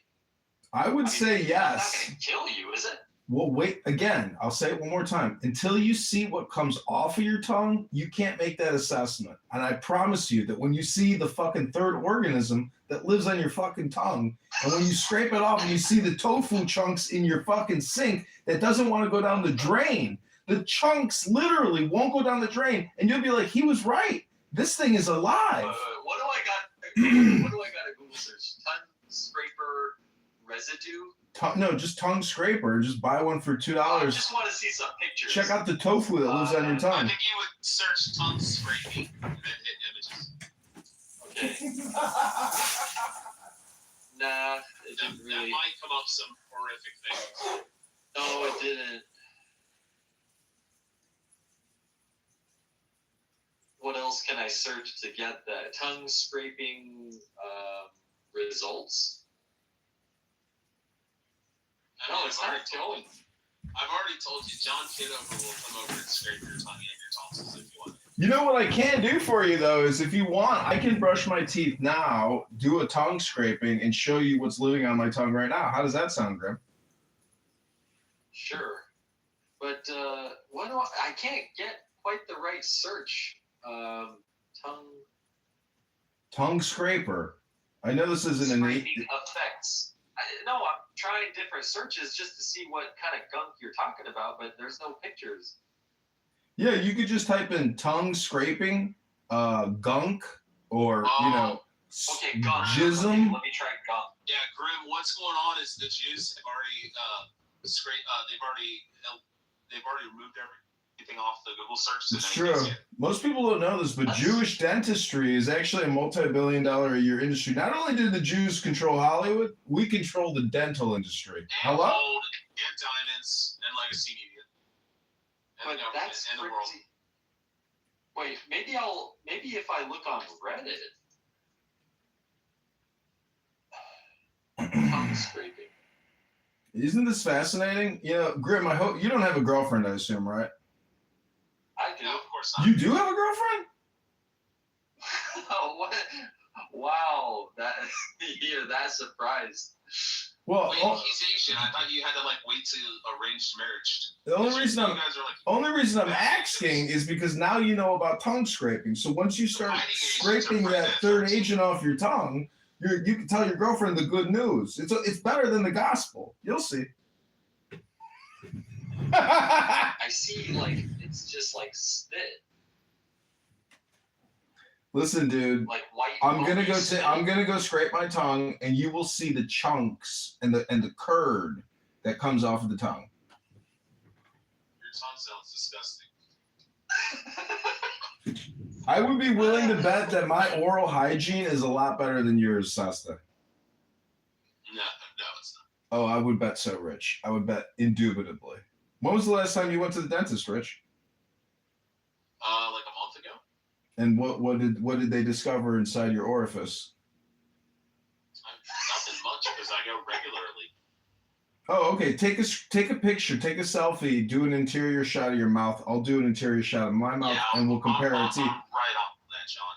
You just pull over, put the hazards on. I know you gotta go do your pickup, but just put your hazards on for a second. Take a quick photo with the flash on. Not a pickup. It's an SUV. Thank you very much. It's a mom. Before the surface is white, after it's more red. Yeah, because all that white gunk is living in the crevices of your massive tongue at the microscopic level. And when you scrape it out, it's like grating cheese.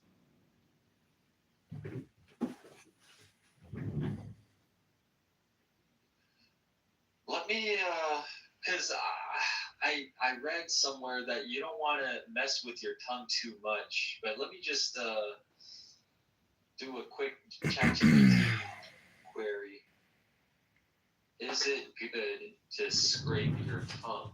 Yes, obviously you don't want to fucking rip your tongue off when you're doing it. But as someone who has scraped his tongue for many years now, I can tell you over the course of many years, if I were to add up all that fucking guck, it would be at least 10, 20 pounds of curd. Just Google search it. I wasn't convicted of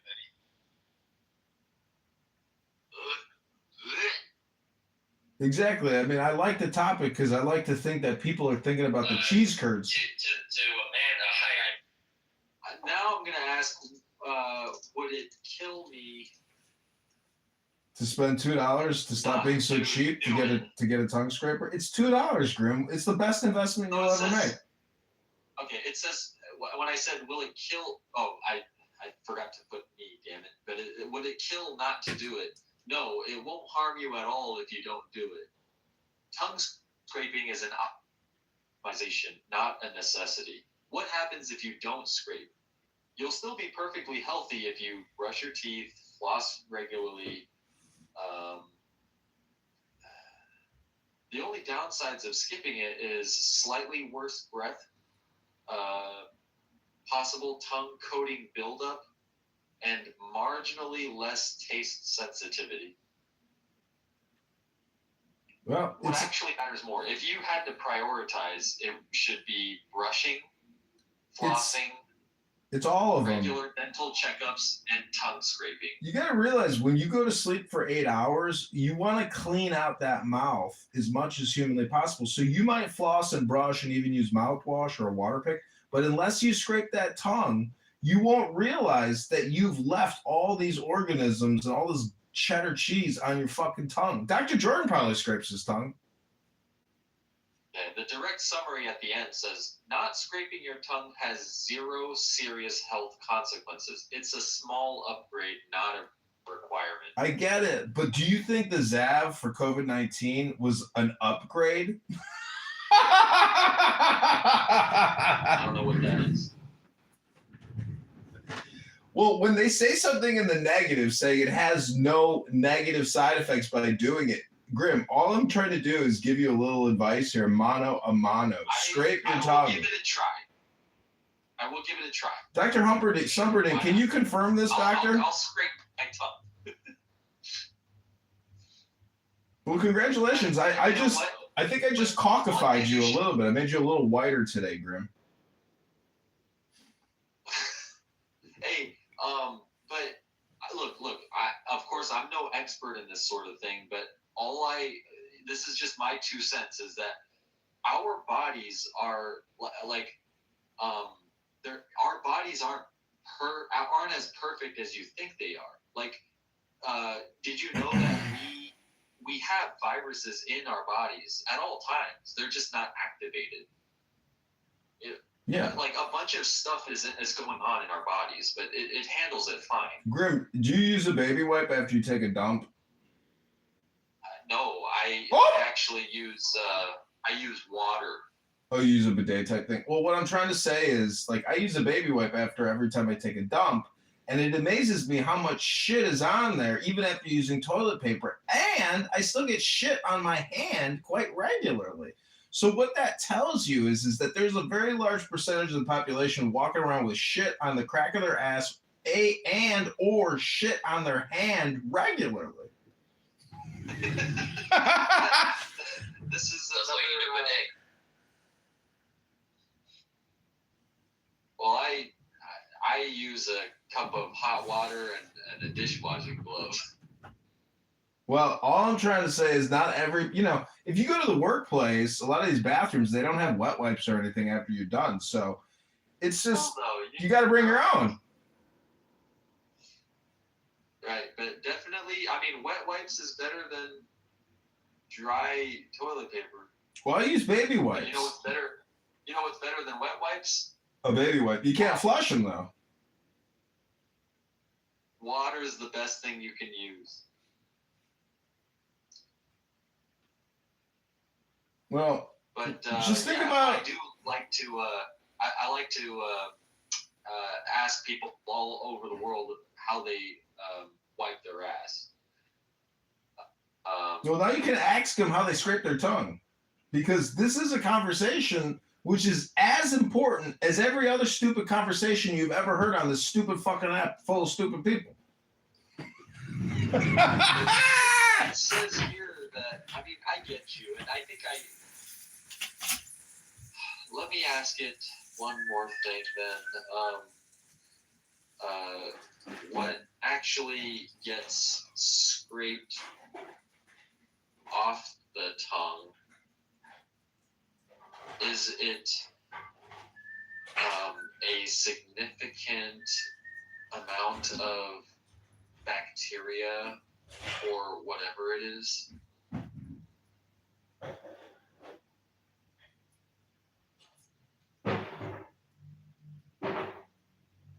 What's actually being removed? It's mainly bacterial biofilm,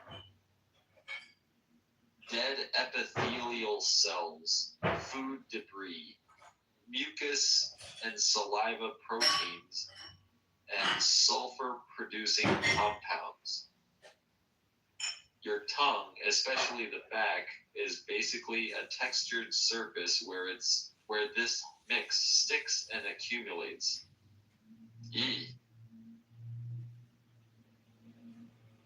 Is it a significant amount of bacteria? Yes, but the key nuance, the tongue is one of the highest bacterial load areas in your entire mouth. A large portion of okay, this makes me want to ask.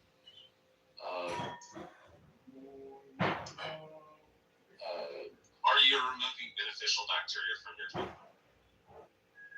Well, that's a good question, but what I wanted to ask is like,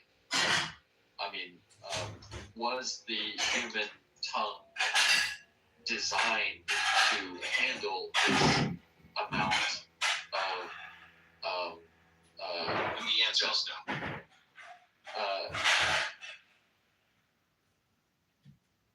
Let's see what it says. The short answer is yes. The tongue evolved to handle a constant layer of microbes and debris. What you're calling gunk is largely a normal, managed ecosystem. I thought you were going to have this is able to be scraped every day.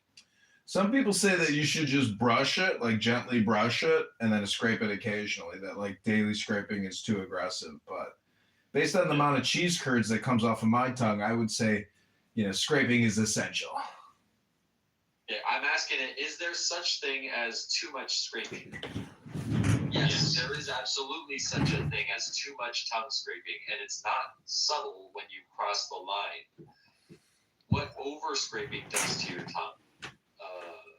Your tongue surface is delicate living tissue, not a hard surface. If you scrape too much or too hard, you can damage papillae, those tiny bumps, cause irritation or inflammation, create microcuts, increase sensitivity or burning sensations, and in some cases make the tongue look red and raw instead of coated.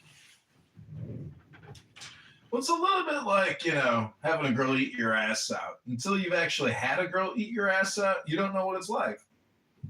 Okay.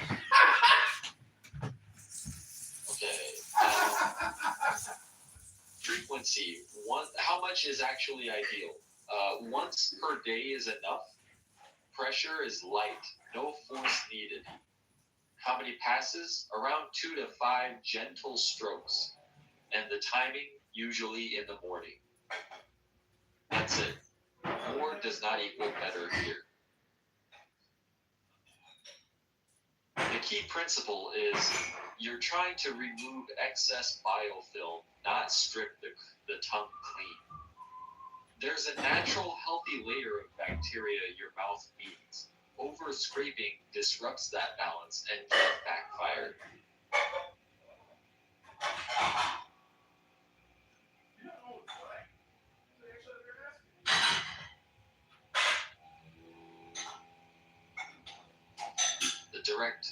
The final summary. Yes, too much scraping can damage your tongue and make things worse. The sweet spot is light, once daily, minimal passes. Anything beyond that starts shifting from helpful to harmful. Okay. All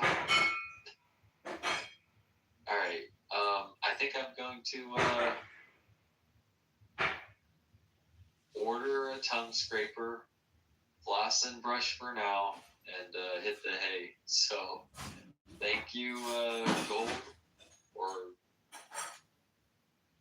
what you have a name? I remember someone would call you, but thank you, and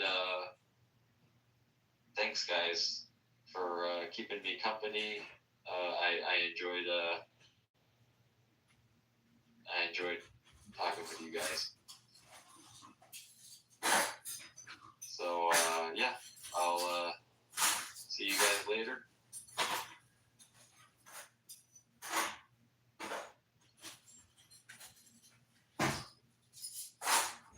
Alright. Later guys.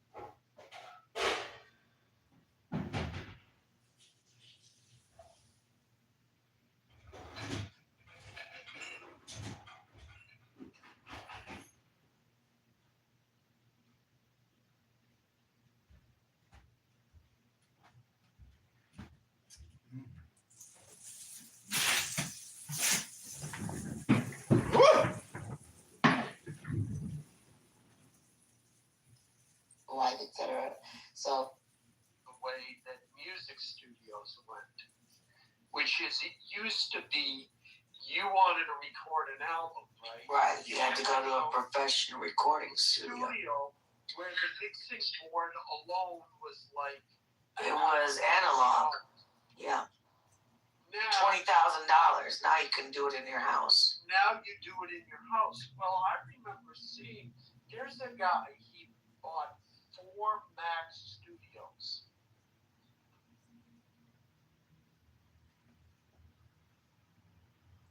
Talking over it. Stimming. Yeah, so I was like, absurdity. I've been working with that for a long time. Trust me. Absurdity work is real work, you guys. You can do a lot with absurdity. It turns out it can be a method. That's right. It can be a method to shut down the prefrontal cortex so you don't need to get drunk, Austin, all the time. Yeah, awesome, man. All right. Now everybody's ganging up on me now. Or getting Cheetos. We know you like a little gangbang here and there. Yeah, I was sick of that gangbang. Mm-hmm. Get that Cheeto. No, don't mess with my heart. Yes, I was. Thank you, Austin, for. Point of order, moderators. I'd like to talk about the title of the room. No. Don't mess with my heart. No. Don't mess with my heart. Everyone is like. Hello? It's like a Pandora's box. Hello? You take one, you work it. Oh, yeah. And it's like Pandora's box go. You know what I mean? It's like Pandora's box. Every little single word you can just wing off it. Can you just jam on it? You know? Can you just blow it around, ping-pong it around? Like Hello? Are you a rapper? You want to rap? You want to rap now? Funny with the money. You got me mistaken, honey. I don't want to rape you. I just want the papers. The visa, capisha. I like the papers. Who's that honcho? Stood like Camacho. Cool like Camacho. Hello? Hello?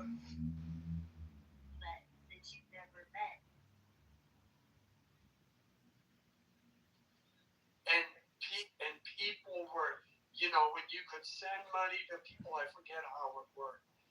But, yeah, you're exactly right, Stick. Yeah, and that's what I learned being in the startup industry. My last job, like 90% of startup companies fucking flunk in the first 3 years.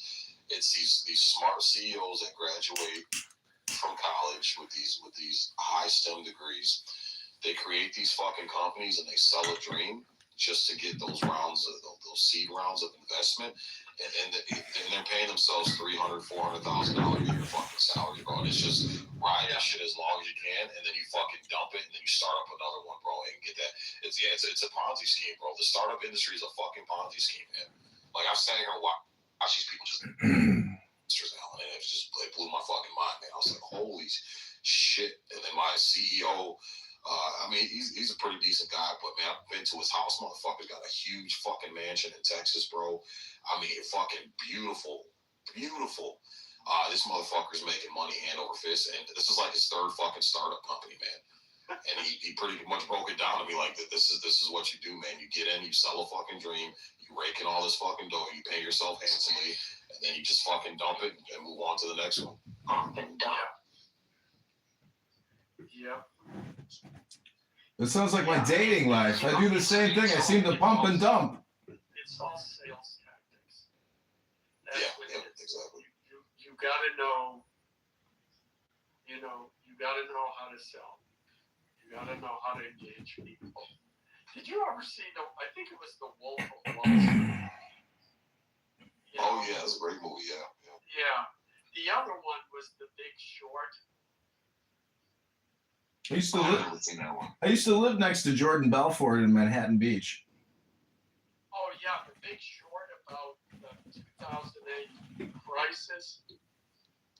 Yeah, that savant. Huh? That that savant. I forgot his name.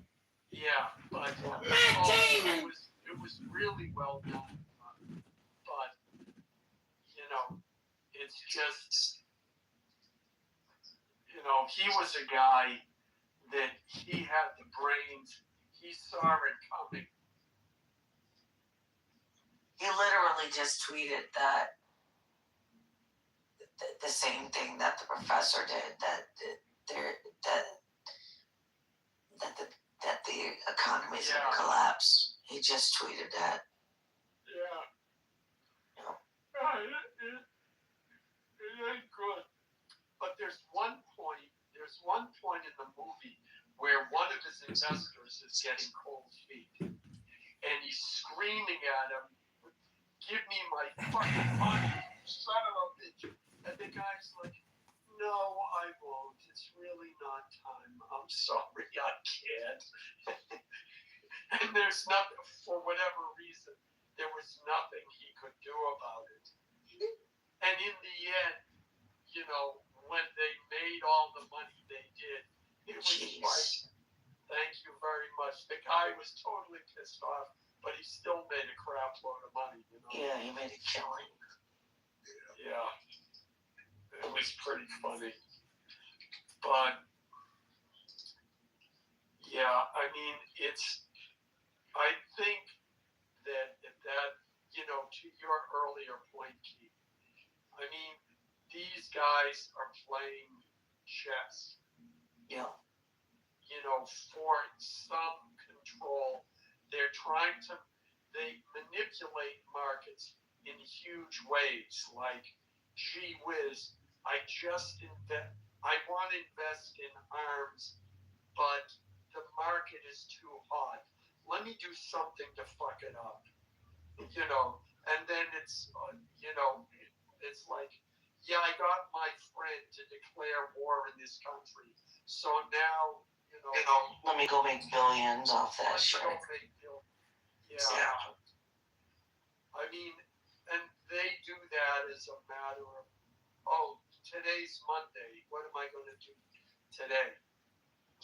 Point of order, moderator. I'm reading a book here, and I think this will help Sig. It's just one sentence. It says, but as you progress in understanding, you become aware of the relationship each thing has to the other, and eventually you see the unity that lies behind them. The multiplicity of the world dissolves into unity. So what I'm saying is, even if you think it's a Ponzi scheme, even if you think everything is for Israel, there's still a unity that you're not seeing. And that unity is a concept, but it's a global community. So if it's out of balance, this is what happens. And, because there was no balance, we're trying to get back into equilibrium. That's my opinion. You could call it felonious, but you could also call it rebalancing. Yeah, I believe there's always balance. There's always yin and yang, bro. Yeah, I believe in that. And man, I'm not saying everything's for Israel. That's not the point on it. I'm not saying everything's for Israel. But what I'm saying is Israel is a huge player in this. You know what I'm saying? So, but there are other factors outside of Israel, that have come from the United States that has gotten us involved in a lot of this shit. So it's not everything for Israel. They just happen to be, a big piece of the puzzle. No, I mean, it's a huge piece of the puzzle, especially if you're like in the region. I mean, there's no doubt that our activities over the past 25 years were completely and entirely beneficial for one country, but not everybody. It was beneficial for the Saudis. It's beneficial for everybody because, I didn't really think about it prior to this conflict. I had, I knew that Iran was a problem and that they're constantly fighting, but I had, I mean, when I saw Trump at 2:30 in the morning saying we're going to war, I was like, am I hallucinating? Is this real? At 2:30 in the morning, we're being told we're like actually going into like a full-scale war without a congressional vote. I was like, what the fuck? I was like, this motherfucker. I think he's like Michael Corleone personally. And I don't think he views war in like 1945 terms. I think he views this as like assassinations. And he's assassinated people in the past, and he's comfortable doing it. So I think that's the extent of it, though. I don't think people need to fear anything or even start prepping, because I think the status quo is fucking 99.9%. And we got a big moat. Until we get invaded, we've only been invaded by illegal aliens murdering us. But until we get invaded by 100,000 Chinese troops or something in San Francisco, that's when we're all like, everybody will come together. But until then, no one's coming. Well, no, I'm not. This isn't about a physical invasion. I don't think that's anybody's fear. I don't think we're going to be physically invaded. It's about the collapse of the economy and this debt catching up to us. And that's what I'm saying. So, as far as the prepping, get a bunch of water, get a bunch of food, because it's going to be the same thing that happened with COVID. Like, all the meat was wiped out, all the toilet paper was wiped out, all the paper towel was wiped out. It's start getting this shit stockpiled in your home, because once people start realizing, holy shit, the American dollar, the inflation's going to fucking go up. Like, you see the stock market's dumping right now, bro. It's been dumping heavy for a minute. You see how quickly precious metals shot up, and then they went back down. Now they're starting to stabilize a little bit more. Like, that's where we got all the signs of COVID, bro. So there's going to be some financial hardship. I think that's the crux of the conversation. Yeah, but the market's already overinflated. The Federal Reserve does quantitative easing, which means they buy equities on the back end, and you don't even know about it. So the whole market's inflated, but the whole thing's denominated in dollars. And, it's a good place to be. Right, but the dollar only has power if it's backed by oil. It's backed by our perimeter primarily, meaning that our nuclear arsenal is our button, and we're the mafia. We control our kingdom. It's not been penetrated. It's not had any real major difficulties, and it has a succession plan. Unlike the Iranians, who find themselves now in a fucking boiling water of hot water where they're cooking. We haven't even begun to cook. And I'm just saying that the moat is huge. Warren Buffett isn't concerned about nothing. He's all in cash.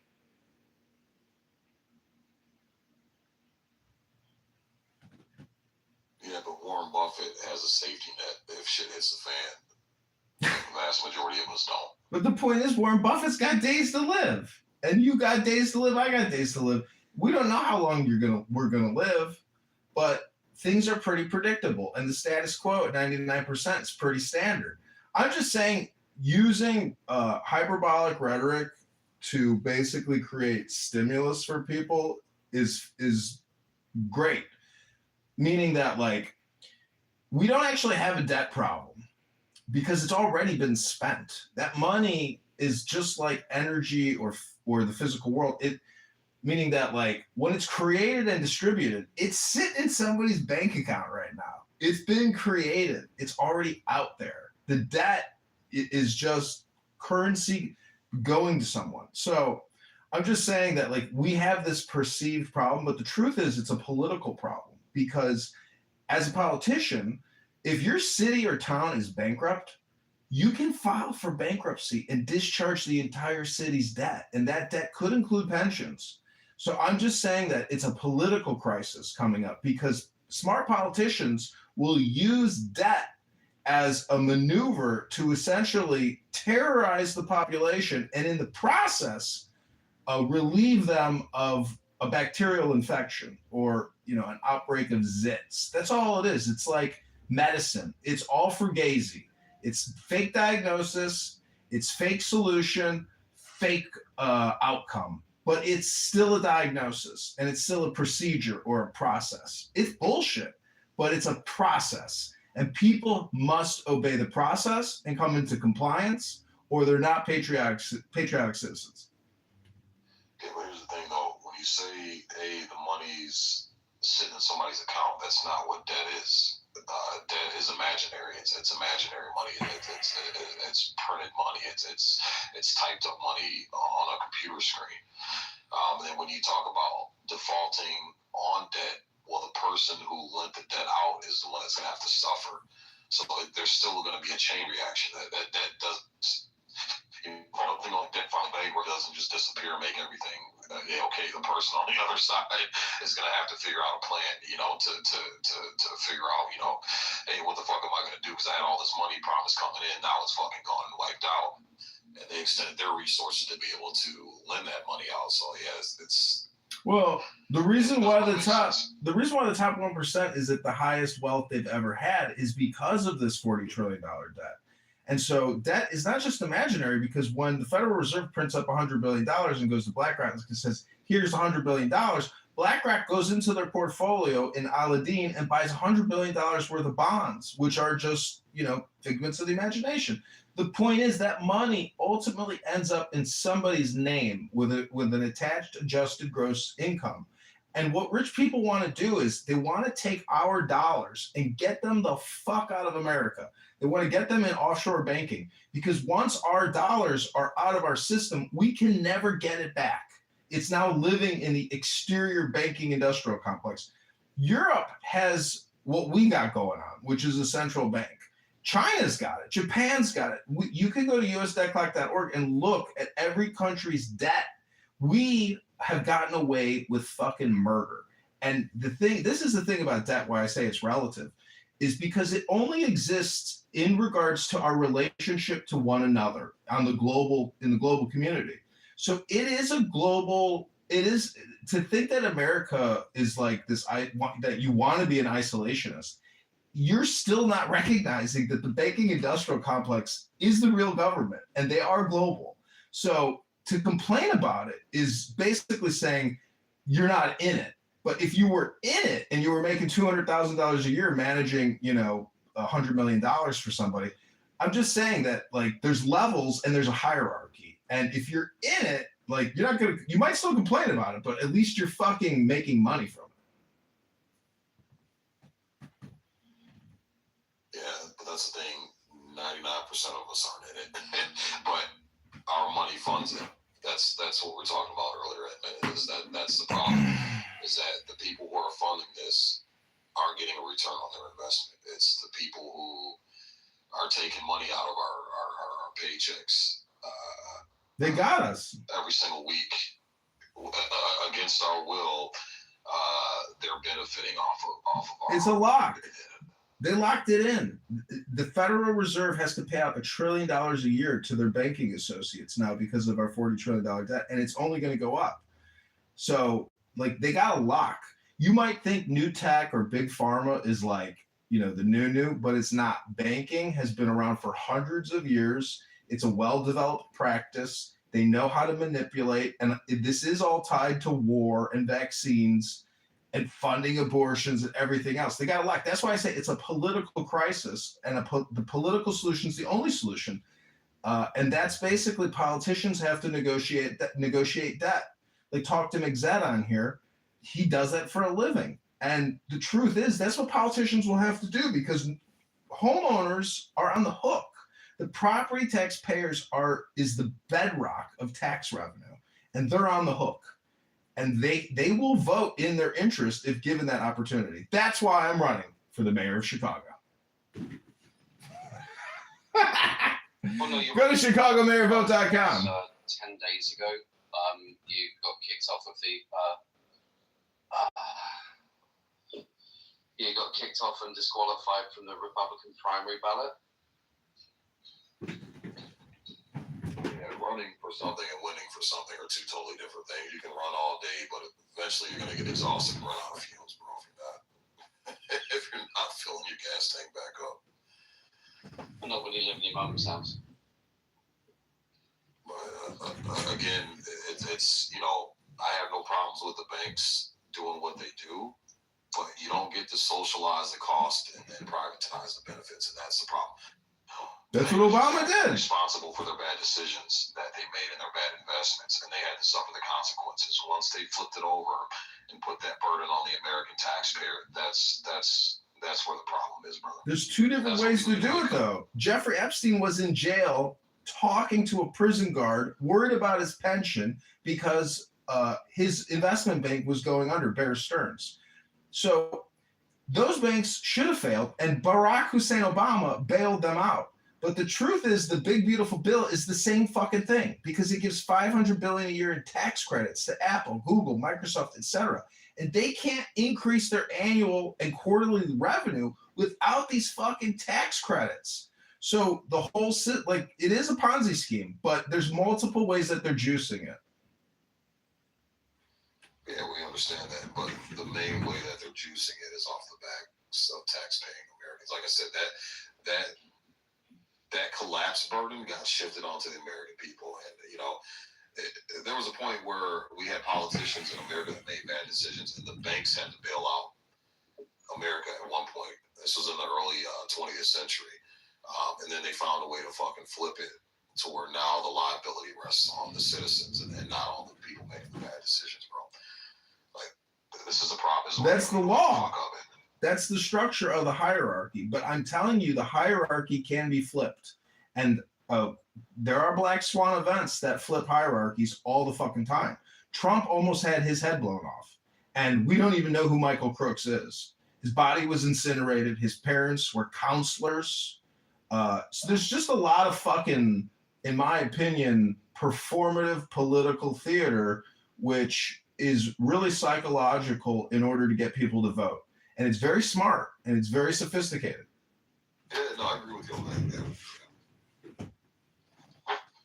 What's going on, Starman? Welcome to the stage. What's going on, Sasha? John, why did you get fired from the IRS? I didn't get fired. My manager called me a whore, so I filed an EEO complaint against her. And then her manager said if I return to work, he's going to punch me in the throat. So I'm suing the IRS, and I won that trial. And guess what? I sued him for $210,000. So I don't know, Tuna Boy. How's your day? How's your trans son doing? You live with your mom.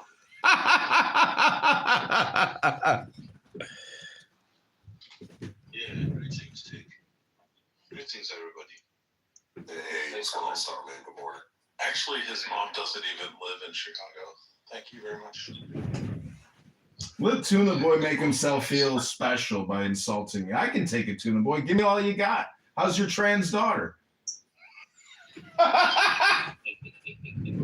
Give me all you got, Tuna Boy. How's your trans daughter? How's your trans daughter? I'm surprised they show your face in public. I really do. But it shows something why you want to get into politics. Oh no, he's not on the registry list. I checked.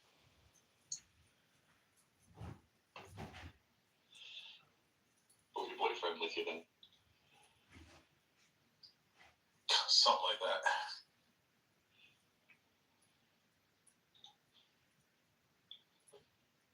Yeah, I ain't seen a minute, Starman. It's been a couple years, man.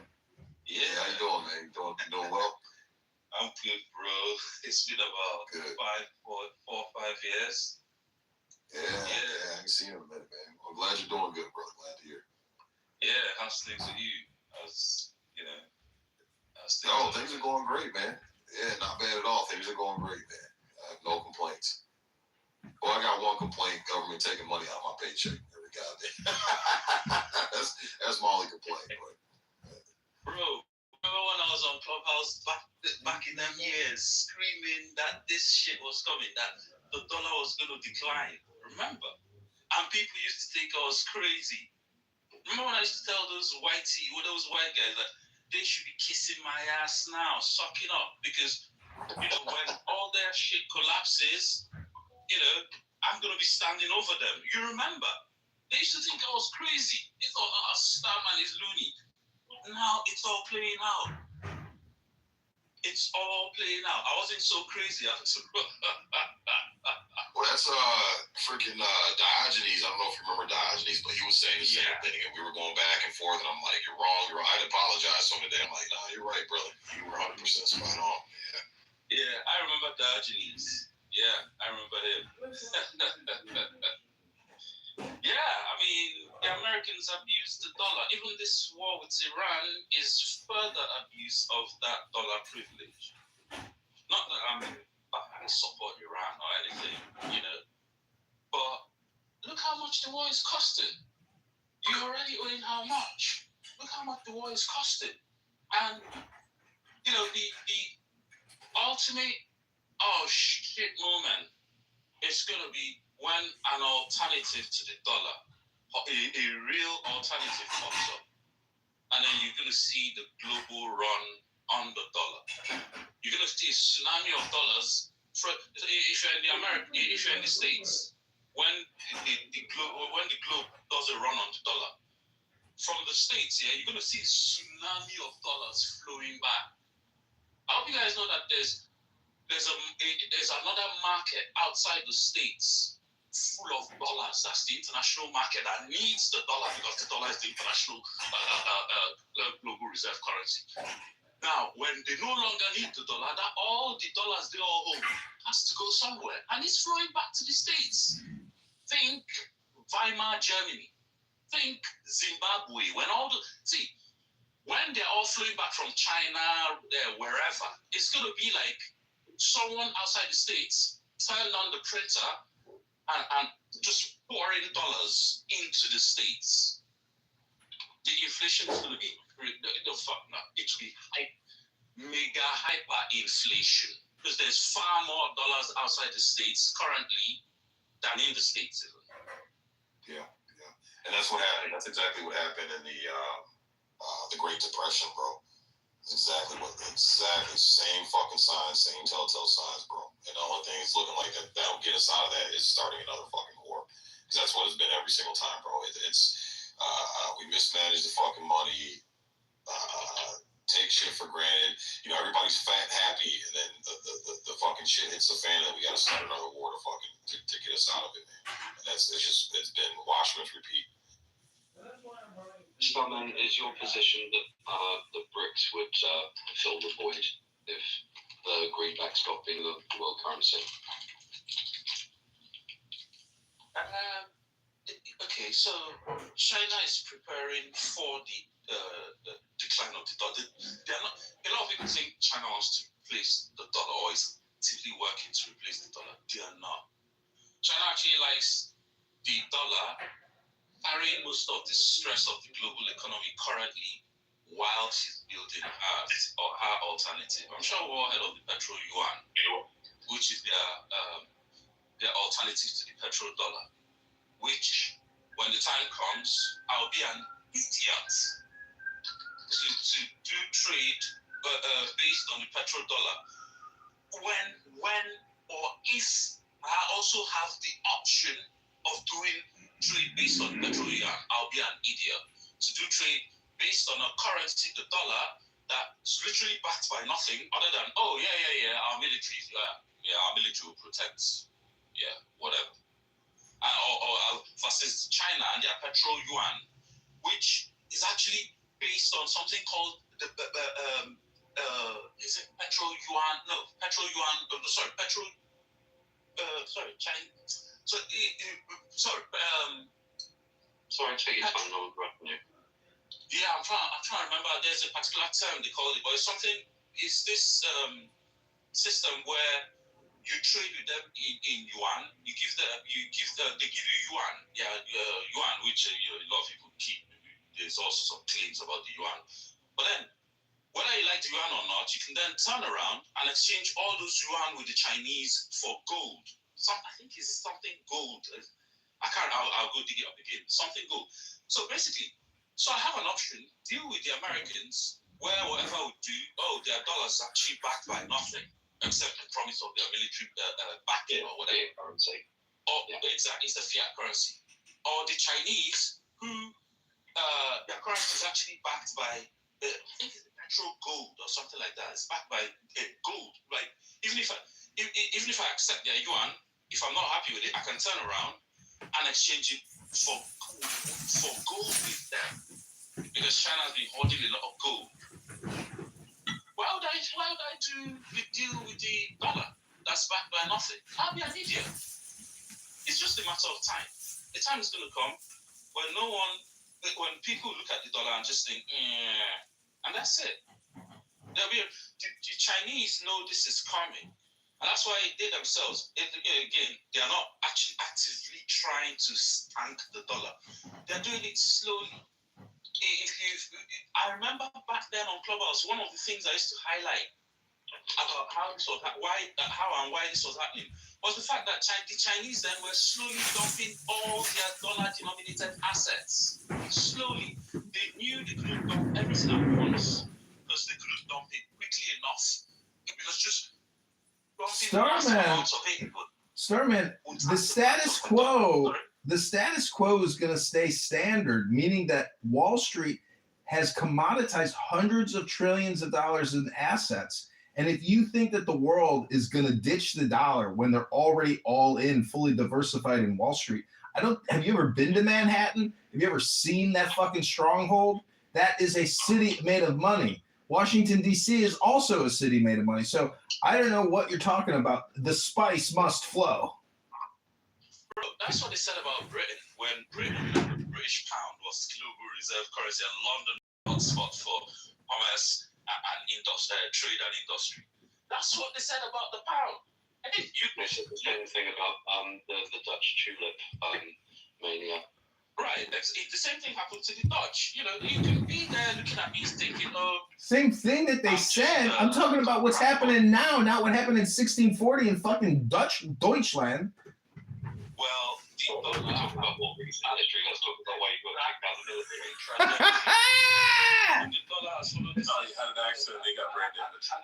Yeah, I'm retarded. I don't know if you know that, but I sued the government and they paid me. Yeah, I get paid monthly now because I am retarded. Thanks for your concern, Tuna Boy. How's your trans daughter doing? Give her my number sometime. Is it a boy or a girl? I can't remember. I mean, you can go after people's kids, being that you're never going to have any of your own. And for good reason. He's probably got a couple running around out there. Yeah, probably locked in his basement. Probably Tuna would have more if he had less butt sex with men.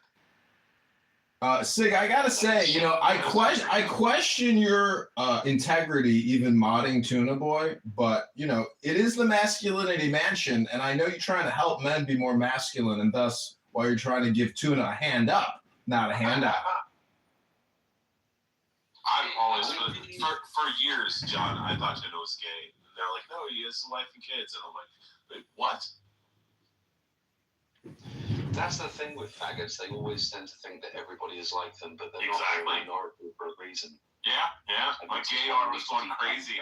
I was like, Jesus Christ, this guy's gay as fuck. Rich, I gotta tell you, sometimes when I listen to you, Rich, hold on, Tuna Boy. Sassy fag still talking. Tuna Boy, hold on. Sometimes when I listen to Rich, I get very upset and frustrated, but there are other times where you are. He kicked me. He kicked me. No, if you didn't hit it, he said he. They couldn't take it.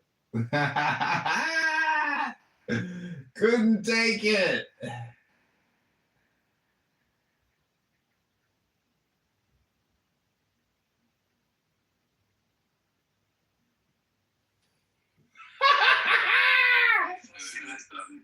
Begging his supporters to. Sig, is that sufficient to move on to the audience and remove his podcast? Absolutely not. You got to kick me. He's gonna kick everybody. Yeah, Tuna, don't do that, man. Don't do that, bro. My only reason for kicking people is if they're detracting from the conversation. You guys are going back and forth. Yeah, John was literally saying on the subject. Don't do that. Completely separate conversation. If someone wants to come after me, that's fine. It's okay, John. I'll be right back. Yeah, besides all that comment about him keeping women in the basement, for those of us who do that, there he is.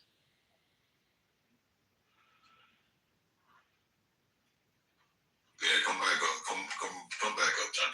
Yeah, because here's the thing, man. Don't do that. First of all, here's the thing. People talk about it is what it is, bro. If you don't like it, then you're free to leave. But if you're gonna throw a jab at somebody, bro, you can't throw a jab and then it's not fair, man. Yeah, I mean, I'm only throwing jabs back because this Tuna shit here casts all kinds of dispersions on me, and he kicks me from a room, If you can't take it, don't give it to him, boy. Well, if you can't admit that you were thrown out of the military because you made a pass at your commanding officer, you're just did something. No, I didn't make a pass. I told the psychiatrist I'd cut her fucking head off. That's what happened to him, boy. So we didn't clarify yet. Is your daughter? You got brain damage. It happened after I had the retardation. Tuna Boy, we didn't confirm. Is your son or daughter a boy or a girl? And can you give her my number if it's a boy? Wait a minute, I'm confused here. Well, what day of the week it is? What does your wife say this week? Hello? You're better and you're insulting. You constantly having brain damage. Every failure you've ever had, you've blamed somebody else for. But the reality is, Wait, John, did you sell all those marijuana dispensaries that you owned in Chicago? Yeah, I've had some big successes in my life. Here's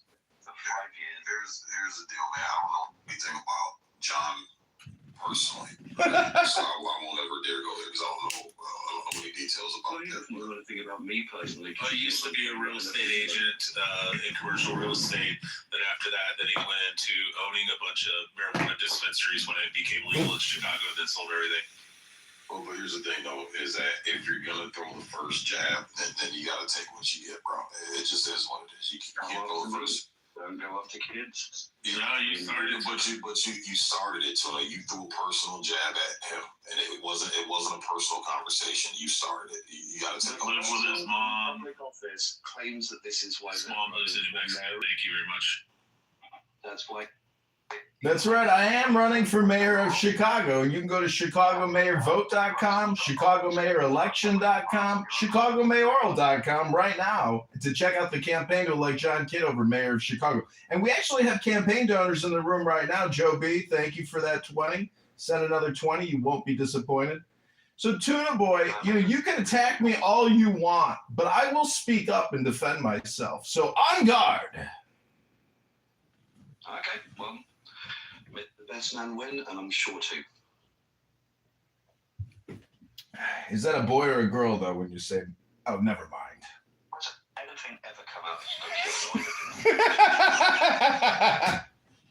John, is that an old photo where you had hair, or did you AI? No, the AI gave me hair. That's how generous it is. Couldn't believe it. Okay. I didn't even ask. I used an old photo from like 10 years ago. No, I didn't even ask. It just gave me the hair. I was like, I got hair plugs through AI. Thank you. Yeah, did you hear how he's aligning with the rules of the room safe? He said axe. You got that, what's that dude, that Alex Peretti fucking hair plug, man?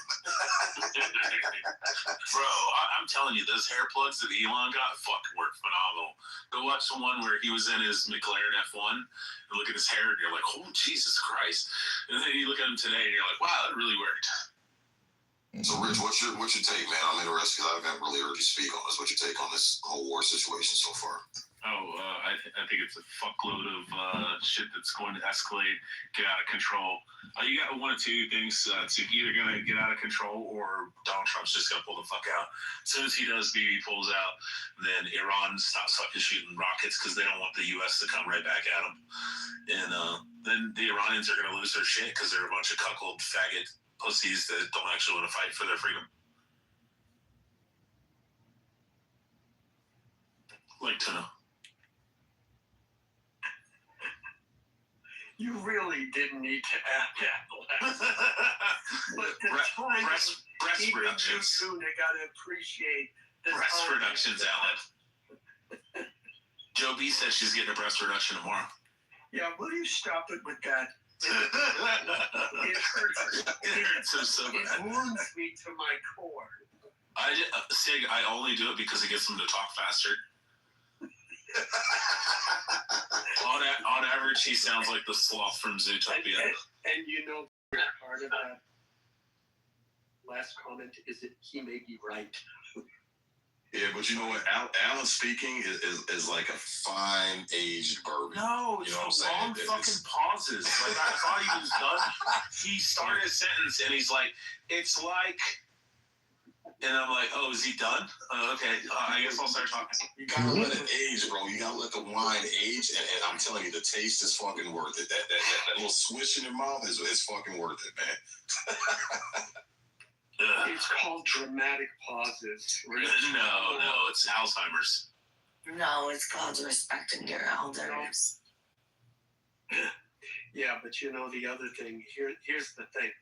I've done actual public speaking, and when you have a public audience and a captive audience, the pauses are actually useful. Number one. Number two, a lot of people use filler words like to fill up those spaces because they're uncomfortable standing in front of an audience. The audience expects them to be talking. Alan, I never said that I didn't like the slop from Zootopia. Alan, let me. I was gonna ask Alan if he gets starstruck because I heard him on a stage with what's his face, and it sounded like Alan creamed his pants. He was like, "Thank you so much for having me here. Thank you so much for letting me speak. It's such a privilege and such an honor." I was like, "Who is this guy, Alan? He sounds like such a bitch right now." Who was it? Do you remember? It's gonna come to me. I'm thinking about it, but it was just so lame. I was like, Was it Lou? "Yeah, Lou Fax." Oh God. Yes. Well. What an insufferable human being. You know, sometimes a few compliments can go a long way. Something that you might learn in Not your with that next retards. political. And the fact that Lou sometimes makes me a mod and clears the stage for me in another. How can I describe this? You know, a few compliments don't. Oh, did you ever see the Jerry Springer? It doesn't matter with being nice to people who are nice to you. I think you got too much time on your hands, personally. Well, have you seen the Jerry? I think you got too much time on your hands. You could be. I think you got a bullfrog caught in your throat, Key, permanently. Try to drink some water every once in a while. And just like you record people, I'm recording. Yeah, I'm a content creator. I'm a comedian. I'm a politician. I'm a musician. I'm a magician. Oh God, Kiki's back. Yeah, exactly. I'm act like a motherfucker. So why don't you respect people on the stage instead of disrespecting people that haven't disrespected you in any way, shape, or form? I'm not disrespecting Alan. I was just. Where did you hide when the nanites infected you through the sweat from everybody that had the vaccine? That was activated by the nanites. Nanites were activated by the FEMA. Kiki, just tell us the truth. Are you wearing a fanny pack at this moment? Are you wearing a fanny pack? Are you wearing a fanny pack? Be honest. Do you always wear a fanny pack? Do you always wear a fanny pack? 24/7? John, do you always fucking? Are you a fucking cup 24/7? No, I would never. I know that your bedroom is like the bedroom from 40-year-old virgins. I've seen your bedroom, bro. You're a fucking. Shut the fuck up. Make it pop still hiding under the fucking. Listen, Make It Pop is rich. Remember when you were there with Augustus and they were talking I don't give a fuck about Make It Pop. Augustus? Oh man. This is my homeboy. Yeah, I know. Yeah, you know. I loved when Augustus would come up on stage and ask if everybody could Venmo him. Everybody could Venmo him so he could keep his electric on. Augustus is amazing. Listen, he's doing. That guy's very successful. He's doing great. He's like, can you guys send me $20? I'm $20 short of my electric. They're gonna cut it off today. He's got aura though, dude. This app is, you know. Like the nanites nanites that are in the vaccines, even if you didn't take it, when people sweat, the nanites are going to come out of the sweat, and they're going to get on you, and then they're going to go into your bloodstream, and then the FEMA alerts are going to activate the nanites. No, the 5G will activate the nanobites. Die and make it pop like, I'm going to go into the desert because I know this cave, and I'm going to hide there during their FEMA alerts. I'm like, seriously? Listen, make a pop. Like the iPhone 12s have been recalled because they're emitting so much gamma radiation that they're gonna fucking activate the nanites. And I'm like, you realize you get more fucking gamma radiation from being in the sun for 45 minutes than you do from an iPhone 12 over the course of a year? Like, fucking stupid. Oh my God! Look, Tuna found up a lawsuit. Tuna found a lawsuit, a federal lawsuit that I won. Oh my God! Another win! Another win! Thanks, Tuna Boy. Thank you, Tuna Boy. He's only ever been in. Are you attacking veterans who have brain damage? Mental retardation. I am retarded. He calls it mental retardation. He got his head busted open and he got brain damage. No, I think that basically he was like this before any kind of injury. He graduated. You're saying that I served in the Army as an officer. Mhm. Then after that, he went into the Central Intelligence Agency and worked in Langley. And then after that, he went back in the reserves and he got a fucking brain damage. So let me see if I can whistle taps for you, Tuna Boy. I was talking to Tuna Boy yesterday about the eternal separation. You see, the Declaration of Independence declares the eternal separation from the British cocks. All they do is project onto me as if I am his punching bag. But let me tell you the truth about the Declaration of Independence. It is eternal separation from people like this. Everything's. KK, are you wearing a fanny pack at the moment? John, do you have your dick tucked in? Ooh, talking about my dick. I'm just on mistake. Kiki's sitting next to a white guy this time. What? What's that? So I'm just surprised that you're actually next to a white guy this time. Ooh. Oh, what the fuck are you talking It was a about? snow bunny joke. Never mind. Mud shark joke. Listen, Rich is a great comedian, though. Before I got kicked from the room earlier by the effeminate Tuna Boy trying to become a man, I was about to compliment Rich and say that he can be very... Exactly, projection, Bell.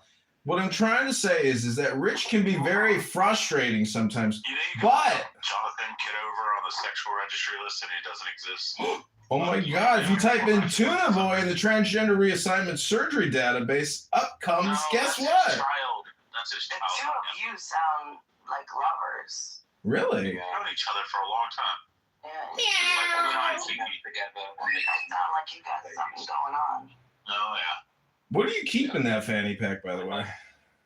So the only lawsuit John. How many years have we known each other, Kiki? 3, 4? I don't know. Colex, Rich, 3X. Been involved in was as We're going to show alarm. So he's a liar. He's just a Projection alert. Trying to Projection alert. his identity to hide from the fact that basically he's an unlikable person. Projection alert, Tuna Boy. Are you a likable person? Listen to that. His bedroom literally looks like the 40-year-old virgin. He has figurines and fucking... It's true. Goddamn. It's true now. It's true. It's true. It's a grown-ass man. It's true. Fucking 12 years old. Damn, this is what this room has devolved to. Thought you were really wanting to have a conversation about geopolitics. Oh, man. I guess we're just gonna let the sassy You gotta take it too. Yeah. I mean, if you come after someone, you've got to be able to take it, especially when you say. That's right. If you give it, you gotta get it. It wasn't your money, was it, John, that you settled? John can sell his figurines. It wasn't my money. On a presidential candidacy. Well, I raised more money than other Congress people that I know off of Clubhouse. So I want to thank the Clubhouse people, especially Joe B, who's still probably here. Joe B, I want to send you a special thank you for mailing me $20, Joe B. God bless you. God bless you, Joe B. Yeah, it's a sympathy vote, if anything. Sympathy vote. Tuna Boy, let me ask you something. Are you happy in life, and do you experience joy regularly? Thank you for consideration of my question, Green Bean Fascist. I mean, you can call me a fascist, but you're a lot like that, so it doesn't really... I said Green Bean Fascist. Yeah. I mean, getting called those sorts of names by someone so ludicrous as a human being, it doesn't, yeah. Wait, have you been authoritarian in restricting people's freedom of speech? All right. Yeah, cry me a fucking river. Fascist. Fascist. It is fitting when you're actually engaging in it. No, to be completely honest, I enjoy it when someone seems to fascistic like yourself. I've just proved it. Like, Point of order, moderator. I have a new question for Dr. Tuna. Dr. Tuna, what was the last book you enjoyed reading, Dr. Tuna? Thank you for consideration of my question, Dr. Tuna. Yeah, but you graduated from West Point. No, National Guard. No, West Point. National Guard was after CIA. Graduated from West Point, active duty officer in the Army, then Central Intelligence Agency in Virginia, and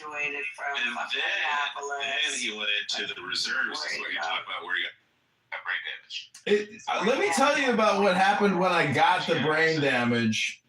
This is the Masculinity Mansion, and I want to talk about an experience. Take a look. It's in a book. Reading Rainbow. I want to tell you about an experience I had in the Army with a black female officer when I incurred the brain damage and I became disabled. We were running up a mountain, and this female major, her name was Major Bashirs, or Major, can't remember her name, but when she started screaming at me in the golf cart, she was in a golf cart when I was literally running up a fucking mountain. I was in great shape, but I got so angry as she was screaming at me in a golf cart that I had a mental retardation brain aneurysm. And that's when I became permanently disabled. And I caught on real quick about what was happening in the military, that women were in positions of power and they were so abusive that my retardation kicked in immediately. And that's when I became disabled and went to the psychiatrist and said, I'm having delusional thoughts about cutting this woman's head off. And that's when he gave me the 100% disability and said, here's keys to your new house and have a good life, Lieutenant Kitover. Godspeed. And I said, thank you, sir. Hooah. Just lies and things behind a high jump opinions. I actually think making the decision in the first place to join the US Army is mentally retarded. No, I became mentally retarded by somebody in the U.S. Army. That woman made me retarded and disabled, but it was the greatest lottery win I ever had because the psychiatrist gave me the keys to $1 million house and gave me a monthly paycheck for $4,000. Thank you, doctor. I think he was Jewish, by the way. My psychiatrist's name was Dr. Danny Dubenstein. And he was a psychiatrist in the Army. His name was Dr. Danny Dubenstein. He was a colonel. And he said, I'm sorry you're retarded, but here's the keys to your new house. And here's a monthly check for $4,000. Godspeed, Lieutenant Kitover. Hooah! Thank you for your service. Now we're paying for your dumb ass. Yeah, no, this is why we should defund PrEP. So Danny Dubenstein is... Danny Dubenstein! 90% of the people on this app are collecting a disability check. Danny Dubenstein! And are unemployed. Right. But you got to remember that I only became disabled because of an African-American woman that caused my mental retardation. And this was at Fort Huachuca. This was at Fort Huachuca where Erica Kirk was at prior to Charlie Kirk's assassination. And I'm not involved in the assassination. I'm just merely bringing up the fact that my psychiatrist, Dr. Danny Dubenstein, told me to be careful. And I don't know what that means. But when I talked to Dr. Dubenstein last time, He said, how's your house? How's your monthly paycheck? I said, things are great. I'm on Clubhouse all the time. He says, yeah, I check in sometimes and I listen to what you're saying. And it sounds like you're doing great. And I said, thanks, Dr. Danny Dubenstein. Was that the Jewish haircut that he gave you?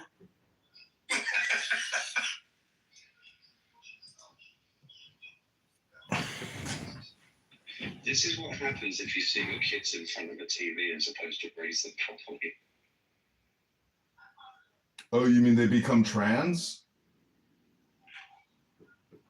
Trina, why does he keep saying that to you? Well, that is wild. He is a trans kid, though. I mean, if he does, he does. My child was attacked when Pray for him. 18 months old. Yeah, I'm only like trying to kick back like a horse from, you know, when somebody tries to like play with a horse's tail, sometimes a horse kicks back. But I feel for the kid, not for Dr. Tuna guy here. I feel bad for the kid who has been abused by the mother. I have anything against Dr. Tuna. I feel bad for the kid, but I don't feel bad for this fucking loser, Dr. Tuna. Thank you very little, Dr. Tuna. I got to go call my doctor, Dr. Danny Dubenstein. Have a good night. Yeah, no, he doesn't like the fact that I brought it up. The only court case that he'd ever been involved in was McCabe versus Kitover. He settled and he had to get his parents. He borrowed the money, he didn't have it in a personal injury. Yeah, I figured his parents had money. Oh, you think my parents settled that lawsuit that I won, you fucking Dr. Schmucko? You're so stupid, Dr. Tuna. You were the defendant. You're just fucking, yeah, no shit, stupid. I countersued.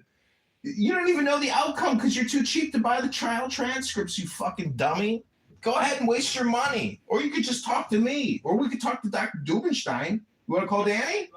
Let's call Dr. Danny Dubenstein. Lloyd, you're just fucking talking shit, you fucking wanker. You goddamn tosser. Coming here on this app all night long to attack mayoral candidate John Kitover. You're a fucking wanker and a tosser. Thank God we've got a Declaration of Independence. Eternal fucking separation, that's what I got to say. I used to say friends forever, friends for life, but fuck it. Eternal separation it is. Puh. You and your ex-wife and your trans son, good luck, Tuna boy. You see this, Tuna? This is why you don't give all of your business out on a public platform because you have assholes like that. Yeah, you can. Yeah, you gotta watch what you share on the app, bro. Anything you share publicly is it's fair game, man. It's not Yeah, no, so everything that I've been through, I came to trauma dump a lot of the time while I was going through that. There's nothing to be ashamed of. It's fine, but you know, there's just assholes that exist. You call me an asshole? This fucking wanker here has been attacking me all night. He's the fucking asshole. He's the fucking arsehole. Oh, Rich, Tuna, he's fucking Rich, stop. Let the man finish and then you can go at y'all. You thought I lived in Kansas. All right, Tuna, you got it, man. Y'all gotta stop cutting people off, man. Yeah, so I get it. They dogpile because they're weak as individuals. I'm fully aware that you know, people will try and use anything painful. Yeah, having your child molested. Yeah, that's not a joking matter whatsoever. But it's all they've got. Nobody's bringing up your child's molestation. You're the one that calls me a fucking pedophile, and you're a fucking pedophile, and you project onto me, you sick fuck. Yeah, well, the thing is, you gotta understand, man. It's, you know, you share shit, you can have people that use that shit against you, bro. You know, people talk about my kids, they talk about my wife. It's, you know, at the end of the day, man, you let people see what buttons they're allowed to push, and it works, and you're gonna egg it on, man. You know, like. Yeah, I'm not reacting to it. To be fair, someone that is a danger to children and thinks that children are fair game while claiming to be fit for public office, they're a clown. They're a clown. Nothing but stolen valor and lies to cover up their failures throughout their entire life.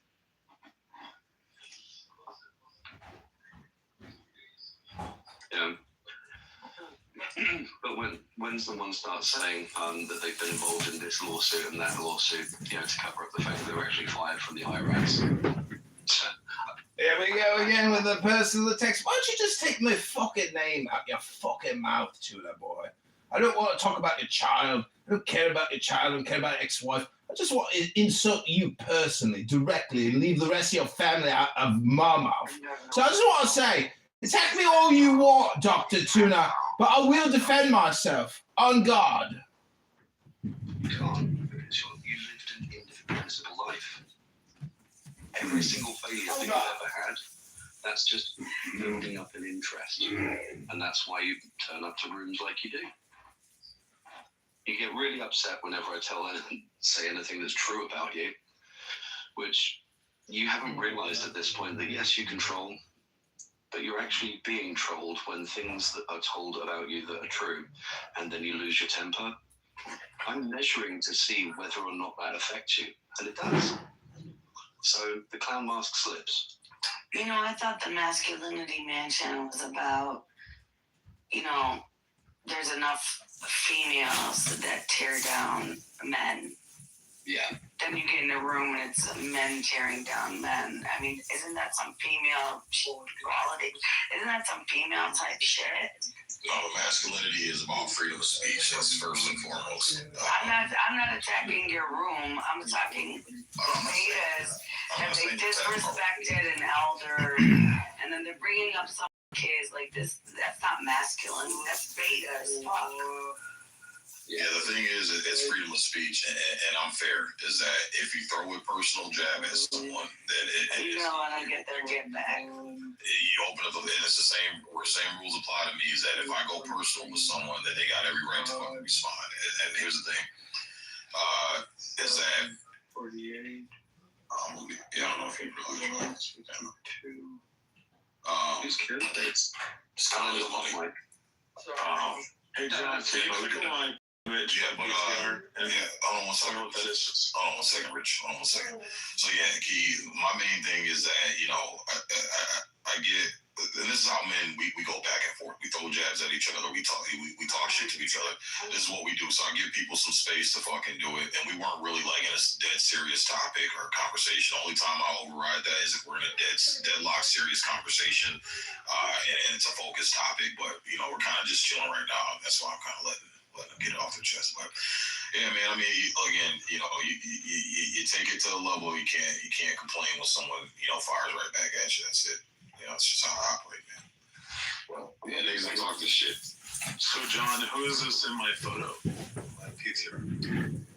See, Key, what he's trying to say is when somebody shoots artillery at you or chucks a spear at you, and that person chucks a spear back at that person, well, we're just a bunch of spear chuckers, aren't we? Stolen valor. Bunch of spear chuckers. Oh, look at that handsome man in that beautiful uniform. Shaking the hand of that fucking Vietnam General Grinnells with his nose blasted off battling those evil Vietnamese bastards. What was funny is when I shook his hand, I thought for a second, I could stand there for it. He pulled me and he would fucking he would shake your hand for 1 second and pull your ass, and next person had to come up. He yanked me. I was like, holy shit. Donald Trump you. Yeah, he trumped me. He's not the only person that served in this room. Well, I try to get served daily, if you know what I mean. Yeah, but you don't. I really think, fanny packs are sexy in a milfy kind of way. Let John, and I really think fucking G.I. Joe. I think fanny packs are sexy in a milfy kind of way. I'm just trying to vibe with mommy. Grown-ass man with, what do they call that shit that my nephew collects? iPop or whatever. I mean, figurines all over your room. Funko Pops all over your room. I thought you meant K-Pops, the little round ball things. I'm like, those are for girls. No, Funko Pop. Listen, Key, I'm just trying to say that if somebody chucks a spear at me and I catch that spear and I chuck it back, does it make me the guilty spear chucker? Or is? What do you think these rockets are? The rockets are nothing but enlarged spears. Spear chucker. You say you don't want to do that shit. Yes. Well, we confirmed earlier that That race car don't protect people in this space, man. It's man. racial identity Gotta politics. take your huggies off. Gotta take your huggies off in this space, man. What? So last one, man, because I probably cracked the worst race jokes, black jokes on the They fucking left all that black shit back when he married a white woman. I only have one more joke for. Before I married a white woman. I only have one more joke for Tuna Boy. When did you have to go buy tampons for your son? Not too much on women. You're in the wrong space, Joby. You know it. That's why I'm here. Hey, Joby. Hey, girl. That's a beautiful shot of you, by the way. It's gorgeous. Oh, thank you. Hi, friend. That's filters, man. That's filters. You don't get No, credit for filters. it's a great headshot. It's a great headshot. You don't get credit for filters. Go deep and look at it. I gotta say that hamburger. That sinister laugh when you said go deep. You're a sick individual. I'll go deep now. You ain't gotta tell me twice. Hit them guts. I want to vote Rich as Clubhouse Chaos Agent of the Decade because honestly, when rooms go to total chaos, a lot of it is because of Rich. And Rich, I salute you, sir. No, you 100% of it is because of you. No. Rich is an actual doer. I am a filmer. I just live stream myself. People use me as like a back end view into what they think they're missing or something, or if they want to hear themselves. But as Sid confirmed, only a few people look at my shit. But Chaos Agent Rich here, this motherfucker is Dr. Chaos. You couldn't keep a back-end job as a pantomime donkey. A pantomime donkey? JB kicked out of healthy debates. I did Roger Mayhem off that. No, more than that even. Even yesterday or 2 days ago, I heard Viking, a.k.a. Brad, blaming shit on you, and it sounded like you were responsible for it. And I was like, dude, Rich really pulls some back behind the curtain strings here. And Tuna Boy, I know you think I'm like a pantomime donkey. Wait, what you got? When did JB get kicked out of healthy debates? When did this happen? He's no longer Vermont. Good shit. Wow. Yeah, I got him kicked out of it. What happened? Oh, I drug him for being a registered sex offender, pimp, fucking rapist. Yeah, JB is kicked off the app on my end because, well, he's just a bad guy. That's all I'll say. Yeah, we drug him for like a month, and he kept crashing out with Pepe, and I kept clipping Pepe's accounts. I clipped 6 of them, which stirred it up even more and made him think that it was JB clipping his accounts, which I later told him it was me. But yeah, I clipped a bunch, and I clipped Pepe's house, and so yeah, just fucked everything up, and then JB got kicked out of healthy debates, and then he started the unhealthy debates, and then I went in and mass invited everybody out of the room into other rooms, in the Donald Trump room or President Trump room, and he just eventually kind of gave up. I've been texting him because He threatened to show up and kill me and sue me and all kind of shit. Oh, he threatened me. I actually did turn him in for real. He's a problem, guys. If he's on here, I'm going to report him again. And then I doxed Roger Mayhem because he said that the fat tax needs to be implemented on everybody who's morbidly obese.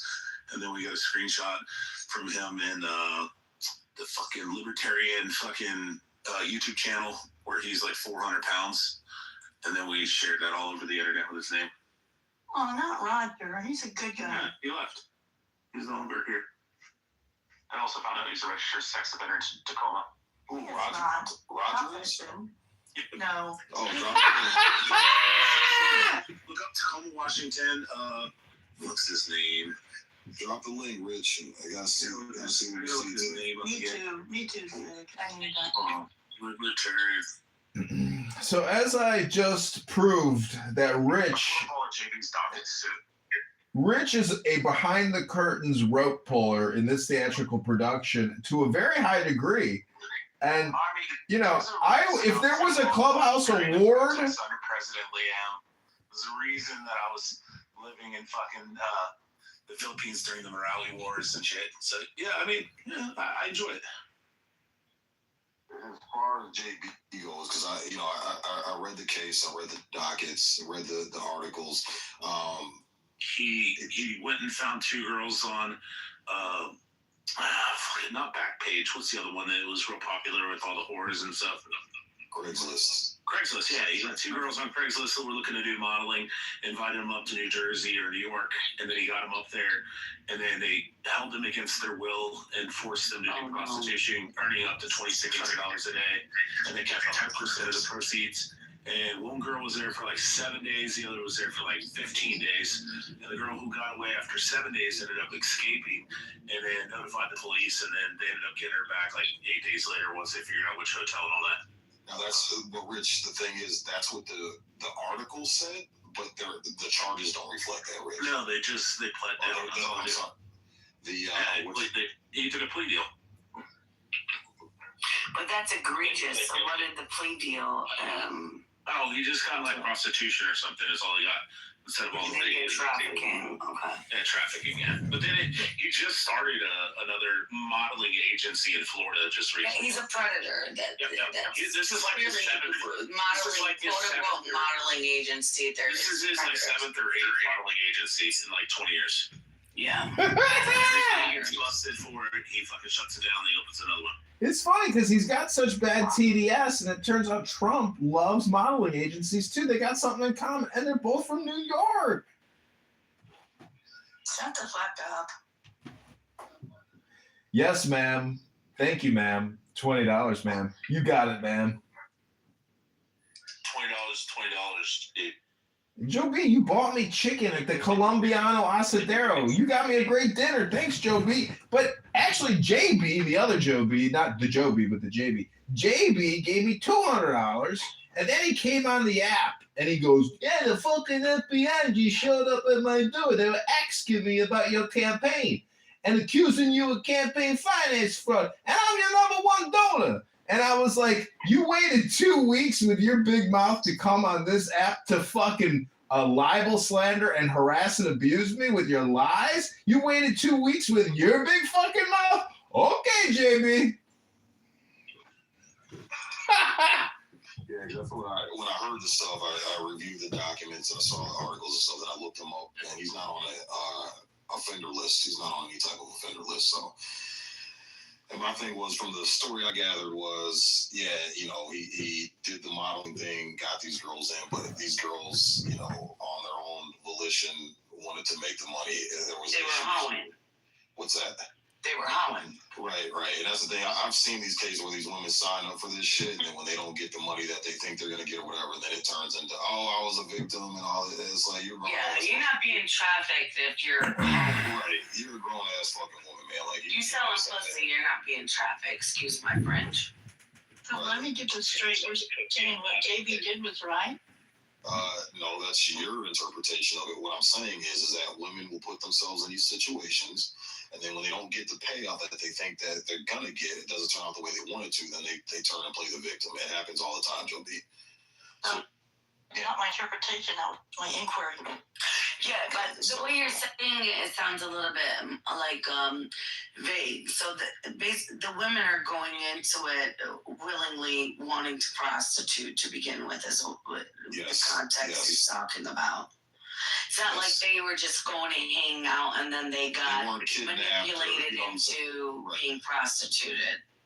Right, and that's what I'm saying. Like when you have a situation like that, typically a person's on some type of sex offender registry. You can see the charges that actually stuck. What went through, what they got found guilty on. It will reflect that, and none of that reflects. That's called a plea deal. I don't know, man.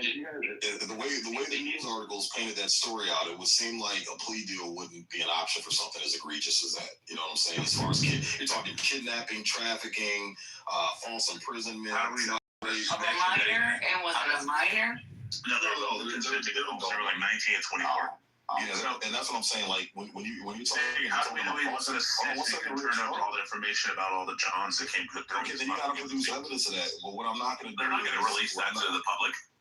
Okay, well, hold on, Rich. And at that point, it's still speculation. It's the same thing with Europa. I did the same thing when they started making all these accusations about Europa. I'm like, you got to bring the facts. The last thing I'm gonna do is throw some heinous sexual shit accusations on a man with nothing to back it up, because it happens all the fucking time, and men get their reputations and lives destroyed over false accusations. What most of the time we come to find out are false accusations. Wasn't Europa doing some weird shit though? Well, they brought Europa in, and we actually saw everything. The court transcript, we had a big, huge fucking room on it, and the court transcripts came out. This motherfucker's on a offender registry, so everything matched up and lined up, and that's when I was like, yeah, I'm done fucking with Europa at that point. Yeah, that was Jazzy. That was really instrumental. Yeah, that was Jazzy. Yeah. Remember that? Some girls are just down. Yeah, that's what I'm saying. Usually, yeah, these girls get themselves in these situations and then they try to use the fucking victim. Oh, I was a poor woman that got this. Sorry, man. Kidnapping, extortion. Kind of ironic, though. Imprisonment, rape, multiple counts of rape. That doesn't seem like something you would typically get plea dealed out of. There would at least be a couple more of those charges stuck, not just one of prostitution. Don't you think it's ironic, though, that he's got such bad Trump derangement syndrome, but yet he's just like a Jeffrey Epstein?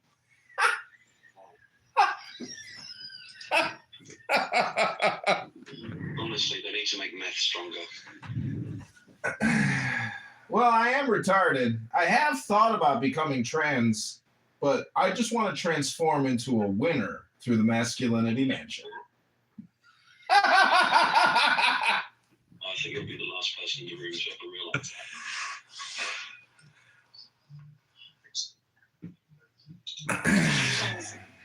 You guys need to just reconcile your differences, I think.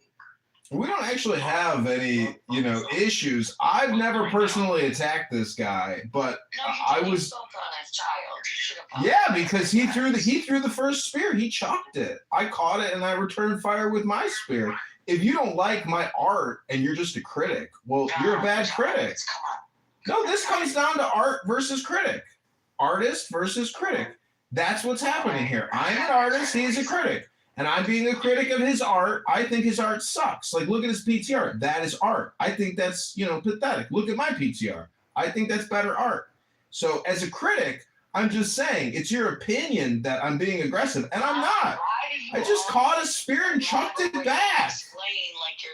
All right, I'm gonna trans out of this convo. I'm gonna trans out and I'm gonna change and just be quiet, because transformation is changing into silence now. Hello?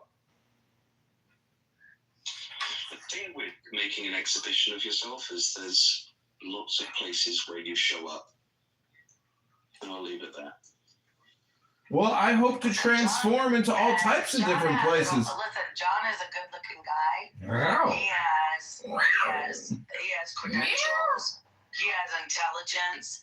There's a lot that he has going for himself, and then he sabotages himself at the same time. Projection alert. No, there's no reason that this guy isn't married to a 10 and living his best life. Listen, I've dated plenty of 10s. I'm perfectly happy. Would you rather be in your room with your figurines? No, that's not totally true. It's called work. You should try it sometime. And no, I work all the time. You do? I don't need to be. Oh, you sit with Michael Krongle. Oh, my bad. I forgot. You sit with Michael Krongle all day long in preservation of the human race, of wasting time talking about fucking aliens and UFOs all day. Sometimes I feel like I'm becoming rich, and I don't want to be like Rich.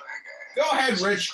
Cook this one up. It's time to barbecue, Rich. Can you take a compliment, or you're that much of a... You should try to learn how to give a compliment. That's your reflex. You should try to figure out how to compliment people without insulting them during the compliment. Try to work on that one. Hey, Fatima! She said that little toy What's up? Man and G.I. Joes and shit are hot. I'm good. Somebody complimented you yesterday. They said you're really cute, but you're too skinny. And what I said is he has potential until he can videotape it from every angle. He has potential until he opens his mouth. John, she's saying that she wants you to lay there and be quiet. All right, shut the fuck up and maybe he can work with you. Be submissive, John. Shut the fuck up and maybe I can work with you. Quiet. She'll do all the work. He says. Can you at least take the fanny pack off when you ride me? Turned on Shasta or whatever the fuck your name is. Ew, no. Mud sharks? No, I'll pass. Mud shark. What's up, Fatima? Are you still running around the Mohammeds? Have they caught you yet? I'm not a white girl, number one. Oh, come on. Nobody likes you. What do you mean you're hot? I'm not. I'm People love you. You're a cute girl. People love talking to you. Whatever, white boy. You're a naughty girl. That's why people like you. You're naughty. Oh, God. All right. I rest my case. I'm the best. I don't want a fragile beta anyways. You're a European hottie in a bikini. See you at the beach in the summertime, baby. Meow. Why are these white boys mad at black guys that pull white girls? Is it because they're betas and they can't? No, it's usually because they're unclassy. No, Six Mike is not unclassy. What are you? He's stalking you, Fatima. What are you talking? It's your aura. He's attracted to your aura in a bikini at the pool. University of Michigan. So what the fuck are you talking about? I'm not a low class gutter fucking. Okay, I'll use the exception because Sig's here, and there is other people like Sig. Most white guys that fuck black guys usually fuck hood booga fucking them. I did. You know what's funny is my other profile is also CM, Chicago Mayor. I'm also CM. Or you could say CM is me. Hello? No, you're John. Don't get over to me. That's all you are. Why are you using Megatron? Are you Friday? No, I'm Megatron Ultra, not Megatron Prime. Oh my God, I'm fragile. I'm butthurt. No, black guys for the most part fuck fat white girls and trashy No, white girls. this is not 1996 anymore. We're not talking about the SIG exceptions. We're not talking about the former SIG cops and military guys. girls back in the day. I'm not fuck talking pretty about white girls. We're talking about the majority of fucking white girls who fuck black guys are usually morbidly obese. You're stuck in the past. Morbidly obese fat white girls and fucking trashy white girls that come up in the It's not that way. No, that's 99%. I'm sorry that you're not the number one draft pick anymore. It's usually mud sharks. Yeah, I am crying right now. Oh my You're not the number What, one draft Fatima? pick anymore. Accurate. And white girls are into black guys. Like bad white girls. Bad white. What did you say, Fatima? Hello? Wait, give me a second, Kitover. I'm gonna leave the room. They're talking so loud, you're annoying. Hello? Oh my God, wait, Kitover. White girls who are fucking black guys are fucking black guys that work at fucking Wendy's. We're drug dealers. Yeah, I gotta be on the rich side on this one. Tuna, don't bring up my fucking 1996. It's not 1996. Key, the majority of bad white chicks that are Gen Z? they get to most of us, most of the average white getting dumpy, frumpy black guys, bro. That's what I see out here. Average. Okay, well, I know a bunch of bad white girls that are just into black I guys. can see you. It is what it What is. caliber of those black guys out there too? They're not average to below average. There's a lot of good white girls out here. And there's a lot of good black guys out trying here. to throw that Why are pussy you out just there. quantifying black people like you're a bum and you work at Wendy's? I didn't say that. You did. I said the majority of white girls who fuck black guys usually fuck black guys who work at Wendy's or Oh, okay. All right. Rich, you I'll share this in my guy working at McDonald's smoking a back. Out of the majority of white women that I know and come across that have babies, they're typically, when it's babies with white guys, are typically married. And the majority that have babies with black dudes are baby mamas. Like You're speaking to a culture right now. Trashy white girls, aren't they? They wear leopard print and they're just fucking loud, Kiki! obnoxious, and they literally like black girls. They overcompensate. So I'm in another room, Fatima. I'm live streaming this room on YouTube. I think that's an outdated stereotype, to be honest. No, that's so accurate. I don't think so, but okay. We can agree to disagree. We can actually on stage. It doesn't matter. Like you might be like 40 and you're stuck in your frame of reference, but things are different. Okay, bye, Fatima. Talk to you soon, sweetheart. See you at the beach. Bring a bikini. No, I'm not talking about stats and single mothers and the black community. No, you don't want numbers, do you? No, I'm very aware. I didn't argue that point at all. Yes, but you argued that you think it's. So what I argued is that young, good-looking white women are into black dudes in 2026. If you don't believe What a specific caliber just of black. go online, Specific bro. caliber of black. You're talking about the basketball players and the football players at college and shit, and the rappers and shit that they're into. And like big time rappers and making a shit ton of money. Listen, Not guys selling my fucking- nieces are in a suburb of trying to push his Michigan, fucking and they albums go on to that. school with white Apple boys music and out black the back of his boys, fucking car. and they're into Let's black go. boys, and they're in high school. So what are you talking about? Yeah, well, Key, you're right. You didn't say that. Six said. No, but that's it. You gotta understand. That's been going on for a while. Let Alan, let Alan finish his thought real quick. Oh man, Yeah, Alan go Six kind of said. Yeah, it only takes an hour. That. That's okay. Let it take them 2 hours. And so, coming with the stats, it's like 70% of there's black single mothers, and white women in relationships with black men, it's 60% unmarried. I understand it. Yeah, no, I get that. Yeah. So Sig is not incorrect. But Key, what's your point? Nor did I say he was. I was just speaking to the attraction of young girls that are attracted to black men. Is that projection or statistically accurate? Was not in Hello? Back in the day, it was like Sig spoke on this earlier when I was on my way to work. Back in the day, white girls who were not wanted by white boys because they weren't typically thin or fit or considered thicker, then they would date black guys because the black guys didn't think that they were fat. Nowadays, you have fit. No, it's because black men will fuck anything. They'll fuck a snake if you hold a tight still. They'll shove their dick in anything. They don't give a fuck. Okay, and white boys do the They same don't shit. look at fucking fat white White girls and boys think, do "Ooh, God, the that's same disgusting." That shit. smells and go, I can put my dick in that.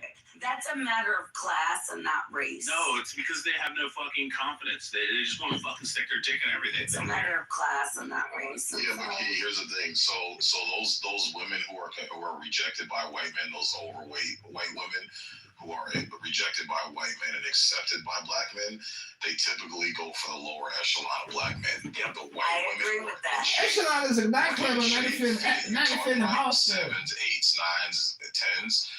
They go for a very, very small minority of black guys, and those are usually the 6'2" guys, the lanky basketball I'm players. talking about my That's what I'm nieces that are in high school that go to school with white and black boys and Arab boys. Don't you think with that, like, fucking Dearborn or some shit? I guarantee your nieces aren't going for the nerdy black guy on the chess team. They're going. No, for they're the probably tall going guys, for the guys kid on that's that black team. popular like the rest of us did in high school. Yeah. And that's what we're saying. Yes, that's what we're saying. Yes.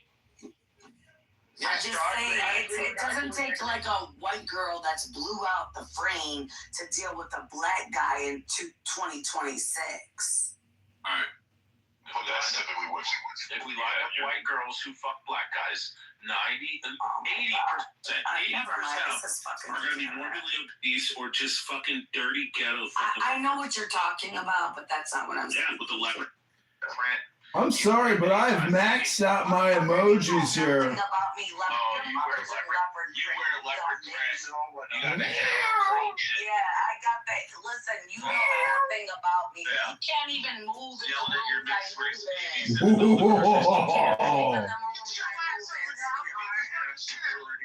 I like the way you move, Key.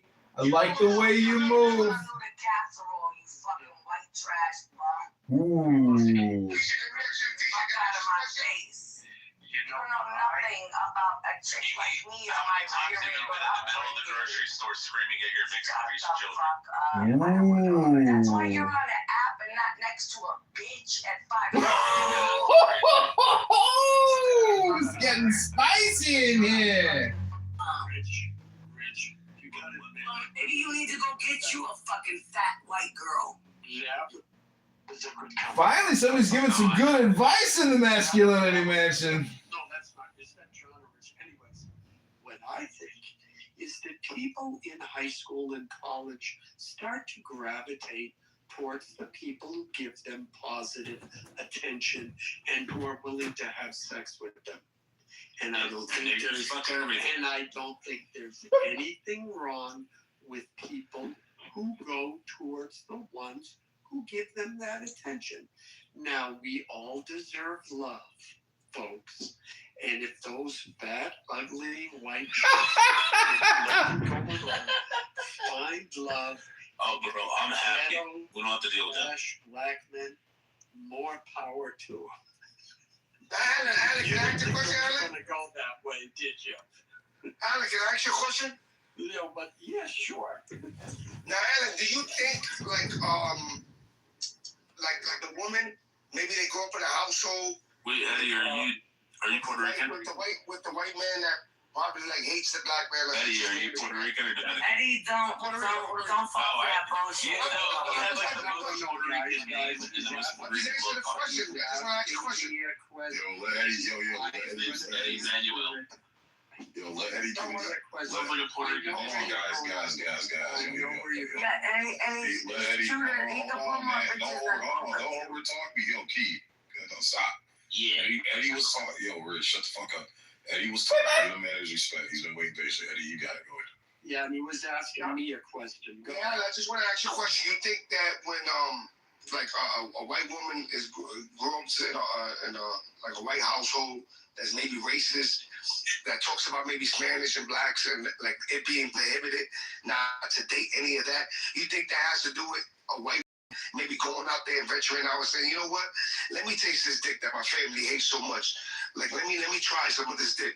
You think that has like absolutely 100%. Oh, you see so many like, I mean, I saw it where I was growing up, like these white Catholic girls, strict Catholic upbringings, they dated black men because they wanted to piss off their parents. So it can be that, or it can be like you framed it, like, yeah, this is taboo, let me go try and, it may not be necessarily a fuck you to their parents, but that, gee, this is something they said don't get involved with. Let me try it out. Oh, there's lots of reasons why, I mean, I joked at the end of what I was saying, but seriously, I mean, everybody goes to where they get the attention. If you're a guy, and every guy's been through this, you hit on the cheerleader, she laughs at you and tells you to fuck off, and then her football player boyfriend beats the crap out of you, and you get over the trying to go after the cheerleaders, but then you find another group of women that like you, and there it is. And there's nothing wrong with that. That's how we all get laid. Women do it, men do it, everybody. And for us as men to be taunting each other in this way is just beneath us all. Okay, I'm kidding there, but yeah. Yeah, no, I hear you. And Kay, you know what's so crazy? It's not like just 2026. Like, oh no, it's been like that for a long time. Like I've been a person. I've been to Vegas and Miami, and I partied, And a lot of black dudes be pulling the joints. You know what I'm saying? And I think maybe the Kardashians had a lot to do with that shit too, like that trend of the whole rapper shit. But, I don't know. But black dudes been doing them. It's nothing wrong with it. Like black dudes been doing them. They don't just pull fat bitches and shit. Yeah, but Eddie, that was the point that I made, is that there is certain girls, like the attractive women, who predominantly go after the very successful dudes. You know, the guy that does own a fucking big business and is very successful, or crypto guy, or fucking rapper, or fucking basketball, or well, not baseball, but basketball or fucking football player, black guys, they tend to go after those. But the mass majority, if you drive through any fucking city where it's heavily populated, notify the police, and then they ended up getting her back like 8 days later once they figured out which hotel and all that. Now that's Rich. The thing is, that's what the article said, but the charges don't reflect that. Right? No, they pled down to he took a plea deal. But that's egregious. So what did the plea deal? He just got like prostitution or something. That's all he got. Instead of all the trafficking. Trafficking, yeah. But then he just started another modeling agency in Florida just recently. He's a predator. This is like his modeling agency. This is his like 7th or 8th modeling agency in like 20 years. Yeah. He's busted for it. He fucking shuts it down. He opens another one. It's funny because he's got such bad TDS that it turns out Trump loves modeling agencies too. They got something in common, and they're both from New York. Shut the fuck up. Yes, ma'am. Thank you, ma'am. $20, ma'am. You got it, ma'am. $20, $20. Joe B, you bought me chicken at the Colombiano Asadero. You got me a great dinner. Thanks, Joe B. But actually, JB, the other Joe B, not the Joe B, but the JB. JB gave me $200, and then he came on the app, and he goes, yeah, the fucking FBI just showed up at my door. They were asking me about your campaign and accusing you of campaign finance fraud. And I'm your #1 donor. And I was like, you waited 2 weeks with your big mouth to come on this app to fucking libel, slander, and harass and abuse me with your lies? You waited 2 weeks with your big fucking mouth? Okay, JB. When I heard this stuff, I reviewed the documents, I saw the articles and stuff, and I looked them up, and he's not on a offender list. He's not on any type of offender list, so. You know, with a ghetto fucking loudmouth bitch. A black bitch who fucking argues and screams and yells at him and berates and harangues him nonstop. Well, white girls argue, berate, and all that shit too. Point of order, moderator. Skittles taste the rainbow, KK. I've been and Hispanic girls do that shit, and Middle Eastern girls do that shit. Then you haven't dated. Asians are the best in Mississippi. You haven't dated the right black women.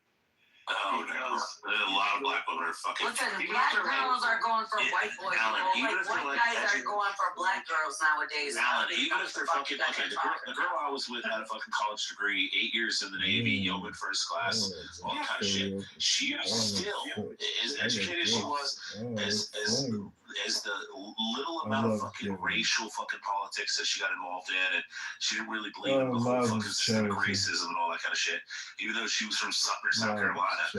But at the same time, she was still fucking insufferable most of the time. It was just this sedity fucking. I love his charity. Can't wait to fill you up with gifts. She was in the Navy. Oh. Okay, she's already got something. I would. Jesus Christ. No. The women are masculine and the men are feminine. Yes, in the Navy. Okay. All the men are gay and all the women are dykes. If you dated a professional black woman who works in a white environment, Right, they have a totally different. No, Alan, the most masculine women in the armed services is the Marines. Wait. They're just going on a totally I bet those cooters smell like fucking armpits and cigarettes. You hear this racist bullshit? Those are white women. There's not a lot of fucking black female Marines. Whites and maybe some Hispanics. Single day, no. Love his Most of the charity. female Marines aren't even dykes. They're just Alan talk. Really, shut the fuck up. butch as fuck. Yeah, well, yeah, but in my day, no. Alan, just say me no black. Rich, stop, man. It was not the way you hear the women on Clubhouse and that kind of empowerment of the strong black woman. It was there. Yeah, but the women who worked around white people in professional things, environments, they were cool. Oh, it's almost 420. All right, now you're the one that's sucking the fucking pass. Let the poor bastard pull. I thought he was done. He paused for 8 seconds. Yeah, and remember. Oh man, it's I'll 420. end with this. 420. Aussie. This was a black woman. 420. Okay, Oh, as it's a 420. roommate for 2.5 years.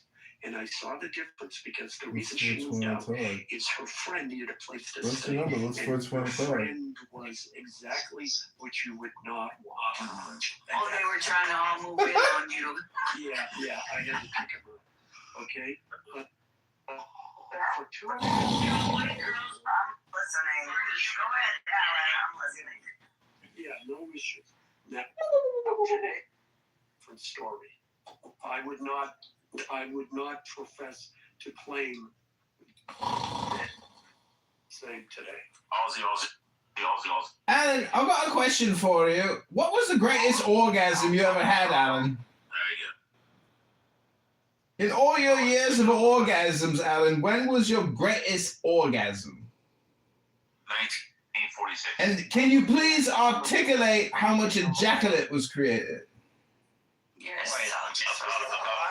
Is it a man or a black woman? No.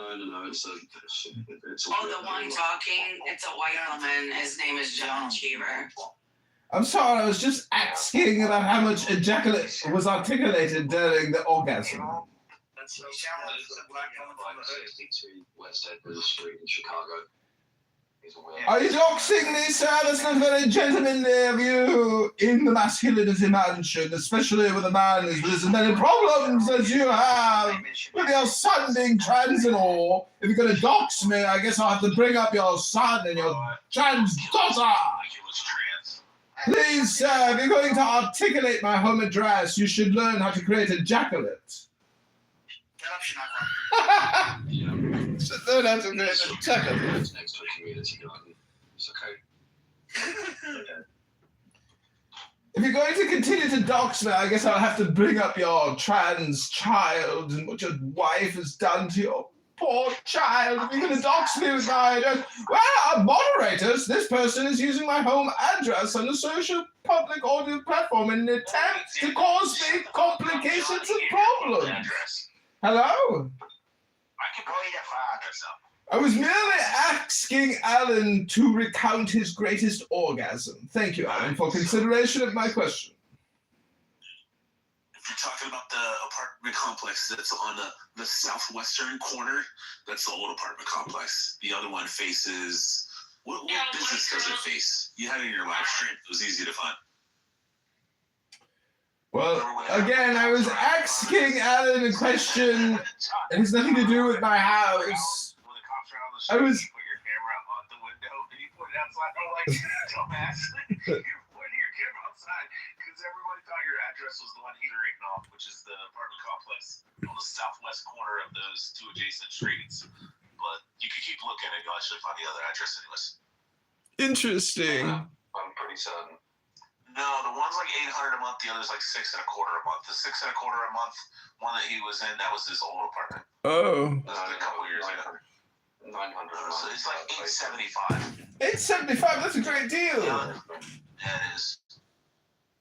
You're down. Anyways, Alan, $625 is the old apartment. This is ridiculous. Moderators, they're doxing me. I'm trying to ask Alan about his greatest orgasm. It was easy to figure it out because he was live streaming it. He put the camera in the window. He's on the live stream. He's like, look at all these cops out here. Street signs and businesses. Oh, text me. Like, come on, John, just put your camera down. Somebody's obviously an internet expert, but they don't really think about the fact that the internet can come and find them, do they? He has brain damage. I'm transing out of this conversation because you can't dox me. I'm trying to trans out. Change the topic. Change the topic. Change the topic, please. Stop talking about my home address. We'll have to start talking about a new topic. Trans the topic. Trans the topic. Hello? Yes. John, I have a question. If you were alone with Tuna Hold on, man. Key's trying to moderate the stage. Black man's always holding you down. Hey, reset the room, y'all know my rules, man. The moderator trying to reset the room. Yeah, I just want to reset. There's new people that have joined. Everyone listening in the audience, hand raising is open. You guys are welcome to come up. Say, do you want to circle back on the original topic or what? So this here. No, I mean, I don't give a shit. We kind of. It's like just popcorn. All right. Yeah, just popcorn, man. Whoever come up, if you want to come up. And don't be intimidated by all of this rah-rah going on, because females as well, like, feel free to come up. You're not going to be like bullied or anything like that. Yeah, not naughty hell. But they can live. Alan will protect you. Have a good one. Uncle Alexander. Somebody's talking. John. So do you think if you were alone, Tuna's recording the room, but so do you think if you and Tuna were like alone sitting there and you're having a couple drinks and stuff, you think Tuna would try to make a pass at you? I don't know. Let me check my YouTube. Pretty much sure he's not. Go ahead, Tuna. Tuna, do you want to answer the question? They're homos. This is the Masculinity Mansion. This is your Masculinity Mansion reset of the hour. They're homos. We've just asked. John and Tuna? Hello? I don't think I have any liquor in them. John and. I'm out of liquor. I wish I had something to drink. I got nothing left. Just water. Crikey! Crikey! Yeah, John and you. Wait, do I have to put up my photo with the change track again for you to remember? Yes. Hello? I let the other fucking bastards talk, John. The fuck, you chat bastard. Hello? You can't read with this one. All right, everybody. This is the Masculinity Mansion. This is the United States of America. And is it fucked? And should we start prepping? Hello? No. Sig said don't do that. I'm not going to tell you, I mean, it's his sex ring, but he's behaving like a black woman now. That is a racist, unsubstantiated statement. To claim that I'm a black woman. What? Hello?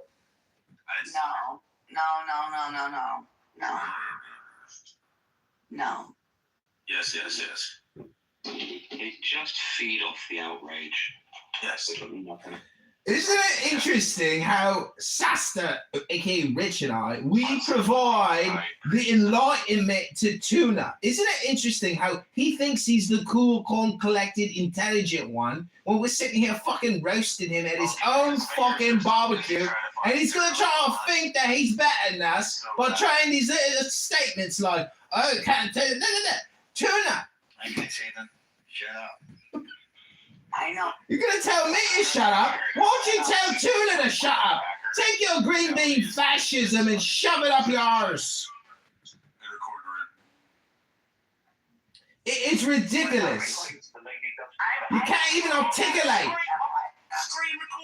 You won't come back and give him at least let him talk. Hang on. If you want Tuna's answer, let him talk. Let him talk. These agents of chaos, all they want to do is create. Agents of chaos? Oh, he's so calm and collected now. Oh, if you need wisdom or intelligence, if you want great advice, go to Tuna Boy. Here's what I want to know. Why are you riding so hard for John? Like, why are you fucking up for him? Because Tuna's a bitch. Huh? Hey, Sasta, I do you know? fuck with John just as much. Hang Tuna's a on. bitch. Do you know Sasta? Tuna's a whiny look. Peter, hang on. Let me just educate you something. Sasta is actually a Hindi word that means cheese. Love is charity. I didn't make this name. I'm not joking. You can just Google it. Sasta means sheeps. Remember, Tuna? We were there. They were calling you, this is Sasta, this is Sasta. It was sheep. Yes, Koala. I made the name for all 100,000 of my alt accounts. I'm out of liquor. I wish I had something to drink. Cheap ass Sasta. I didn't make the name. I never heard Tuna Boy laugh so hard. Tuna Boy, what else makes you laugh? Or cry? Oh no, actually, hold on. Wait, Koala, I did add the IRGC in there. Yeah, I know. Fuck IRGC. Who cares? Load of fucking bastards are fucking. Now I'm rooting for the IRGC though. Your audience are so insufferable for the other team. It's like when all the fucking black NFL players, like, what team was it? San Francisco or whatever, and they all fucking kneeled down. And I was like, yeah, I'm rooting for whoever they're playing. What, Kaepernick, he played for San Francisco, didn't he? Why would you be rooting for the IRGC? What about this cunt, Alexander Rose? He's fucked off. I don't know. It is some pro-white boys. Pro-white boys? What's Darman in his hair? What's Darman? Yeah, you heard me, John. Hello? And you, either you're Jewish or you're a wannabe Jew. Wannabe Jew? No, that's rich. I'm not Jewish. My mother's gorgeous. I'm a cashew. Hello? John's dad is Jewish, so he doesn't technically count as being. No, but you sound like a goy. If you're a Jew, then you go by what your dad is. Hold on, Kiki. I don't technically count as a Jew to most Jews because I'm religiously Christian. So you're not I'm halakhically Jewish from both of my parents. So my mom and my dad are both halakhically Jewish, but I'm a Christian religiously, but I'm ethnically Jewish. John is technically genetically Jewish and ethnically Jewish because his dad's Jewish, but he's not halakhically Jewish, and the Jews don't accept him. No, he's a goy. He's a goy. Wait, where his mom is not Jewish. His mom is not Jewish. His mom's not Jewish, but his dad is. So the Jewish people are like he's ethnically Jewish, Koala. Yeah. What do you mean ethnically Jewish? Yeah, just look like the side. Uli mother chod. By my lineage, I'm a Jew. From a Jew. No, it's not Jew. Actually, it's from the tribe of Ephraim. I'm not gonna say Jew. It's Israelite. You from that tribe of Ephraim? But I'm a Christian. Yeah. You a black Hebrew Israelite Christian? You ethnically Jewish, but not halakhic. No, ethnically I'm not because I don't share the culture that. No, you guys have an Eastern. You guys have an Eastern European Jewish ethnicity. Okay, when I say ethnicity, I mean that you come from genetically from Jews. Genetically, yeah, tribe of. You Jewish? I didn't know you was Jewish. Ethnically Jewish, religiously Christian. Hello? Maybe that's that's many years. It's many years removed. Are you using the 12 tribes chart? No, this is just my family trees. Black Hebrew Israelism. Heck, black Hebrew Israelite Christian. That was rich. I mean, my grandmother spoke Aramaic, so. Did she pass down to you that fanny pack? Because I hear Jewish grandmothers pass down fanny packs. I got a fanny pack for your ass, John. Maybe we can all get my fanny pack, a $5 donation for your campaign. Yeah, just like all three of my kids, Kiki, will never be considered. They're not considered politically Jewish because their mom's Filipino. Wait, do you know that? I wanted to say it again. Because my wife is Filipino, they're not halakhically Jewish because my wife's not Jewish. Wait, explain to me halakhically. Like rabbinic laws say that you have. Rabbinic law. Halakhically. They say that you have to come from your mom. That's why they say John's not a Jew. Oh, you know what's strange about that? What? If rabbinic law says, shut the fuck up, John. Hello? Rabbinic law, it goes through the mother, but in the like the Middle Eastern law, it goes through the father. You turn this room into a synagogue now. I'm talking to DJ. When you say Middle Eastern, you just mean the Muslims. But yeah, the Muslims. No, I'm not Muslim. Even no, I'm not saying that. I'm saying like, for instance, yeah, hello? My mother, hold on. No, it's not because I'm Arabized, actually. When I call my mother will refute you and return to call her an Arab. Refute? Because They're still the Arabized. Assyrians and the Armenians and the Phoenicians existed long before the Arabs, if you guys know. Hello? If you guys know history. Hello? So Arabs come way after a lot of the indigenous people in Mesopotamia. Okay, right. So it's nothing to do with Arab. They go through the father's tradition. Islam. Hello? It's not Islam. Never mind. It's the same reasons. No, now I'm talking to a in European. Western Nigeria. Hello? Are fucking Arabs. You go through what your father is, that's what you are. I'm just telling you, the Igbos and Yorubas have adopted themselves, and Can we just stop talking about tits now? No. Hello? That's your unique European Judaism that you trace Hello? yourself to your mother's lineage. Hello? In every ancient culture and civilization, you trace yourself through your father's lineage. Free at last, thank God Almighty, free at Free at last! Am I wrong? Hello? Ding dong, the witch is dead. The witch is. There's a reason you take your father's last name, right? Hello? Because you take your father's identity. No. The truth is there's this thing called books, you fucking morons. And when you read a book, you can be whatever the fuck you want to be because now you know about that fucking topic. It's called information, knowledge, comprehension, and understanding. You should try taking a book out of that fanny pack sometime. Hello? I wish you could get in my fanny pack. My. Mm-hmm. With your sailboat. No, they took it. I stopped paying the slip fee. I gave it up. They took it. Bye. I tried to sell it last minute. Couldn't get rid of it. And then they locked me out. Yeah. Nepo baby with the sailboat. Lost it. Lost thousands of dollars. Graduated from whatever. You got money. And you're on this app. Living in a fanny pack. It's 420, everybody. Wasting your time. Why are you not compiling millions of dollars right now? Hold on. I got to trans interrupt you. I'm going on mute and I'm transing silently. Hello? Oh, never mind. Tuna Boy has left us. Oh, what a blessing. Thank God. Hello? Stop picking on him, John. I'm not picking on him. The guy comes on here and doxes me, says all kinds of shit. I'm gonna fuck with people that fuck with me. Hello? Yeah, but why would you say something about his child? That's all right. Why would he say my fucking home address? Why would he call me a pedo? Why would he call me a rapist? Why would he call me 1,000 other fucking things, Kiki? Huh? Huh? Hello? Huh? Hello? Why? Why? I'll tell you why. Because he's a can of fucking tuna fish. And you know what happens when you leave a can of tuna fish out for too long? It smells like shit. And that's what that guy is. Shit. Hello? You're a fucking comedian. You need to go to Hollywood and start writing scripts. I've already produced 100,000 films on YouTube. You can check out my fucking IMDb sometime if you want. Hello?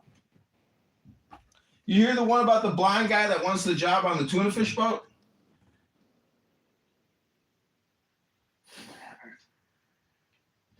Yeah, the owner of the boat, he makes him smell, a can of tuna fish. He's like, what does it smell like to you? And then, anyways, he brings out a woman and he spreads her legs. He says, take a whiff now. What do you smell now? He goes, it smells like the shit can in the bathroom of a tuna fish boat. Hello? Who is around? Starman, Beth, Joe, Promise. Dump. Dump. Hello?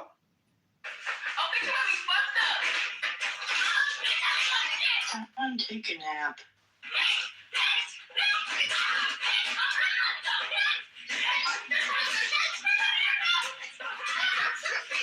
Sorry, I'm watching a black girl get mauled by a pit bull. So stupid. You are so stupid. It's not every day that you go on TikTok and see a black girl get mauled by a pit bull, but the algorithm, for some reason, you felt bad for the pit bull? Oh, I felt bad for the girl. Why do you guys feel so emboldened to say stuff like that? I only said it because that's what I was looking at. I didn't even say it as a joke. Listen, that is a hyperbolic thing to say. I can't place you. I'm not even trying to be funny. I'm just saying what I see and it's funny. 3x plus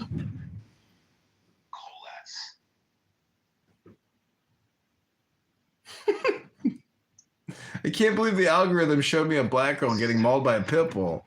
No, I'm remembering, I think, not from the name, but from you saying your family and having 3 daughters. All right, Kiki, 141 IQ.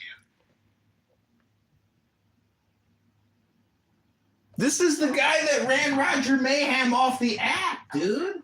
This guy ran Roger Mayhem. Roger Mayhem! Did you see him? Did you see how tough he was? Did you know how cool he was? Do you know how smart he is? Oh, he ran him off the app. I don't know because it's not because he said 140. I know because this guy ran JB off the app. Do you know how smart he is? He's a genius. that much of a subset. This guy's a genius. I gave him the club. Did he leave? Oh my God! Look, that's him. That's the genius. I remember you. The 140 IQ guy. Yeah. I remember. Oh, it's charity.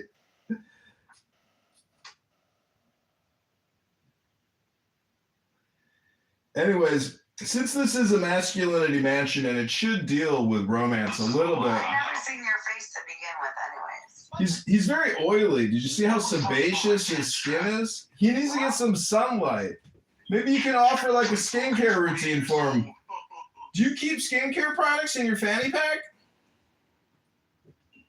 Yeah, I don't. Moisturizer, no doubt. It looks like Rich doesn't need a moisturizer, but he needs like maybe an alcohol swab. I drink a lot of water when I was young, John. I don't have to moisturize. Oh, Wrinkles. it's getting late. John, can you explain? Can you explain how this is all psyop? Well, it's all hypnosis. There you go. Go ahead. No. Never mind. I've heard this a million Shut the fuck up.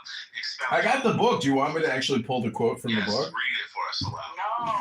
No. Yes.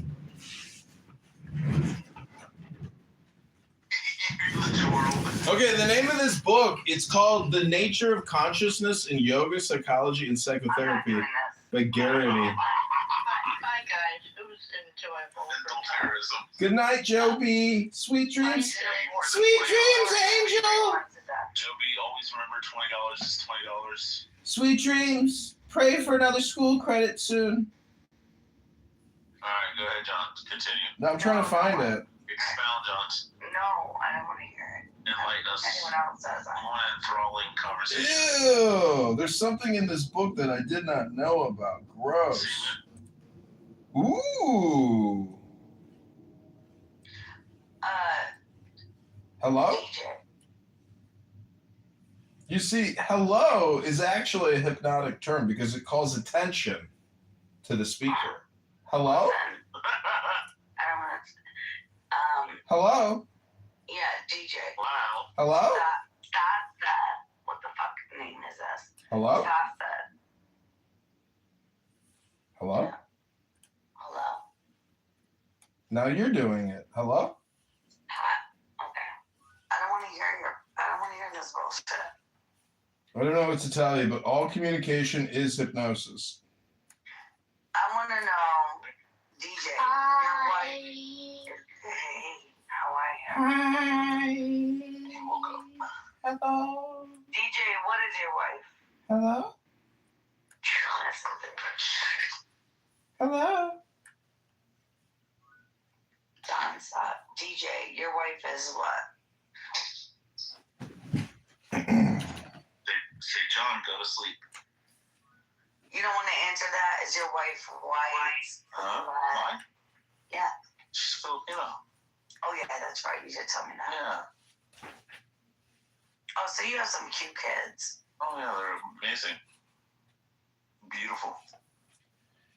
Let's stop talking about another man's kids. You know what's funny? Every time, and I don't want to say this, it's going to be offensive. It might be offensive. Oh, Fatima wants to say hello to the room, everybody. We got a guest speaker from Holland. Hi, Fatima. Welcome to the room. Hello, Kitover. Which room am I talking to?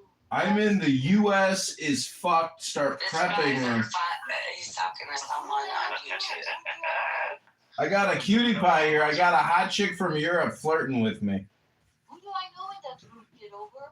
I don't know. Does anybody here know Fatima? DJ, by the way, you know what I always tell my dude? She's the bro chick. She used to say bro 1,000 times a day, bro. Bro. John, I'm putting your ass in the audience. Hello? Fascism alert. Fascism alert. Fascism alert. Come back up when you get off the phone. Oh, okay. With someone else that's off the app, bro. She wants all the attention. I'd rather go with Fatima. Fatima's a spinner. Yeah, You're a fanny packer. Let's hang out with you. Leave these people, Kitover. Hi, welcome to the stage. Hello. How are you, sweetie? I'm good. How are you? I'm good, thank you. E, do you know Fatima? It's just because her name is Fatima doesn't mean I know her. كيف حالك حبيبي عفوا أنا شوية عربي حبيبتي. أنت مش عرب. أنا بعرف شوية عربي حبيبتي. هو يهد. بيعرف كلمة كفو؟ نعم حبيبتي. كفو؟ نعم. كفو؟ شنو نعم؟ Yes or no? لا أنا سوري. Abby's not my friend anymore. أنت سوري? Really? Abby's not your friend anymore? Well, too bad. She is my friend, Fatima, Abby, everyone is my friend. I'm your I know friend. them all. Oh my God, add me. My name is Fatima. Please, I want to be a friend. Hello, Fatima. You are my friend. خلاص done. I'm looking for new friends. She's looking for hot friends. No, I'm not a lesbian. Share my account with her. خلاص, I have her as a friend. نعم حبيبتي. It's done. والله كيف you know Arabic as well. Yes, I'm Lebanese. Hello, والله Lebanese. I love Lebanon. I love Beirut. Oh my God, I love that. We have a house in Lebanon, you know. Nam. On Hamdoun, you know what Hamdoun? No, I don't. You never. I'm born in the U.S. My mom and them, they have a house in Na'ash. She's part kangaroo. She was born in a fanny pack.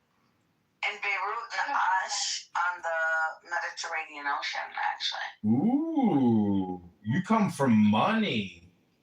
We don't even know how you move. How do you move through those rooms with such grace? Diplomacy as well, but the genocide robbed it all. So there you go. Genocide? Does that mean like killing off genetics or something? You know what it means, sweetie. No, I don't. Just like when people say. When the Muslims try to kill all the Christians, that's cool. Yeah, in Turkey. I mean, yeah, and then they all fled to fucking Brazil. Sorry, Fatima. Went to Argentina, Brazil. Brazil has the largest population of Lebanese, larger than Lebanon. Yeah, Mexico. You know, there's more Lebanese in Brazil than there is in Lebanon. No way. No. No, there's more Lebanese. There was a diaspora, yeah. There's more Lebanese people in Brazil than there is in Lebanon. Okay, what is the population of Lebanon? What was that, Fatima? Your friends are dumb. I don't want to hear that. Can we just speak together? Yes. What do you want to talk about? I'm about to go to bed. I'll give you 5 minutes. What's up? Oh my God, you're going to sleep already? It's 4:30 in the morning over here. Hello? Oh my God, just stay up. It's Friday. No, I'm not. I'm going to sleep pretty soon. So let's talk quickly. You'll be my dreams. You'll be my last words. I'm looking for new friends, John. You're a real friend to me. Well, don't that Abby. We're not friends anymore. She's just stalking me. She can't get over me. Well, Abby. I don't know if you know this about Abby, but she was born in in Chernobyl. She was spawned from a mutation that got away. When they tried to encapsulate Chernobyl, Abby ran out, and then she got on Clubhouse. So, Oh my god, that makes sense, because she's a yeah. lizard. She is a werewolf, actually. Not many people know that these types of creatures exist in society, but like I said, she's from Chernobyl, so you don't have to worry about her. Those types of creatures don't live too long. They've got like 1/8 lifespans or something like that. I'm a real Judean, Kitover. You're a what? I'm a real Sorry, my TikTok is trying to talk to me. What did you say? I'm sorry. I am a real Judean. You're a Judean? Yes. Oh, I'm from the tribe of Reuben the retard. My god, you're not from the Middle East. You're white. No, that's not true. I'm the descendants of the Hebrew Israelites. I helped build the pyramids, and we're still trying to invoice, but we haven't gotten paid yet, so we're still sticking around until we get paid. My god, you believe in Jesus. You're not a Judean anymore. Hello? Get over it. Hello? So how many Muhammad Abduls have you had to like jump over to get home instead of being gang-ard, you know? Hello? What the fuck did you say, John? I said, how many Muhammad Abduls do you have to jump over to get home after school so you don't get gang-ard? Ew, I don't talk to Arabs or Muslims. I have a best friend in Morocco and I grew up with her. She's a Muslim, but I don't care. She's not really a Muslim. So, I thought you were a Muslim. Oh my god, how could you say that, John? Well, I guess I don't know my best friend as well as I thought I did. Are you Christian? What the fuck? Yes, I believe the Bible. Oh, you believe in Jesus Christ, our Lord and Savior and King? I don't believe in Jesus, I believe in You don't believe in Jesus? No, even in the Greek. You don't even believe in the philosophy of Jesus? You don't have to believe in him, but you can at least believe in his philosophy. Hello? Every name that ends with S-U-S from U.S. is a name of a son born out of spirits. Jesus is a pagan name. Jesus is not pagan. Yes, we know that Zeus also had a son Dionysus, and Dionysus also turned water into wine, and he also died and resurrected. And that's the Greek god son of Zeus, Dionysus, the same thing as Jesus. Who influenced who? I'm sorry, you got a lot of background noise. Hello? They're annoying. They're talking to each other. Who is that? Oh my god, that's my sister and my friend. Ew, tell your sister that she's annoying. Oh my god, finally someone who feels me. A real friend. Finally, you found a real friend to join you on your journey of fun and joy. My sister is fucking annoying. I never liked her.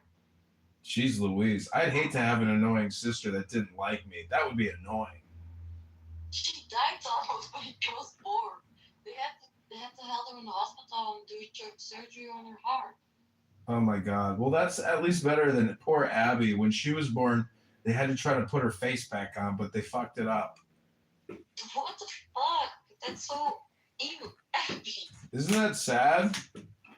That's so sad, but I don't feel sorry for her. She's a monster anyway. She's Satan. She's the opposite of himself. Ew. Well, what's important is the objective or the journey and the destination, and that it should be full of joy. Wouldn't you agree?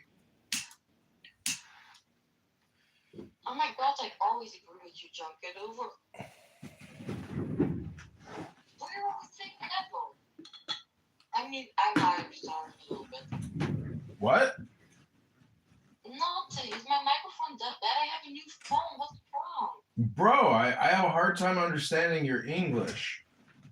What's wrong with my English? I speak perfectly English. Bro, it's just hard for me to understand your English. Is my microphone bad or is it just my accent? No, bro, it's your accent. It's very thick. I'm sorry. I'm gonna do my best. I'm gonna try better next time. Keep trying. Make sure you tell your sister she's annoying before I go to bed, okay? Oh my god, stop now. Don't get over says you're annoying. She's not listening. She only thinks about herself. Well, tell her that. Tell her she's a narcissist. Oh my gosh, Fatima, you're a narcissist, annoying bitch. Tell her that she's an egotistical, self-centered person. He's laughing. Bitch, she's just needs to know. Tell her to be more respectful to you, Fatima. I wish she died where she was born. Oh my God.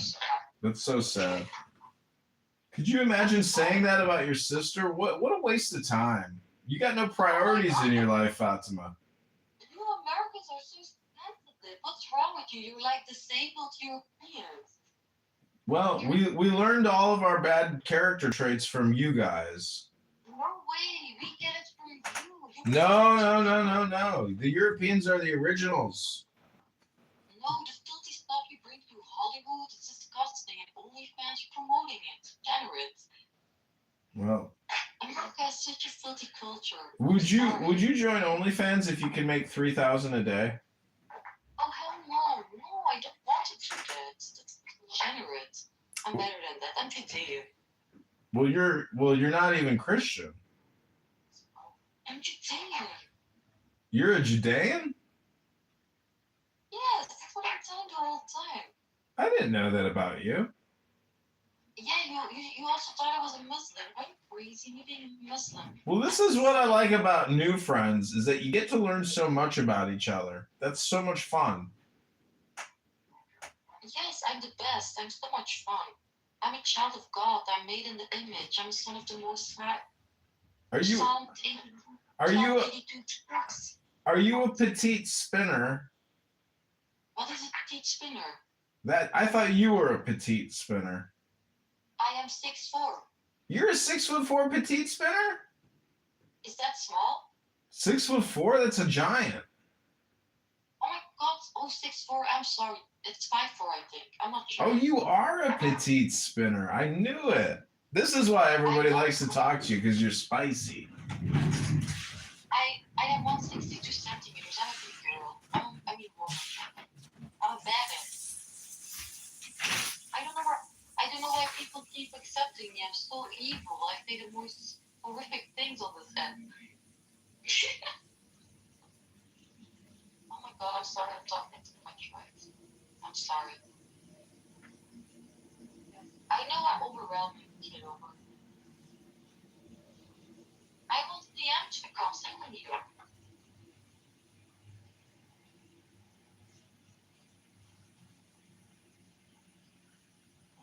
I invited DM centimeter. I hope he comes just before you leave, so we can talk for like just a little bit.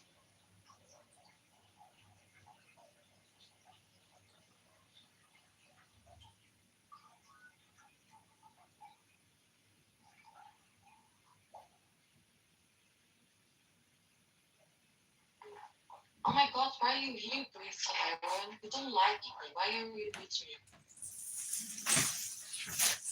Well, we're friends, right, Fatima?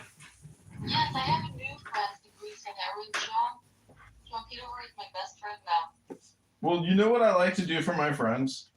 No, what do you like? I really like to read poetry to my friends. You want to read me something, friend? Yes, friend. I'm so honored. Go ahead, I'll listen to you. Do you know why I want to read a poem to you, friend? No, tell me, friend. It's because love is charity, friend. That's true. Love is charity. You're so wise. You're like Gandalf. You're like Gandalf.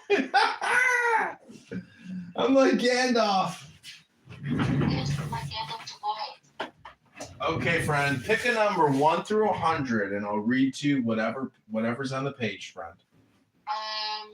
I'll go with 66. 69? No, 66. 66. I'm sorry. 66. Okay.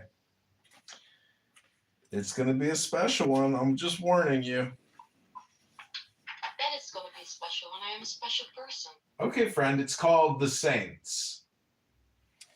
So this is a meditation for you, my friend. Take the deepest breath of the day. All right.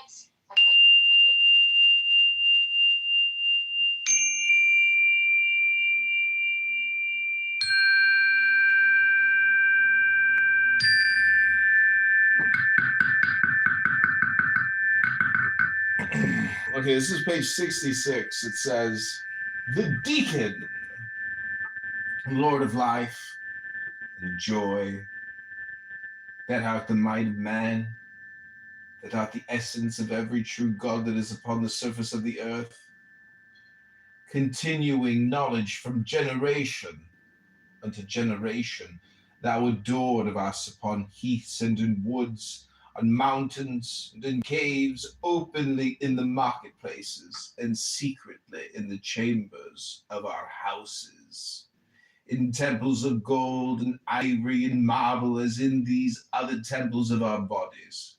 We worthily commemorate them worthy that did of old adore thee, and manifest their glory unto men, Lao Tzu and Siddhartha and Krishna and Tahuti, Moishe, Dionysus, Muhammad, and to Mega Therion. With these also Hermes, Pan, Priapus, Osiris, and Melchizedek, Chem, and Amun, and Mentu, Heracles, Orpheus, and Odysseus, with Vigilius, Catullus, Martialis, Rabelais, Swinburne, and many an holy bard, Apollonius, Tianus, Simon Magus, Manes, Pythagoras, Basilides, Valentinus, Bardesanes, and Hippolytus, that transmitted the light of the gnosis to us, their successors and the heirs, with Merlin, Arthur, Camuret, Parsifal, many another prophet, priest, and king that bore the lance and cup, the sword and disc against the heathen. And these also Carolus Magnus and his paladins, with William of Scheren, Frederick of Hohenstaufen, Roger Bacon, Jacobus Begundis Molenses, the martyr, Christian Rosenkreutz, Erlich von Hutten, Paracelsus, Michael Mayer, Roderick Borgia, Pope Alexander VI,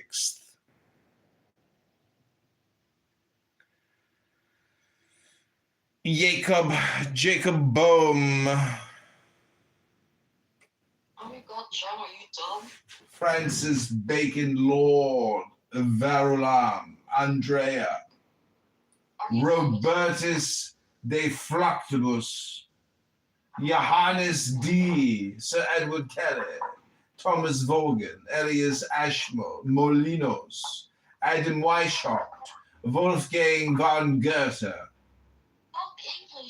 Ludovicus Rex Bavariae, Richard Wagner, Alphonse Louis Constant, Friedrich Nietzsche, Hargrave Jennings, Karl Kellner, Forlong Du, Sir Richard Payne Knight, Sir Richard Francis Burton, Dr. Gerard in Cosse, Dr. Theodore Roos, and Sir Alistair Crowley. O sons of the lion and the snake, with all thy saints, we worthily commemorate them, worthy that were and are to come. May their essence be her present, potent, puissant, and paternal, to perfect this feast.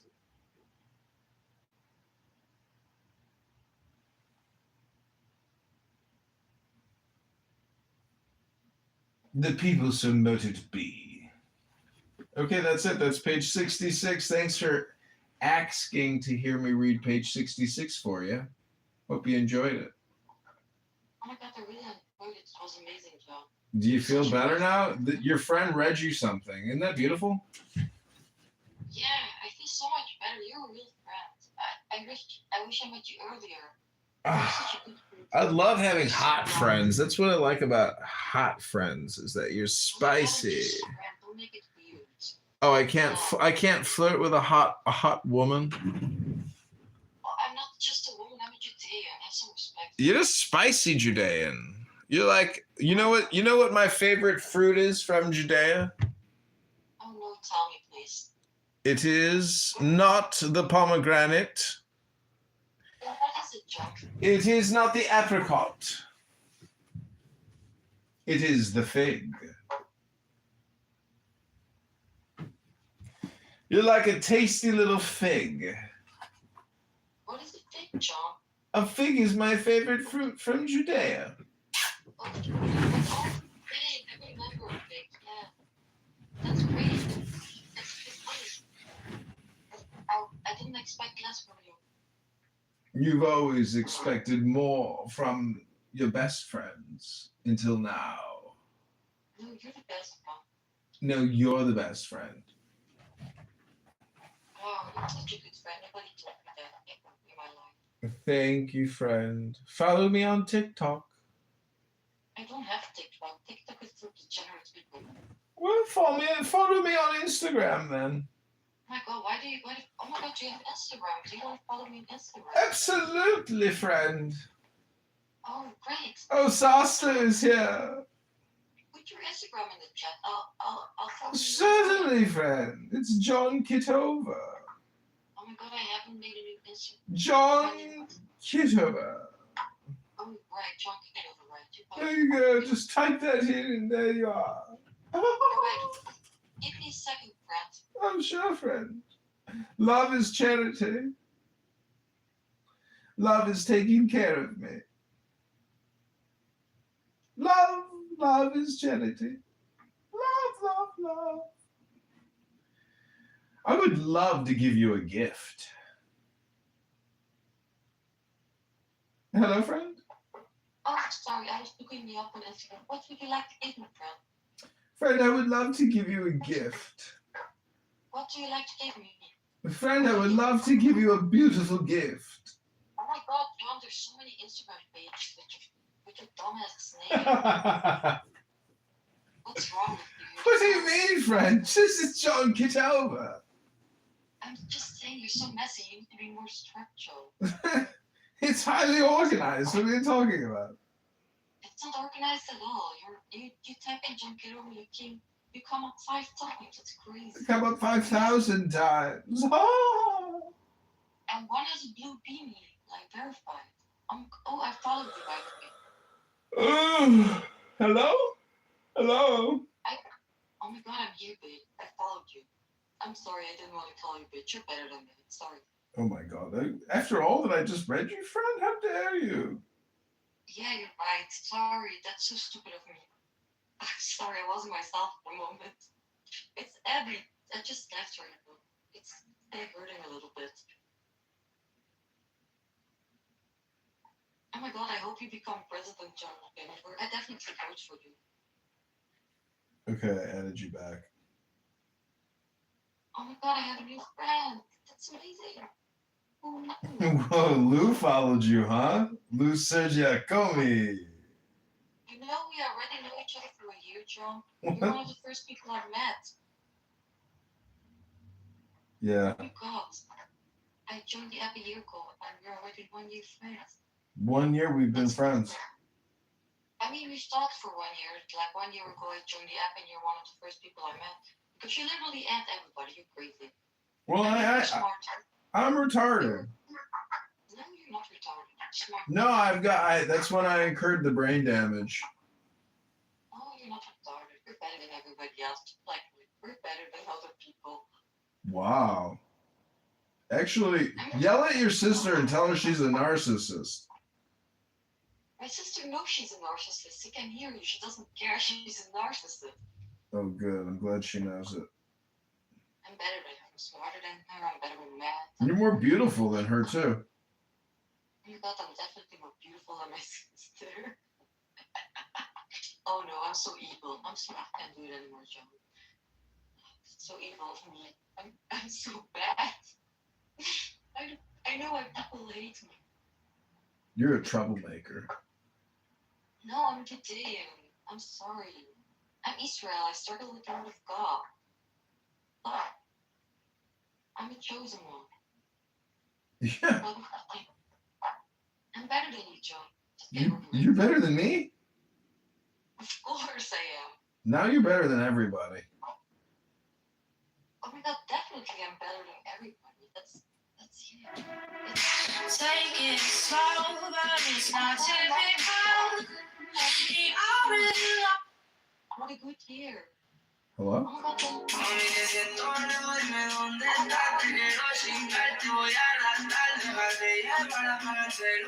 Hello? oh my God, hello, John. How are you doing? I missed you so much. Friend, love is taking care of me. Yes, I miss you. Really dislike that song. Please put that degenerate music on. Do you know Mr. Jeff? Yeah.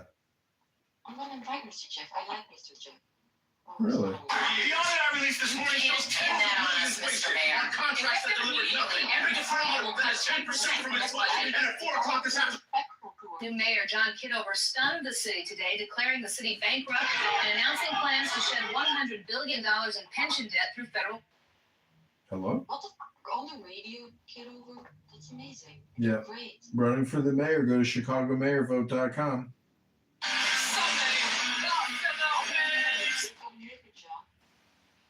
Baruch Hashem. Ribbonu Shalom, you really are Jewish. Oh my God, fuck Palestine, bro. Oh my gosh. I'm sorry, that was too far. I'm sorry, that was not politically correct of what you did. Some people have Free Palestine Tourette's. I don't care about Palestine, honestly. I don't recognize the state of Palestine. I think it's ridiculous.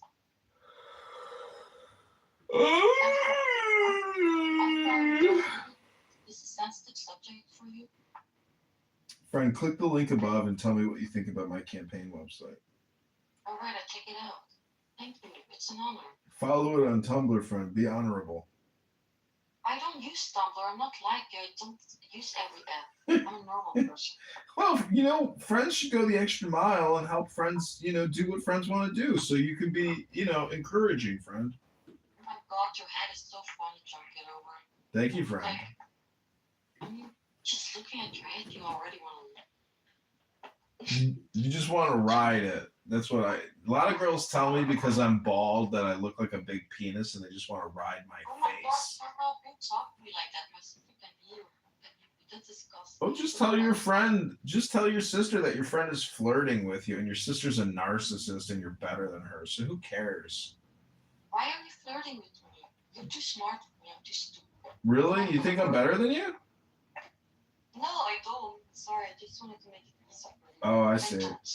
ChicagoMayorVote.com or JohnKitoverChicago.com or ChicagoMayorElection.com because this art project, you could call it a clubhouse kind of combo. It's been a lot of fun. Some of you I've taken for a ride. Some of you have given to my first congressional campaign, and I thank you.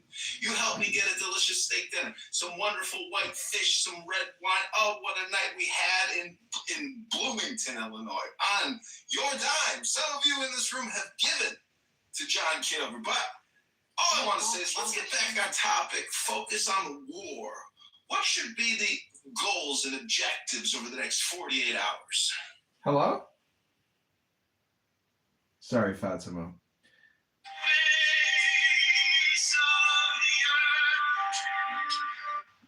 Publishing all this music. The John Kitover band is all over the internet now.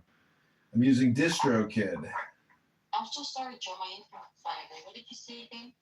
I'm publishing music. Oh, I wanted to say I think your page is amazing. Well, thank you, friend. You have a funny head. I mean, it makes you smile already. It's a big head. Thank you, friend. Yes. best friend I've ever had. I feel the same way immediately about you as well, that you're my best friend of all time. I thought this is the best day of my life. I never thought I would be friends with a girl halfway around the world and we'd be best friends, but you know, life is all about unexpected surprises and they're joyful. I feel so honored to be your best friend because you hate everybody else on this planet. Well, it was only after you called your sister a narcissist and you told me that you're better than her that I decided you'd be my best friend of all time. Oh, really? I'm so happy I did that. Especially when you said you wished your sister would have, D-worded out when she was younger. That was when I knew that I could trust you. Oh, that was so bad of me to say. Yep. Okay. Pretty terrible. Was it Takia? What is Takia? Takia. Takia. You Takia. Are you a Muslim? Oh my God, I'm Judean. Don't disrespect me like that. All right. If you say so. If you say so. Did I say that Muhammad was a pedophile out loud?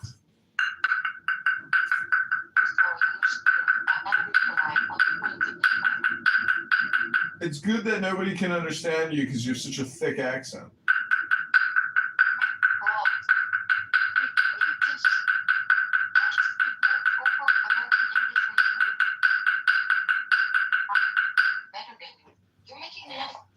Did you just say you're better than me again? That's not what best friends say to best friends. You got to try to think about my feelings. You're right. I'm so sorry. I don't know what was going on. That's all right. Can you get on your knees and kiss it? What? Kiss what? The floor? No, I'm going to play you a song, friend. What do you want to call it? I want to call it Fatima. My European love. No, My best friend that I never knew I had. Oh my God, put Toto on Africa. Best friends. I say friends for life.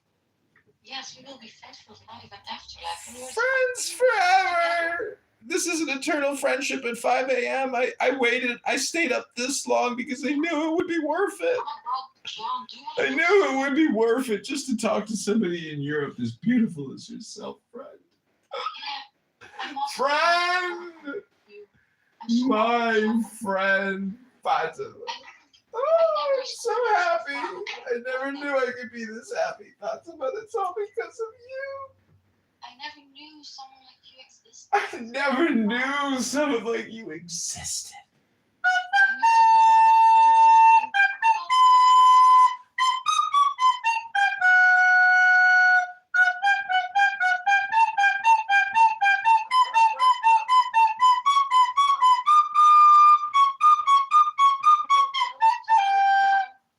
What do you think about it? That song's called Fatima Needs to Eat More Steak and have more chicken chop salads because she's a little thin.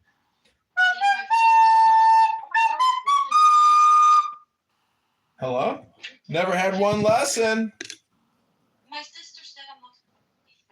Tell your sister that you're better than her, more beautiful than her, and smarter than her. I'd like to dedicate this next song to Fatima's sister, who's probably actually hotter than Fatima. Oh my God, she said I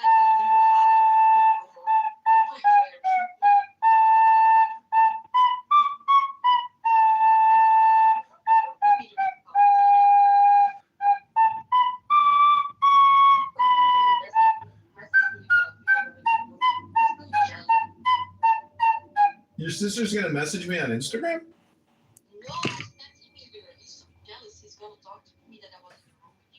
Oh, people want your attention because you're so beautiful. No, you're better than Sian. I would never Sian. He's such an idiot. I know, he's a stupid person. Yes, he's just a number guy. It's not that impressive. I was also very good at math. That was amazing. I was like, ooh. I was the best at math. Tell your sister to be silent. Yeah, I'm gonna smoke his cigarette. I'm gonna walk away from the bitch. Good. Tell her to be silent and to be wise. I think he heard you.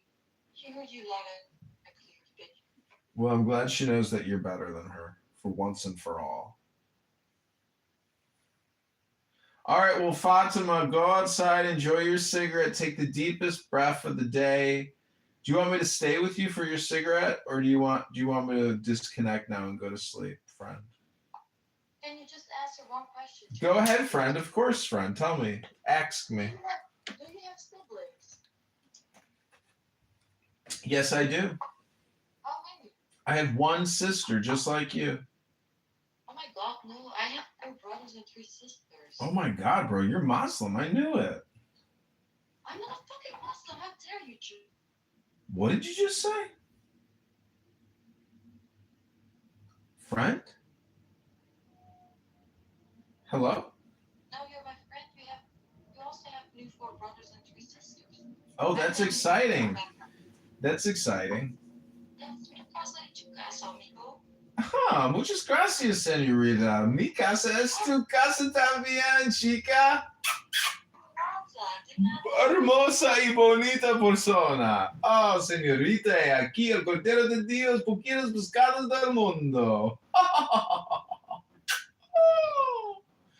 All right, well, listen up. This is the Philosophy House. Do you want me to read you a little more poetry before I go to sleep, friend? Pick a number, 1 through 100, friend. You can think about it while you're sucking on your cigarette. Do you want to hear it or not, John? Friend, I'm about to go to sleep. All right, you're right. I'm sorry. I'm keeping you up. Go to sleep, John. You're my best friend. I wish you a good night and thanks for talking to me, friend. You're the best friend. You're so sweet. Okay, friend, Godspeed. Do you know what they call Godspeed in English? Okay, goodbye. Swiftness. Bye, John. Swiftness. Hello? Hello? Hello? Hey, he reached the back and he was like, Hello? Hello? The reason why I'm doing that is because I'm just saying, I was have priority for me. I started going back to church. You know, it's the question. You're not rushing getting married in 2 years. That's not rushing. But the question is when you're going to do the drugs. I think that's rushing. When you eat that healthy food. I think it was like the next year his mother had a birthday party. Folks, today is terrific. It's And amazing. I told her I really didn't want to come. She was like, please, she wanted me to be there. So he was supposed to come.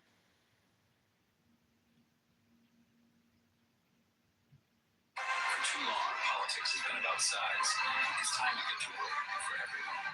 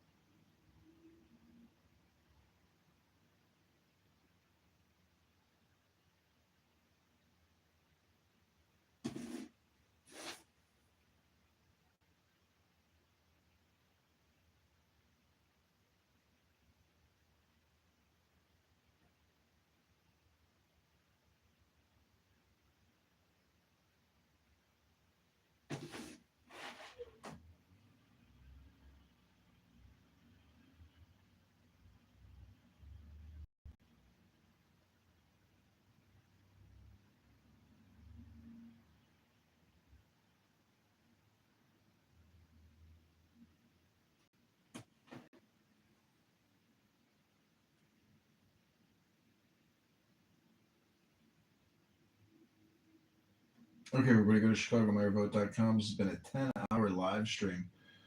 We're creating Sora videos right now because the demand on their bandwidth is so low at 5 in the morning.